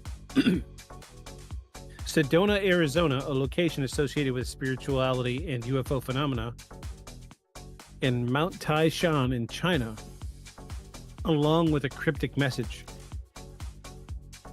Alongside the coordinates, the code allegedly contained an English language message which read, "Exploration of humanity, period. Continuous for planetary advance." End quote. Really? Another part of the decoded message reportedly mentioned "eyes of your eyes," a phrase interpreted by some as a reference to highlighted awareness, perception, or possibly extraterrestrial observation. Some interpretations of the binary code include the date 8100. This has been a speculation to represent a year possibly far in the future through its significance, though its significance remains unclear. Which brings me to my last point from Peniston. So, in the original interview with Peniston, he was describing the symbols on the craft. Mm-hmm. And in one interview, only one, and it was this first interview, he had said that the symbols looked military. Okay. How so? Something about the way the symbols were, some correlation between the shape of the symbols, similar to, at the time, a current military symbol. I couldn't tell you what it is. It's been a little while since I've heard the original interview. But Peniston's theory is, get your tinfoil hat on. Yeah, this one. These damn. I'm gonna have to start keeping one for when you say that, and I just pull it out from off screen. And yeah, I've had the same. I've actually pulled out the roll of tinfoil tonight, and I set it. It's downstairs on the counter. I keep forgetting it. I need to get a beverage. Excuse me.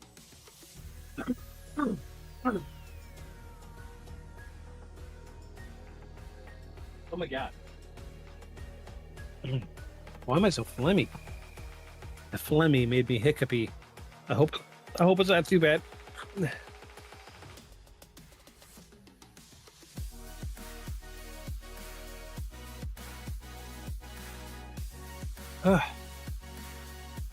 So, Peniston's theory is that this UFO is not extraterrestrial, but human. Okay. From the year 8100.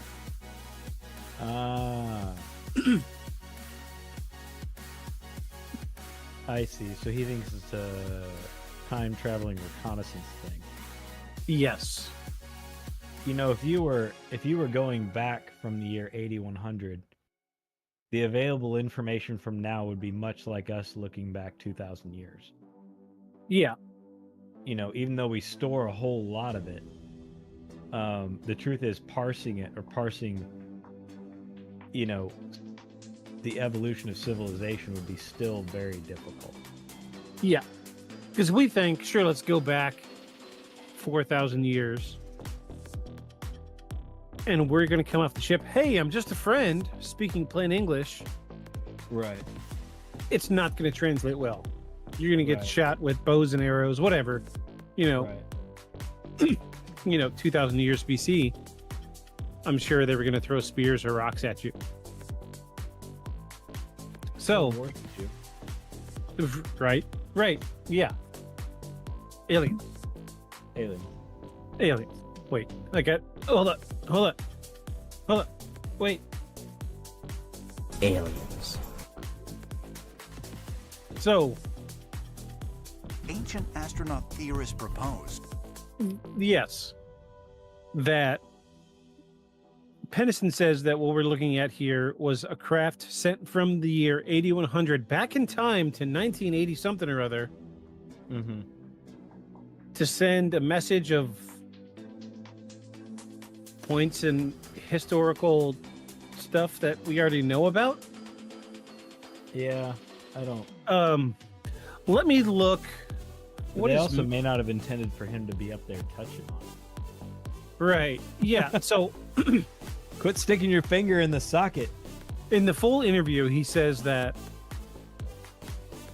the information transferred, like he felt like it was the way that they were communicating to him.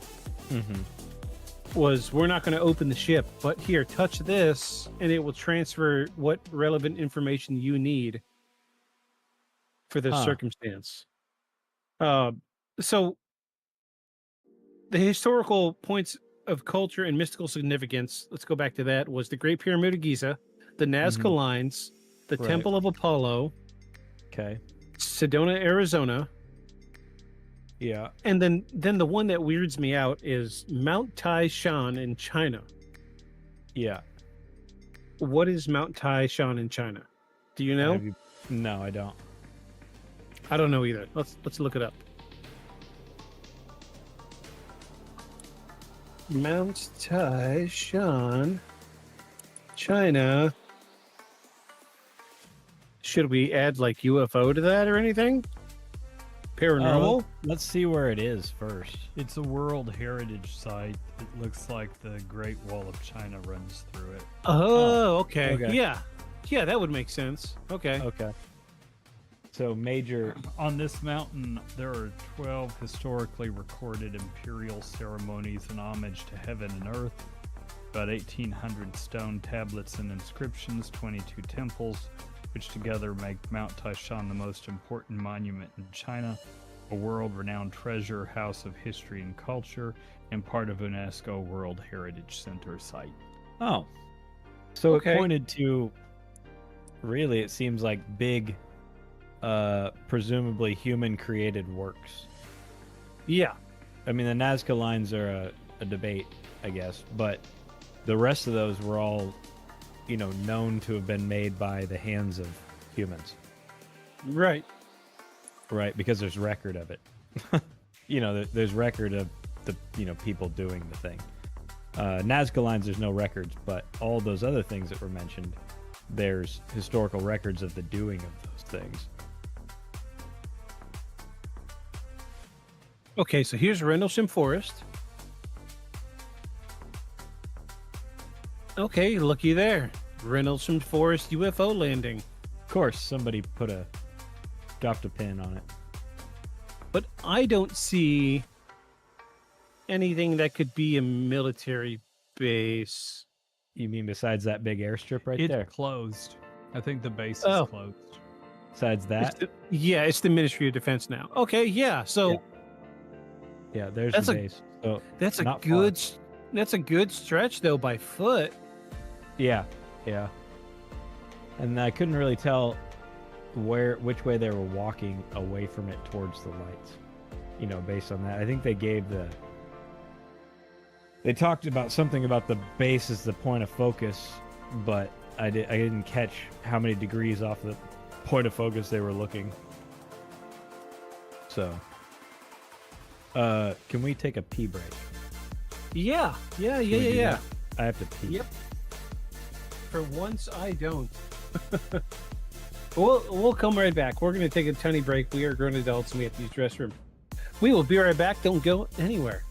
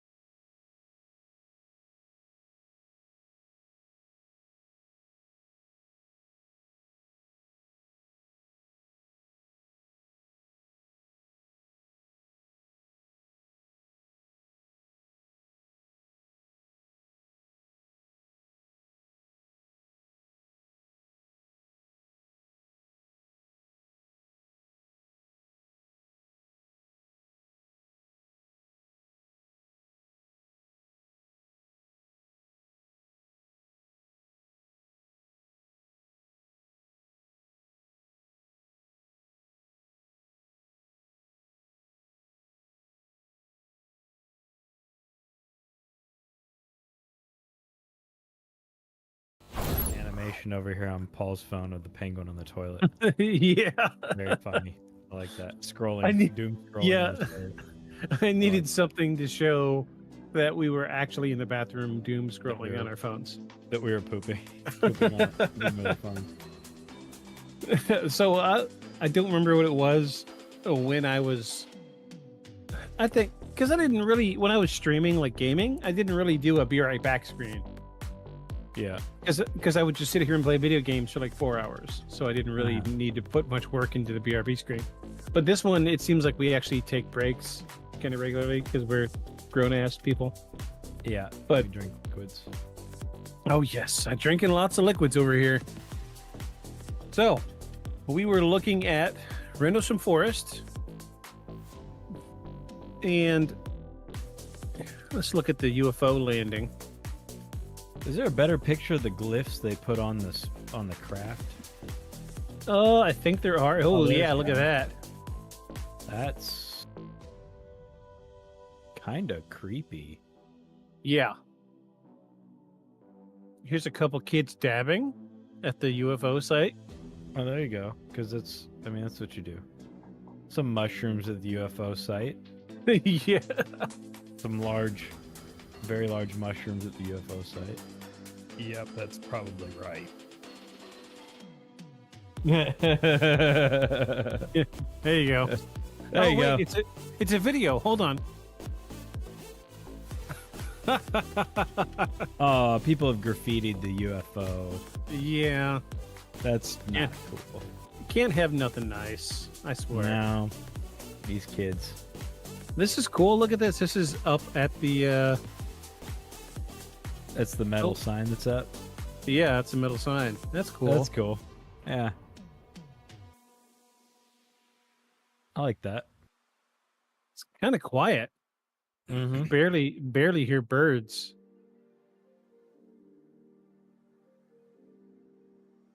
I like that the spacecraft has a little Spartan ridge going up the middle of it. Yeah. There you go. Oh, here you go. Yeah. Oh, it's all the same glyph, sort of, except the center part's a little different. Oh, no, they're all different. Here we go. Let's zoom in as far as I can. They're all a little different. I wouldn't use the word military. No, not me. But I guess maybe he's thinking like the patch thing, like the insignia for certain, like a particular battalion. But that's not, they don't read that way to me, but. Nope, the doggo. Yes. Investigate.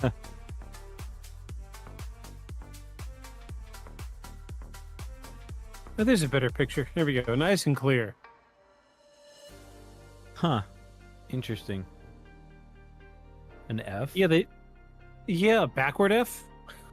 Yeah. This is the only one that looks humanoid. A puzzle?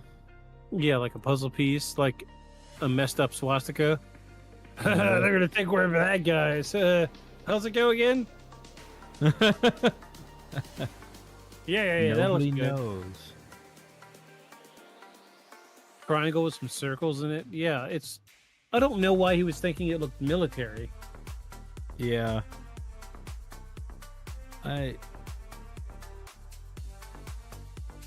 Also, I find it interesting because he didn't describe it as being black. Yeah. There's like 4 or 5 interviews, and each one's just a little bit different. But oh man, look, somebody spray painted all over it. Oh man, everywhere. That makes like me I said, sad. to repaint it black. Yeah, maybe that's why it's black. Maybe they might have originally been silver, and then they effed it up, and they were like, "Oh, I guess we shouldn't have spent all the money to make it stainless." Yeah, look, go back up. Go back up, back up, back up. Stop. Is that right more there? silvery looking? No, it's. I think it's black with the sun shining on it. Oh, yeah. Hard. Yeah. Unfortunately, I think it might have been silver at one point, but I can see why they ended up having to paint it. Boy, why do people do that? Because anywhere you put a monument where nobody's looking after it, some dude's gonna spray a penis on it. That's just how it is. If it's gonna be a penis or a pot leaf, Or face. or a smiley face. It's you know. Penis or a pot leaf. It's it's true. That's funny. The best inflatable suit ever made. Yeah. Getting a probing. Yeah, there you go. Here's a close up. Yeah, I wouldn't call these military in any sense of the word. Not to me. I don't know. It seems Oh, weird. no. Yeah. Yeah, it's a shame. It really is. Stop it, people. Yeah, don't Stop do it. that. Don't do that. This isn't cool. You might be 12 and thinking this is cool. It's not cool. I'll be the Yeah. first to tell you. Yeah, don't spray the thing that somebody made. It's Do you know how much money this must have cost to build? Even Plus, a fake UFO. Plus getting them to, getting them to let them do it in the first place. Yeah. I think that's what's the farmer's land out there. No, it's owned by the forest, basically the Forest Service. Yeah, Is it? it's Okay, the yeah, Forest getting them to let Service you owns put it. the monument up in the first place, and then getting the money together to do it. I don't guess I know who got the money together to do it, but look how many Don't- humans could ride on it. Yeah, don't take pictures like this of your stupid graffiti kids. Take pictures Yeah. like this of all your homies flipping the bird. yeah, that's much more wholesome. And the We dog like butt. that This is better at least. There's no graffiti. That you Yeah. can see. Yeah, Yeah, I mean, I They don't covered think up this their people butts. interesting Or choice that- of filter. Yeah, I had a theory too. After Yeah? listening to the dude's account of the red orbs. There you go. Nice and clean. That's the way we should see it every Oh, that's time. cool. That looks nice. That looks really nice. Yeah. That looks nice. So it talked about how the red orbs sort of like almost looked like they were winking at him, and then Yeah. later sort of looked like half moons, right? And that they were scanning the ground. So check this out. Think of an eyebot, right? Like an eyeball. Yeah. When it's looking at you like this, or even a camera device, because you were talking about how the center was cold, right? Check this out. Yeah. Think of a camera device looking at you like this, that rather than our tech, that iris is like that, iris is like this, like an eye, right? Yeah. And when it was done looking at them and realized there wasn't anything going on with them, they were just looking back at them, it does this. So you can see the edge. Oh, yeah. Right? Where the part generating the heat is looking down, but it makes it look like a half moon as it's scanning the ground. Yeah, because they kept saying it looked like an eclipse. Yeah, But if you because think of then a ball that has part of it that pulls back, right? Whenever it looks down, you're going to see the protruding part, and then the edge of it's going to be covered by that skin. And if you remember, it said that there was a beam of light. It looked like it was searching the ground. Yeah. Yeah, so I wonder if whenever it got done looking at them and decided they weren't doing nothing, it went back to what it was there for. So, I'm going to play devil's advocate, as I do. The prevailing normal theory, heavy air quotes, all four fingers. The terrestrial theory. Not So the there- alien theorist theory. Yeah. Hold on. Wait. I got an audio clip. Not Ancient astronaut theorists proposed. but That the normal people, they said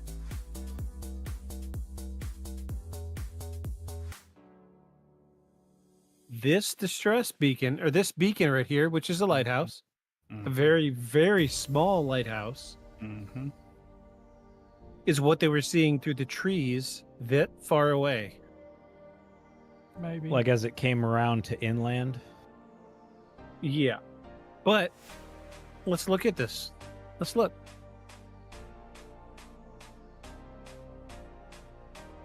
Look how short this is.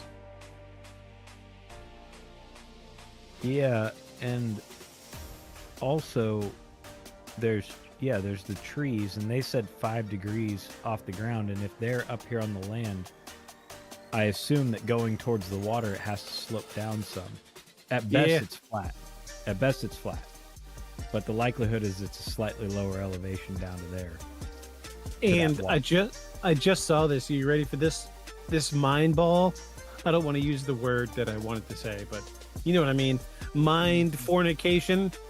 Yes.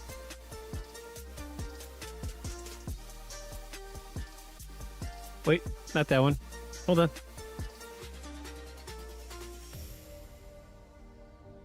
Do you see? Atomic Weapons Research Establishment, Orford Ness. This was an atomic research facility on the beach, closer to the base than the lighthouse was. Right. So what do we know about atomic testing and UFO sightings? They tend to go in hand. Yeah. So there's that, or I understand that this was a nuclear site. The base, in fact, may have been a nuclear site. Housing weapons? Yes. Yeah. Yes. Housing weapons. And it was a joint base. The SAS tried to, tested the security of it with some regularity. And apparently, sometime before this happened, according to some British investigative journalists, the SAS had parachuted in at night in black parachutes, and they were detected and stopped by the U.S. Air Force police. The MPs got them, or the whatever the military police are called. Mm-hmm. Yeah, I think the Air Force are called MPs. Yeah, they got them, and I think in the report they said they were alien whatever to the base. So they're like, the SAS is like, oh, we're gonna play a joke on you and we'll show you aliens. And so this is supposedly a joke played on the USAF by the SAS. So here, that maybe not. But what I think we do know is that this is a nuclear site. We're never going to have a good answer for it. Either it's a nuclear site connected with a UFO, or this is testing security. This is doing all sorts of different things. I don't know. I tend to think that it's when we ignore the binary code. When we ignore the binary code, I think that I think this is not. This is a joke played on the Air Force. And Boo! Those recordings, I know. I'm just not buying this. Those recordings are just the Air Force believing what they're seeing and all this stuff supposedly going on. There was quite a investigation by British journalists about this. And the determination was it was a joke. It was a practical joke played on the USAF. And they were recording them, and the SAS is probably just over there laughing and laughing and laughing, listening to all that going down. The binary code, boy, I don't know what to think about it. But when you take each of these pieces of information together, they're not great. Right. So we have two witnesses, not great. They have different stories at the same time. They tell different stories all the time. We have the witnesses that came later that didn't really see anything. There is some suggestion that those marks were rabbit diggings. Maybe not. Who knows? But none of this stuff, none of the pieces of evidence by themselves are great. And when you have a lot of pieces of evidence together that are by themselves not great, it doesn't thereby transform the whole thing into something great. The totality of it usually, and by usually, I mean just darn near never, makes the whole thing better, right? Then guy comes along and he says, oh, by the way, there was a binary code, but I needed to wait 18 or 19 years to write it down and tell anyone about it. Okay, I'm with you. I just don't know about that. Why didn't you say it sooner? And sometimes he says on TV that he was told not to say anything, yet here he is saying something. So, I don't know. It just doesn't sound very good. Usually when someone suddenly magically remembers something later, or they're suddenly able to say it much later after an event, personally, I just disregard it because it just doesn't feel very true. And then if these are, aliens or people from the future or some other thing, perhaps, they're over here using some kind of a binary code that they're translating into ASCII for us to try to figure this out. I don't know. It just seems exceedingly unlikely to me. So we like to look for patterns as humans, and one of things about this. When you have little tiny pieces of evidence that don't make any sense or are not very good pieces of evidence together, it's easy to put unrelated pieces of evidence together and then thereby see a pattern. Oh, this was for sure a UFO. And the same thing, I think, with this binary code.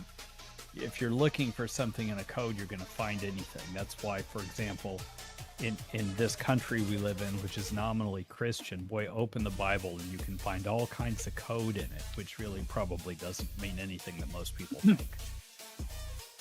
Yeah, like the page 9. I'm just not buying this, and it's so funny because I used to really like this whole story. I was really vibing with this story.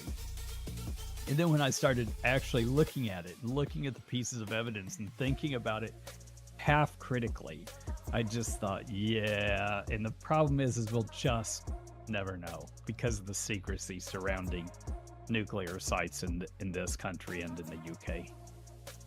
I want to point out one little grain of uncertainty. Yeah, small. Go ahead. Small grain. Let me pull it up. It's on the video of the interview.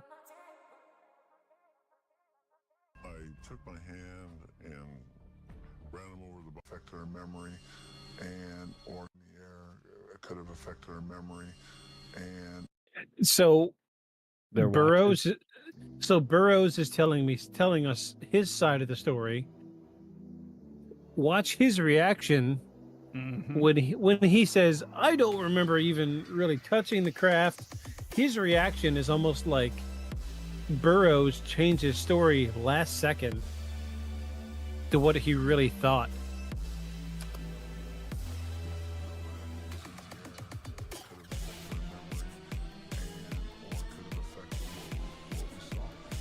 Oh, too far.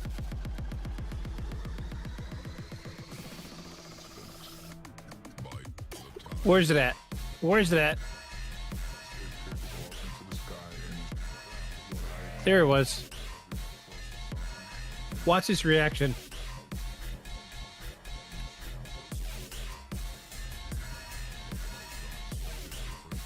Oh.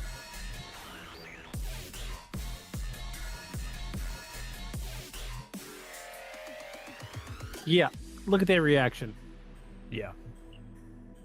You think he doesn't like what he's hearing? What are you saying about the reaction? I think he looks exasperated. Yeah, like, B word, please. Yeah. I feel like they had talked beforehand and said, we're going to go in there and tell him it was UFOs. Make sure we stick to the story.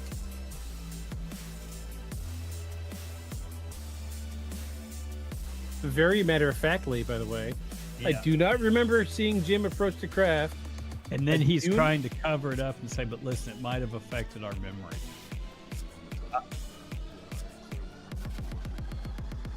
I don't know why Minister or whatever his name is. Yeah.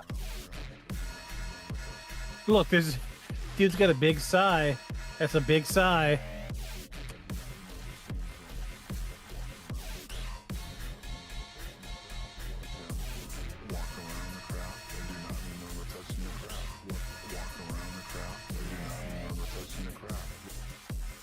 B word, please. That's the face. That's the face. I know this is pitch changed, but it might be. Yeah, I try not to get copyright violation here. Yeah, I gotcha.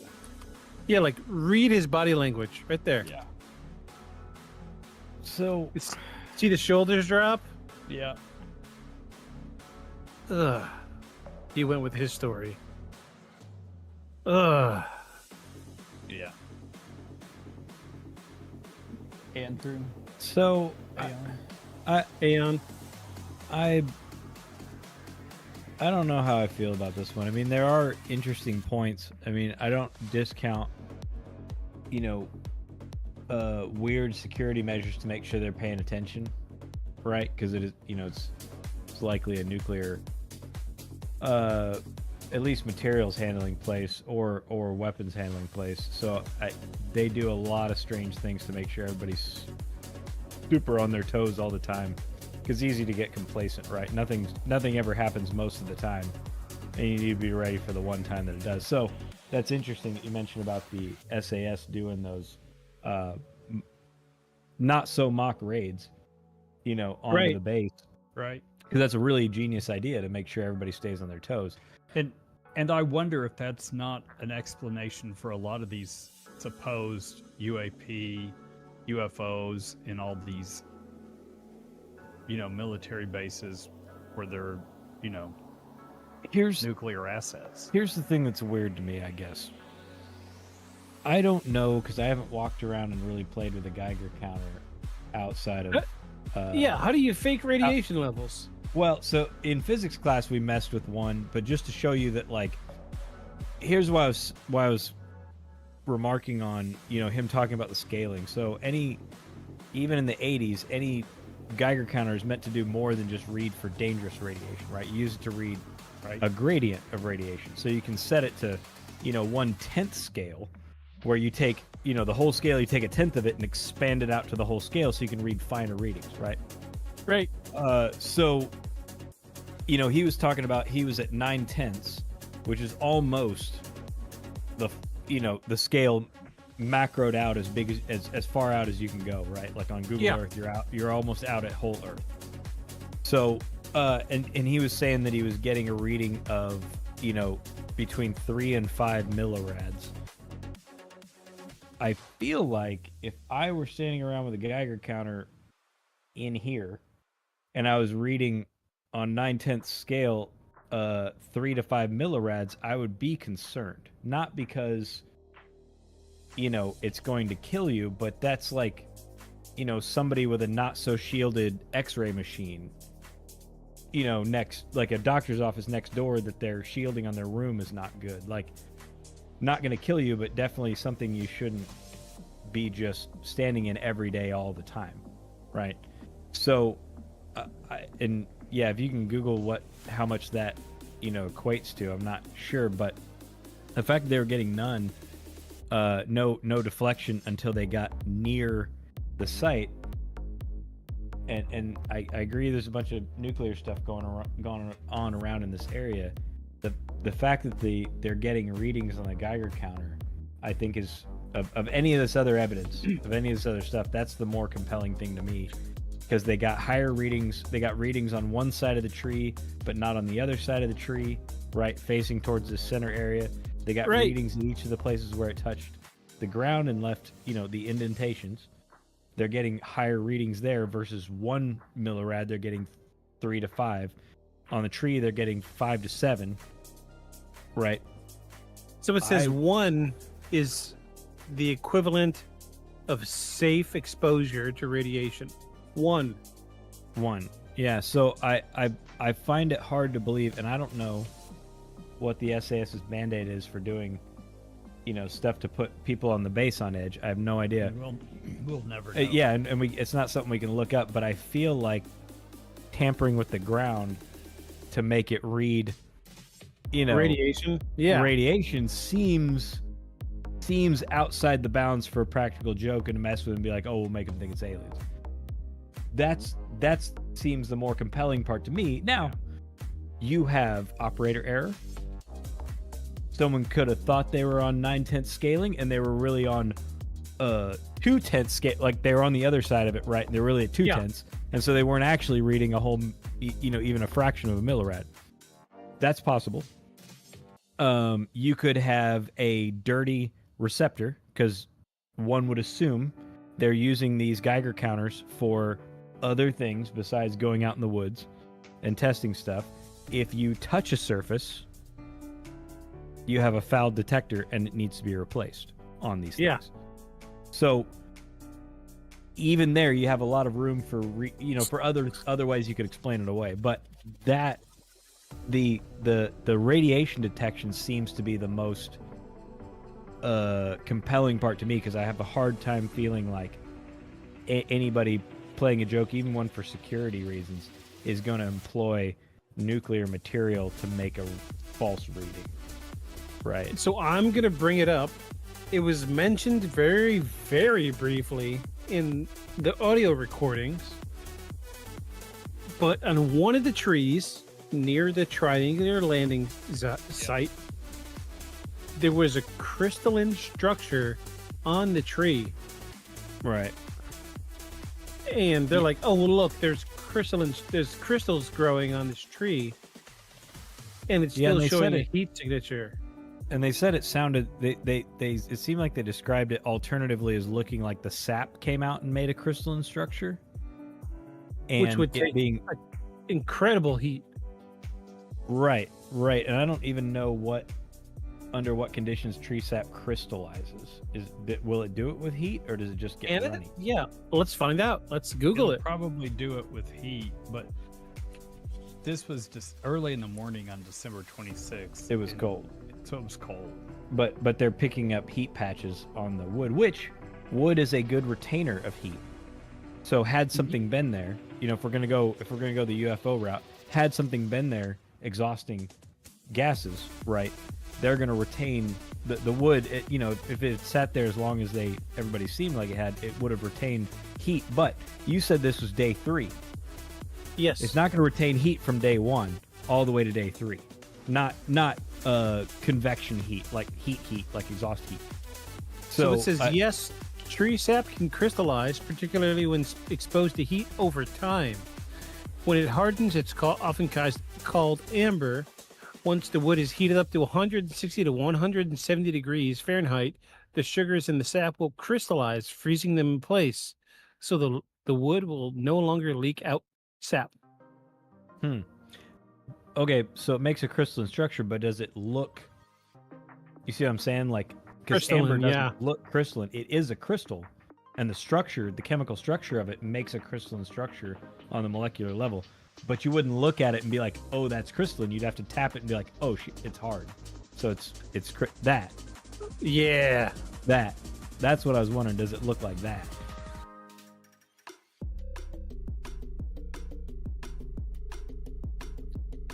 See, I wonder if they weren't seeing something like that. I've been in the woods a lot. I've never seen that. I have not. No. Oh, have you? Where did you see that? Where? Tell us now. I think in the Gila Forest, the Gila National Forest in southern New Mexico. Okay. Huh? Because that's what I was wondering about is basically all the things that seem like a lot of those things together are hard to put down to a prank. Is my concern. The heat signatures on all the trees on one side facing where this stuff was, but I guess it could have been equipment. You could have had equipment there. Could have had flares. Sure. Could have had flares. I don't know. I guess that's what the British journalists came to decide is in supposedly the SAS had some kind of material and flares and other stuff attached to kites and balloons or something, that black kites and balloons that were radio controlled. Sound like a drone. Sounds like a early drone. That seems like an awfully convenient explanation. Right. Convenient. I really wish there were aliens. I used to really love this story. I knew the whole binary thing, but I had forgotten, or maybe I never knew. It took him 18 or 20 years to write it down and tell anyone about it. Right. And I used to really like this story. And I used to think, well, that's proof of, alien visits. But when you look at it, you think about it critically, all the pieces. It's just, boy, this is not the one. Yeah, Okay. the thing about the Geiger counter too, I like it as positive evidence, except probably the guys actually using them on the bait. While many of them are probably trained on how to turn it on and take a reading, the truth is you'd have a radiological technician doing actual readings on stockpiles to see if you're having, see if material's escaping. Right. this guy was not that guy. No. Yeah, I was going to say, it's obvious from the radio recordings he was not the He's not that technician. guy. So I'm he was worried the guy about who was operator error. He was like, here, take this. Let me be terrible. I'm worried about operator error. Right. As much as I like it. Right. I like it too, and I'm with you with operator error, and here's why. And I'm going to say something that's probably is going to sound terrible.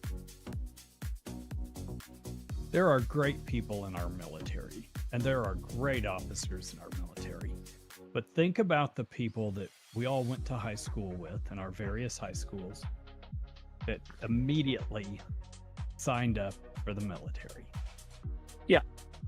These are the ones out there. Yeah. These are the ones out there that night trying to operate this thing and see. And finally, even you heard the supervising officer. How does this work? Yeah. Just finally say, here, give it to me. Right? Just give it to me. Yeah. Because am I reading it correctly? Yeah. Yeah. No one knew what they were doing. No one had things set right. Yeah. How do I? Right. And that's my concern with the. And that's my concern. I appreciate they went out there and did what they could, and that's great, and it's super. But oh my goodness, I don't know how much we can rely on that, and that's certainly against the popular American culture right now.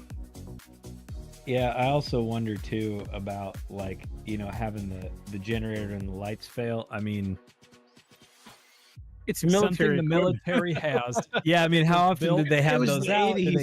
Do they use them often? Right. It's a trailered thing. They Right. drove it down the road. It bounced around. Maybe they knocked out some of the bulbs, so when they turned it on, element was exposed.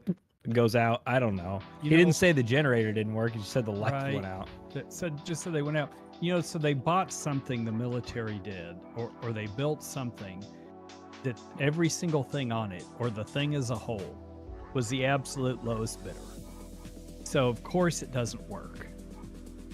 So that's just completely no shock that something about it doesn't work.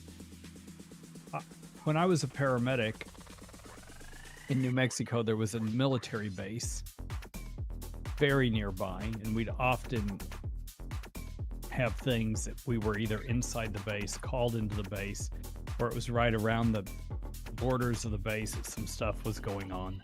I worked nights or evenings a lot of the time I was working there. The MPs would be there, we'd be there. Maybe someone from the base hospital would be there, but maybe not. And of course, the only flashlights that worked are the ones we have. So they're like, if the flashlights wouldn't work, I'm like, sounds like every military response I ever went to. It's just crazy. It worries me about our military. So I guess that's my problem with it. Is the thing that I want to hold on to the most is probably also, at least for me, very easy to find reasons to discount it. Right. So for me, like that thing, when I think about each piece of evidence, so there's testimonial evidence by the people that were handling it. Then there's readings from the thing itself. So we have the Geiger counter itself. Then we have the reading from it. And do we have the person who's doing the reading? Do they know what they're doing? Do they know how to operate? And is their testimony reliable? These are people that would swear to God in heaven in biology class sitting next to me that horsehair worms really came from plucking the hair out of a horsetail, throwing it into some water, and leaving it there for a while. And so, I don't know. I just don't know. So when you look at these pieces of evidence, I guess what I'm saying is that when, while you think it was great, and like the totality of it sounds great, but boy, when you start pulling it apart. Yeah. I hate to say it, but I'm on board. I'm so sorry because I loved this story. I loved this story until I did reading for it. And then I was like, oh, well, no. And think on this too. You just ruined everything. Think of in this case, these guys are not scientists, right? They're sent out there on something different than their normal daily routine. Right. 2 days after, these two guys claim to have seen and touched a craft, right, in strange lights. They go back to the base, and a bunch of people heard about it. Then they send these guys out there, right? The one guy who's very serious but has also heard the story. they have lights go out, flashlights stop working, and now they're in it. Right now they're invested. Now they think something weird's going on. So now you have confirmation bias, observational bias, where now they see red lights behind the trees, and they assume it's something weird going on. Also, they're in the trees, man. A tree way off in between you and a light, when you move from one side to the other and a tree gets in the way, it'll look like it winks. Yeah. Like it winks. Yeah. Like they're describing. And I don't know about the StarCam thing. I don't know what to say about that. Yeah, there are things in here that are weird, right? So here's what we know about this. It's weird. There are a lot of weird things in it. The descriptions of it are weird. Yeah. I can see that this would be, if I were in the SAS and wanted to get back at the Air Force for this, I can see why this would be a super place and a super way to do a practical joke on these guys. I think it'd be amazing. Because another way to explain the iris thing scanning the ground is, rather than scanning the ground, they really always intended these lights to be facing the guys to mess with them. And a faulty screw or an untightened thing, and the rig goes whoop. Yeah. Yeah. Oh, it's scanning the ground. They're like, oh, well, thank God. This is even better than we thought. Yeah, they're like, wow, happy accident. They're probably, I just hear them over there all laughing, right?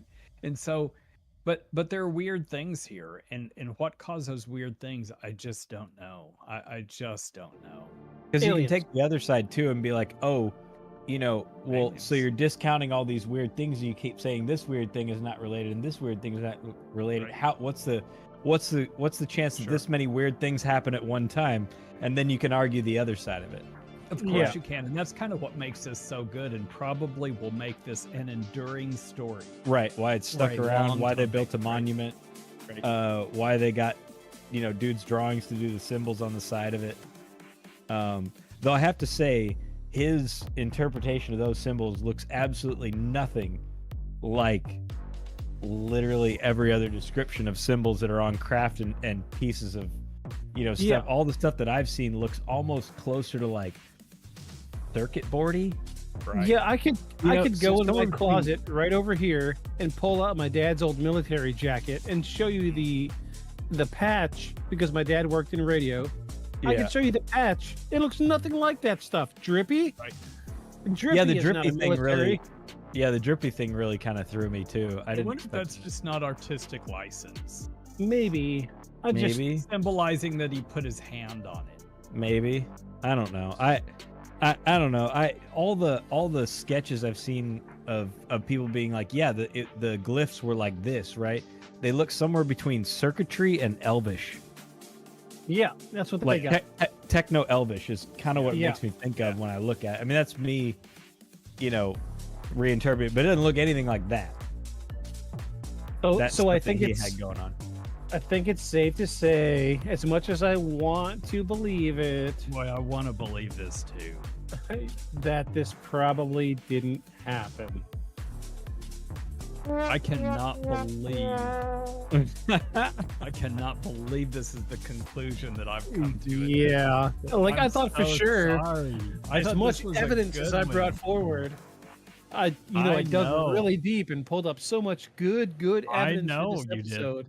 Did that Peniston or whatever his name is, the one that saw the binary code, didn't he early on in that photo you showed us, or some other photo, didn't he draw? Yeah, that was the symbols looked like. Let me pull those back up. Let's see what we got. I'm troubled by those symbols. It's just really interesting. And where did he come up with this? No, that was the sketch of the UFO. And also I'm a little concerned. The one guy's like, I don't remember any of us ever touching the craft. Oh, so this is a sketch by Burroughs. Yeah, down at the bottom. The one that said that he didn't touch it. Yeah, but he saw it. Yeah, he does say that he saw it. So let me say, all the all the evidence that says it didn't happen, how is it that these two people that saw it day one saw it up close and can recall it clear memory? But this sketch shows a different shape. It's a triangle, sure, but no dome on top. Well, so this almost looks like a like he drew out where the feet were, except that's which is kind of like Dude's other sketch. He shows like what looks like a little gantry under, like a little scaffold underneath it that it's sitting on, and that circle at the top is a light. Yeah. Right. But so I think it's a light on the tip of it, and I think he's drawn like a bottom-up view, weirdly, of this thing. It's just because in Dude's other sketch, it does look like it's sitting on like a, which also makes me wonder too, because it looks like a triangle sitting on a square scaffold, like metal scaffold. Yeah. Which almost makes you wonder if they threw something together to set out there and mess with dudes. But then you'd wonder how did they get out there, and then how'd they haul it off without anybody seeing them. Right. Seems like a lot to play a prank. Seems like a lot to play a prank. It does, but I don't know. I think that the British journalist explanation was a bit of an oversimplification of it. Yeah. And they kind of just read, just skipped over a bunch of stuff. And who knows, maybe Peniston was like a diehard UFO fan. Maybe he wanted that to happen when he touched it. Right. And it took him 30 years to figure out binary for GPS location. Right. I read a book recently, and I can't. Congratulations. Well, thank you. One of those weird things. It was the first for everybody. Right. With 3 O's or 4? One U book, BUK. Hold on, and I'm going to tell you what it was. Because I've been trying to think about this whole, this whole thing. What does this, what does this mean? Was it a U with like the 2 dots over the U, like German? Yeah. No, it's more like the way you spell bukkake. Oh, okay. So there's a professor, Pasulka, D.W. Pasulka. She's written a book called American Cosmic. She's written several books, probably very interesting. She's a professor of religion. So you're like, why is a professor of religion writing books about UFOs and that sort of thing? And her ideas, listen, these UFO sighting and all this idea about this and all these people, this is essentially a new religion in this country.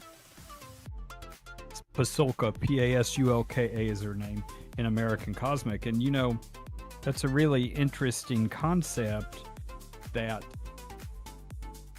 this whole idea might be an American religion because or a new religion in this country and in this world, because you have people that are having these what are almost mystical experiences. That's certainly the story here. And they're out talking about it. It even has similar stories, kind of a similar theme as we see in some biblical stories. So let me tell you a Bible story and then let me relate it. Ooh, okay. You ready? I'm ready. Pick 3 or 4 things that Jesus did. Then he tells all the ones gathered, go and don't tell anyone about this. I don't know. What do you mean you don't know? You're saying ones that he specifically told them not no, to tell just pick any. I'm just telling you. There are several times he's done something, and he's told them don't go and tell anyone. Like healing the blind person, don't just go on about your business. So then they immediately went and told everyone. And so right. But the fact is, the same thing happened here. There's always some element in these stories of some higher authority, the higher power, someone somewhere is telling them, don't go tell about this. And that's a pretty pan-religious theme. Something will happen, something amazing will happen, and you'll be told you can't go tell about it for some reason now or or at all, or ever, or maybe not till you hear more from us, or something like that. Yeah. Even some of the apparitions of the Blessed Mother. Some things are forbidden to be told. And so we have the same thing here, right? So he's told never to say anything. So suddenly 18 or 20 years later, he goes forward and comes up with this binary code, or he writes it down, the binary code he's known all along. Pick something a little more modern and pick, the foundation of Mormonism with Joseph Smith. He's given these plates and he's told not to show them to anyone. The supposed golden plates from which he claims to have translated the Book of Mormon. And he's told not to tell anyone. And then there's supposedly witnesses to it. But then these people later claim, well, I saw it with my spiritual eyes, not my actual eyes. So, right. So, it's hard. I mean, but that's a pan-religious story. Joseph Smith had golden tablets. Dum dum dum dum dum. Right. So, and I don't mean to be disrespectful to my Mormon friends, but the fact about this is that every religion has things that happen that are miraculous and for some reason are told, don't go tell this. And the same thing here with these UFOs. So Dr. Pasulka is right when she's writing about this, and she says this whole UFO phenomena, abduction phenomena, and all this thing is basically a new religion, and it has that sort of level. In her investigations of it, I think she's come to think there probably is something to it, but it doesn't change her mind that this is a new religion for many people. I learned it was a new religion when I was in California, and I was doing some church work, and I encountered a woman, and she asked me a bunch of questions, and I said, well, what do you believe? And she says, well, it's hard because it's really not a religion. And I said, what is it? She says, well, I just believe in ancient aliens. And I said, oh, okay. I see. And then I remember driving home from that event thinking, wow, that's amazing. And then, of course, I come across Dr. Pasulka's book, American Cosmic. It's ancient. She told me she believed in ancient aliens. So I was like, listen, I'm not evangelizing it. I'm just telling you what she said. Ancient astronaut theorists propose. See. Right. It's ancient astronauts. We're not saying they're aliens. They could be anything. Ancient astronauts. I'm not testifying about the truth of the matter asserted. I'm really just... calling them ancient aliens is a little racist, frankly. Right. Ancient undocumented beings. So, I think we all non-terrestrial agree. Travelers. I think we all can agree. Something happened here. Something happened. Even Probably something weird wasn't- happened. Something very weird happened, but it wasn't extraterrestrial. No, I don't think so. And let's go down. Let's say it's the British testing this facility, testing the security in this facility, and they're doing this to test the security in the facility. You test security for things that you know are likely or possible. Right. And if they So are they're testing doing it for this- alien invasion? If you're doing this to test this facility for something that's possible, Says something about their belief that in just says something about what the government thinks or what those people think or believe or know.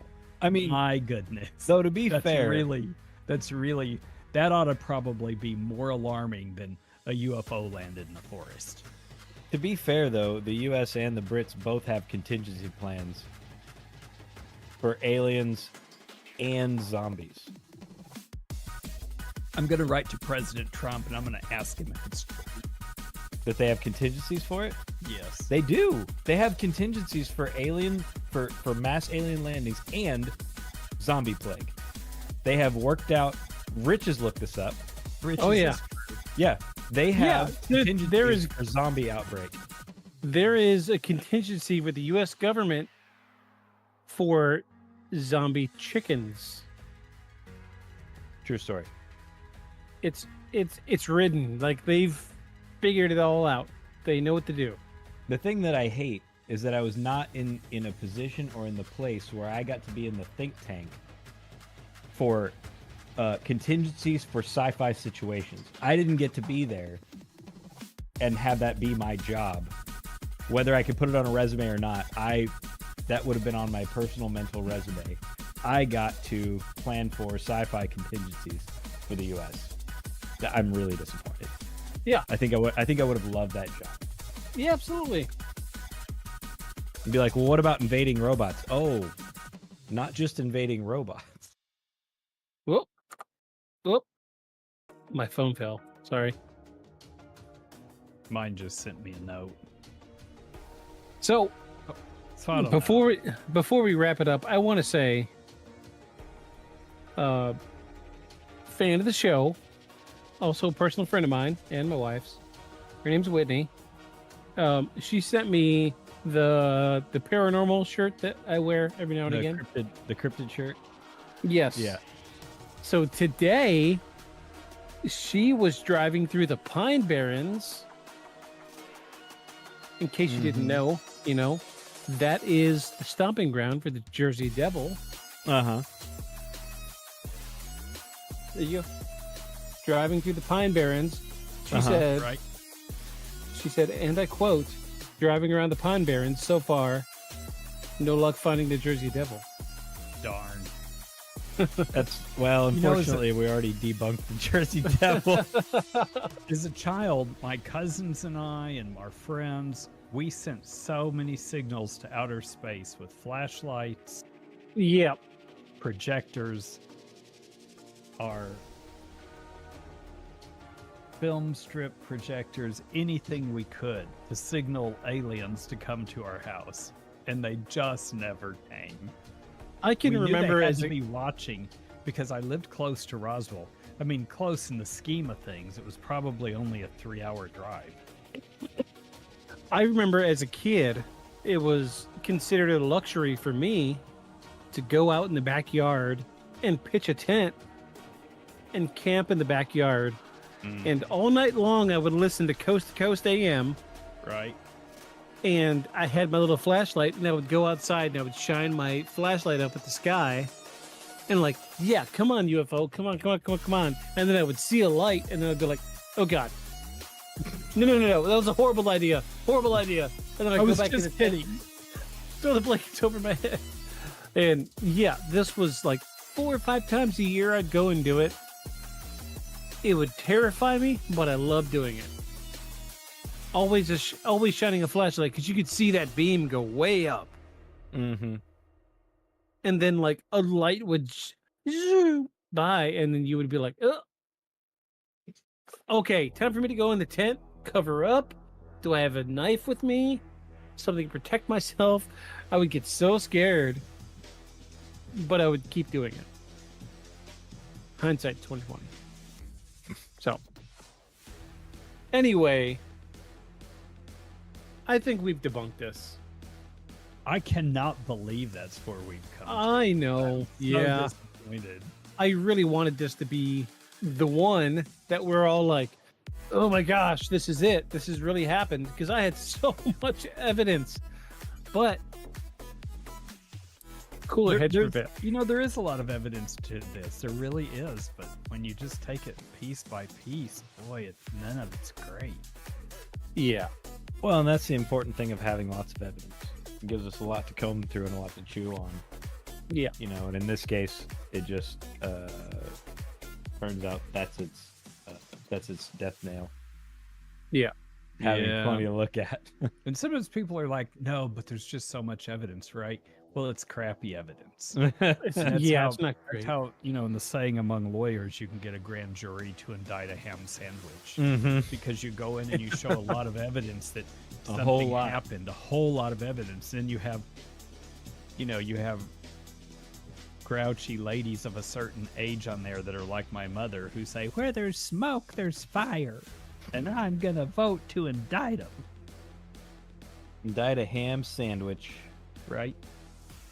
I believe that. So before we wrap up with closing statements from our house critic Aeon, I'm gonna say we have a unique opportunity that I'm gonna start taking into account. So when we're done streaming, we can either end the stream or we could raid somebody else, which means we take our viewers and send them over to somebody else's stream.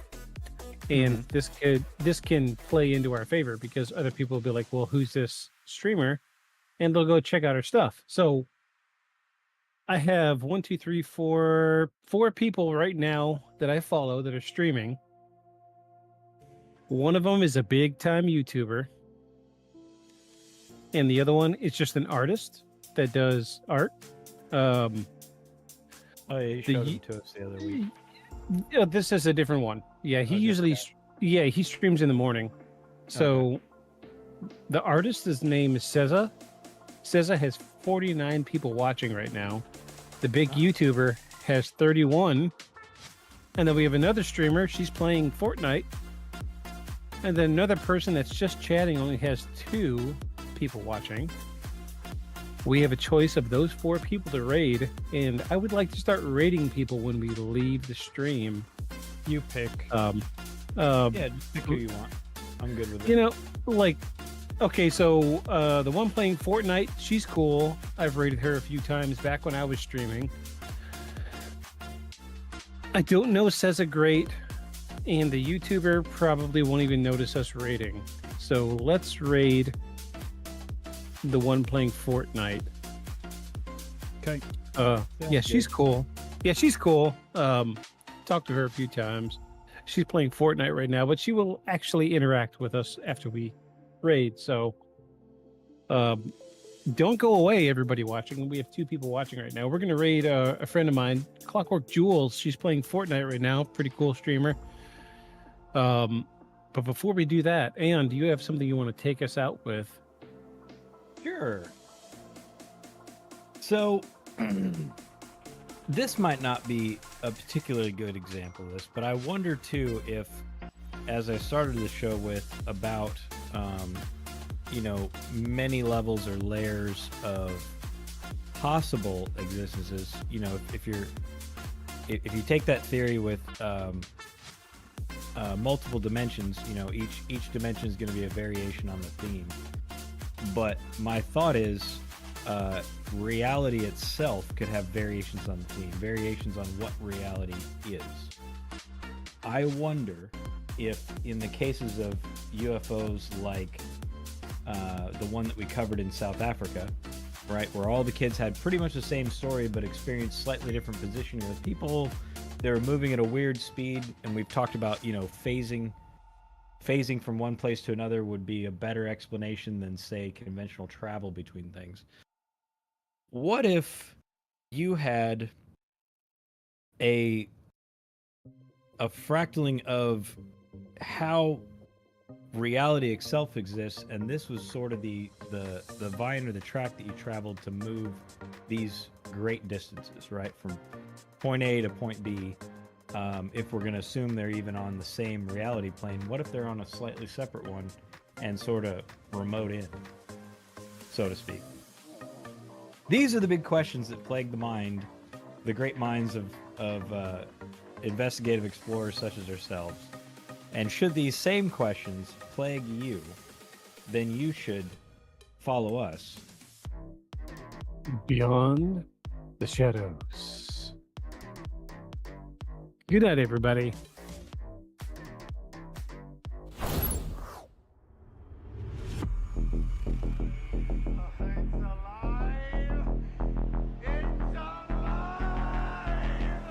Creature like that, how would it ever die? And this monster starts running right at me. Annihilated by nuclear bombs. Beast is not dead. I put 4 bullets into him. I you're crazy. But I saw that monster too. All I want is for someone to believe me. Contaminated. Face. Horrible.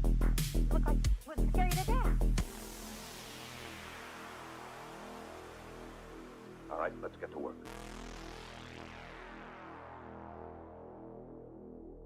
Feel the shadows.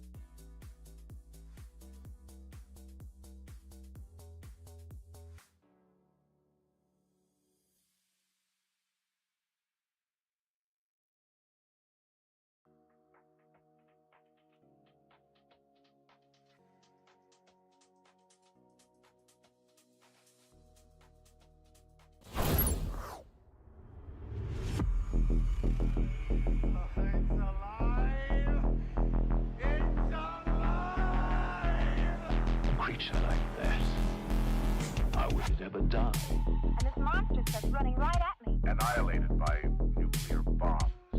Beast is not dead. I put 4 bullets into him. Oh, you're crazy. But I saw that monster too. All I want is for someone to believe me. Contaminated. Face. Horrible. Looked like it would scare you to death. All right, let's get to work.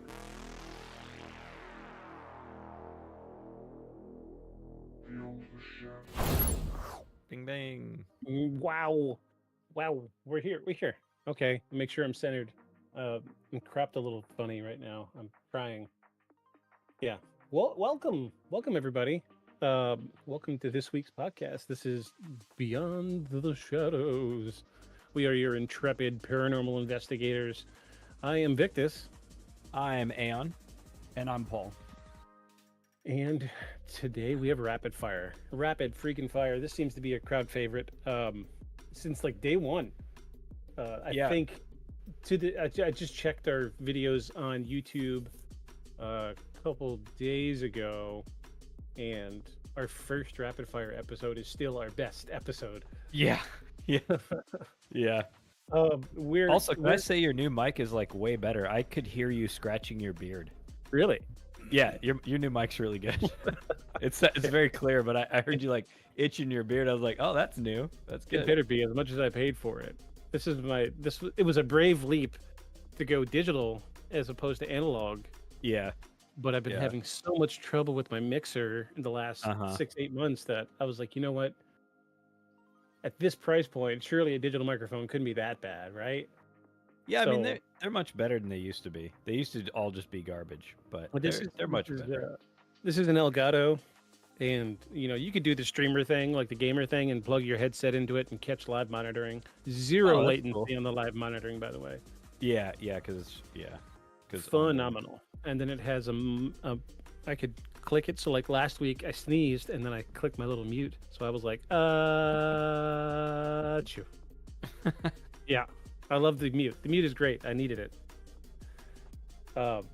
So I said I was going to do it. So let's do it. We're going to try a new intro segment of what shirt are you wearing this week? Because Aeon and I both have made very serious considered efforts to wear unique shirts every single week. And I feel like it would be fun to just be like, what shirt are we wearing this week? So well, and it started because I was just wearing like a white t-shirt or like just a black t-shirt, and it was getting to where like going through to like see like what week was what. Like we were just wearing the same stuff all the time. Mm-hmm. So it's hard to, it looked like we just were posting reels of old stuff and it was the new video. So you were like, maybe if we changed our shirts. I was like, oh, that's easy. I'll just get a bunch of cheap pop culture t-shirts. So yeah. And sometimes it's fun, like the fried chicken, Kentucky Fried Chicken shirt for spontaneous human combustion. Sometimes they're even relevant. So, let's see yours. Just we all see Kirby. Yeah, Ooh, look at Paul's! Wow, Japanese edition Kirby. I'm a sucker for anything with Japanese writing on it. Yeah, and it was pink like Kirby. I was like, yeah, I'll get that. It was mine. So mine, I've been, if you don't notice on screen in the stream right now, I've been hunching forward. It's because I'm taking great lengths to make sure nobody sees my shirt before I want to show it. I just ordered this. It just came in yesterday, and I'm very happy with this. Check this bad boy. I got to stand up because the way the screen is cropped right now. But check this out. Nice, Mothman. Oh yeah. It says Harbinger of Doom. Yeah. Nice. I was very happy with this shirt. That's a good one. So I was looking, like we talked last week. I was going to try to get some shirts made. I'm still trying to figure out a good place to really get them. I really don't want to pay $30 a piece for 3. So still working some details out. I may holler at my co-streaming friend Hephaestus, he's the one that really got me started in streaming, but he's my dude. My go-to when I don't know what to do with electronics, he's the one that I talk to. And he has like a side hustle with t-shirts. And so I might see if he'll print us off a few. And then he has a little t-shirt store. See if we can't get him to drop put a couple shirts in the store for us. And, you know, he gets a little cut, of course, but really, it'd be nice to have him out there. Yeah. So that everybody can see him. But the Japanese writing thing, I was going to say, I found a Mothman shirt that was all pastel pink, and it was like a cartoony Mothman with big old eyes looking all like anime, and he was holding a carton of strawberry milk, and it was an ad for a Japanese strawberry milk carton. In the Japanese, I couldn't tell you what the heck it said, but you know, it looked cool. I almost bought that one, but at the last minute, I was like, you know what? We're gonna go with Mothman. I got 2 more today or yesterday, so they're kind of not as fun as these, but they're still good shirts. There's a whole thing in Fallout 76 where there's a whole like far-reaching cult of the Mothman. Really? Yeah. Kind of cool. Interesting indeed. Kind of cool. Does Paul have the podcast up on Twitch right now? I'm just curious.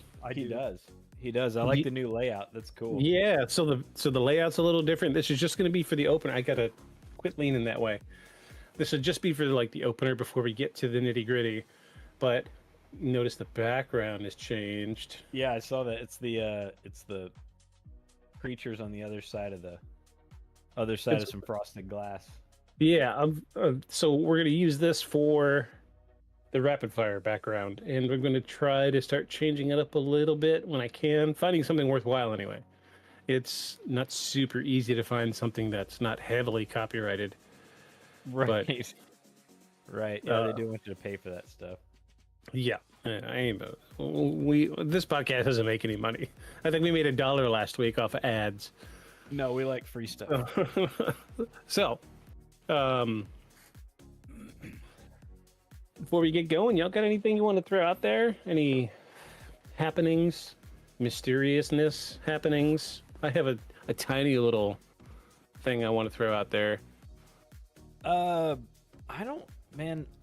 Honestly, we have been so head down in the law office the last like 2 weeks, really, that I haven't been able to surface for really anything else. Right. At the moment. Between that and yoga. Oh yeah, that, and we're on day 22 of 90 yoga classes in 90 days. So Jeez. I'm sore to the bone, literally. Oh, that's good though. That is good. Yeah, it is good.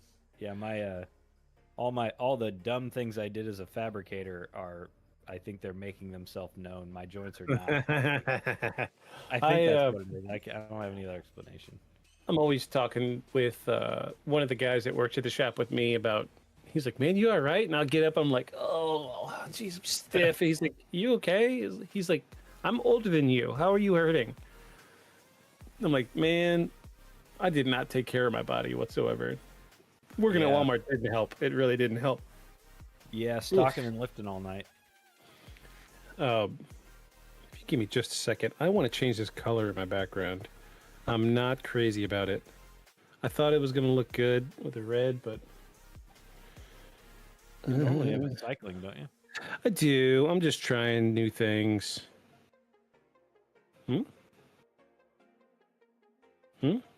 Or blue? Blue, there we go. That looks all right. Blue looks good today. Yeah, we'll stay with blue. We'll stay with blue for now. Maybe I'll switch to full RGB cycle later. But anyway, yeah. So rapid fire this week. Oh, I did have one. Yeah, I was gonna say I had one small thing.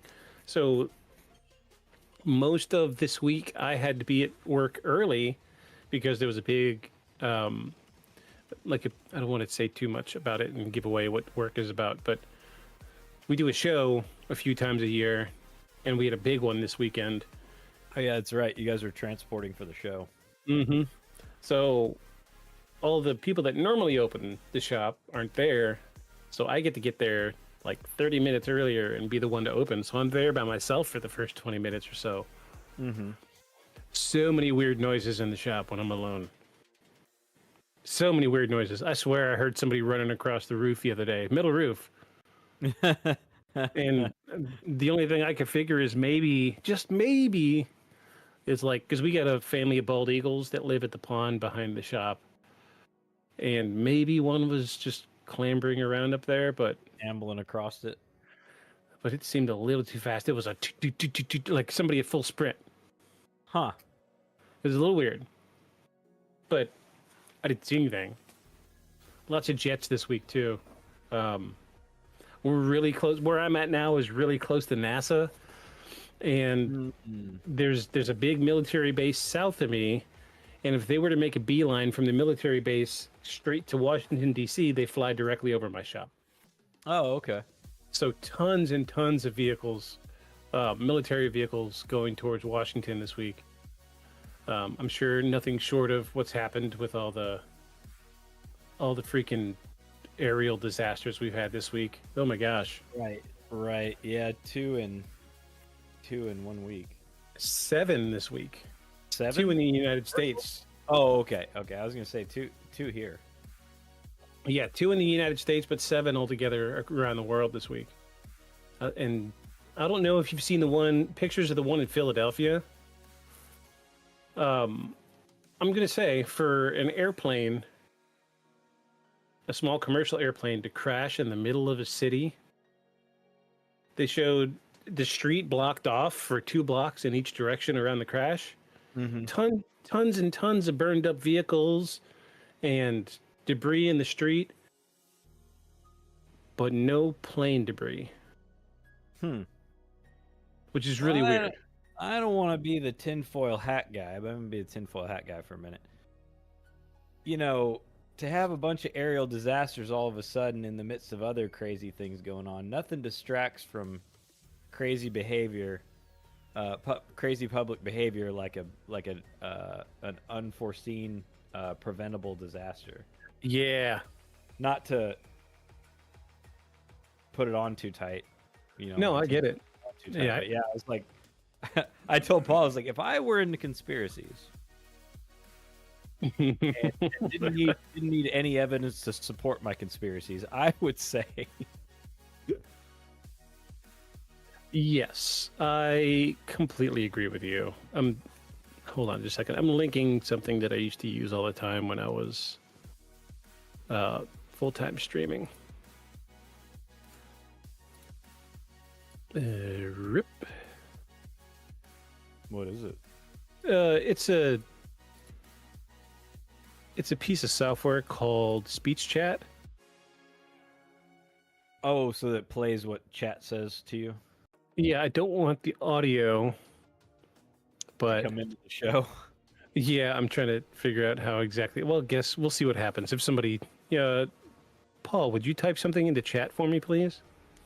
Anything, please. I heard it. Did you hear it? Nope. No. Okay, that's good. I just want to make sure that I'm keeping up with chat because the last couple weeks has been kind of active. So. Yeah. Cool. And it also shows me who comes in to the channel, which is something Twitch doesn't do. Oh, yeah. That makes sense. So I can see if, what was that? Thermore comes back. I'll see when Thermore comes in.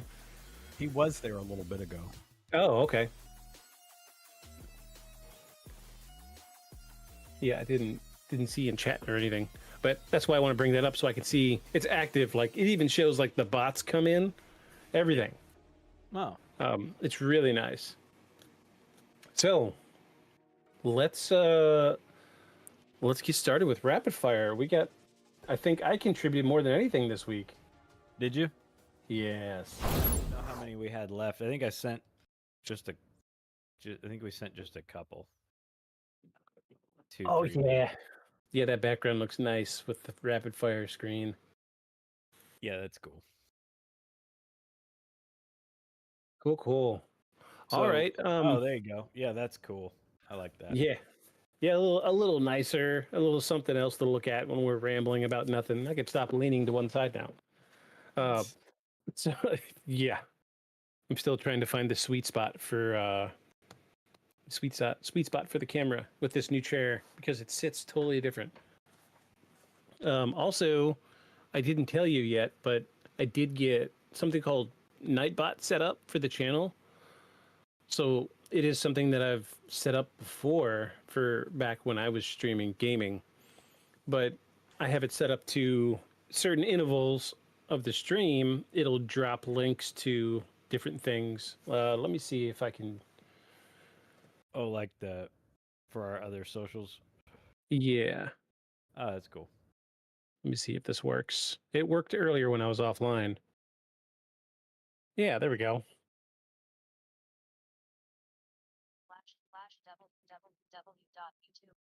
Oh my gosh, now I gotta hear this entire link in chat.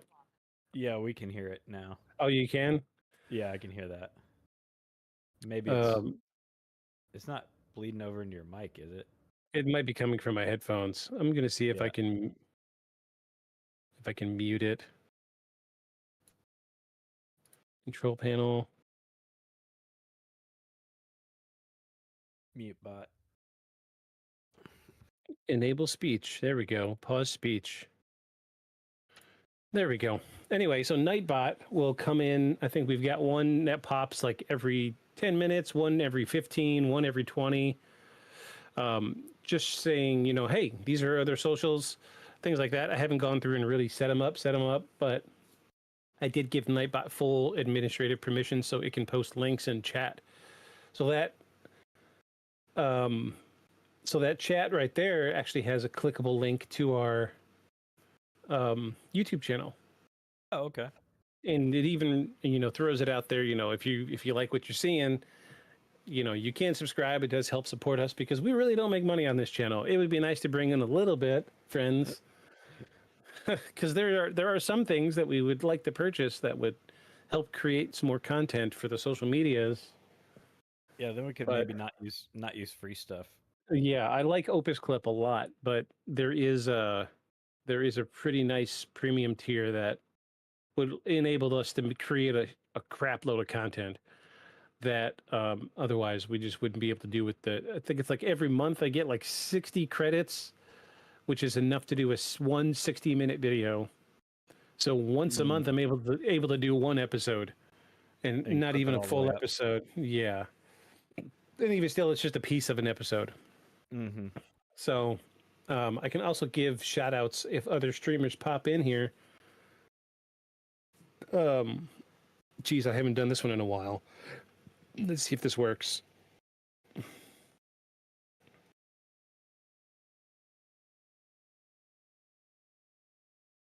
Yeah, there we go. Cool. So like my buddy Hef popped in here. So I gave him a shout out so anybody watching can go, hey, click on his link. This is also a handy tool if somebody decides to rate us, so that we can give the rater a shout out. Or if other streamers pop in, we can give them a shout out and say, hey. So, without further ado, we got rapid fire this week. Which, oh, I have I've been busy today. I've got a few new soundboard attachments just for rapid fire. Let me know if these are too loud and I will turn them down, but here's this one. If we think it's real, or if we think it's crap, we'll go. Yeah, that's a good one. Yeah, I like that. All right. That. Give it the gong. I like that. So, we got a couple new sounds. I'm trying to figure out like a floating widget for the soundboard because every time I do this, it just covers a huge part of the screen. But we'll get there. I'm still learning some things. Surely there's somebody out there that's got a floating widget for this thing. But like I said, probably like 3/4 of what we're going to see today came from me, and I didn't watch all of them. Just kind of, oh, that looks kind of spooky. Sure, send that to the podcast. So towards the end are yours because mine were the most recent ones. But I would rather have started off with some that y'all haven't seen, so we can get some good reactions and get some conversations going. All right. So, for the spirit of clarity, those of us here that are in the stream or watching on YouTube that haven't watched before, the rapid fire episode is we try to pull videos from social media. It used to be TikTok, but we all know what happened to that. Yeah. So now we're pulling from Instagram, and I'm going to tell you these last couple weeks, the algorithm's really, really been working for me. So my personal account I send to the podcast, and ironically, the podcast algorithm is junk. I'm getting like cosplayers and girls in bikinis, and well, that's what they start you out with.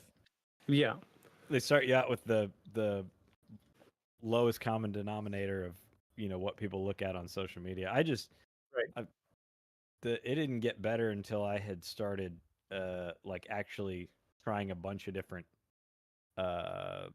searches for it. It was paranormal, spooky, UAP, that kind of thing, and then it's just it's half of what's on there now. I didn't get them until I followed our Instagram. Oh, okay. And it's good because now that means our Instagram's tied in with the algorithm for paranormal stuff, which is good. That's good. I'm working the heck out of these hashtags. I'm trying really hard to get our algorithm working. So, we're going to start off with this first one. I think you're going to like this one, Ann. This is UFO Community _ on Instagram. It says, mysterious explosion in the clouds spotted over southern central Los Angeles. Was it an experiment or a phenomenon? And I'm going to say I sent this to us before the fire started. Oh, okay.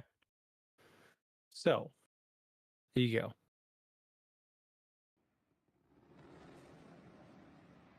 Oh, yeah. Yeah.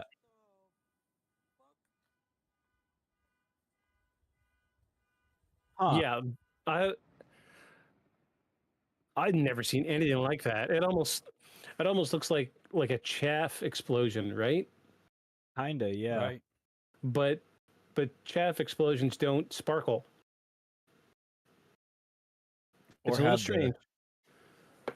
Yeah, they have like a weird secondary thing afterwards. Yeah, because the point of chaffing is to release metallic material, well, other than what people get when they run marathons. It's chafing. Never mind. The point of chaff is to throw metallic items into the atmosphere to throw off radar, which, ironically, this is our first one because I do have a video of somebody explaining chaff on local news in Los Angeles. Oh, okay. Yeah, that doesn't look like chaff. Chaff usually looks like just a puff of smoke. Explode. Yeah, because it'll put out some metallics, but also it puts out heat in case you have heat-seeking ordnance rather than object tracking. Yeah. Or radar tracking. So yeah, the metal makes a cloud for the radar, and then obviously the flaring part. It's not quite as cool as they always make it look in the movies when military planes put it. It's cool looking, but they make it look like these perfect symmetric stars and stuff that are really sweet. But whatever movie, Air Force One, I think, and Air Force One does like a barrel roll kicking chaff out. I was like, okay, first of all, I don't think that a full-size 747 is gonna stand up to a barrel roll, but I could be wrong. I mean, I could be wrong. I don't know anything about Air Force One, but yeah. Unfortunately, the first comment is from the poster on this, and he says something about, "Hey, if you like this video, go read our book." But the first comment after that is really got me thinking. She says, my question is, how does somebody know to have their camera just in the right spot before an event occurs? Yeah. So looking at this, so watch the clouds before the thing happens and then watch them after. It makes you wonder if the entire cloud is made out of this, so it was like 2 or 3 in a row. Yeah, because when it starts, the cloud's much smaller, and then a big dark area covers the front of it after. See? Yeah. There's a little more cloud there. So it makes me wonder if this wasn't a repeated thing. Yeah. You know, and they, like, one happened, like, oh my God, and pull out their camera and start watching for it. I think something's on fire. It looks like a smoke plume to me. Yeah. It does, but I've never seen a smoke plume ignite like that. Yeah, there's some kind of static discharge that can happen, and you see them pretty commonly when volcanoes erupt. I was just going to say that. Yeah, they have lightning coming up out of the volcano, or it seems like it's coming out of the volcano, but it's all the particulates in the air rubbing together. Something I didn't know, when they do, like, we were watching a thing on this avalanche in the Sierra Nevada mountains, or no, Sierra Madres. Over in California. No, it was in Nevada. It was in Nevada? Oh, okay. So it was a big, yeah, that's right. So it's an area it's a ski area that's in a bowl that's great for skiing, except the way the cliffs are shaped up at the top make for a lot of buildup on the other side of the cliff, right? As the air rolls, it just builds up, and they do a ton of dynamiting like every day, and they have a big artillery gun too. Oh. They shoot up there to like cause it, to come down early. So they were, they were walking through this big storm that led up to this massive avalanche, and they had some of the guys up top with dynamite. And they said there was so much, the wind was like 80 or 90 mile an hour, and the snow blowing across, the drifting snow blowing across the settled snow, there was so much of it that it was actually making a static charge and making the hair and their clothes cling together. And then a big gust of wind came, and they saw a big arc in the air, like at the edge of the snow, and they're carrying dynamite with strike caps that you strike the top and it starts the fuse and you throw it. And they wrapped it up, stashed the backpack full of it, and got off the mountain. Of course, yeah, because they're afraid it was going to detonate in their backpack. Yeah. But yeah, so if snow can make enough friction to cause a big static discharge, maybe particulates in the cloud can, but it looks pretty explosive. It's interesting you brought up the avalanche thing, because I did see a video today of how they clear avalanches in Colorado. They feed gas lines up the mountain, and then they have these huge tubes, like 2-3 foot around, built into the side of the mountain, and then they come out and go 90 degrees down, and they fill it full of natural gas and then ignite it, and then boom. Yeah, I've seen that. And they're like, this is how they clear avalanches from mountains. And then at the end is like, this is also how snowboarders get sweet grind moves done. It showed somebody grinding on it. I was like, oh, cool. Oh, that's funny.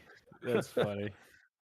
That's a good idea, actually. That's you just fill the can full of it and set it off. Yeah. Pressure wave knocks the snow down. That's a good idea. Yeah, that's pretty clever. Yeah. Huh. Yeah, I think the only other one that I've seen that they did to, instead of the like full on military cannon, was still the dynamite, but they delivered it from an air cannon down below. They looked like little red torpedoes. And they'd shoot it with pressurized air. It'd land up there and then go off on impact. It's kind of cool. So are we saying this is not paranormal? I don't think so. I don't think it's paranormal. I don't know that I have a good explanation for it, but it seems like there's probably one out there. If we knew more about it. I would like to know the explanation, but not paranormal. There you go. Get used to that. I like it.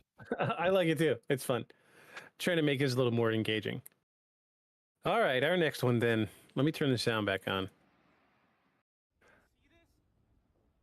So this is strange.fiction on Instagram. It says New Jersey, December 16, 2024. Aerial footage, orange orbs. What's happening?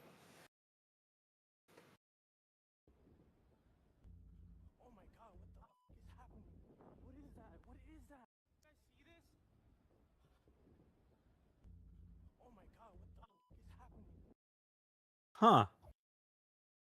I'm going to say the lighting is really convincing. That's Wow, kind look of cool. at that. It's like it splits apart and then jumps back together. But like, look, the reflection is excellent. Yeah, the coloring inside the like in the edge and the lighting reflecting off of the aluminum. Yeah, excellent lighting. If that's fake, God help us. If it's fake, they really put some thought into it. I don't Because see. at first I was gonna be like, why is everybody else not freaking out? Yeah, let's look and see if we could pause it on everybody else and Because it's awfully quiet.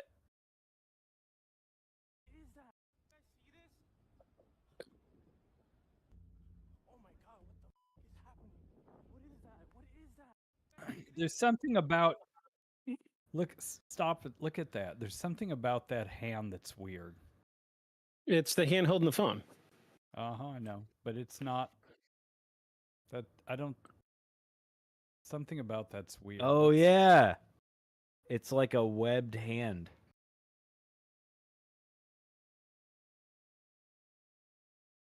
That's what I'm seeing. That's what I'm seeing. Oh, is it? Oh, because he's got his fingers curved around the phone. Yeah, that's what I'm seeing. I gotcha. I don't know, man.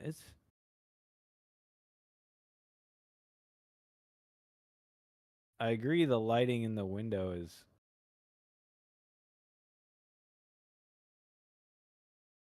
Wait.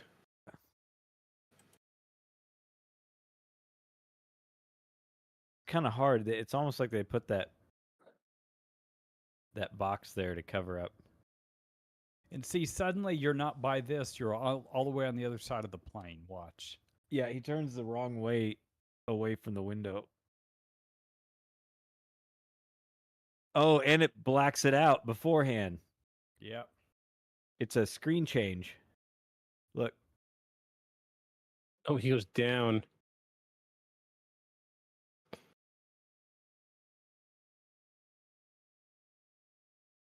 Okay. The lights kind of went down in the cabin too. Okay, so watch the flaring light in relation to the reflection of the hand. Oh, is it his phone? Is he taking a picture? Yeah, I think he's. I mean, that would explain the good flaring in the light, like actual light flare inside the. But watch the sky in this line. So this line would be the outermost ring of the window. The sky and this ring actually light up before the flash by his hand.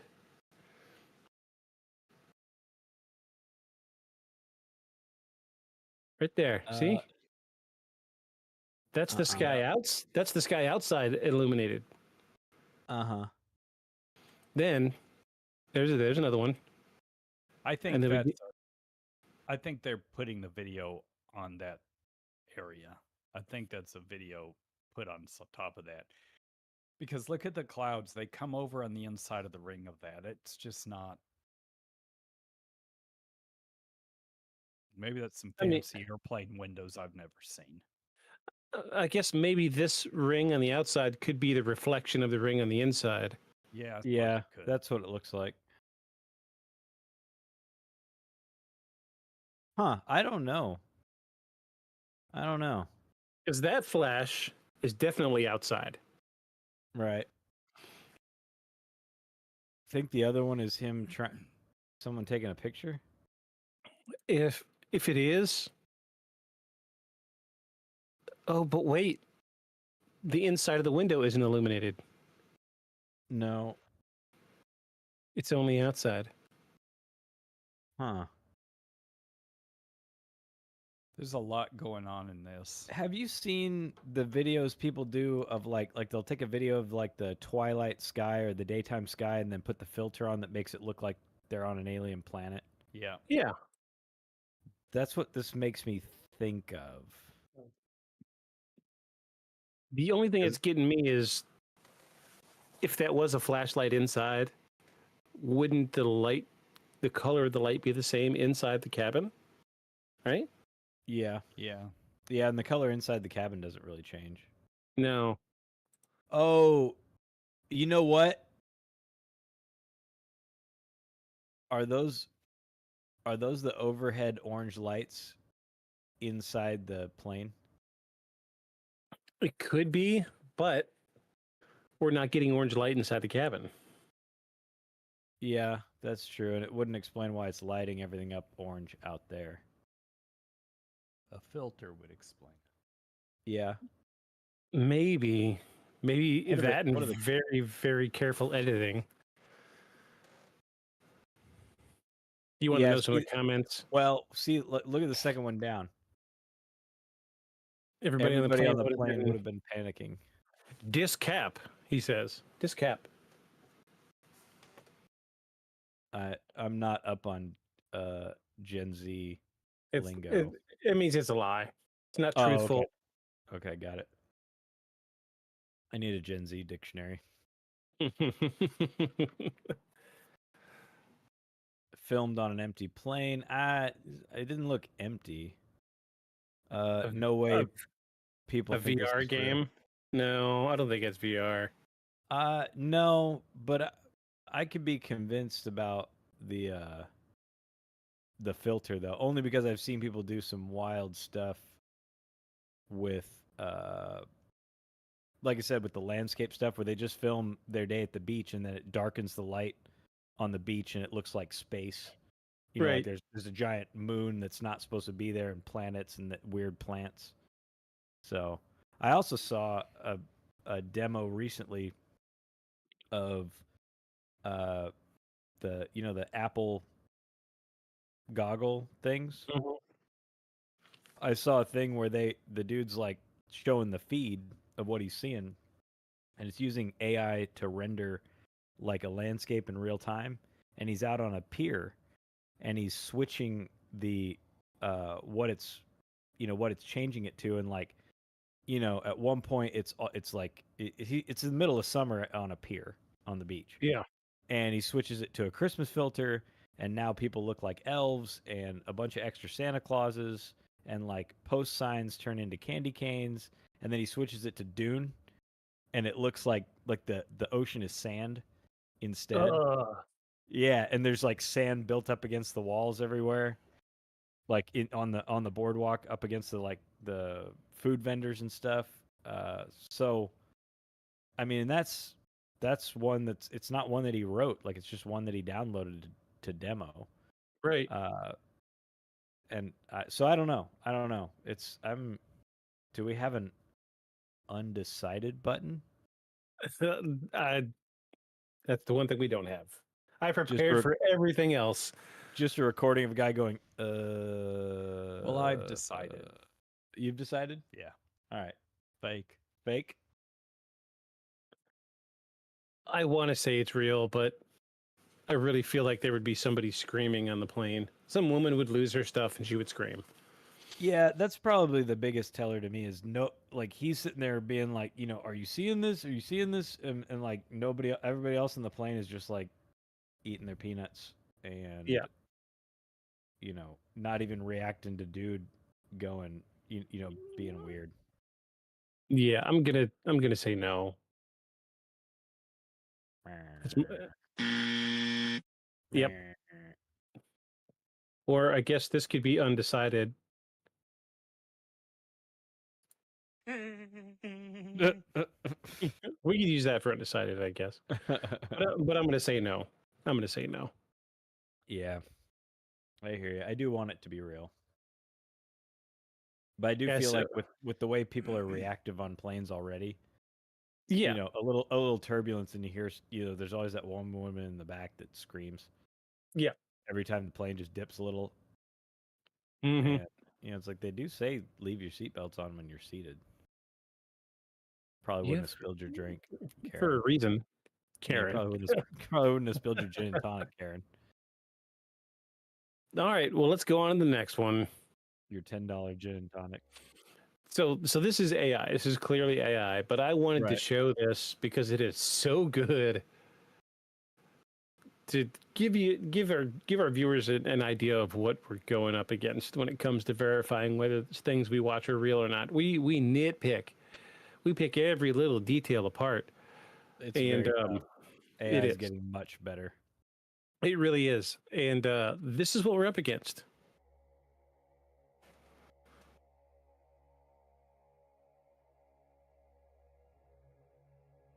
Oh, that's creepy.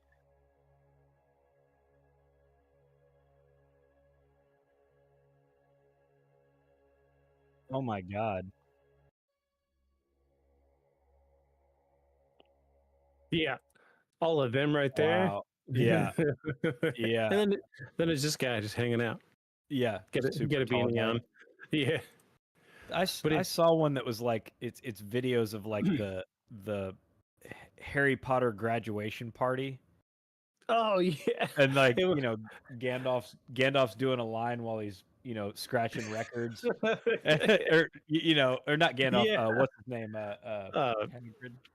No, not Hagrid. No, the Dumbledore. school Dumbledore. Yeah, Dumbledore's Yeah, doing lines off the records, and like there's a picture of like Harry, Hermione, and Ron, and they're all just look completely sloshed. Yeah, they're blitzed and One of sweaty. them's throwing up. Yeah, yeah, exactly. They all And have cigarettes hanging out of their mouths. yeah, exactly. They all look a little sloshed and a little strung out. Yeah, It reminds and it me looks of super convincing because it's all basement lighting. Like it's not like fanciful and fantasy looking lighting like a lot of AI stuff is. Like it looks more like this, kind of gritty and real.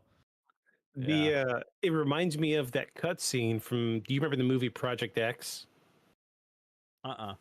Where the kids throw the epic house party, and it's all filmed on like hand camera. Yeah. And then there's that cut. There was that cut scene where it was just like a slideshow of like 50 different pictures, but they used a remix of Yeah Yeah Yeah's Off With Their Heads. Yeah. And it was just like mid pose holding a drink with a cigarette, and then like half naked lady, and they're all yeah. But that's what, as soon as I saw it, I was like, oh, Project X, cool. Very nicely done. Yeah. But yeah, this is sadly not real. Looks good. But it's though. good. Yeah, it's really good. Unfortunately, this one got stuck in my algorithm for a couple weeks, and I may or may not have had nightmares. It's nightmare making. I can see that. It's these ones that get me. Yeah. The people wiggling around in the background's weird too. There was one video with like 50 of these girls all kind of leaning in, like peeking around corners. And I was like, hey, yeah, getting. I know it's fake, but it still gives me the chills. All right, next one. Here we go. So this is first high quality photo of the orb. So next few are going to be orb videos. I got orb videos were stuck in the algorithm for a little bit. It's been in the news, and we actually have something later on. People in Congress admitting that they don't know what the orbs are. So there's a bunch of orb videos, but this is one of the good ones. I'm taking pictures with my Sony as well. I don't know. Let's just find some. Here, let's go. Let's try it.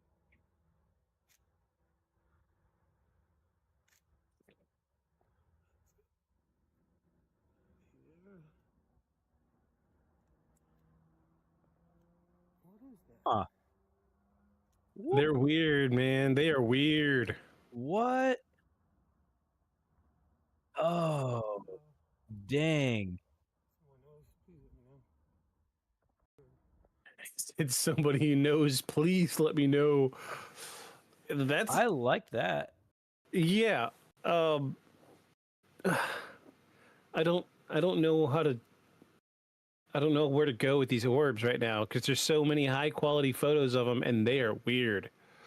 Yeah, that's super weird, especially when you adjust the focus on his camera, on the cell phone. Like, yeah, that's, huh? Yeah, I like that. The general consensus is it's an angel. Huh? Yeah, I saw that in the comments. Everybody's saying it's an angel. Yeah. Yeah, there you go. It says, Yeah. "Be not afraid." What do you call this? Seraphim. Yeah.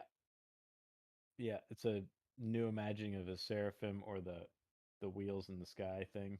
Yeah, it's weird. I really don't know what to feel about this because there's been so many reports of these for like a month or two now, and nobody can explain them. I like it. I'm gonna say it's real. I'm gonna say it's real too. I like 'cause this one. I I haven't like how seen dude any. did it. Yeah, this is the right way to do it. People take notes. This is the right way. So that one gets our first of the night. Yeah, I like that. I like that he just pans over and then he brings the photo back up and just uses the scroller wheel zoom on his camera. Yeah, it's that's really good.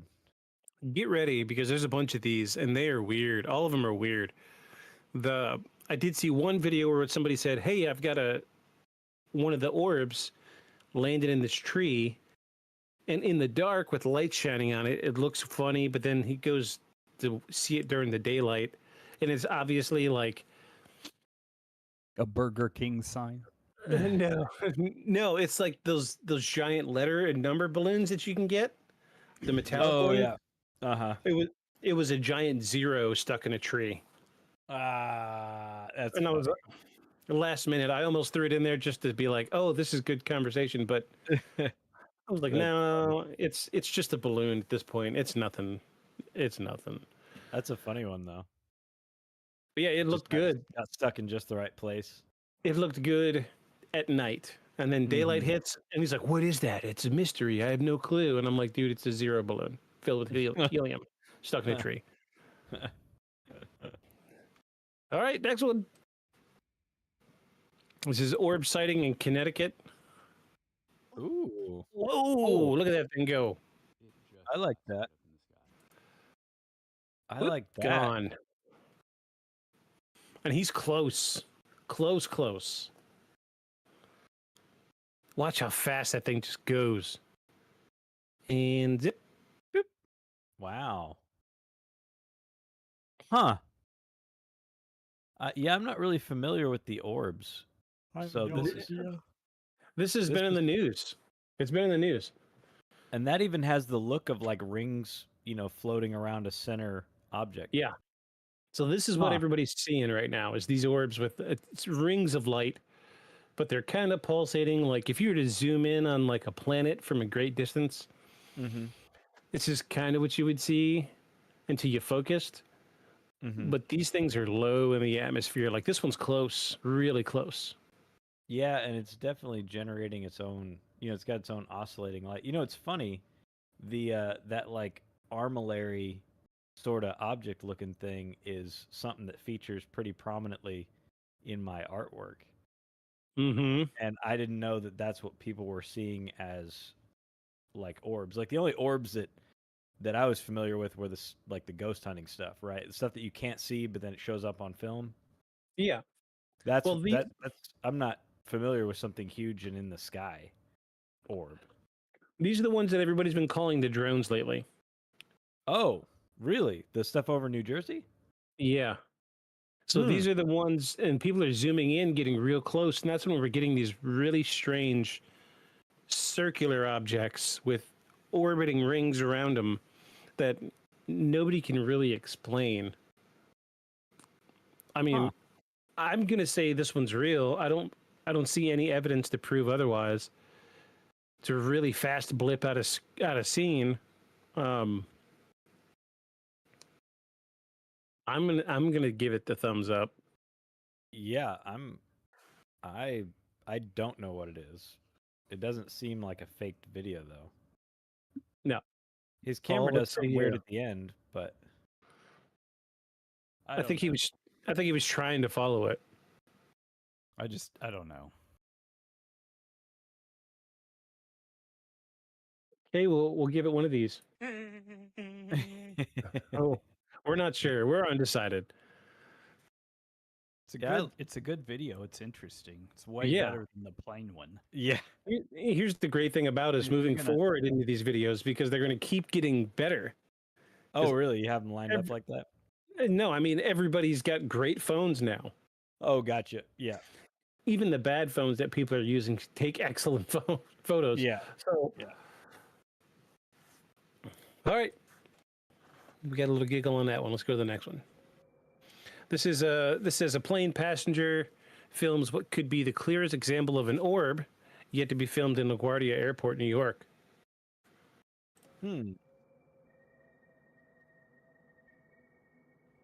Oh. Hello. Oh. Yeah. What? Oh, geez. It's centered. What in the F? I think it's a helicopter.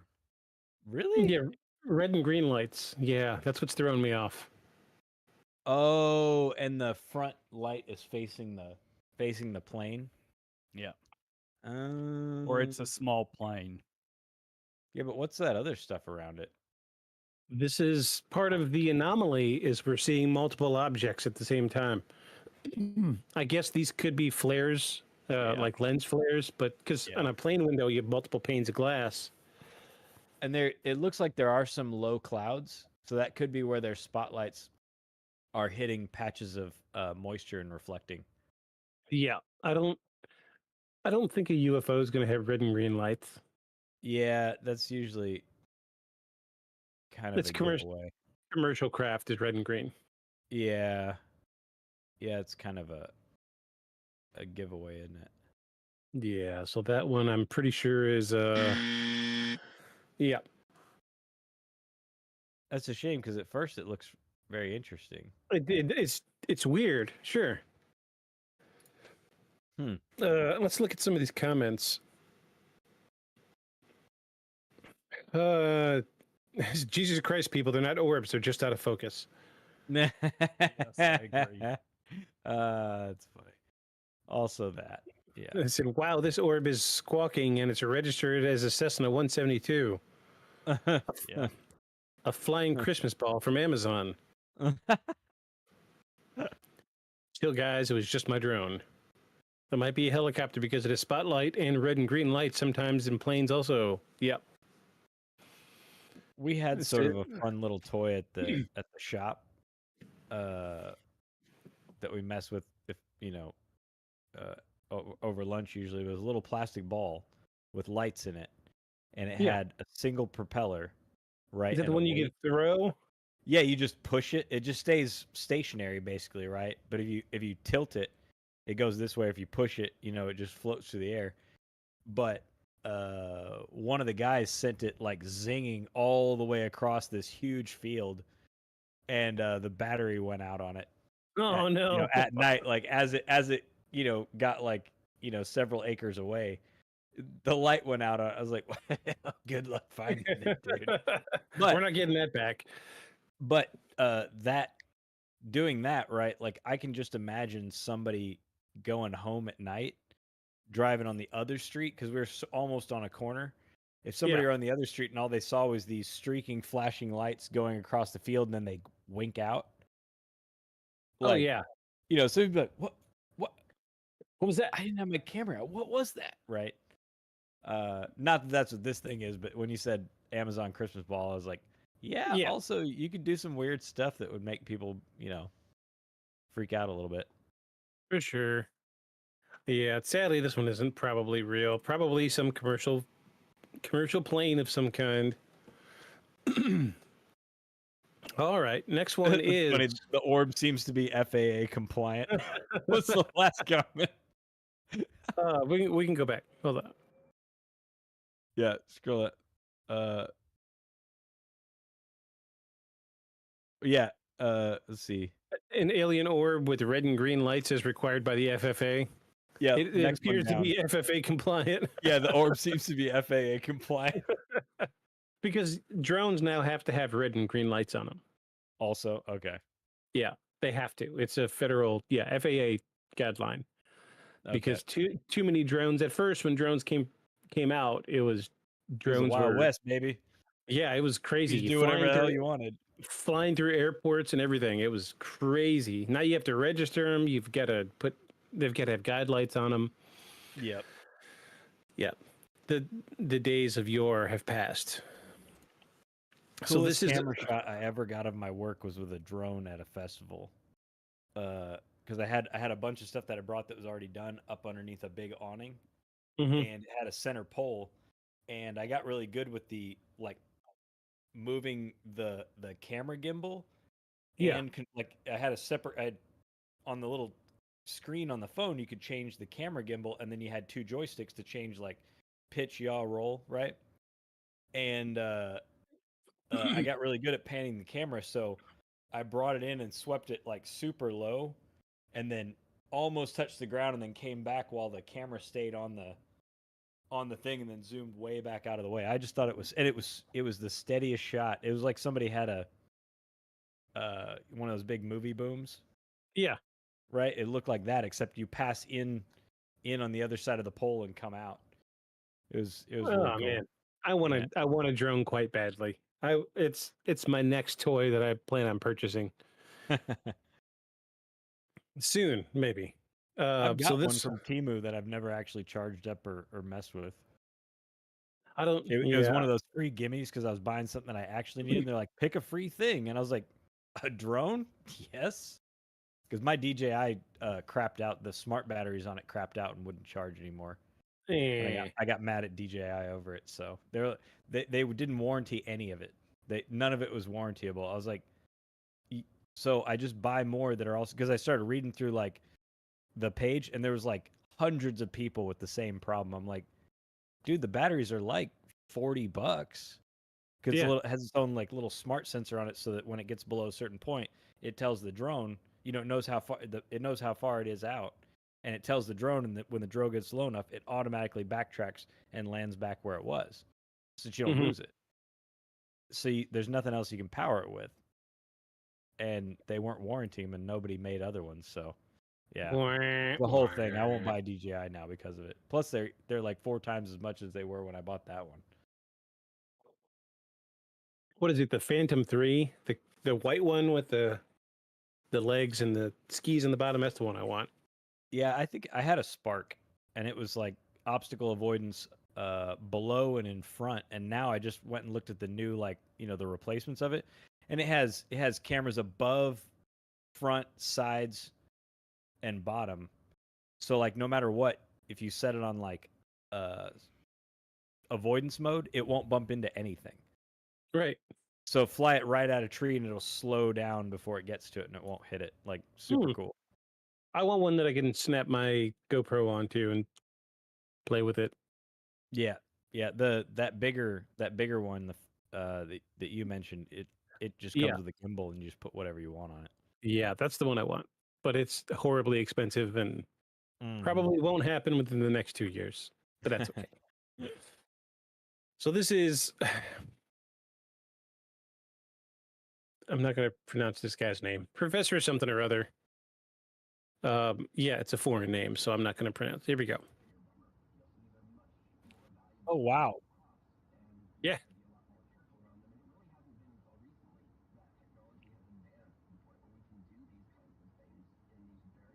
What? Yeah, I don't think we need audio for this.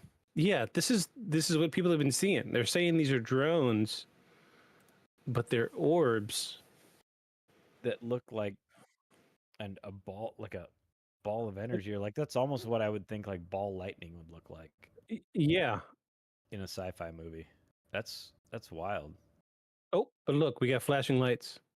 Is it a weird trick of the camera? Maybe. No, not the flashing lights, but I mean the way it looks when you zoom in. Is it a weird trick of the camera?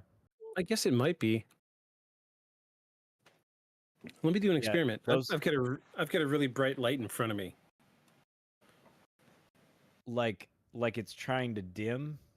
You know what I mean? Because you're looking directly at a light. See, it almost looked like it was turning there for a second too. Yeah, it's a plane. Yeah, but why does it look like that? I'm gonna get off at a distance and try to get my black light because it's real bright. Hold on. Let's see what we can do. Is because I wonder if that's like, I don't know, like a weird filter assist on the camera, so that you're not actually seeing what you're really seeing. Yeah, maybe.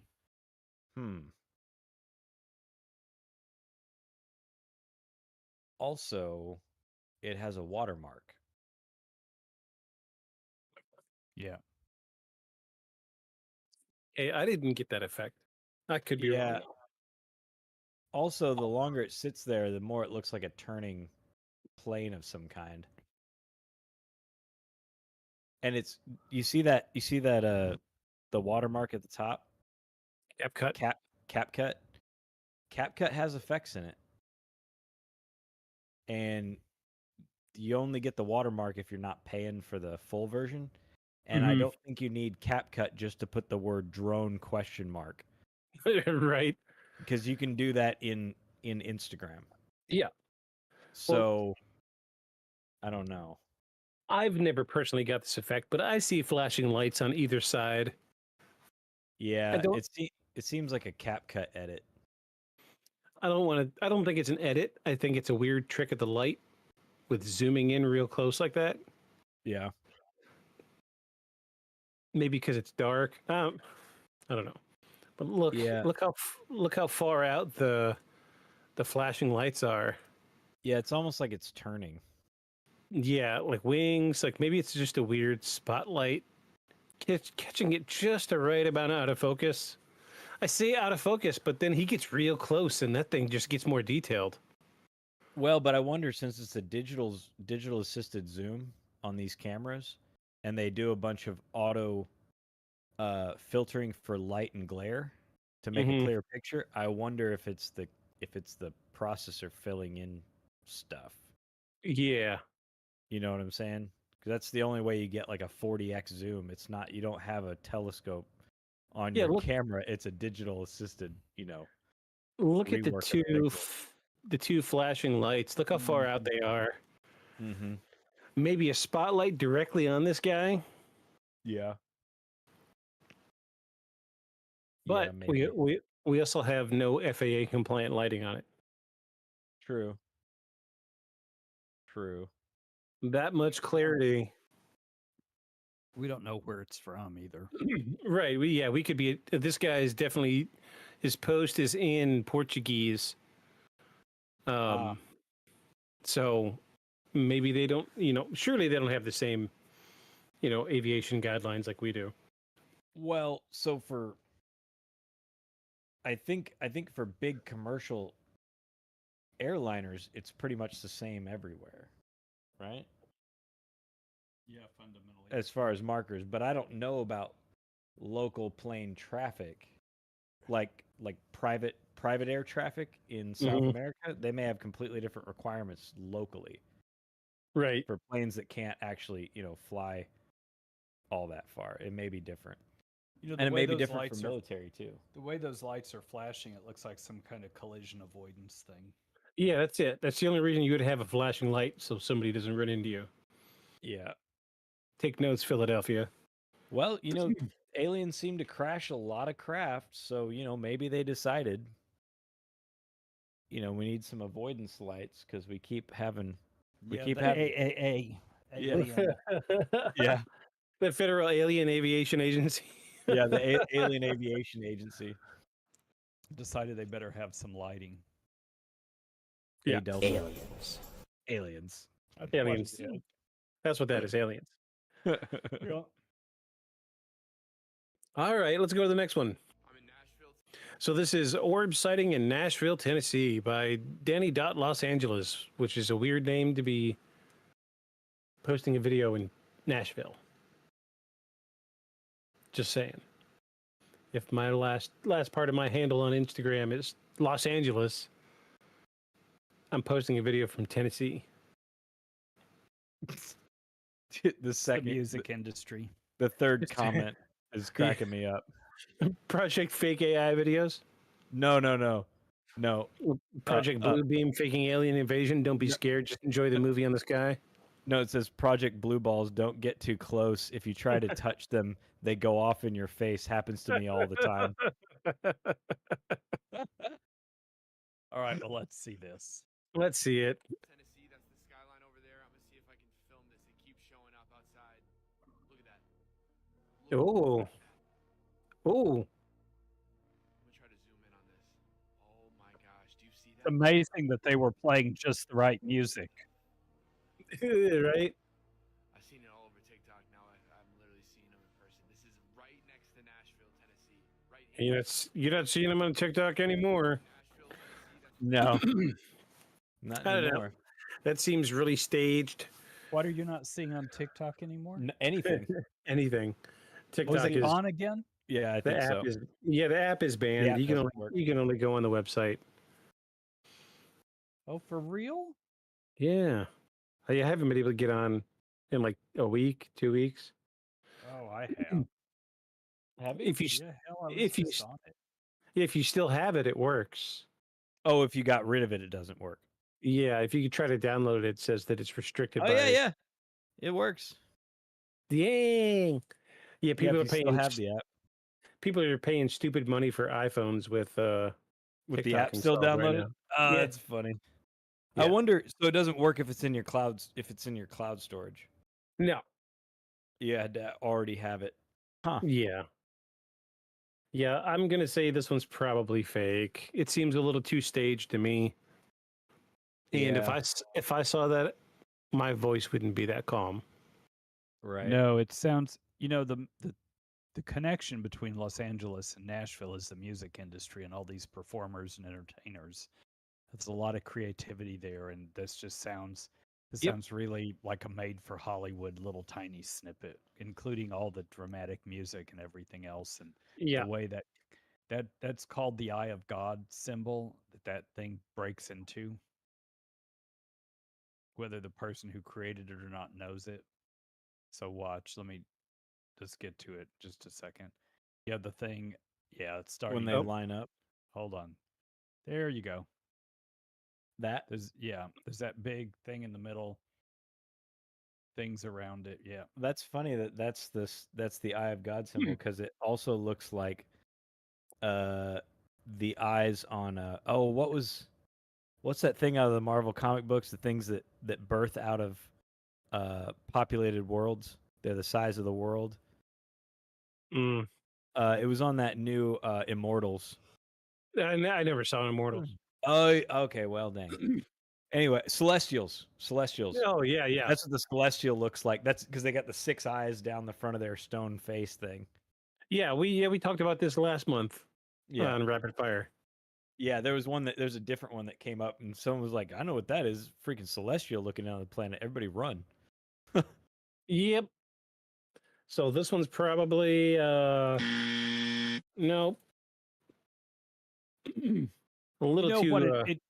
It could also be a really good air show for these drones. It could be a drone show. Oh yeah, there's phenomenal things Yeah, they're happening with great. drones. I don't know if you've seen the stuff in Japan lately, but they're doing Yeah. like full scale Pokemon in the sky, full Yeah. illustrations. Yeah, Yeah, I saw that. Several thousand drones all linked together. Yeah, I saw that. Yeah, that one's not real. Also, probably since he's looking out a window, if I got a couple of people with flashlights behind me in a darkened hotel room, Oh yeah, I could probably do the same shot with next to no. Just have everybody stand there with the lights together and be like, "All right, now do the thing," and then they So just there- start spreading their lights out, and it's the reflection in the window. That'd be a pretty easy one. So there's something I want to try, and I know this is horrible of me to want to try it, but a guy posted a video and said how to freak out everybody in your entire county with $10. He gets one big balloon full of helium. Oh, I saw it, and he's got the kind of and then he dildo looking ties- one. He ties the long balloon right in the center, and then puts a light on each end of the long balloon and lets it go. And one in the top balloon, and the wind catches it, and it looks like one of the triangular crafts Like it looks just like because he uses balloons that are like crystal clear, and he puts the little LED like watch battery lights in either side of the, like I said, the ding dong looking balloon, and then one big one. And when the wind catches it, it's just doing this like triangular thing up in the air on a like a twilight night. It was really good. I was like, yeah. If I saw that, I'd be like, what is that? But I just saw him put it up there. But by the time that around here, by the time it got up to its spot, I was like, yeah, that's pretty convincing. That's really good. If I hadn't just seen him let it go, I'd definitely been getting my phone out to film it. Yeah, I want to try it. It's horrible of me, but I want to try it. No, I say do it. I say around here, it's just I couldn't even tell you where to get helium from right now. Walmart doesn't do it anymore. They don't? No, not because mine. helium is a finite resource, and it is going up in price all the time. But you know what? I know how to make hydrogen. We can just fill with hydrogen. But you can buy a tank of helium from Walmart. Yeah, you can. But I'm not about this. It's like Freon, although Freon is a finite resource because you can't manufacture it anymore. But old school Freon, like you would put in some of the first cars with AC, if you want to fill them back up with Freon, the price goes up daily. As it disappears and the stores of it go, it just goes up. I mean, if we get enough subscribers to the channel, we'll send up some fake UFOs. There'll be so many UFOs you won't believe it. I'm down to do it. I know exactly what lights to buy for the thing. I've already seen them on Amazon. Start donating. We need like $50 or $60, and we'll fake a UFO in my town, and we'll see what happens. Film it, and then we'll film it. Yeah, so I'll film a video of me releasing it, like the other guy did, and then I'll film a video of me being like, "What is this? Oh, my hand's shaking." We've seen it enough. We know how to fake it. Yeah, we can fake it. Really good if on a night that's a little windy, drop one like or release one like a couple blocks away from Dixon Street on a Friday or Saturday night when everybody's out here super drunk. And you know what I'm saying? It's all the college kids. They're all out here drunk every Friday and Saturday night without fail. Yeah. Get a couple blocks away, checking which way the wind's going. Get a couple blocks away, let it go, so it'll drift over the road. That'd be great. That would be perfect. So we'll say that if we start bringing some money in, that's the first project we'll do. Project UFO. Project UFO. Yeah. All right. Well, we got another one here for you. This one is so it says, is Selena Gomez a shapeshifter? How did her ankle bend like that? This is a weird one. AI. I couldn't quite explain this one. Here we go.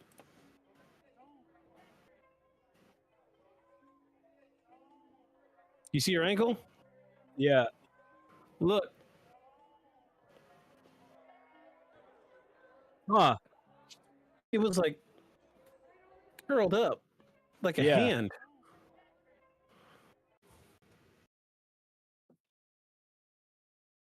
Huh.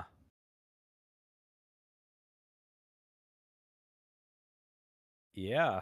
Super weird. That's I'm gonna Selena pause. Gomez? Yeah. I'm gonna pause it at the close up of the strong hand. There you go. Subterranean lizard men. Yeah, or women. So they're really tripedal creatures, and one of the things they use to convince you of their bipedal human nature is one of their tails is just in a sock.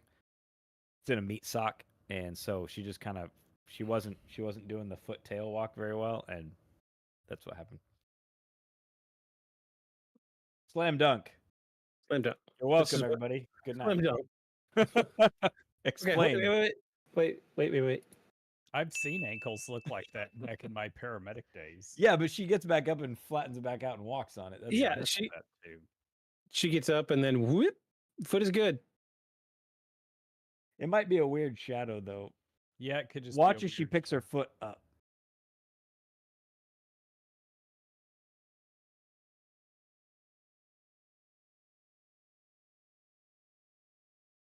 No, I don't know. It's hard to tell.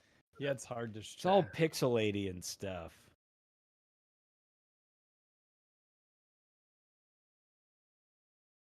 Yeah, I could watch that 100 times and still not know what's going on. Yeah, that's just not the right shape. That's curled up. Yeah, it's definitely.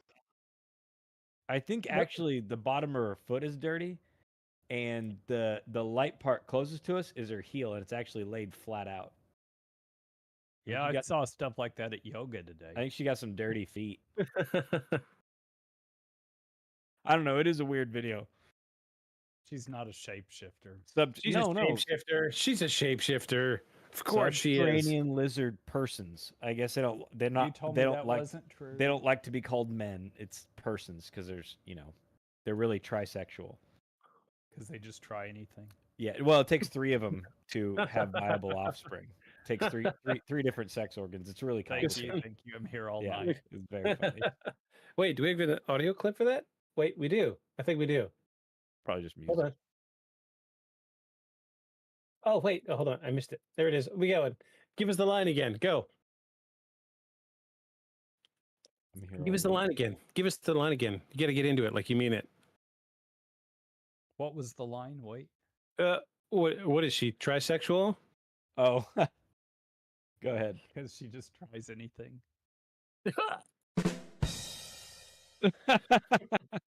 There we go. Yeah.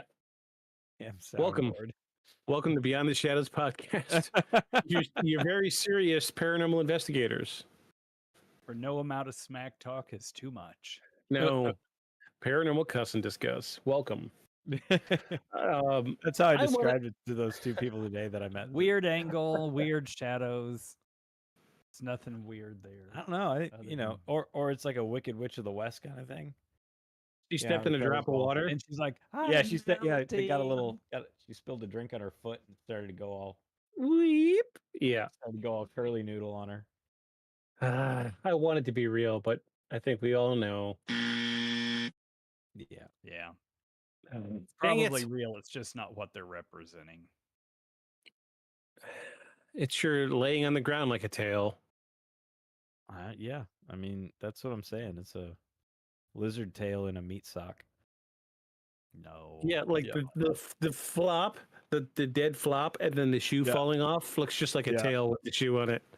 Yeah, they just put like a real doll leg over the tail, and the curve of the tail makes up her butt. It's very creative. They're very creative. They're wily creatures. It's like during the 2016 campaign, all the Saturday Night Live wearing all those guys with those doll hands. Oh, the little after, yeah. Oh, yeah, they had the little, yeah. The little doll hands. Maybe that's what it was. Maybe so. Little doll foot. Yeah, little doll feet. They had to do something with all those doll feet after everyone was using the doll hands on TV. Right? What happened to Katy Perry? I'll tell you, Taylor Swift. That's what happened to Katy Perry. This could be in the vein of the MK Ultra videos. It's just weird. Staring right at the person filming. Oh, then their eyes shift. Whoa. Of course, she's known to do like the lazy eye blink thing. Have you seen that? Yeah.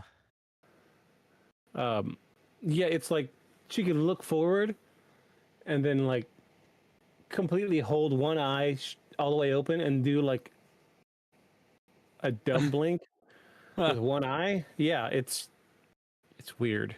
It's that hair pulled so tight up front there on that one side. Yep. She had a little aneurysm. MK Ultra. She's just trying to listen. There may be nothing in, but let me tell you something. She may be having a seizure.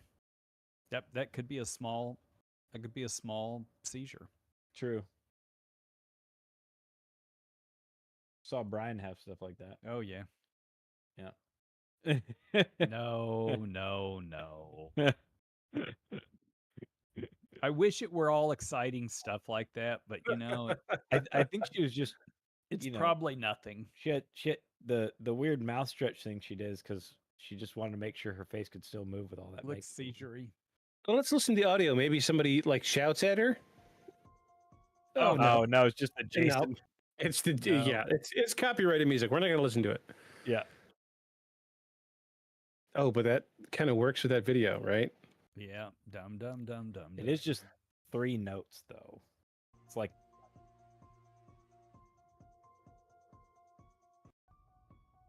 also funny story. It's the same 3 notes from Mary Had a Little Lamb. Just in a different order. Yeah. I play that for Different order and different tempo. Yeah. That's what you get, Katy Perry. You get a thumbs down. You are not mind controlled enough.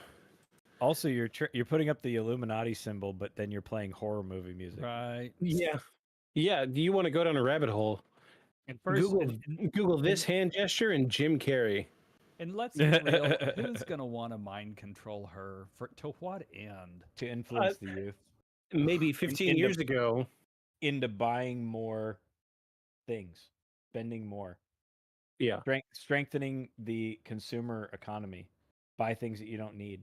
That's because if you control all currency, then why would you not want them to buy frivolous things? It's the Build-A-Bear group.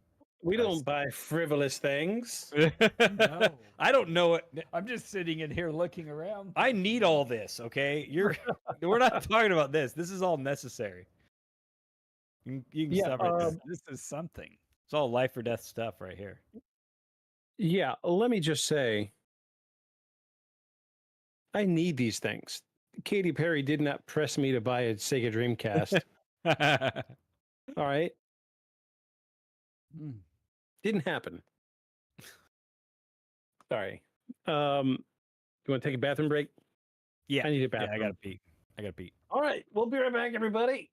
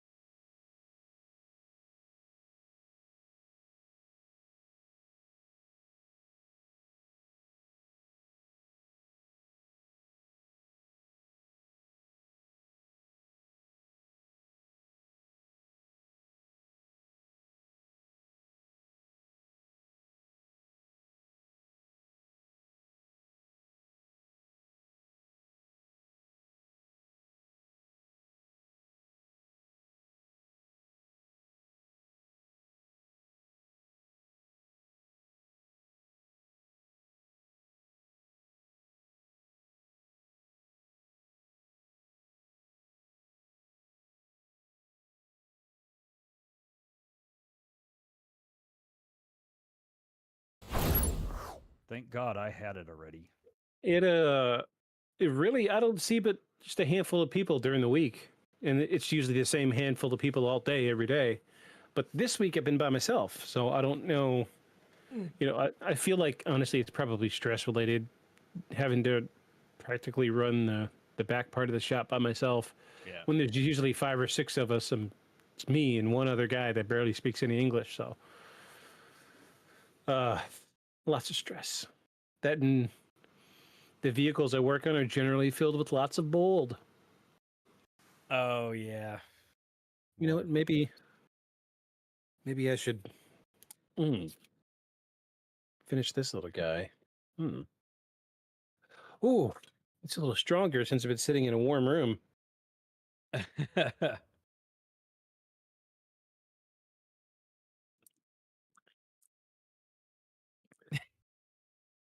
What's the white wine that's dry? Chardonnay? Nasty. Yeah. I don't really have any experience with Chardonnay. No, Chardonnay's red, isn't it?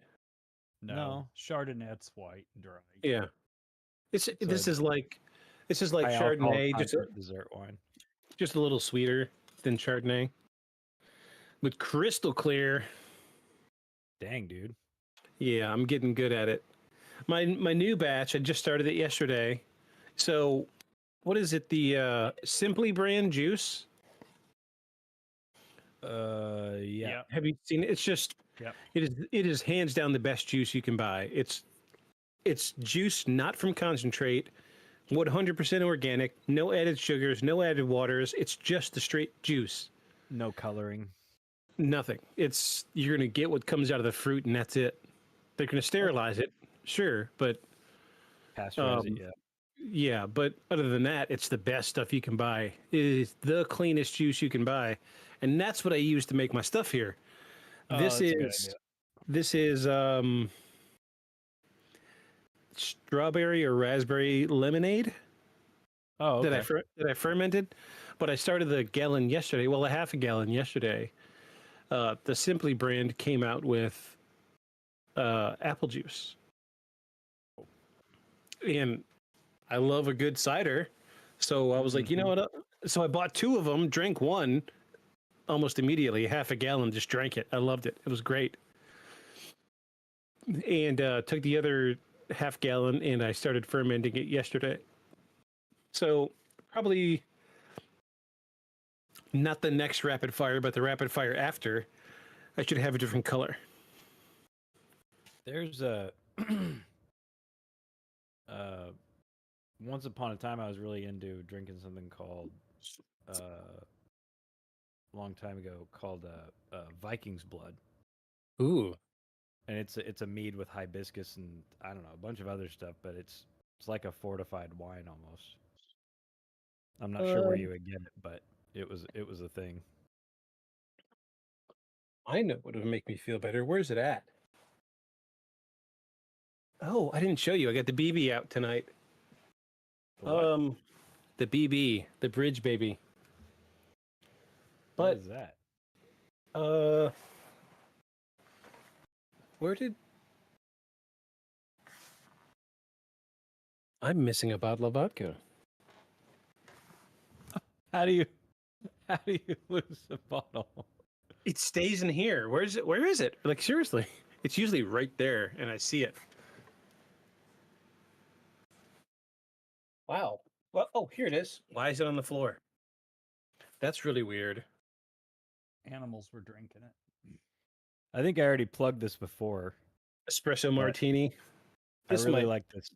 Paul and I really like this Fentimans. Oh yeah, we talked about that last week, didn't we? Beer. Yeah, it's really good. Yeah, it's really good. It's very spicy with the ginger. This will make me feel a little bit better, a little stronger, just a little kick.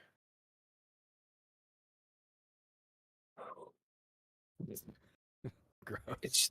It's still vodka, man. It's still vodka. I know that's the gross part. How do you displace this bottle? I didn't put it on the floor. I always put it back over here. Aliens. Wait for it. Aliens. Yep. I did see somebody had was at a restaurant, but behind the bar at a restaurant, somebody had the Dan Aykroyd Crystal Skull. Yeah, I keep meaning Stuff. to. In the skull bottles. So this is the stuff that you can buy at Walmart, and it's got all the flavoring and stuff in it. You just add vodka and let it sit for a week. I keep meaning to mix this stuff up and then pour it in because I have the Crystal Skull downstairs. Yeah. And I really want to keep it here. I also have Alien Head, which is an Irish vodka that is distilled through a comet or asteroid. I forget which one it is. But it is tragically expensive as well. But it's made out of fake uranium glass, so it sits with my uranium glass collection. Oh, okay. So it glows, but it's not really. It's just got pigment in it. It's just a cool bottle. Yeah. It's one of like 3 bottles I've kept. So, just enough to make me go, Anywho, it's what was I going to say? Something snarky, something awesome. The BB, the bridge baby.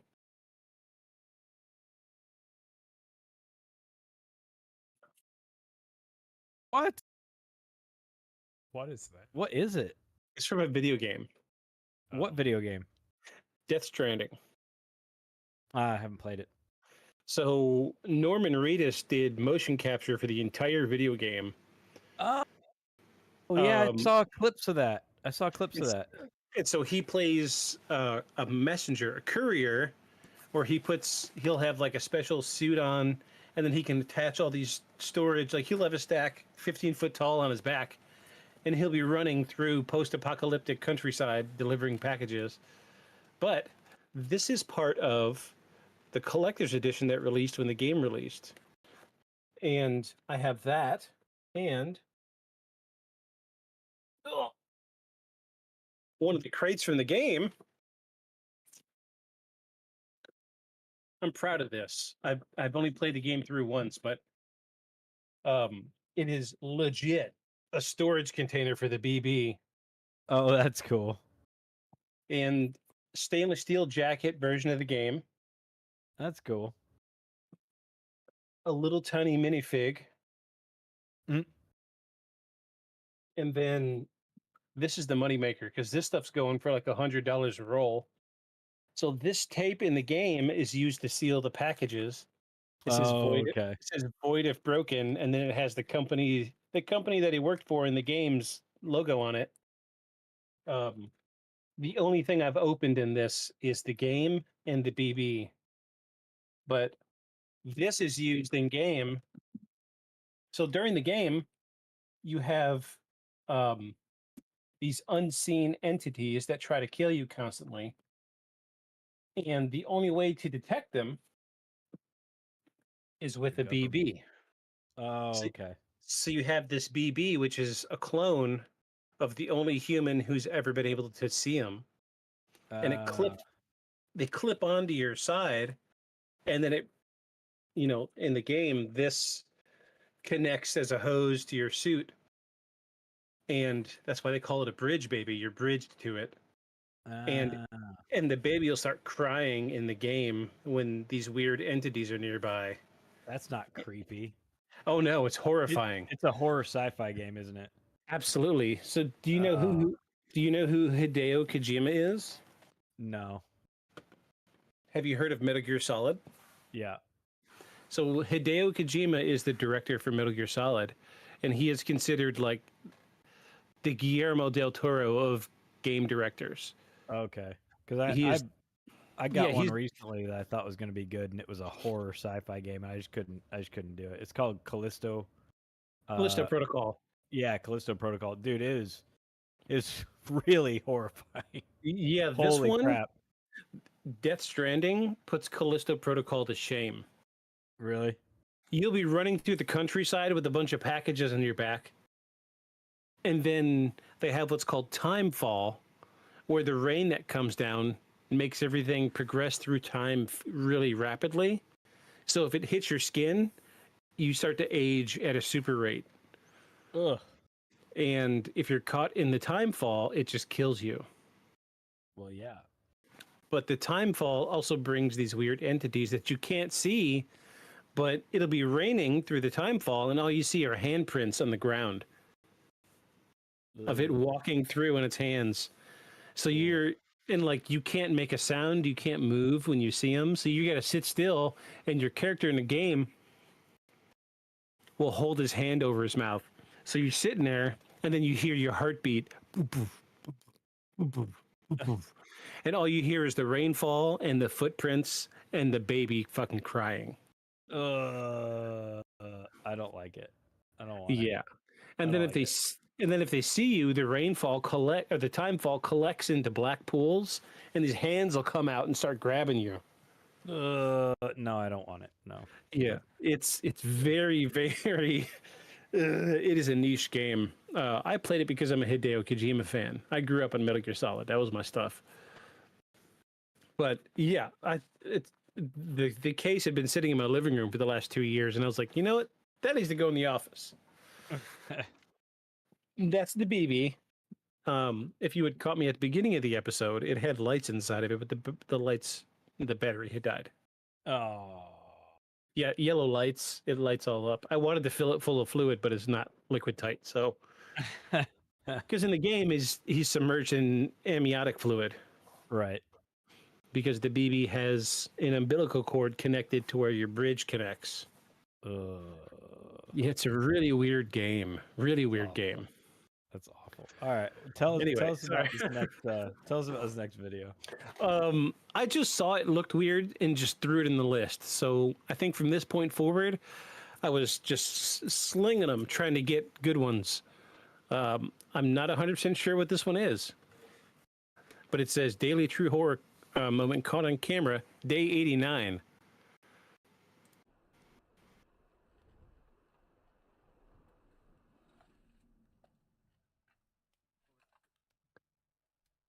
Oh, jeez. Oh. Nope. Nope. Nope. Nope. Nope. Oh, geez, you can hear it. Listen.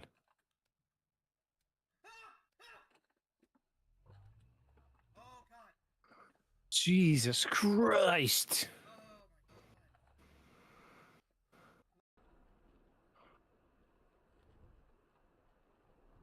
I mean, What? I want to say it's some Blair Witch, filmography kind of thing, right? Dude's reaction is pretty. He's pretty freaked out, but very genuine. Like, wow. Blood trail on the ground following her is pretty good. Yeah, like you could, yeah. Like you could see she walked across the road for a little while. Oh, jeez. Look, completely crosses the road. I don't know. I can't tell. I thought for a minute it looked like she was pregnant. She was stabbing her stomach, which is even more ick. No, it doesn't look like it. No. Okay. Oh, that's horrifying. Dang. First comment. You ready? Mm-hmm. I'd pick her up, see where the night takes us. Yeah, I see the one down below. Anyone else find this hot? Your car is a lot more powerful than her. Homie, just plow through it. It says, what's her at? Dang. So a moment of silence for those who haven't found this page yet. Every post so good. Oh, that's good, man. I mean, obviously it's probably fake, right? But yeah, I think it's fake. But it's good. Damn, it's good. Well, it's good because you just don't expect to see that, right? Oh, no. There's not the repetitive, just still doing it. Even how hard he breaks. Like, and he gets pretty close to her. If this is people filming this for for fun, like he's going pretty fast and he like lays on it. Look at that. Yeah, like you can see When he comes Somebody to the wrote, stop, the car leans back. let's see if Satan's stronger than my Honda. I mean, it's obviously fake, but I'm gonna give this one a thumbs up. It's a good one.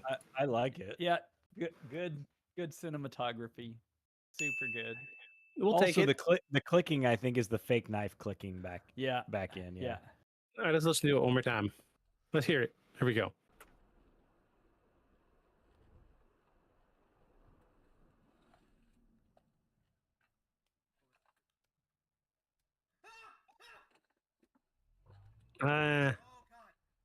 It might be noises in the car.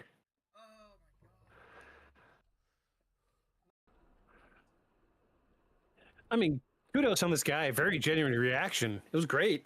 It's great. Yeah. You know, I'm going to give it to him again. I really like this one. Yeah, My favorite. It's my favorite one so far. Yeah, that's pretty rough. Ugh. Right. If you're gonna put a fake video up, at least make it entertaining, make it real. Right. Put some, quit zooming into lights in the sky and give us something like this. This is excellent. Right. Very, very fake, I'm sure, because we haven't heard about this on the news. There's way too much. There's way too much blood on the highway there for her to be able to be standing up. She's not moving quickly. She's pretty white. Absolutely horrifying, though. Wonderful. Yeah. Wonderful. That's good. Good You know what? turnaround from the actress. We're gonna follow these guys. Good slow turn, because at first you're just like, oh, it's somebody just by the highway, and then she slow turns and she's just like drenched in blood.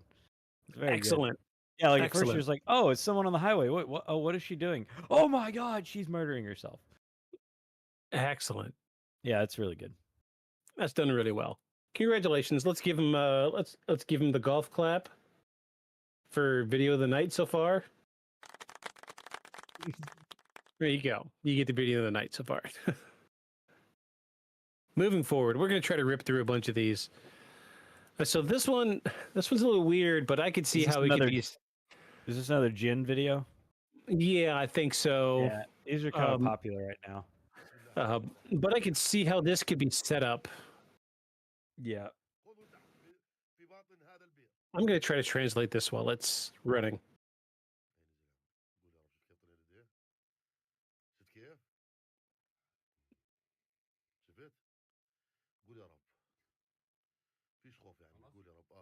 Yes, it says, watch the gin want to get out. Yeah.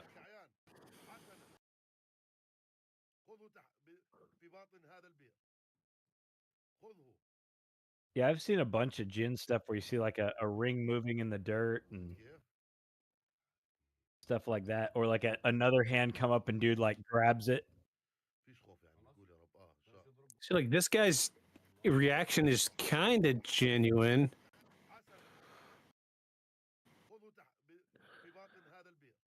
It almost looks like the legs of a tarantula.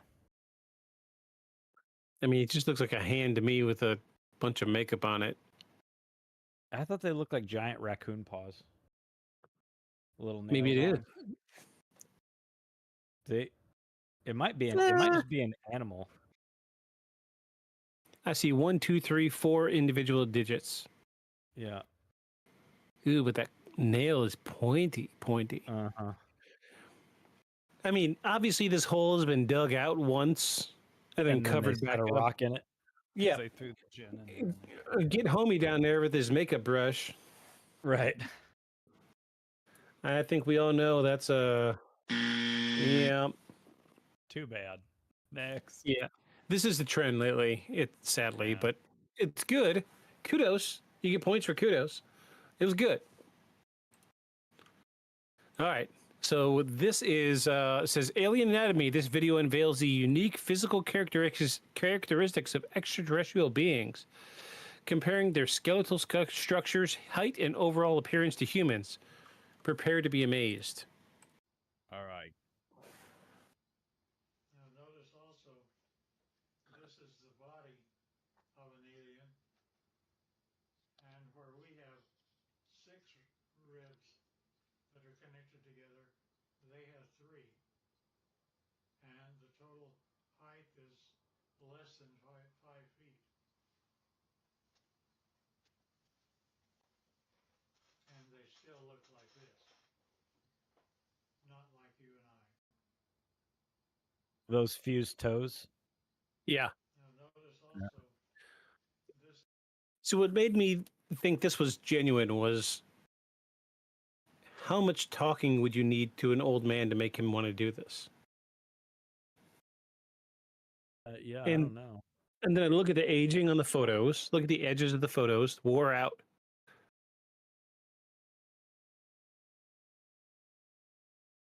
Yeah, Yeah, like the corners. like they've been flipped through a lot. Exactly. Yeah.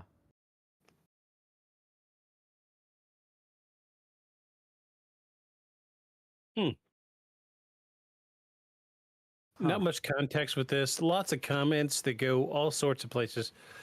Nothing solid. This could have been one of dozens of whistleblowers over the last 40, 50 years. It's hard to say. It really is. It's hard to. I mean, the photographs look like a human foot, a Yeah. weird blob of flesh for a rib cage, Mm-hmm. and then a head that looks like it could be paper mache. Yeah. That doesn't look like a rib cage to me. I like that comment. Gramps alien feet pick collection.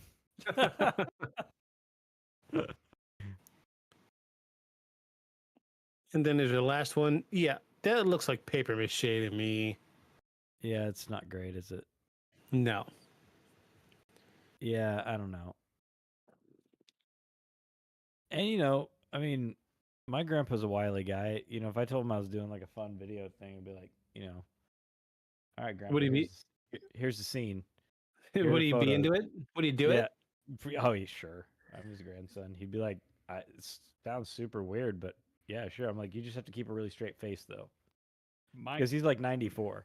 So my if he was like up there grandparents- being like, yeah, so back in My grandpa'd do it. yeah, so back in 19 if you look at my notes, back in 1952, Look at my you can notes. see like he'd even do the I could even see him doing the voice, So My grandpa was pretty skeptical. We'd have to coach him not to call UFOs unifos. That's what he always called them. I don't know. The unifo's gonna get you. I think Grandpa Jack would do something like this. Oh yeah, if you can get him to so- keep a straight face. If I could get him to go to a 3-day music festival with me, Yeah. I could get him to do something like this. Yeah, I will say, let me take a moment to point out how awesome Grandpa Jack was.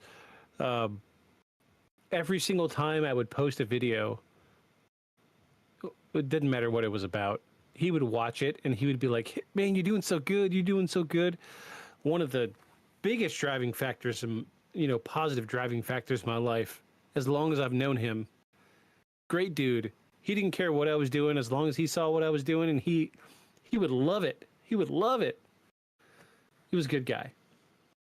And I miss him terribly. He was a good guy.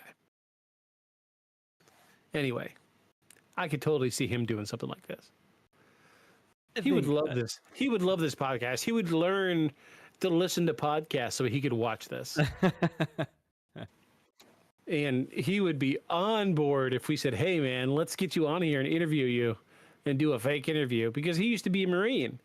Mm-hmm.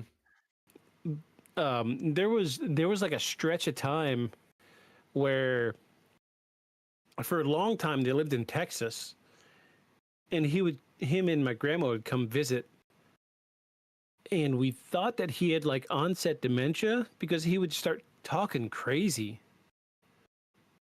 And we would be talking, sitting in my mom's living room, I'm like 14, 15, right? And he'd be sitting there rocking in the rocking chair in the living room, and he would go, Alan, do you remember when we went up in that ship? And I'd be like, no, Grandpa, what are you talking about? He goes, yeah, we went up in the spaceship. And I'll be like, what about it? He goes, man, we know we're not supposed to talk about it. And stuff like that would happen, and we thought he had onset dementia. But then, like a year later, he went to the VA because we threw up a red flag to the VA. Then he went to the VA for something, and it was gone. It never happened again. Huh. Just saying. Government conditioning. Yeah, they went in and reset his hard drive. Mm-hmm. Just saying. X-Files did it first. Yeah. Yeah, we got a sound for that. Aliens. All right. Moving on. Oh, okay. So this is do you remember the Urban Explorer with the video of the tunnel? Yeah. And the eyes? This is a longer video of that same clip. Oh, cool. And I thought it'd be cool to just kind of bridge it and show more of it.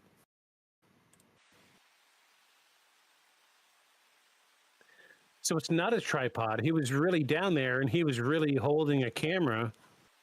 Okay.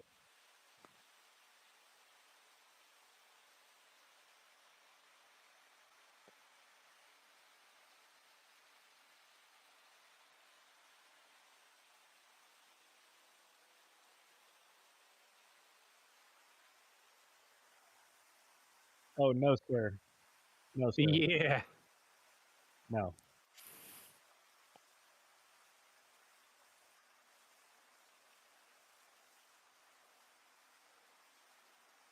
And there's nothing there.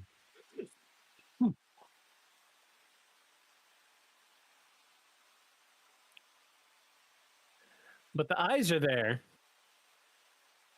Well, what's crazy is brave soul. Well, and it's just a curving hallway. Like there's no corner for him to step around and hide in.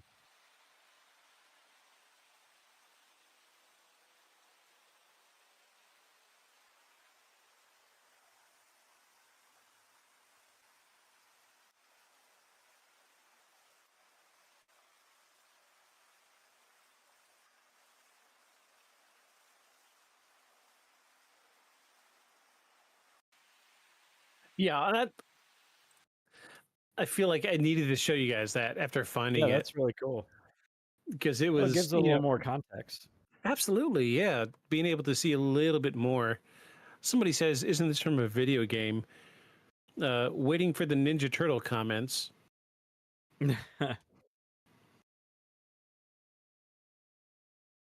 Guy says, "Here's why I think it's fake. The speed of the debris flowing downstream looks a lot like a video game, the consistency, etc. In addition, as he's walking upstream, you cannot hear the slushing of water, only the same consistent sound of water flowing. Y'all ever tried walking upstream? It's hard and loud." Yeah. That's interesting. Yeah, really good point. Let's listen to that one more time.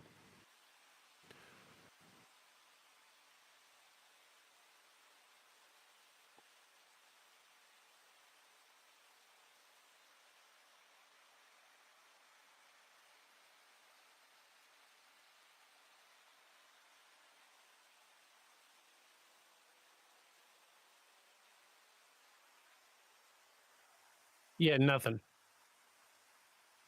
Yeah, a little bit. Oh yeah, it's there. Yeah, I hear it. Good headphones. Yeah. Yeah, I can hear it.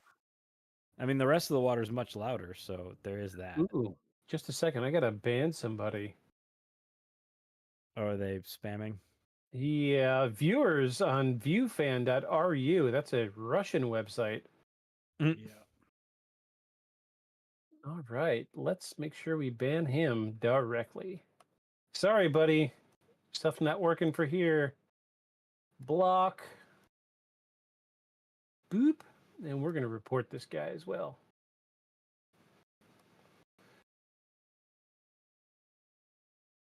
Spam, scans, or bots. Goodbye.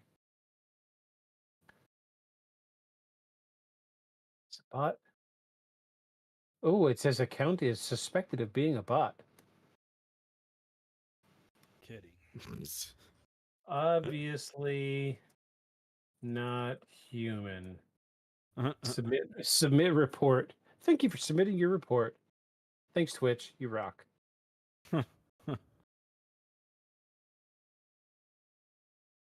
All right. Let's move on to the next one. Wait, the sound. Sorry. Here we go. Oh no, wait. Did we think it's real? I don't know. It's something. I don't think it's a video game. No. Let's give it a. Yeah, I think it's really somebody filming something. I mean, I think it's coming downhill. I think those are just bubbles floating across the top of the water. I Yeah. don't think it's debris. They just look like bubbles. It's obviously uphill from there. Okay, so this is the UAP hearing, recent UAP hearing. Take a listen to this. So who has the imagery? I can tell you that in a closed setting. Can you describe what was depicted in the satellite imagery? Just a description. It was a UAP, ma'am. That's it. No other description. The term that the analysts used, they called it the button. It was a disc-shaped object. Okay, where was it? I can't tell you that, ma'am. Okay. All right. Okay, Mr. Elizondo, you stated in your testimony that, quote, advanced technologies not by our government or any other government are monitoring sensitive military installations around the globe, end quote. If these technologies are not made by any government, who's making them? Private companies, or are you implying they are crafted by a non-human intelligence? It may be both. Okay. When it comes to Blue Force technologies, I would not be able to discuss. Okay. Are you read into secret UAP crash retrieval programs? We would have to have a conversation in a closed session, ma'am. I signed Closed session. 3 years ago that restricts my ability to discuss specifically crash retrievals. I submitted for my book through the DOPSR process, which took a year for it to be reviewed. And what is in the book is what I was told I'm allowed to talk about.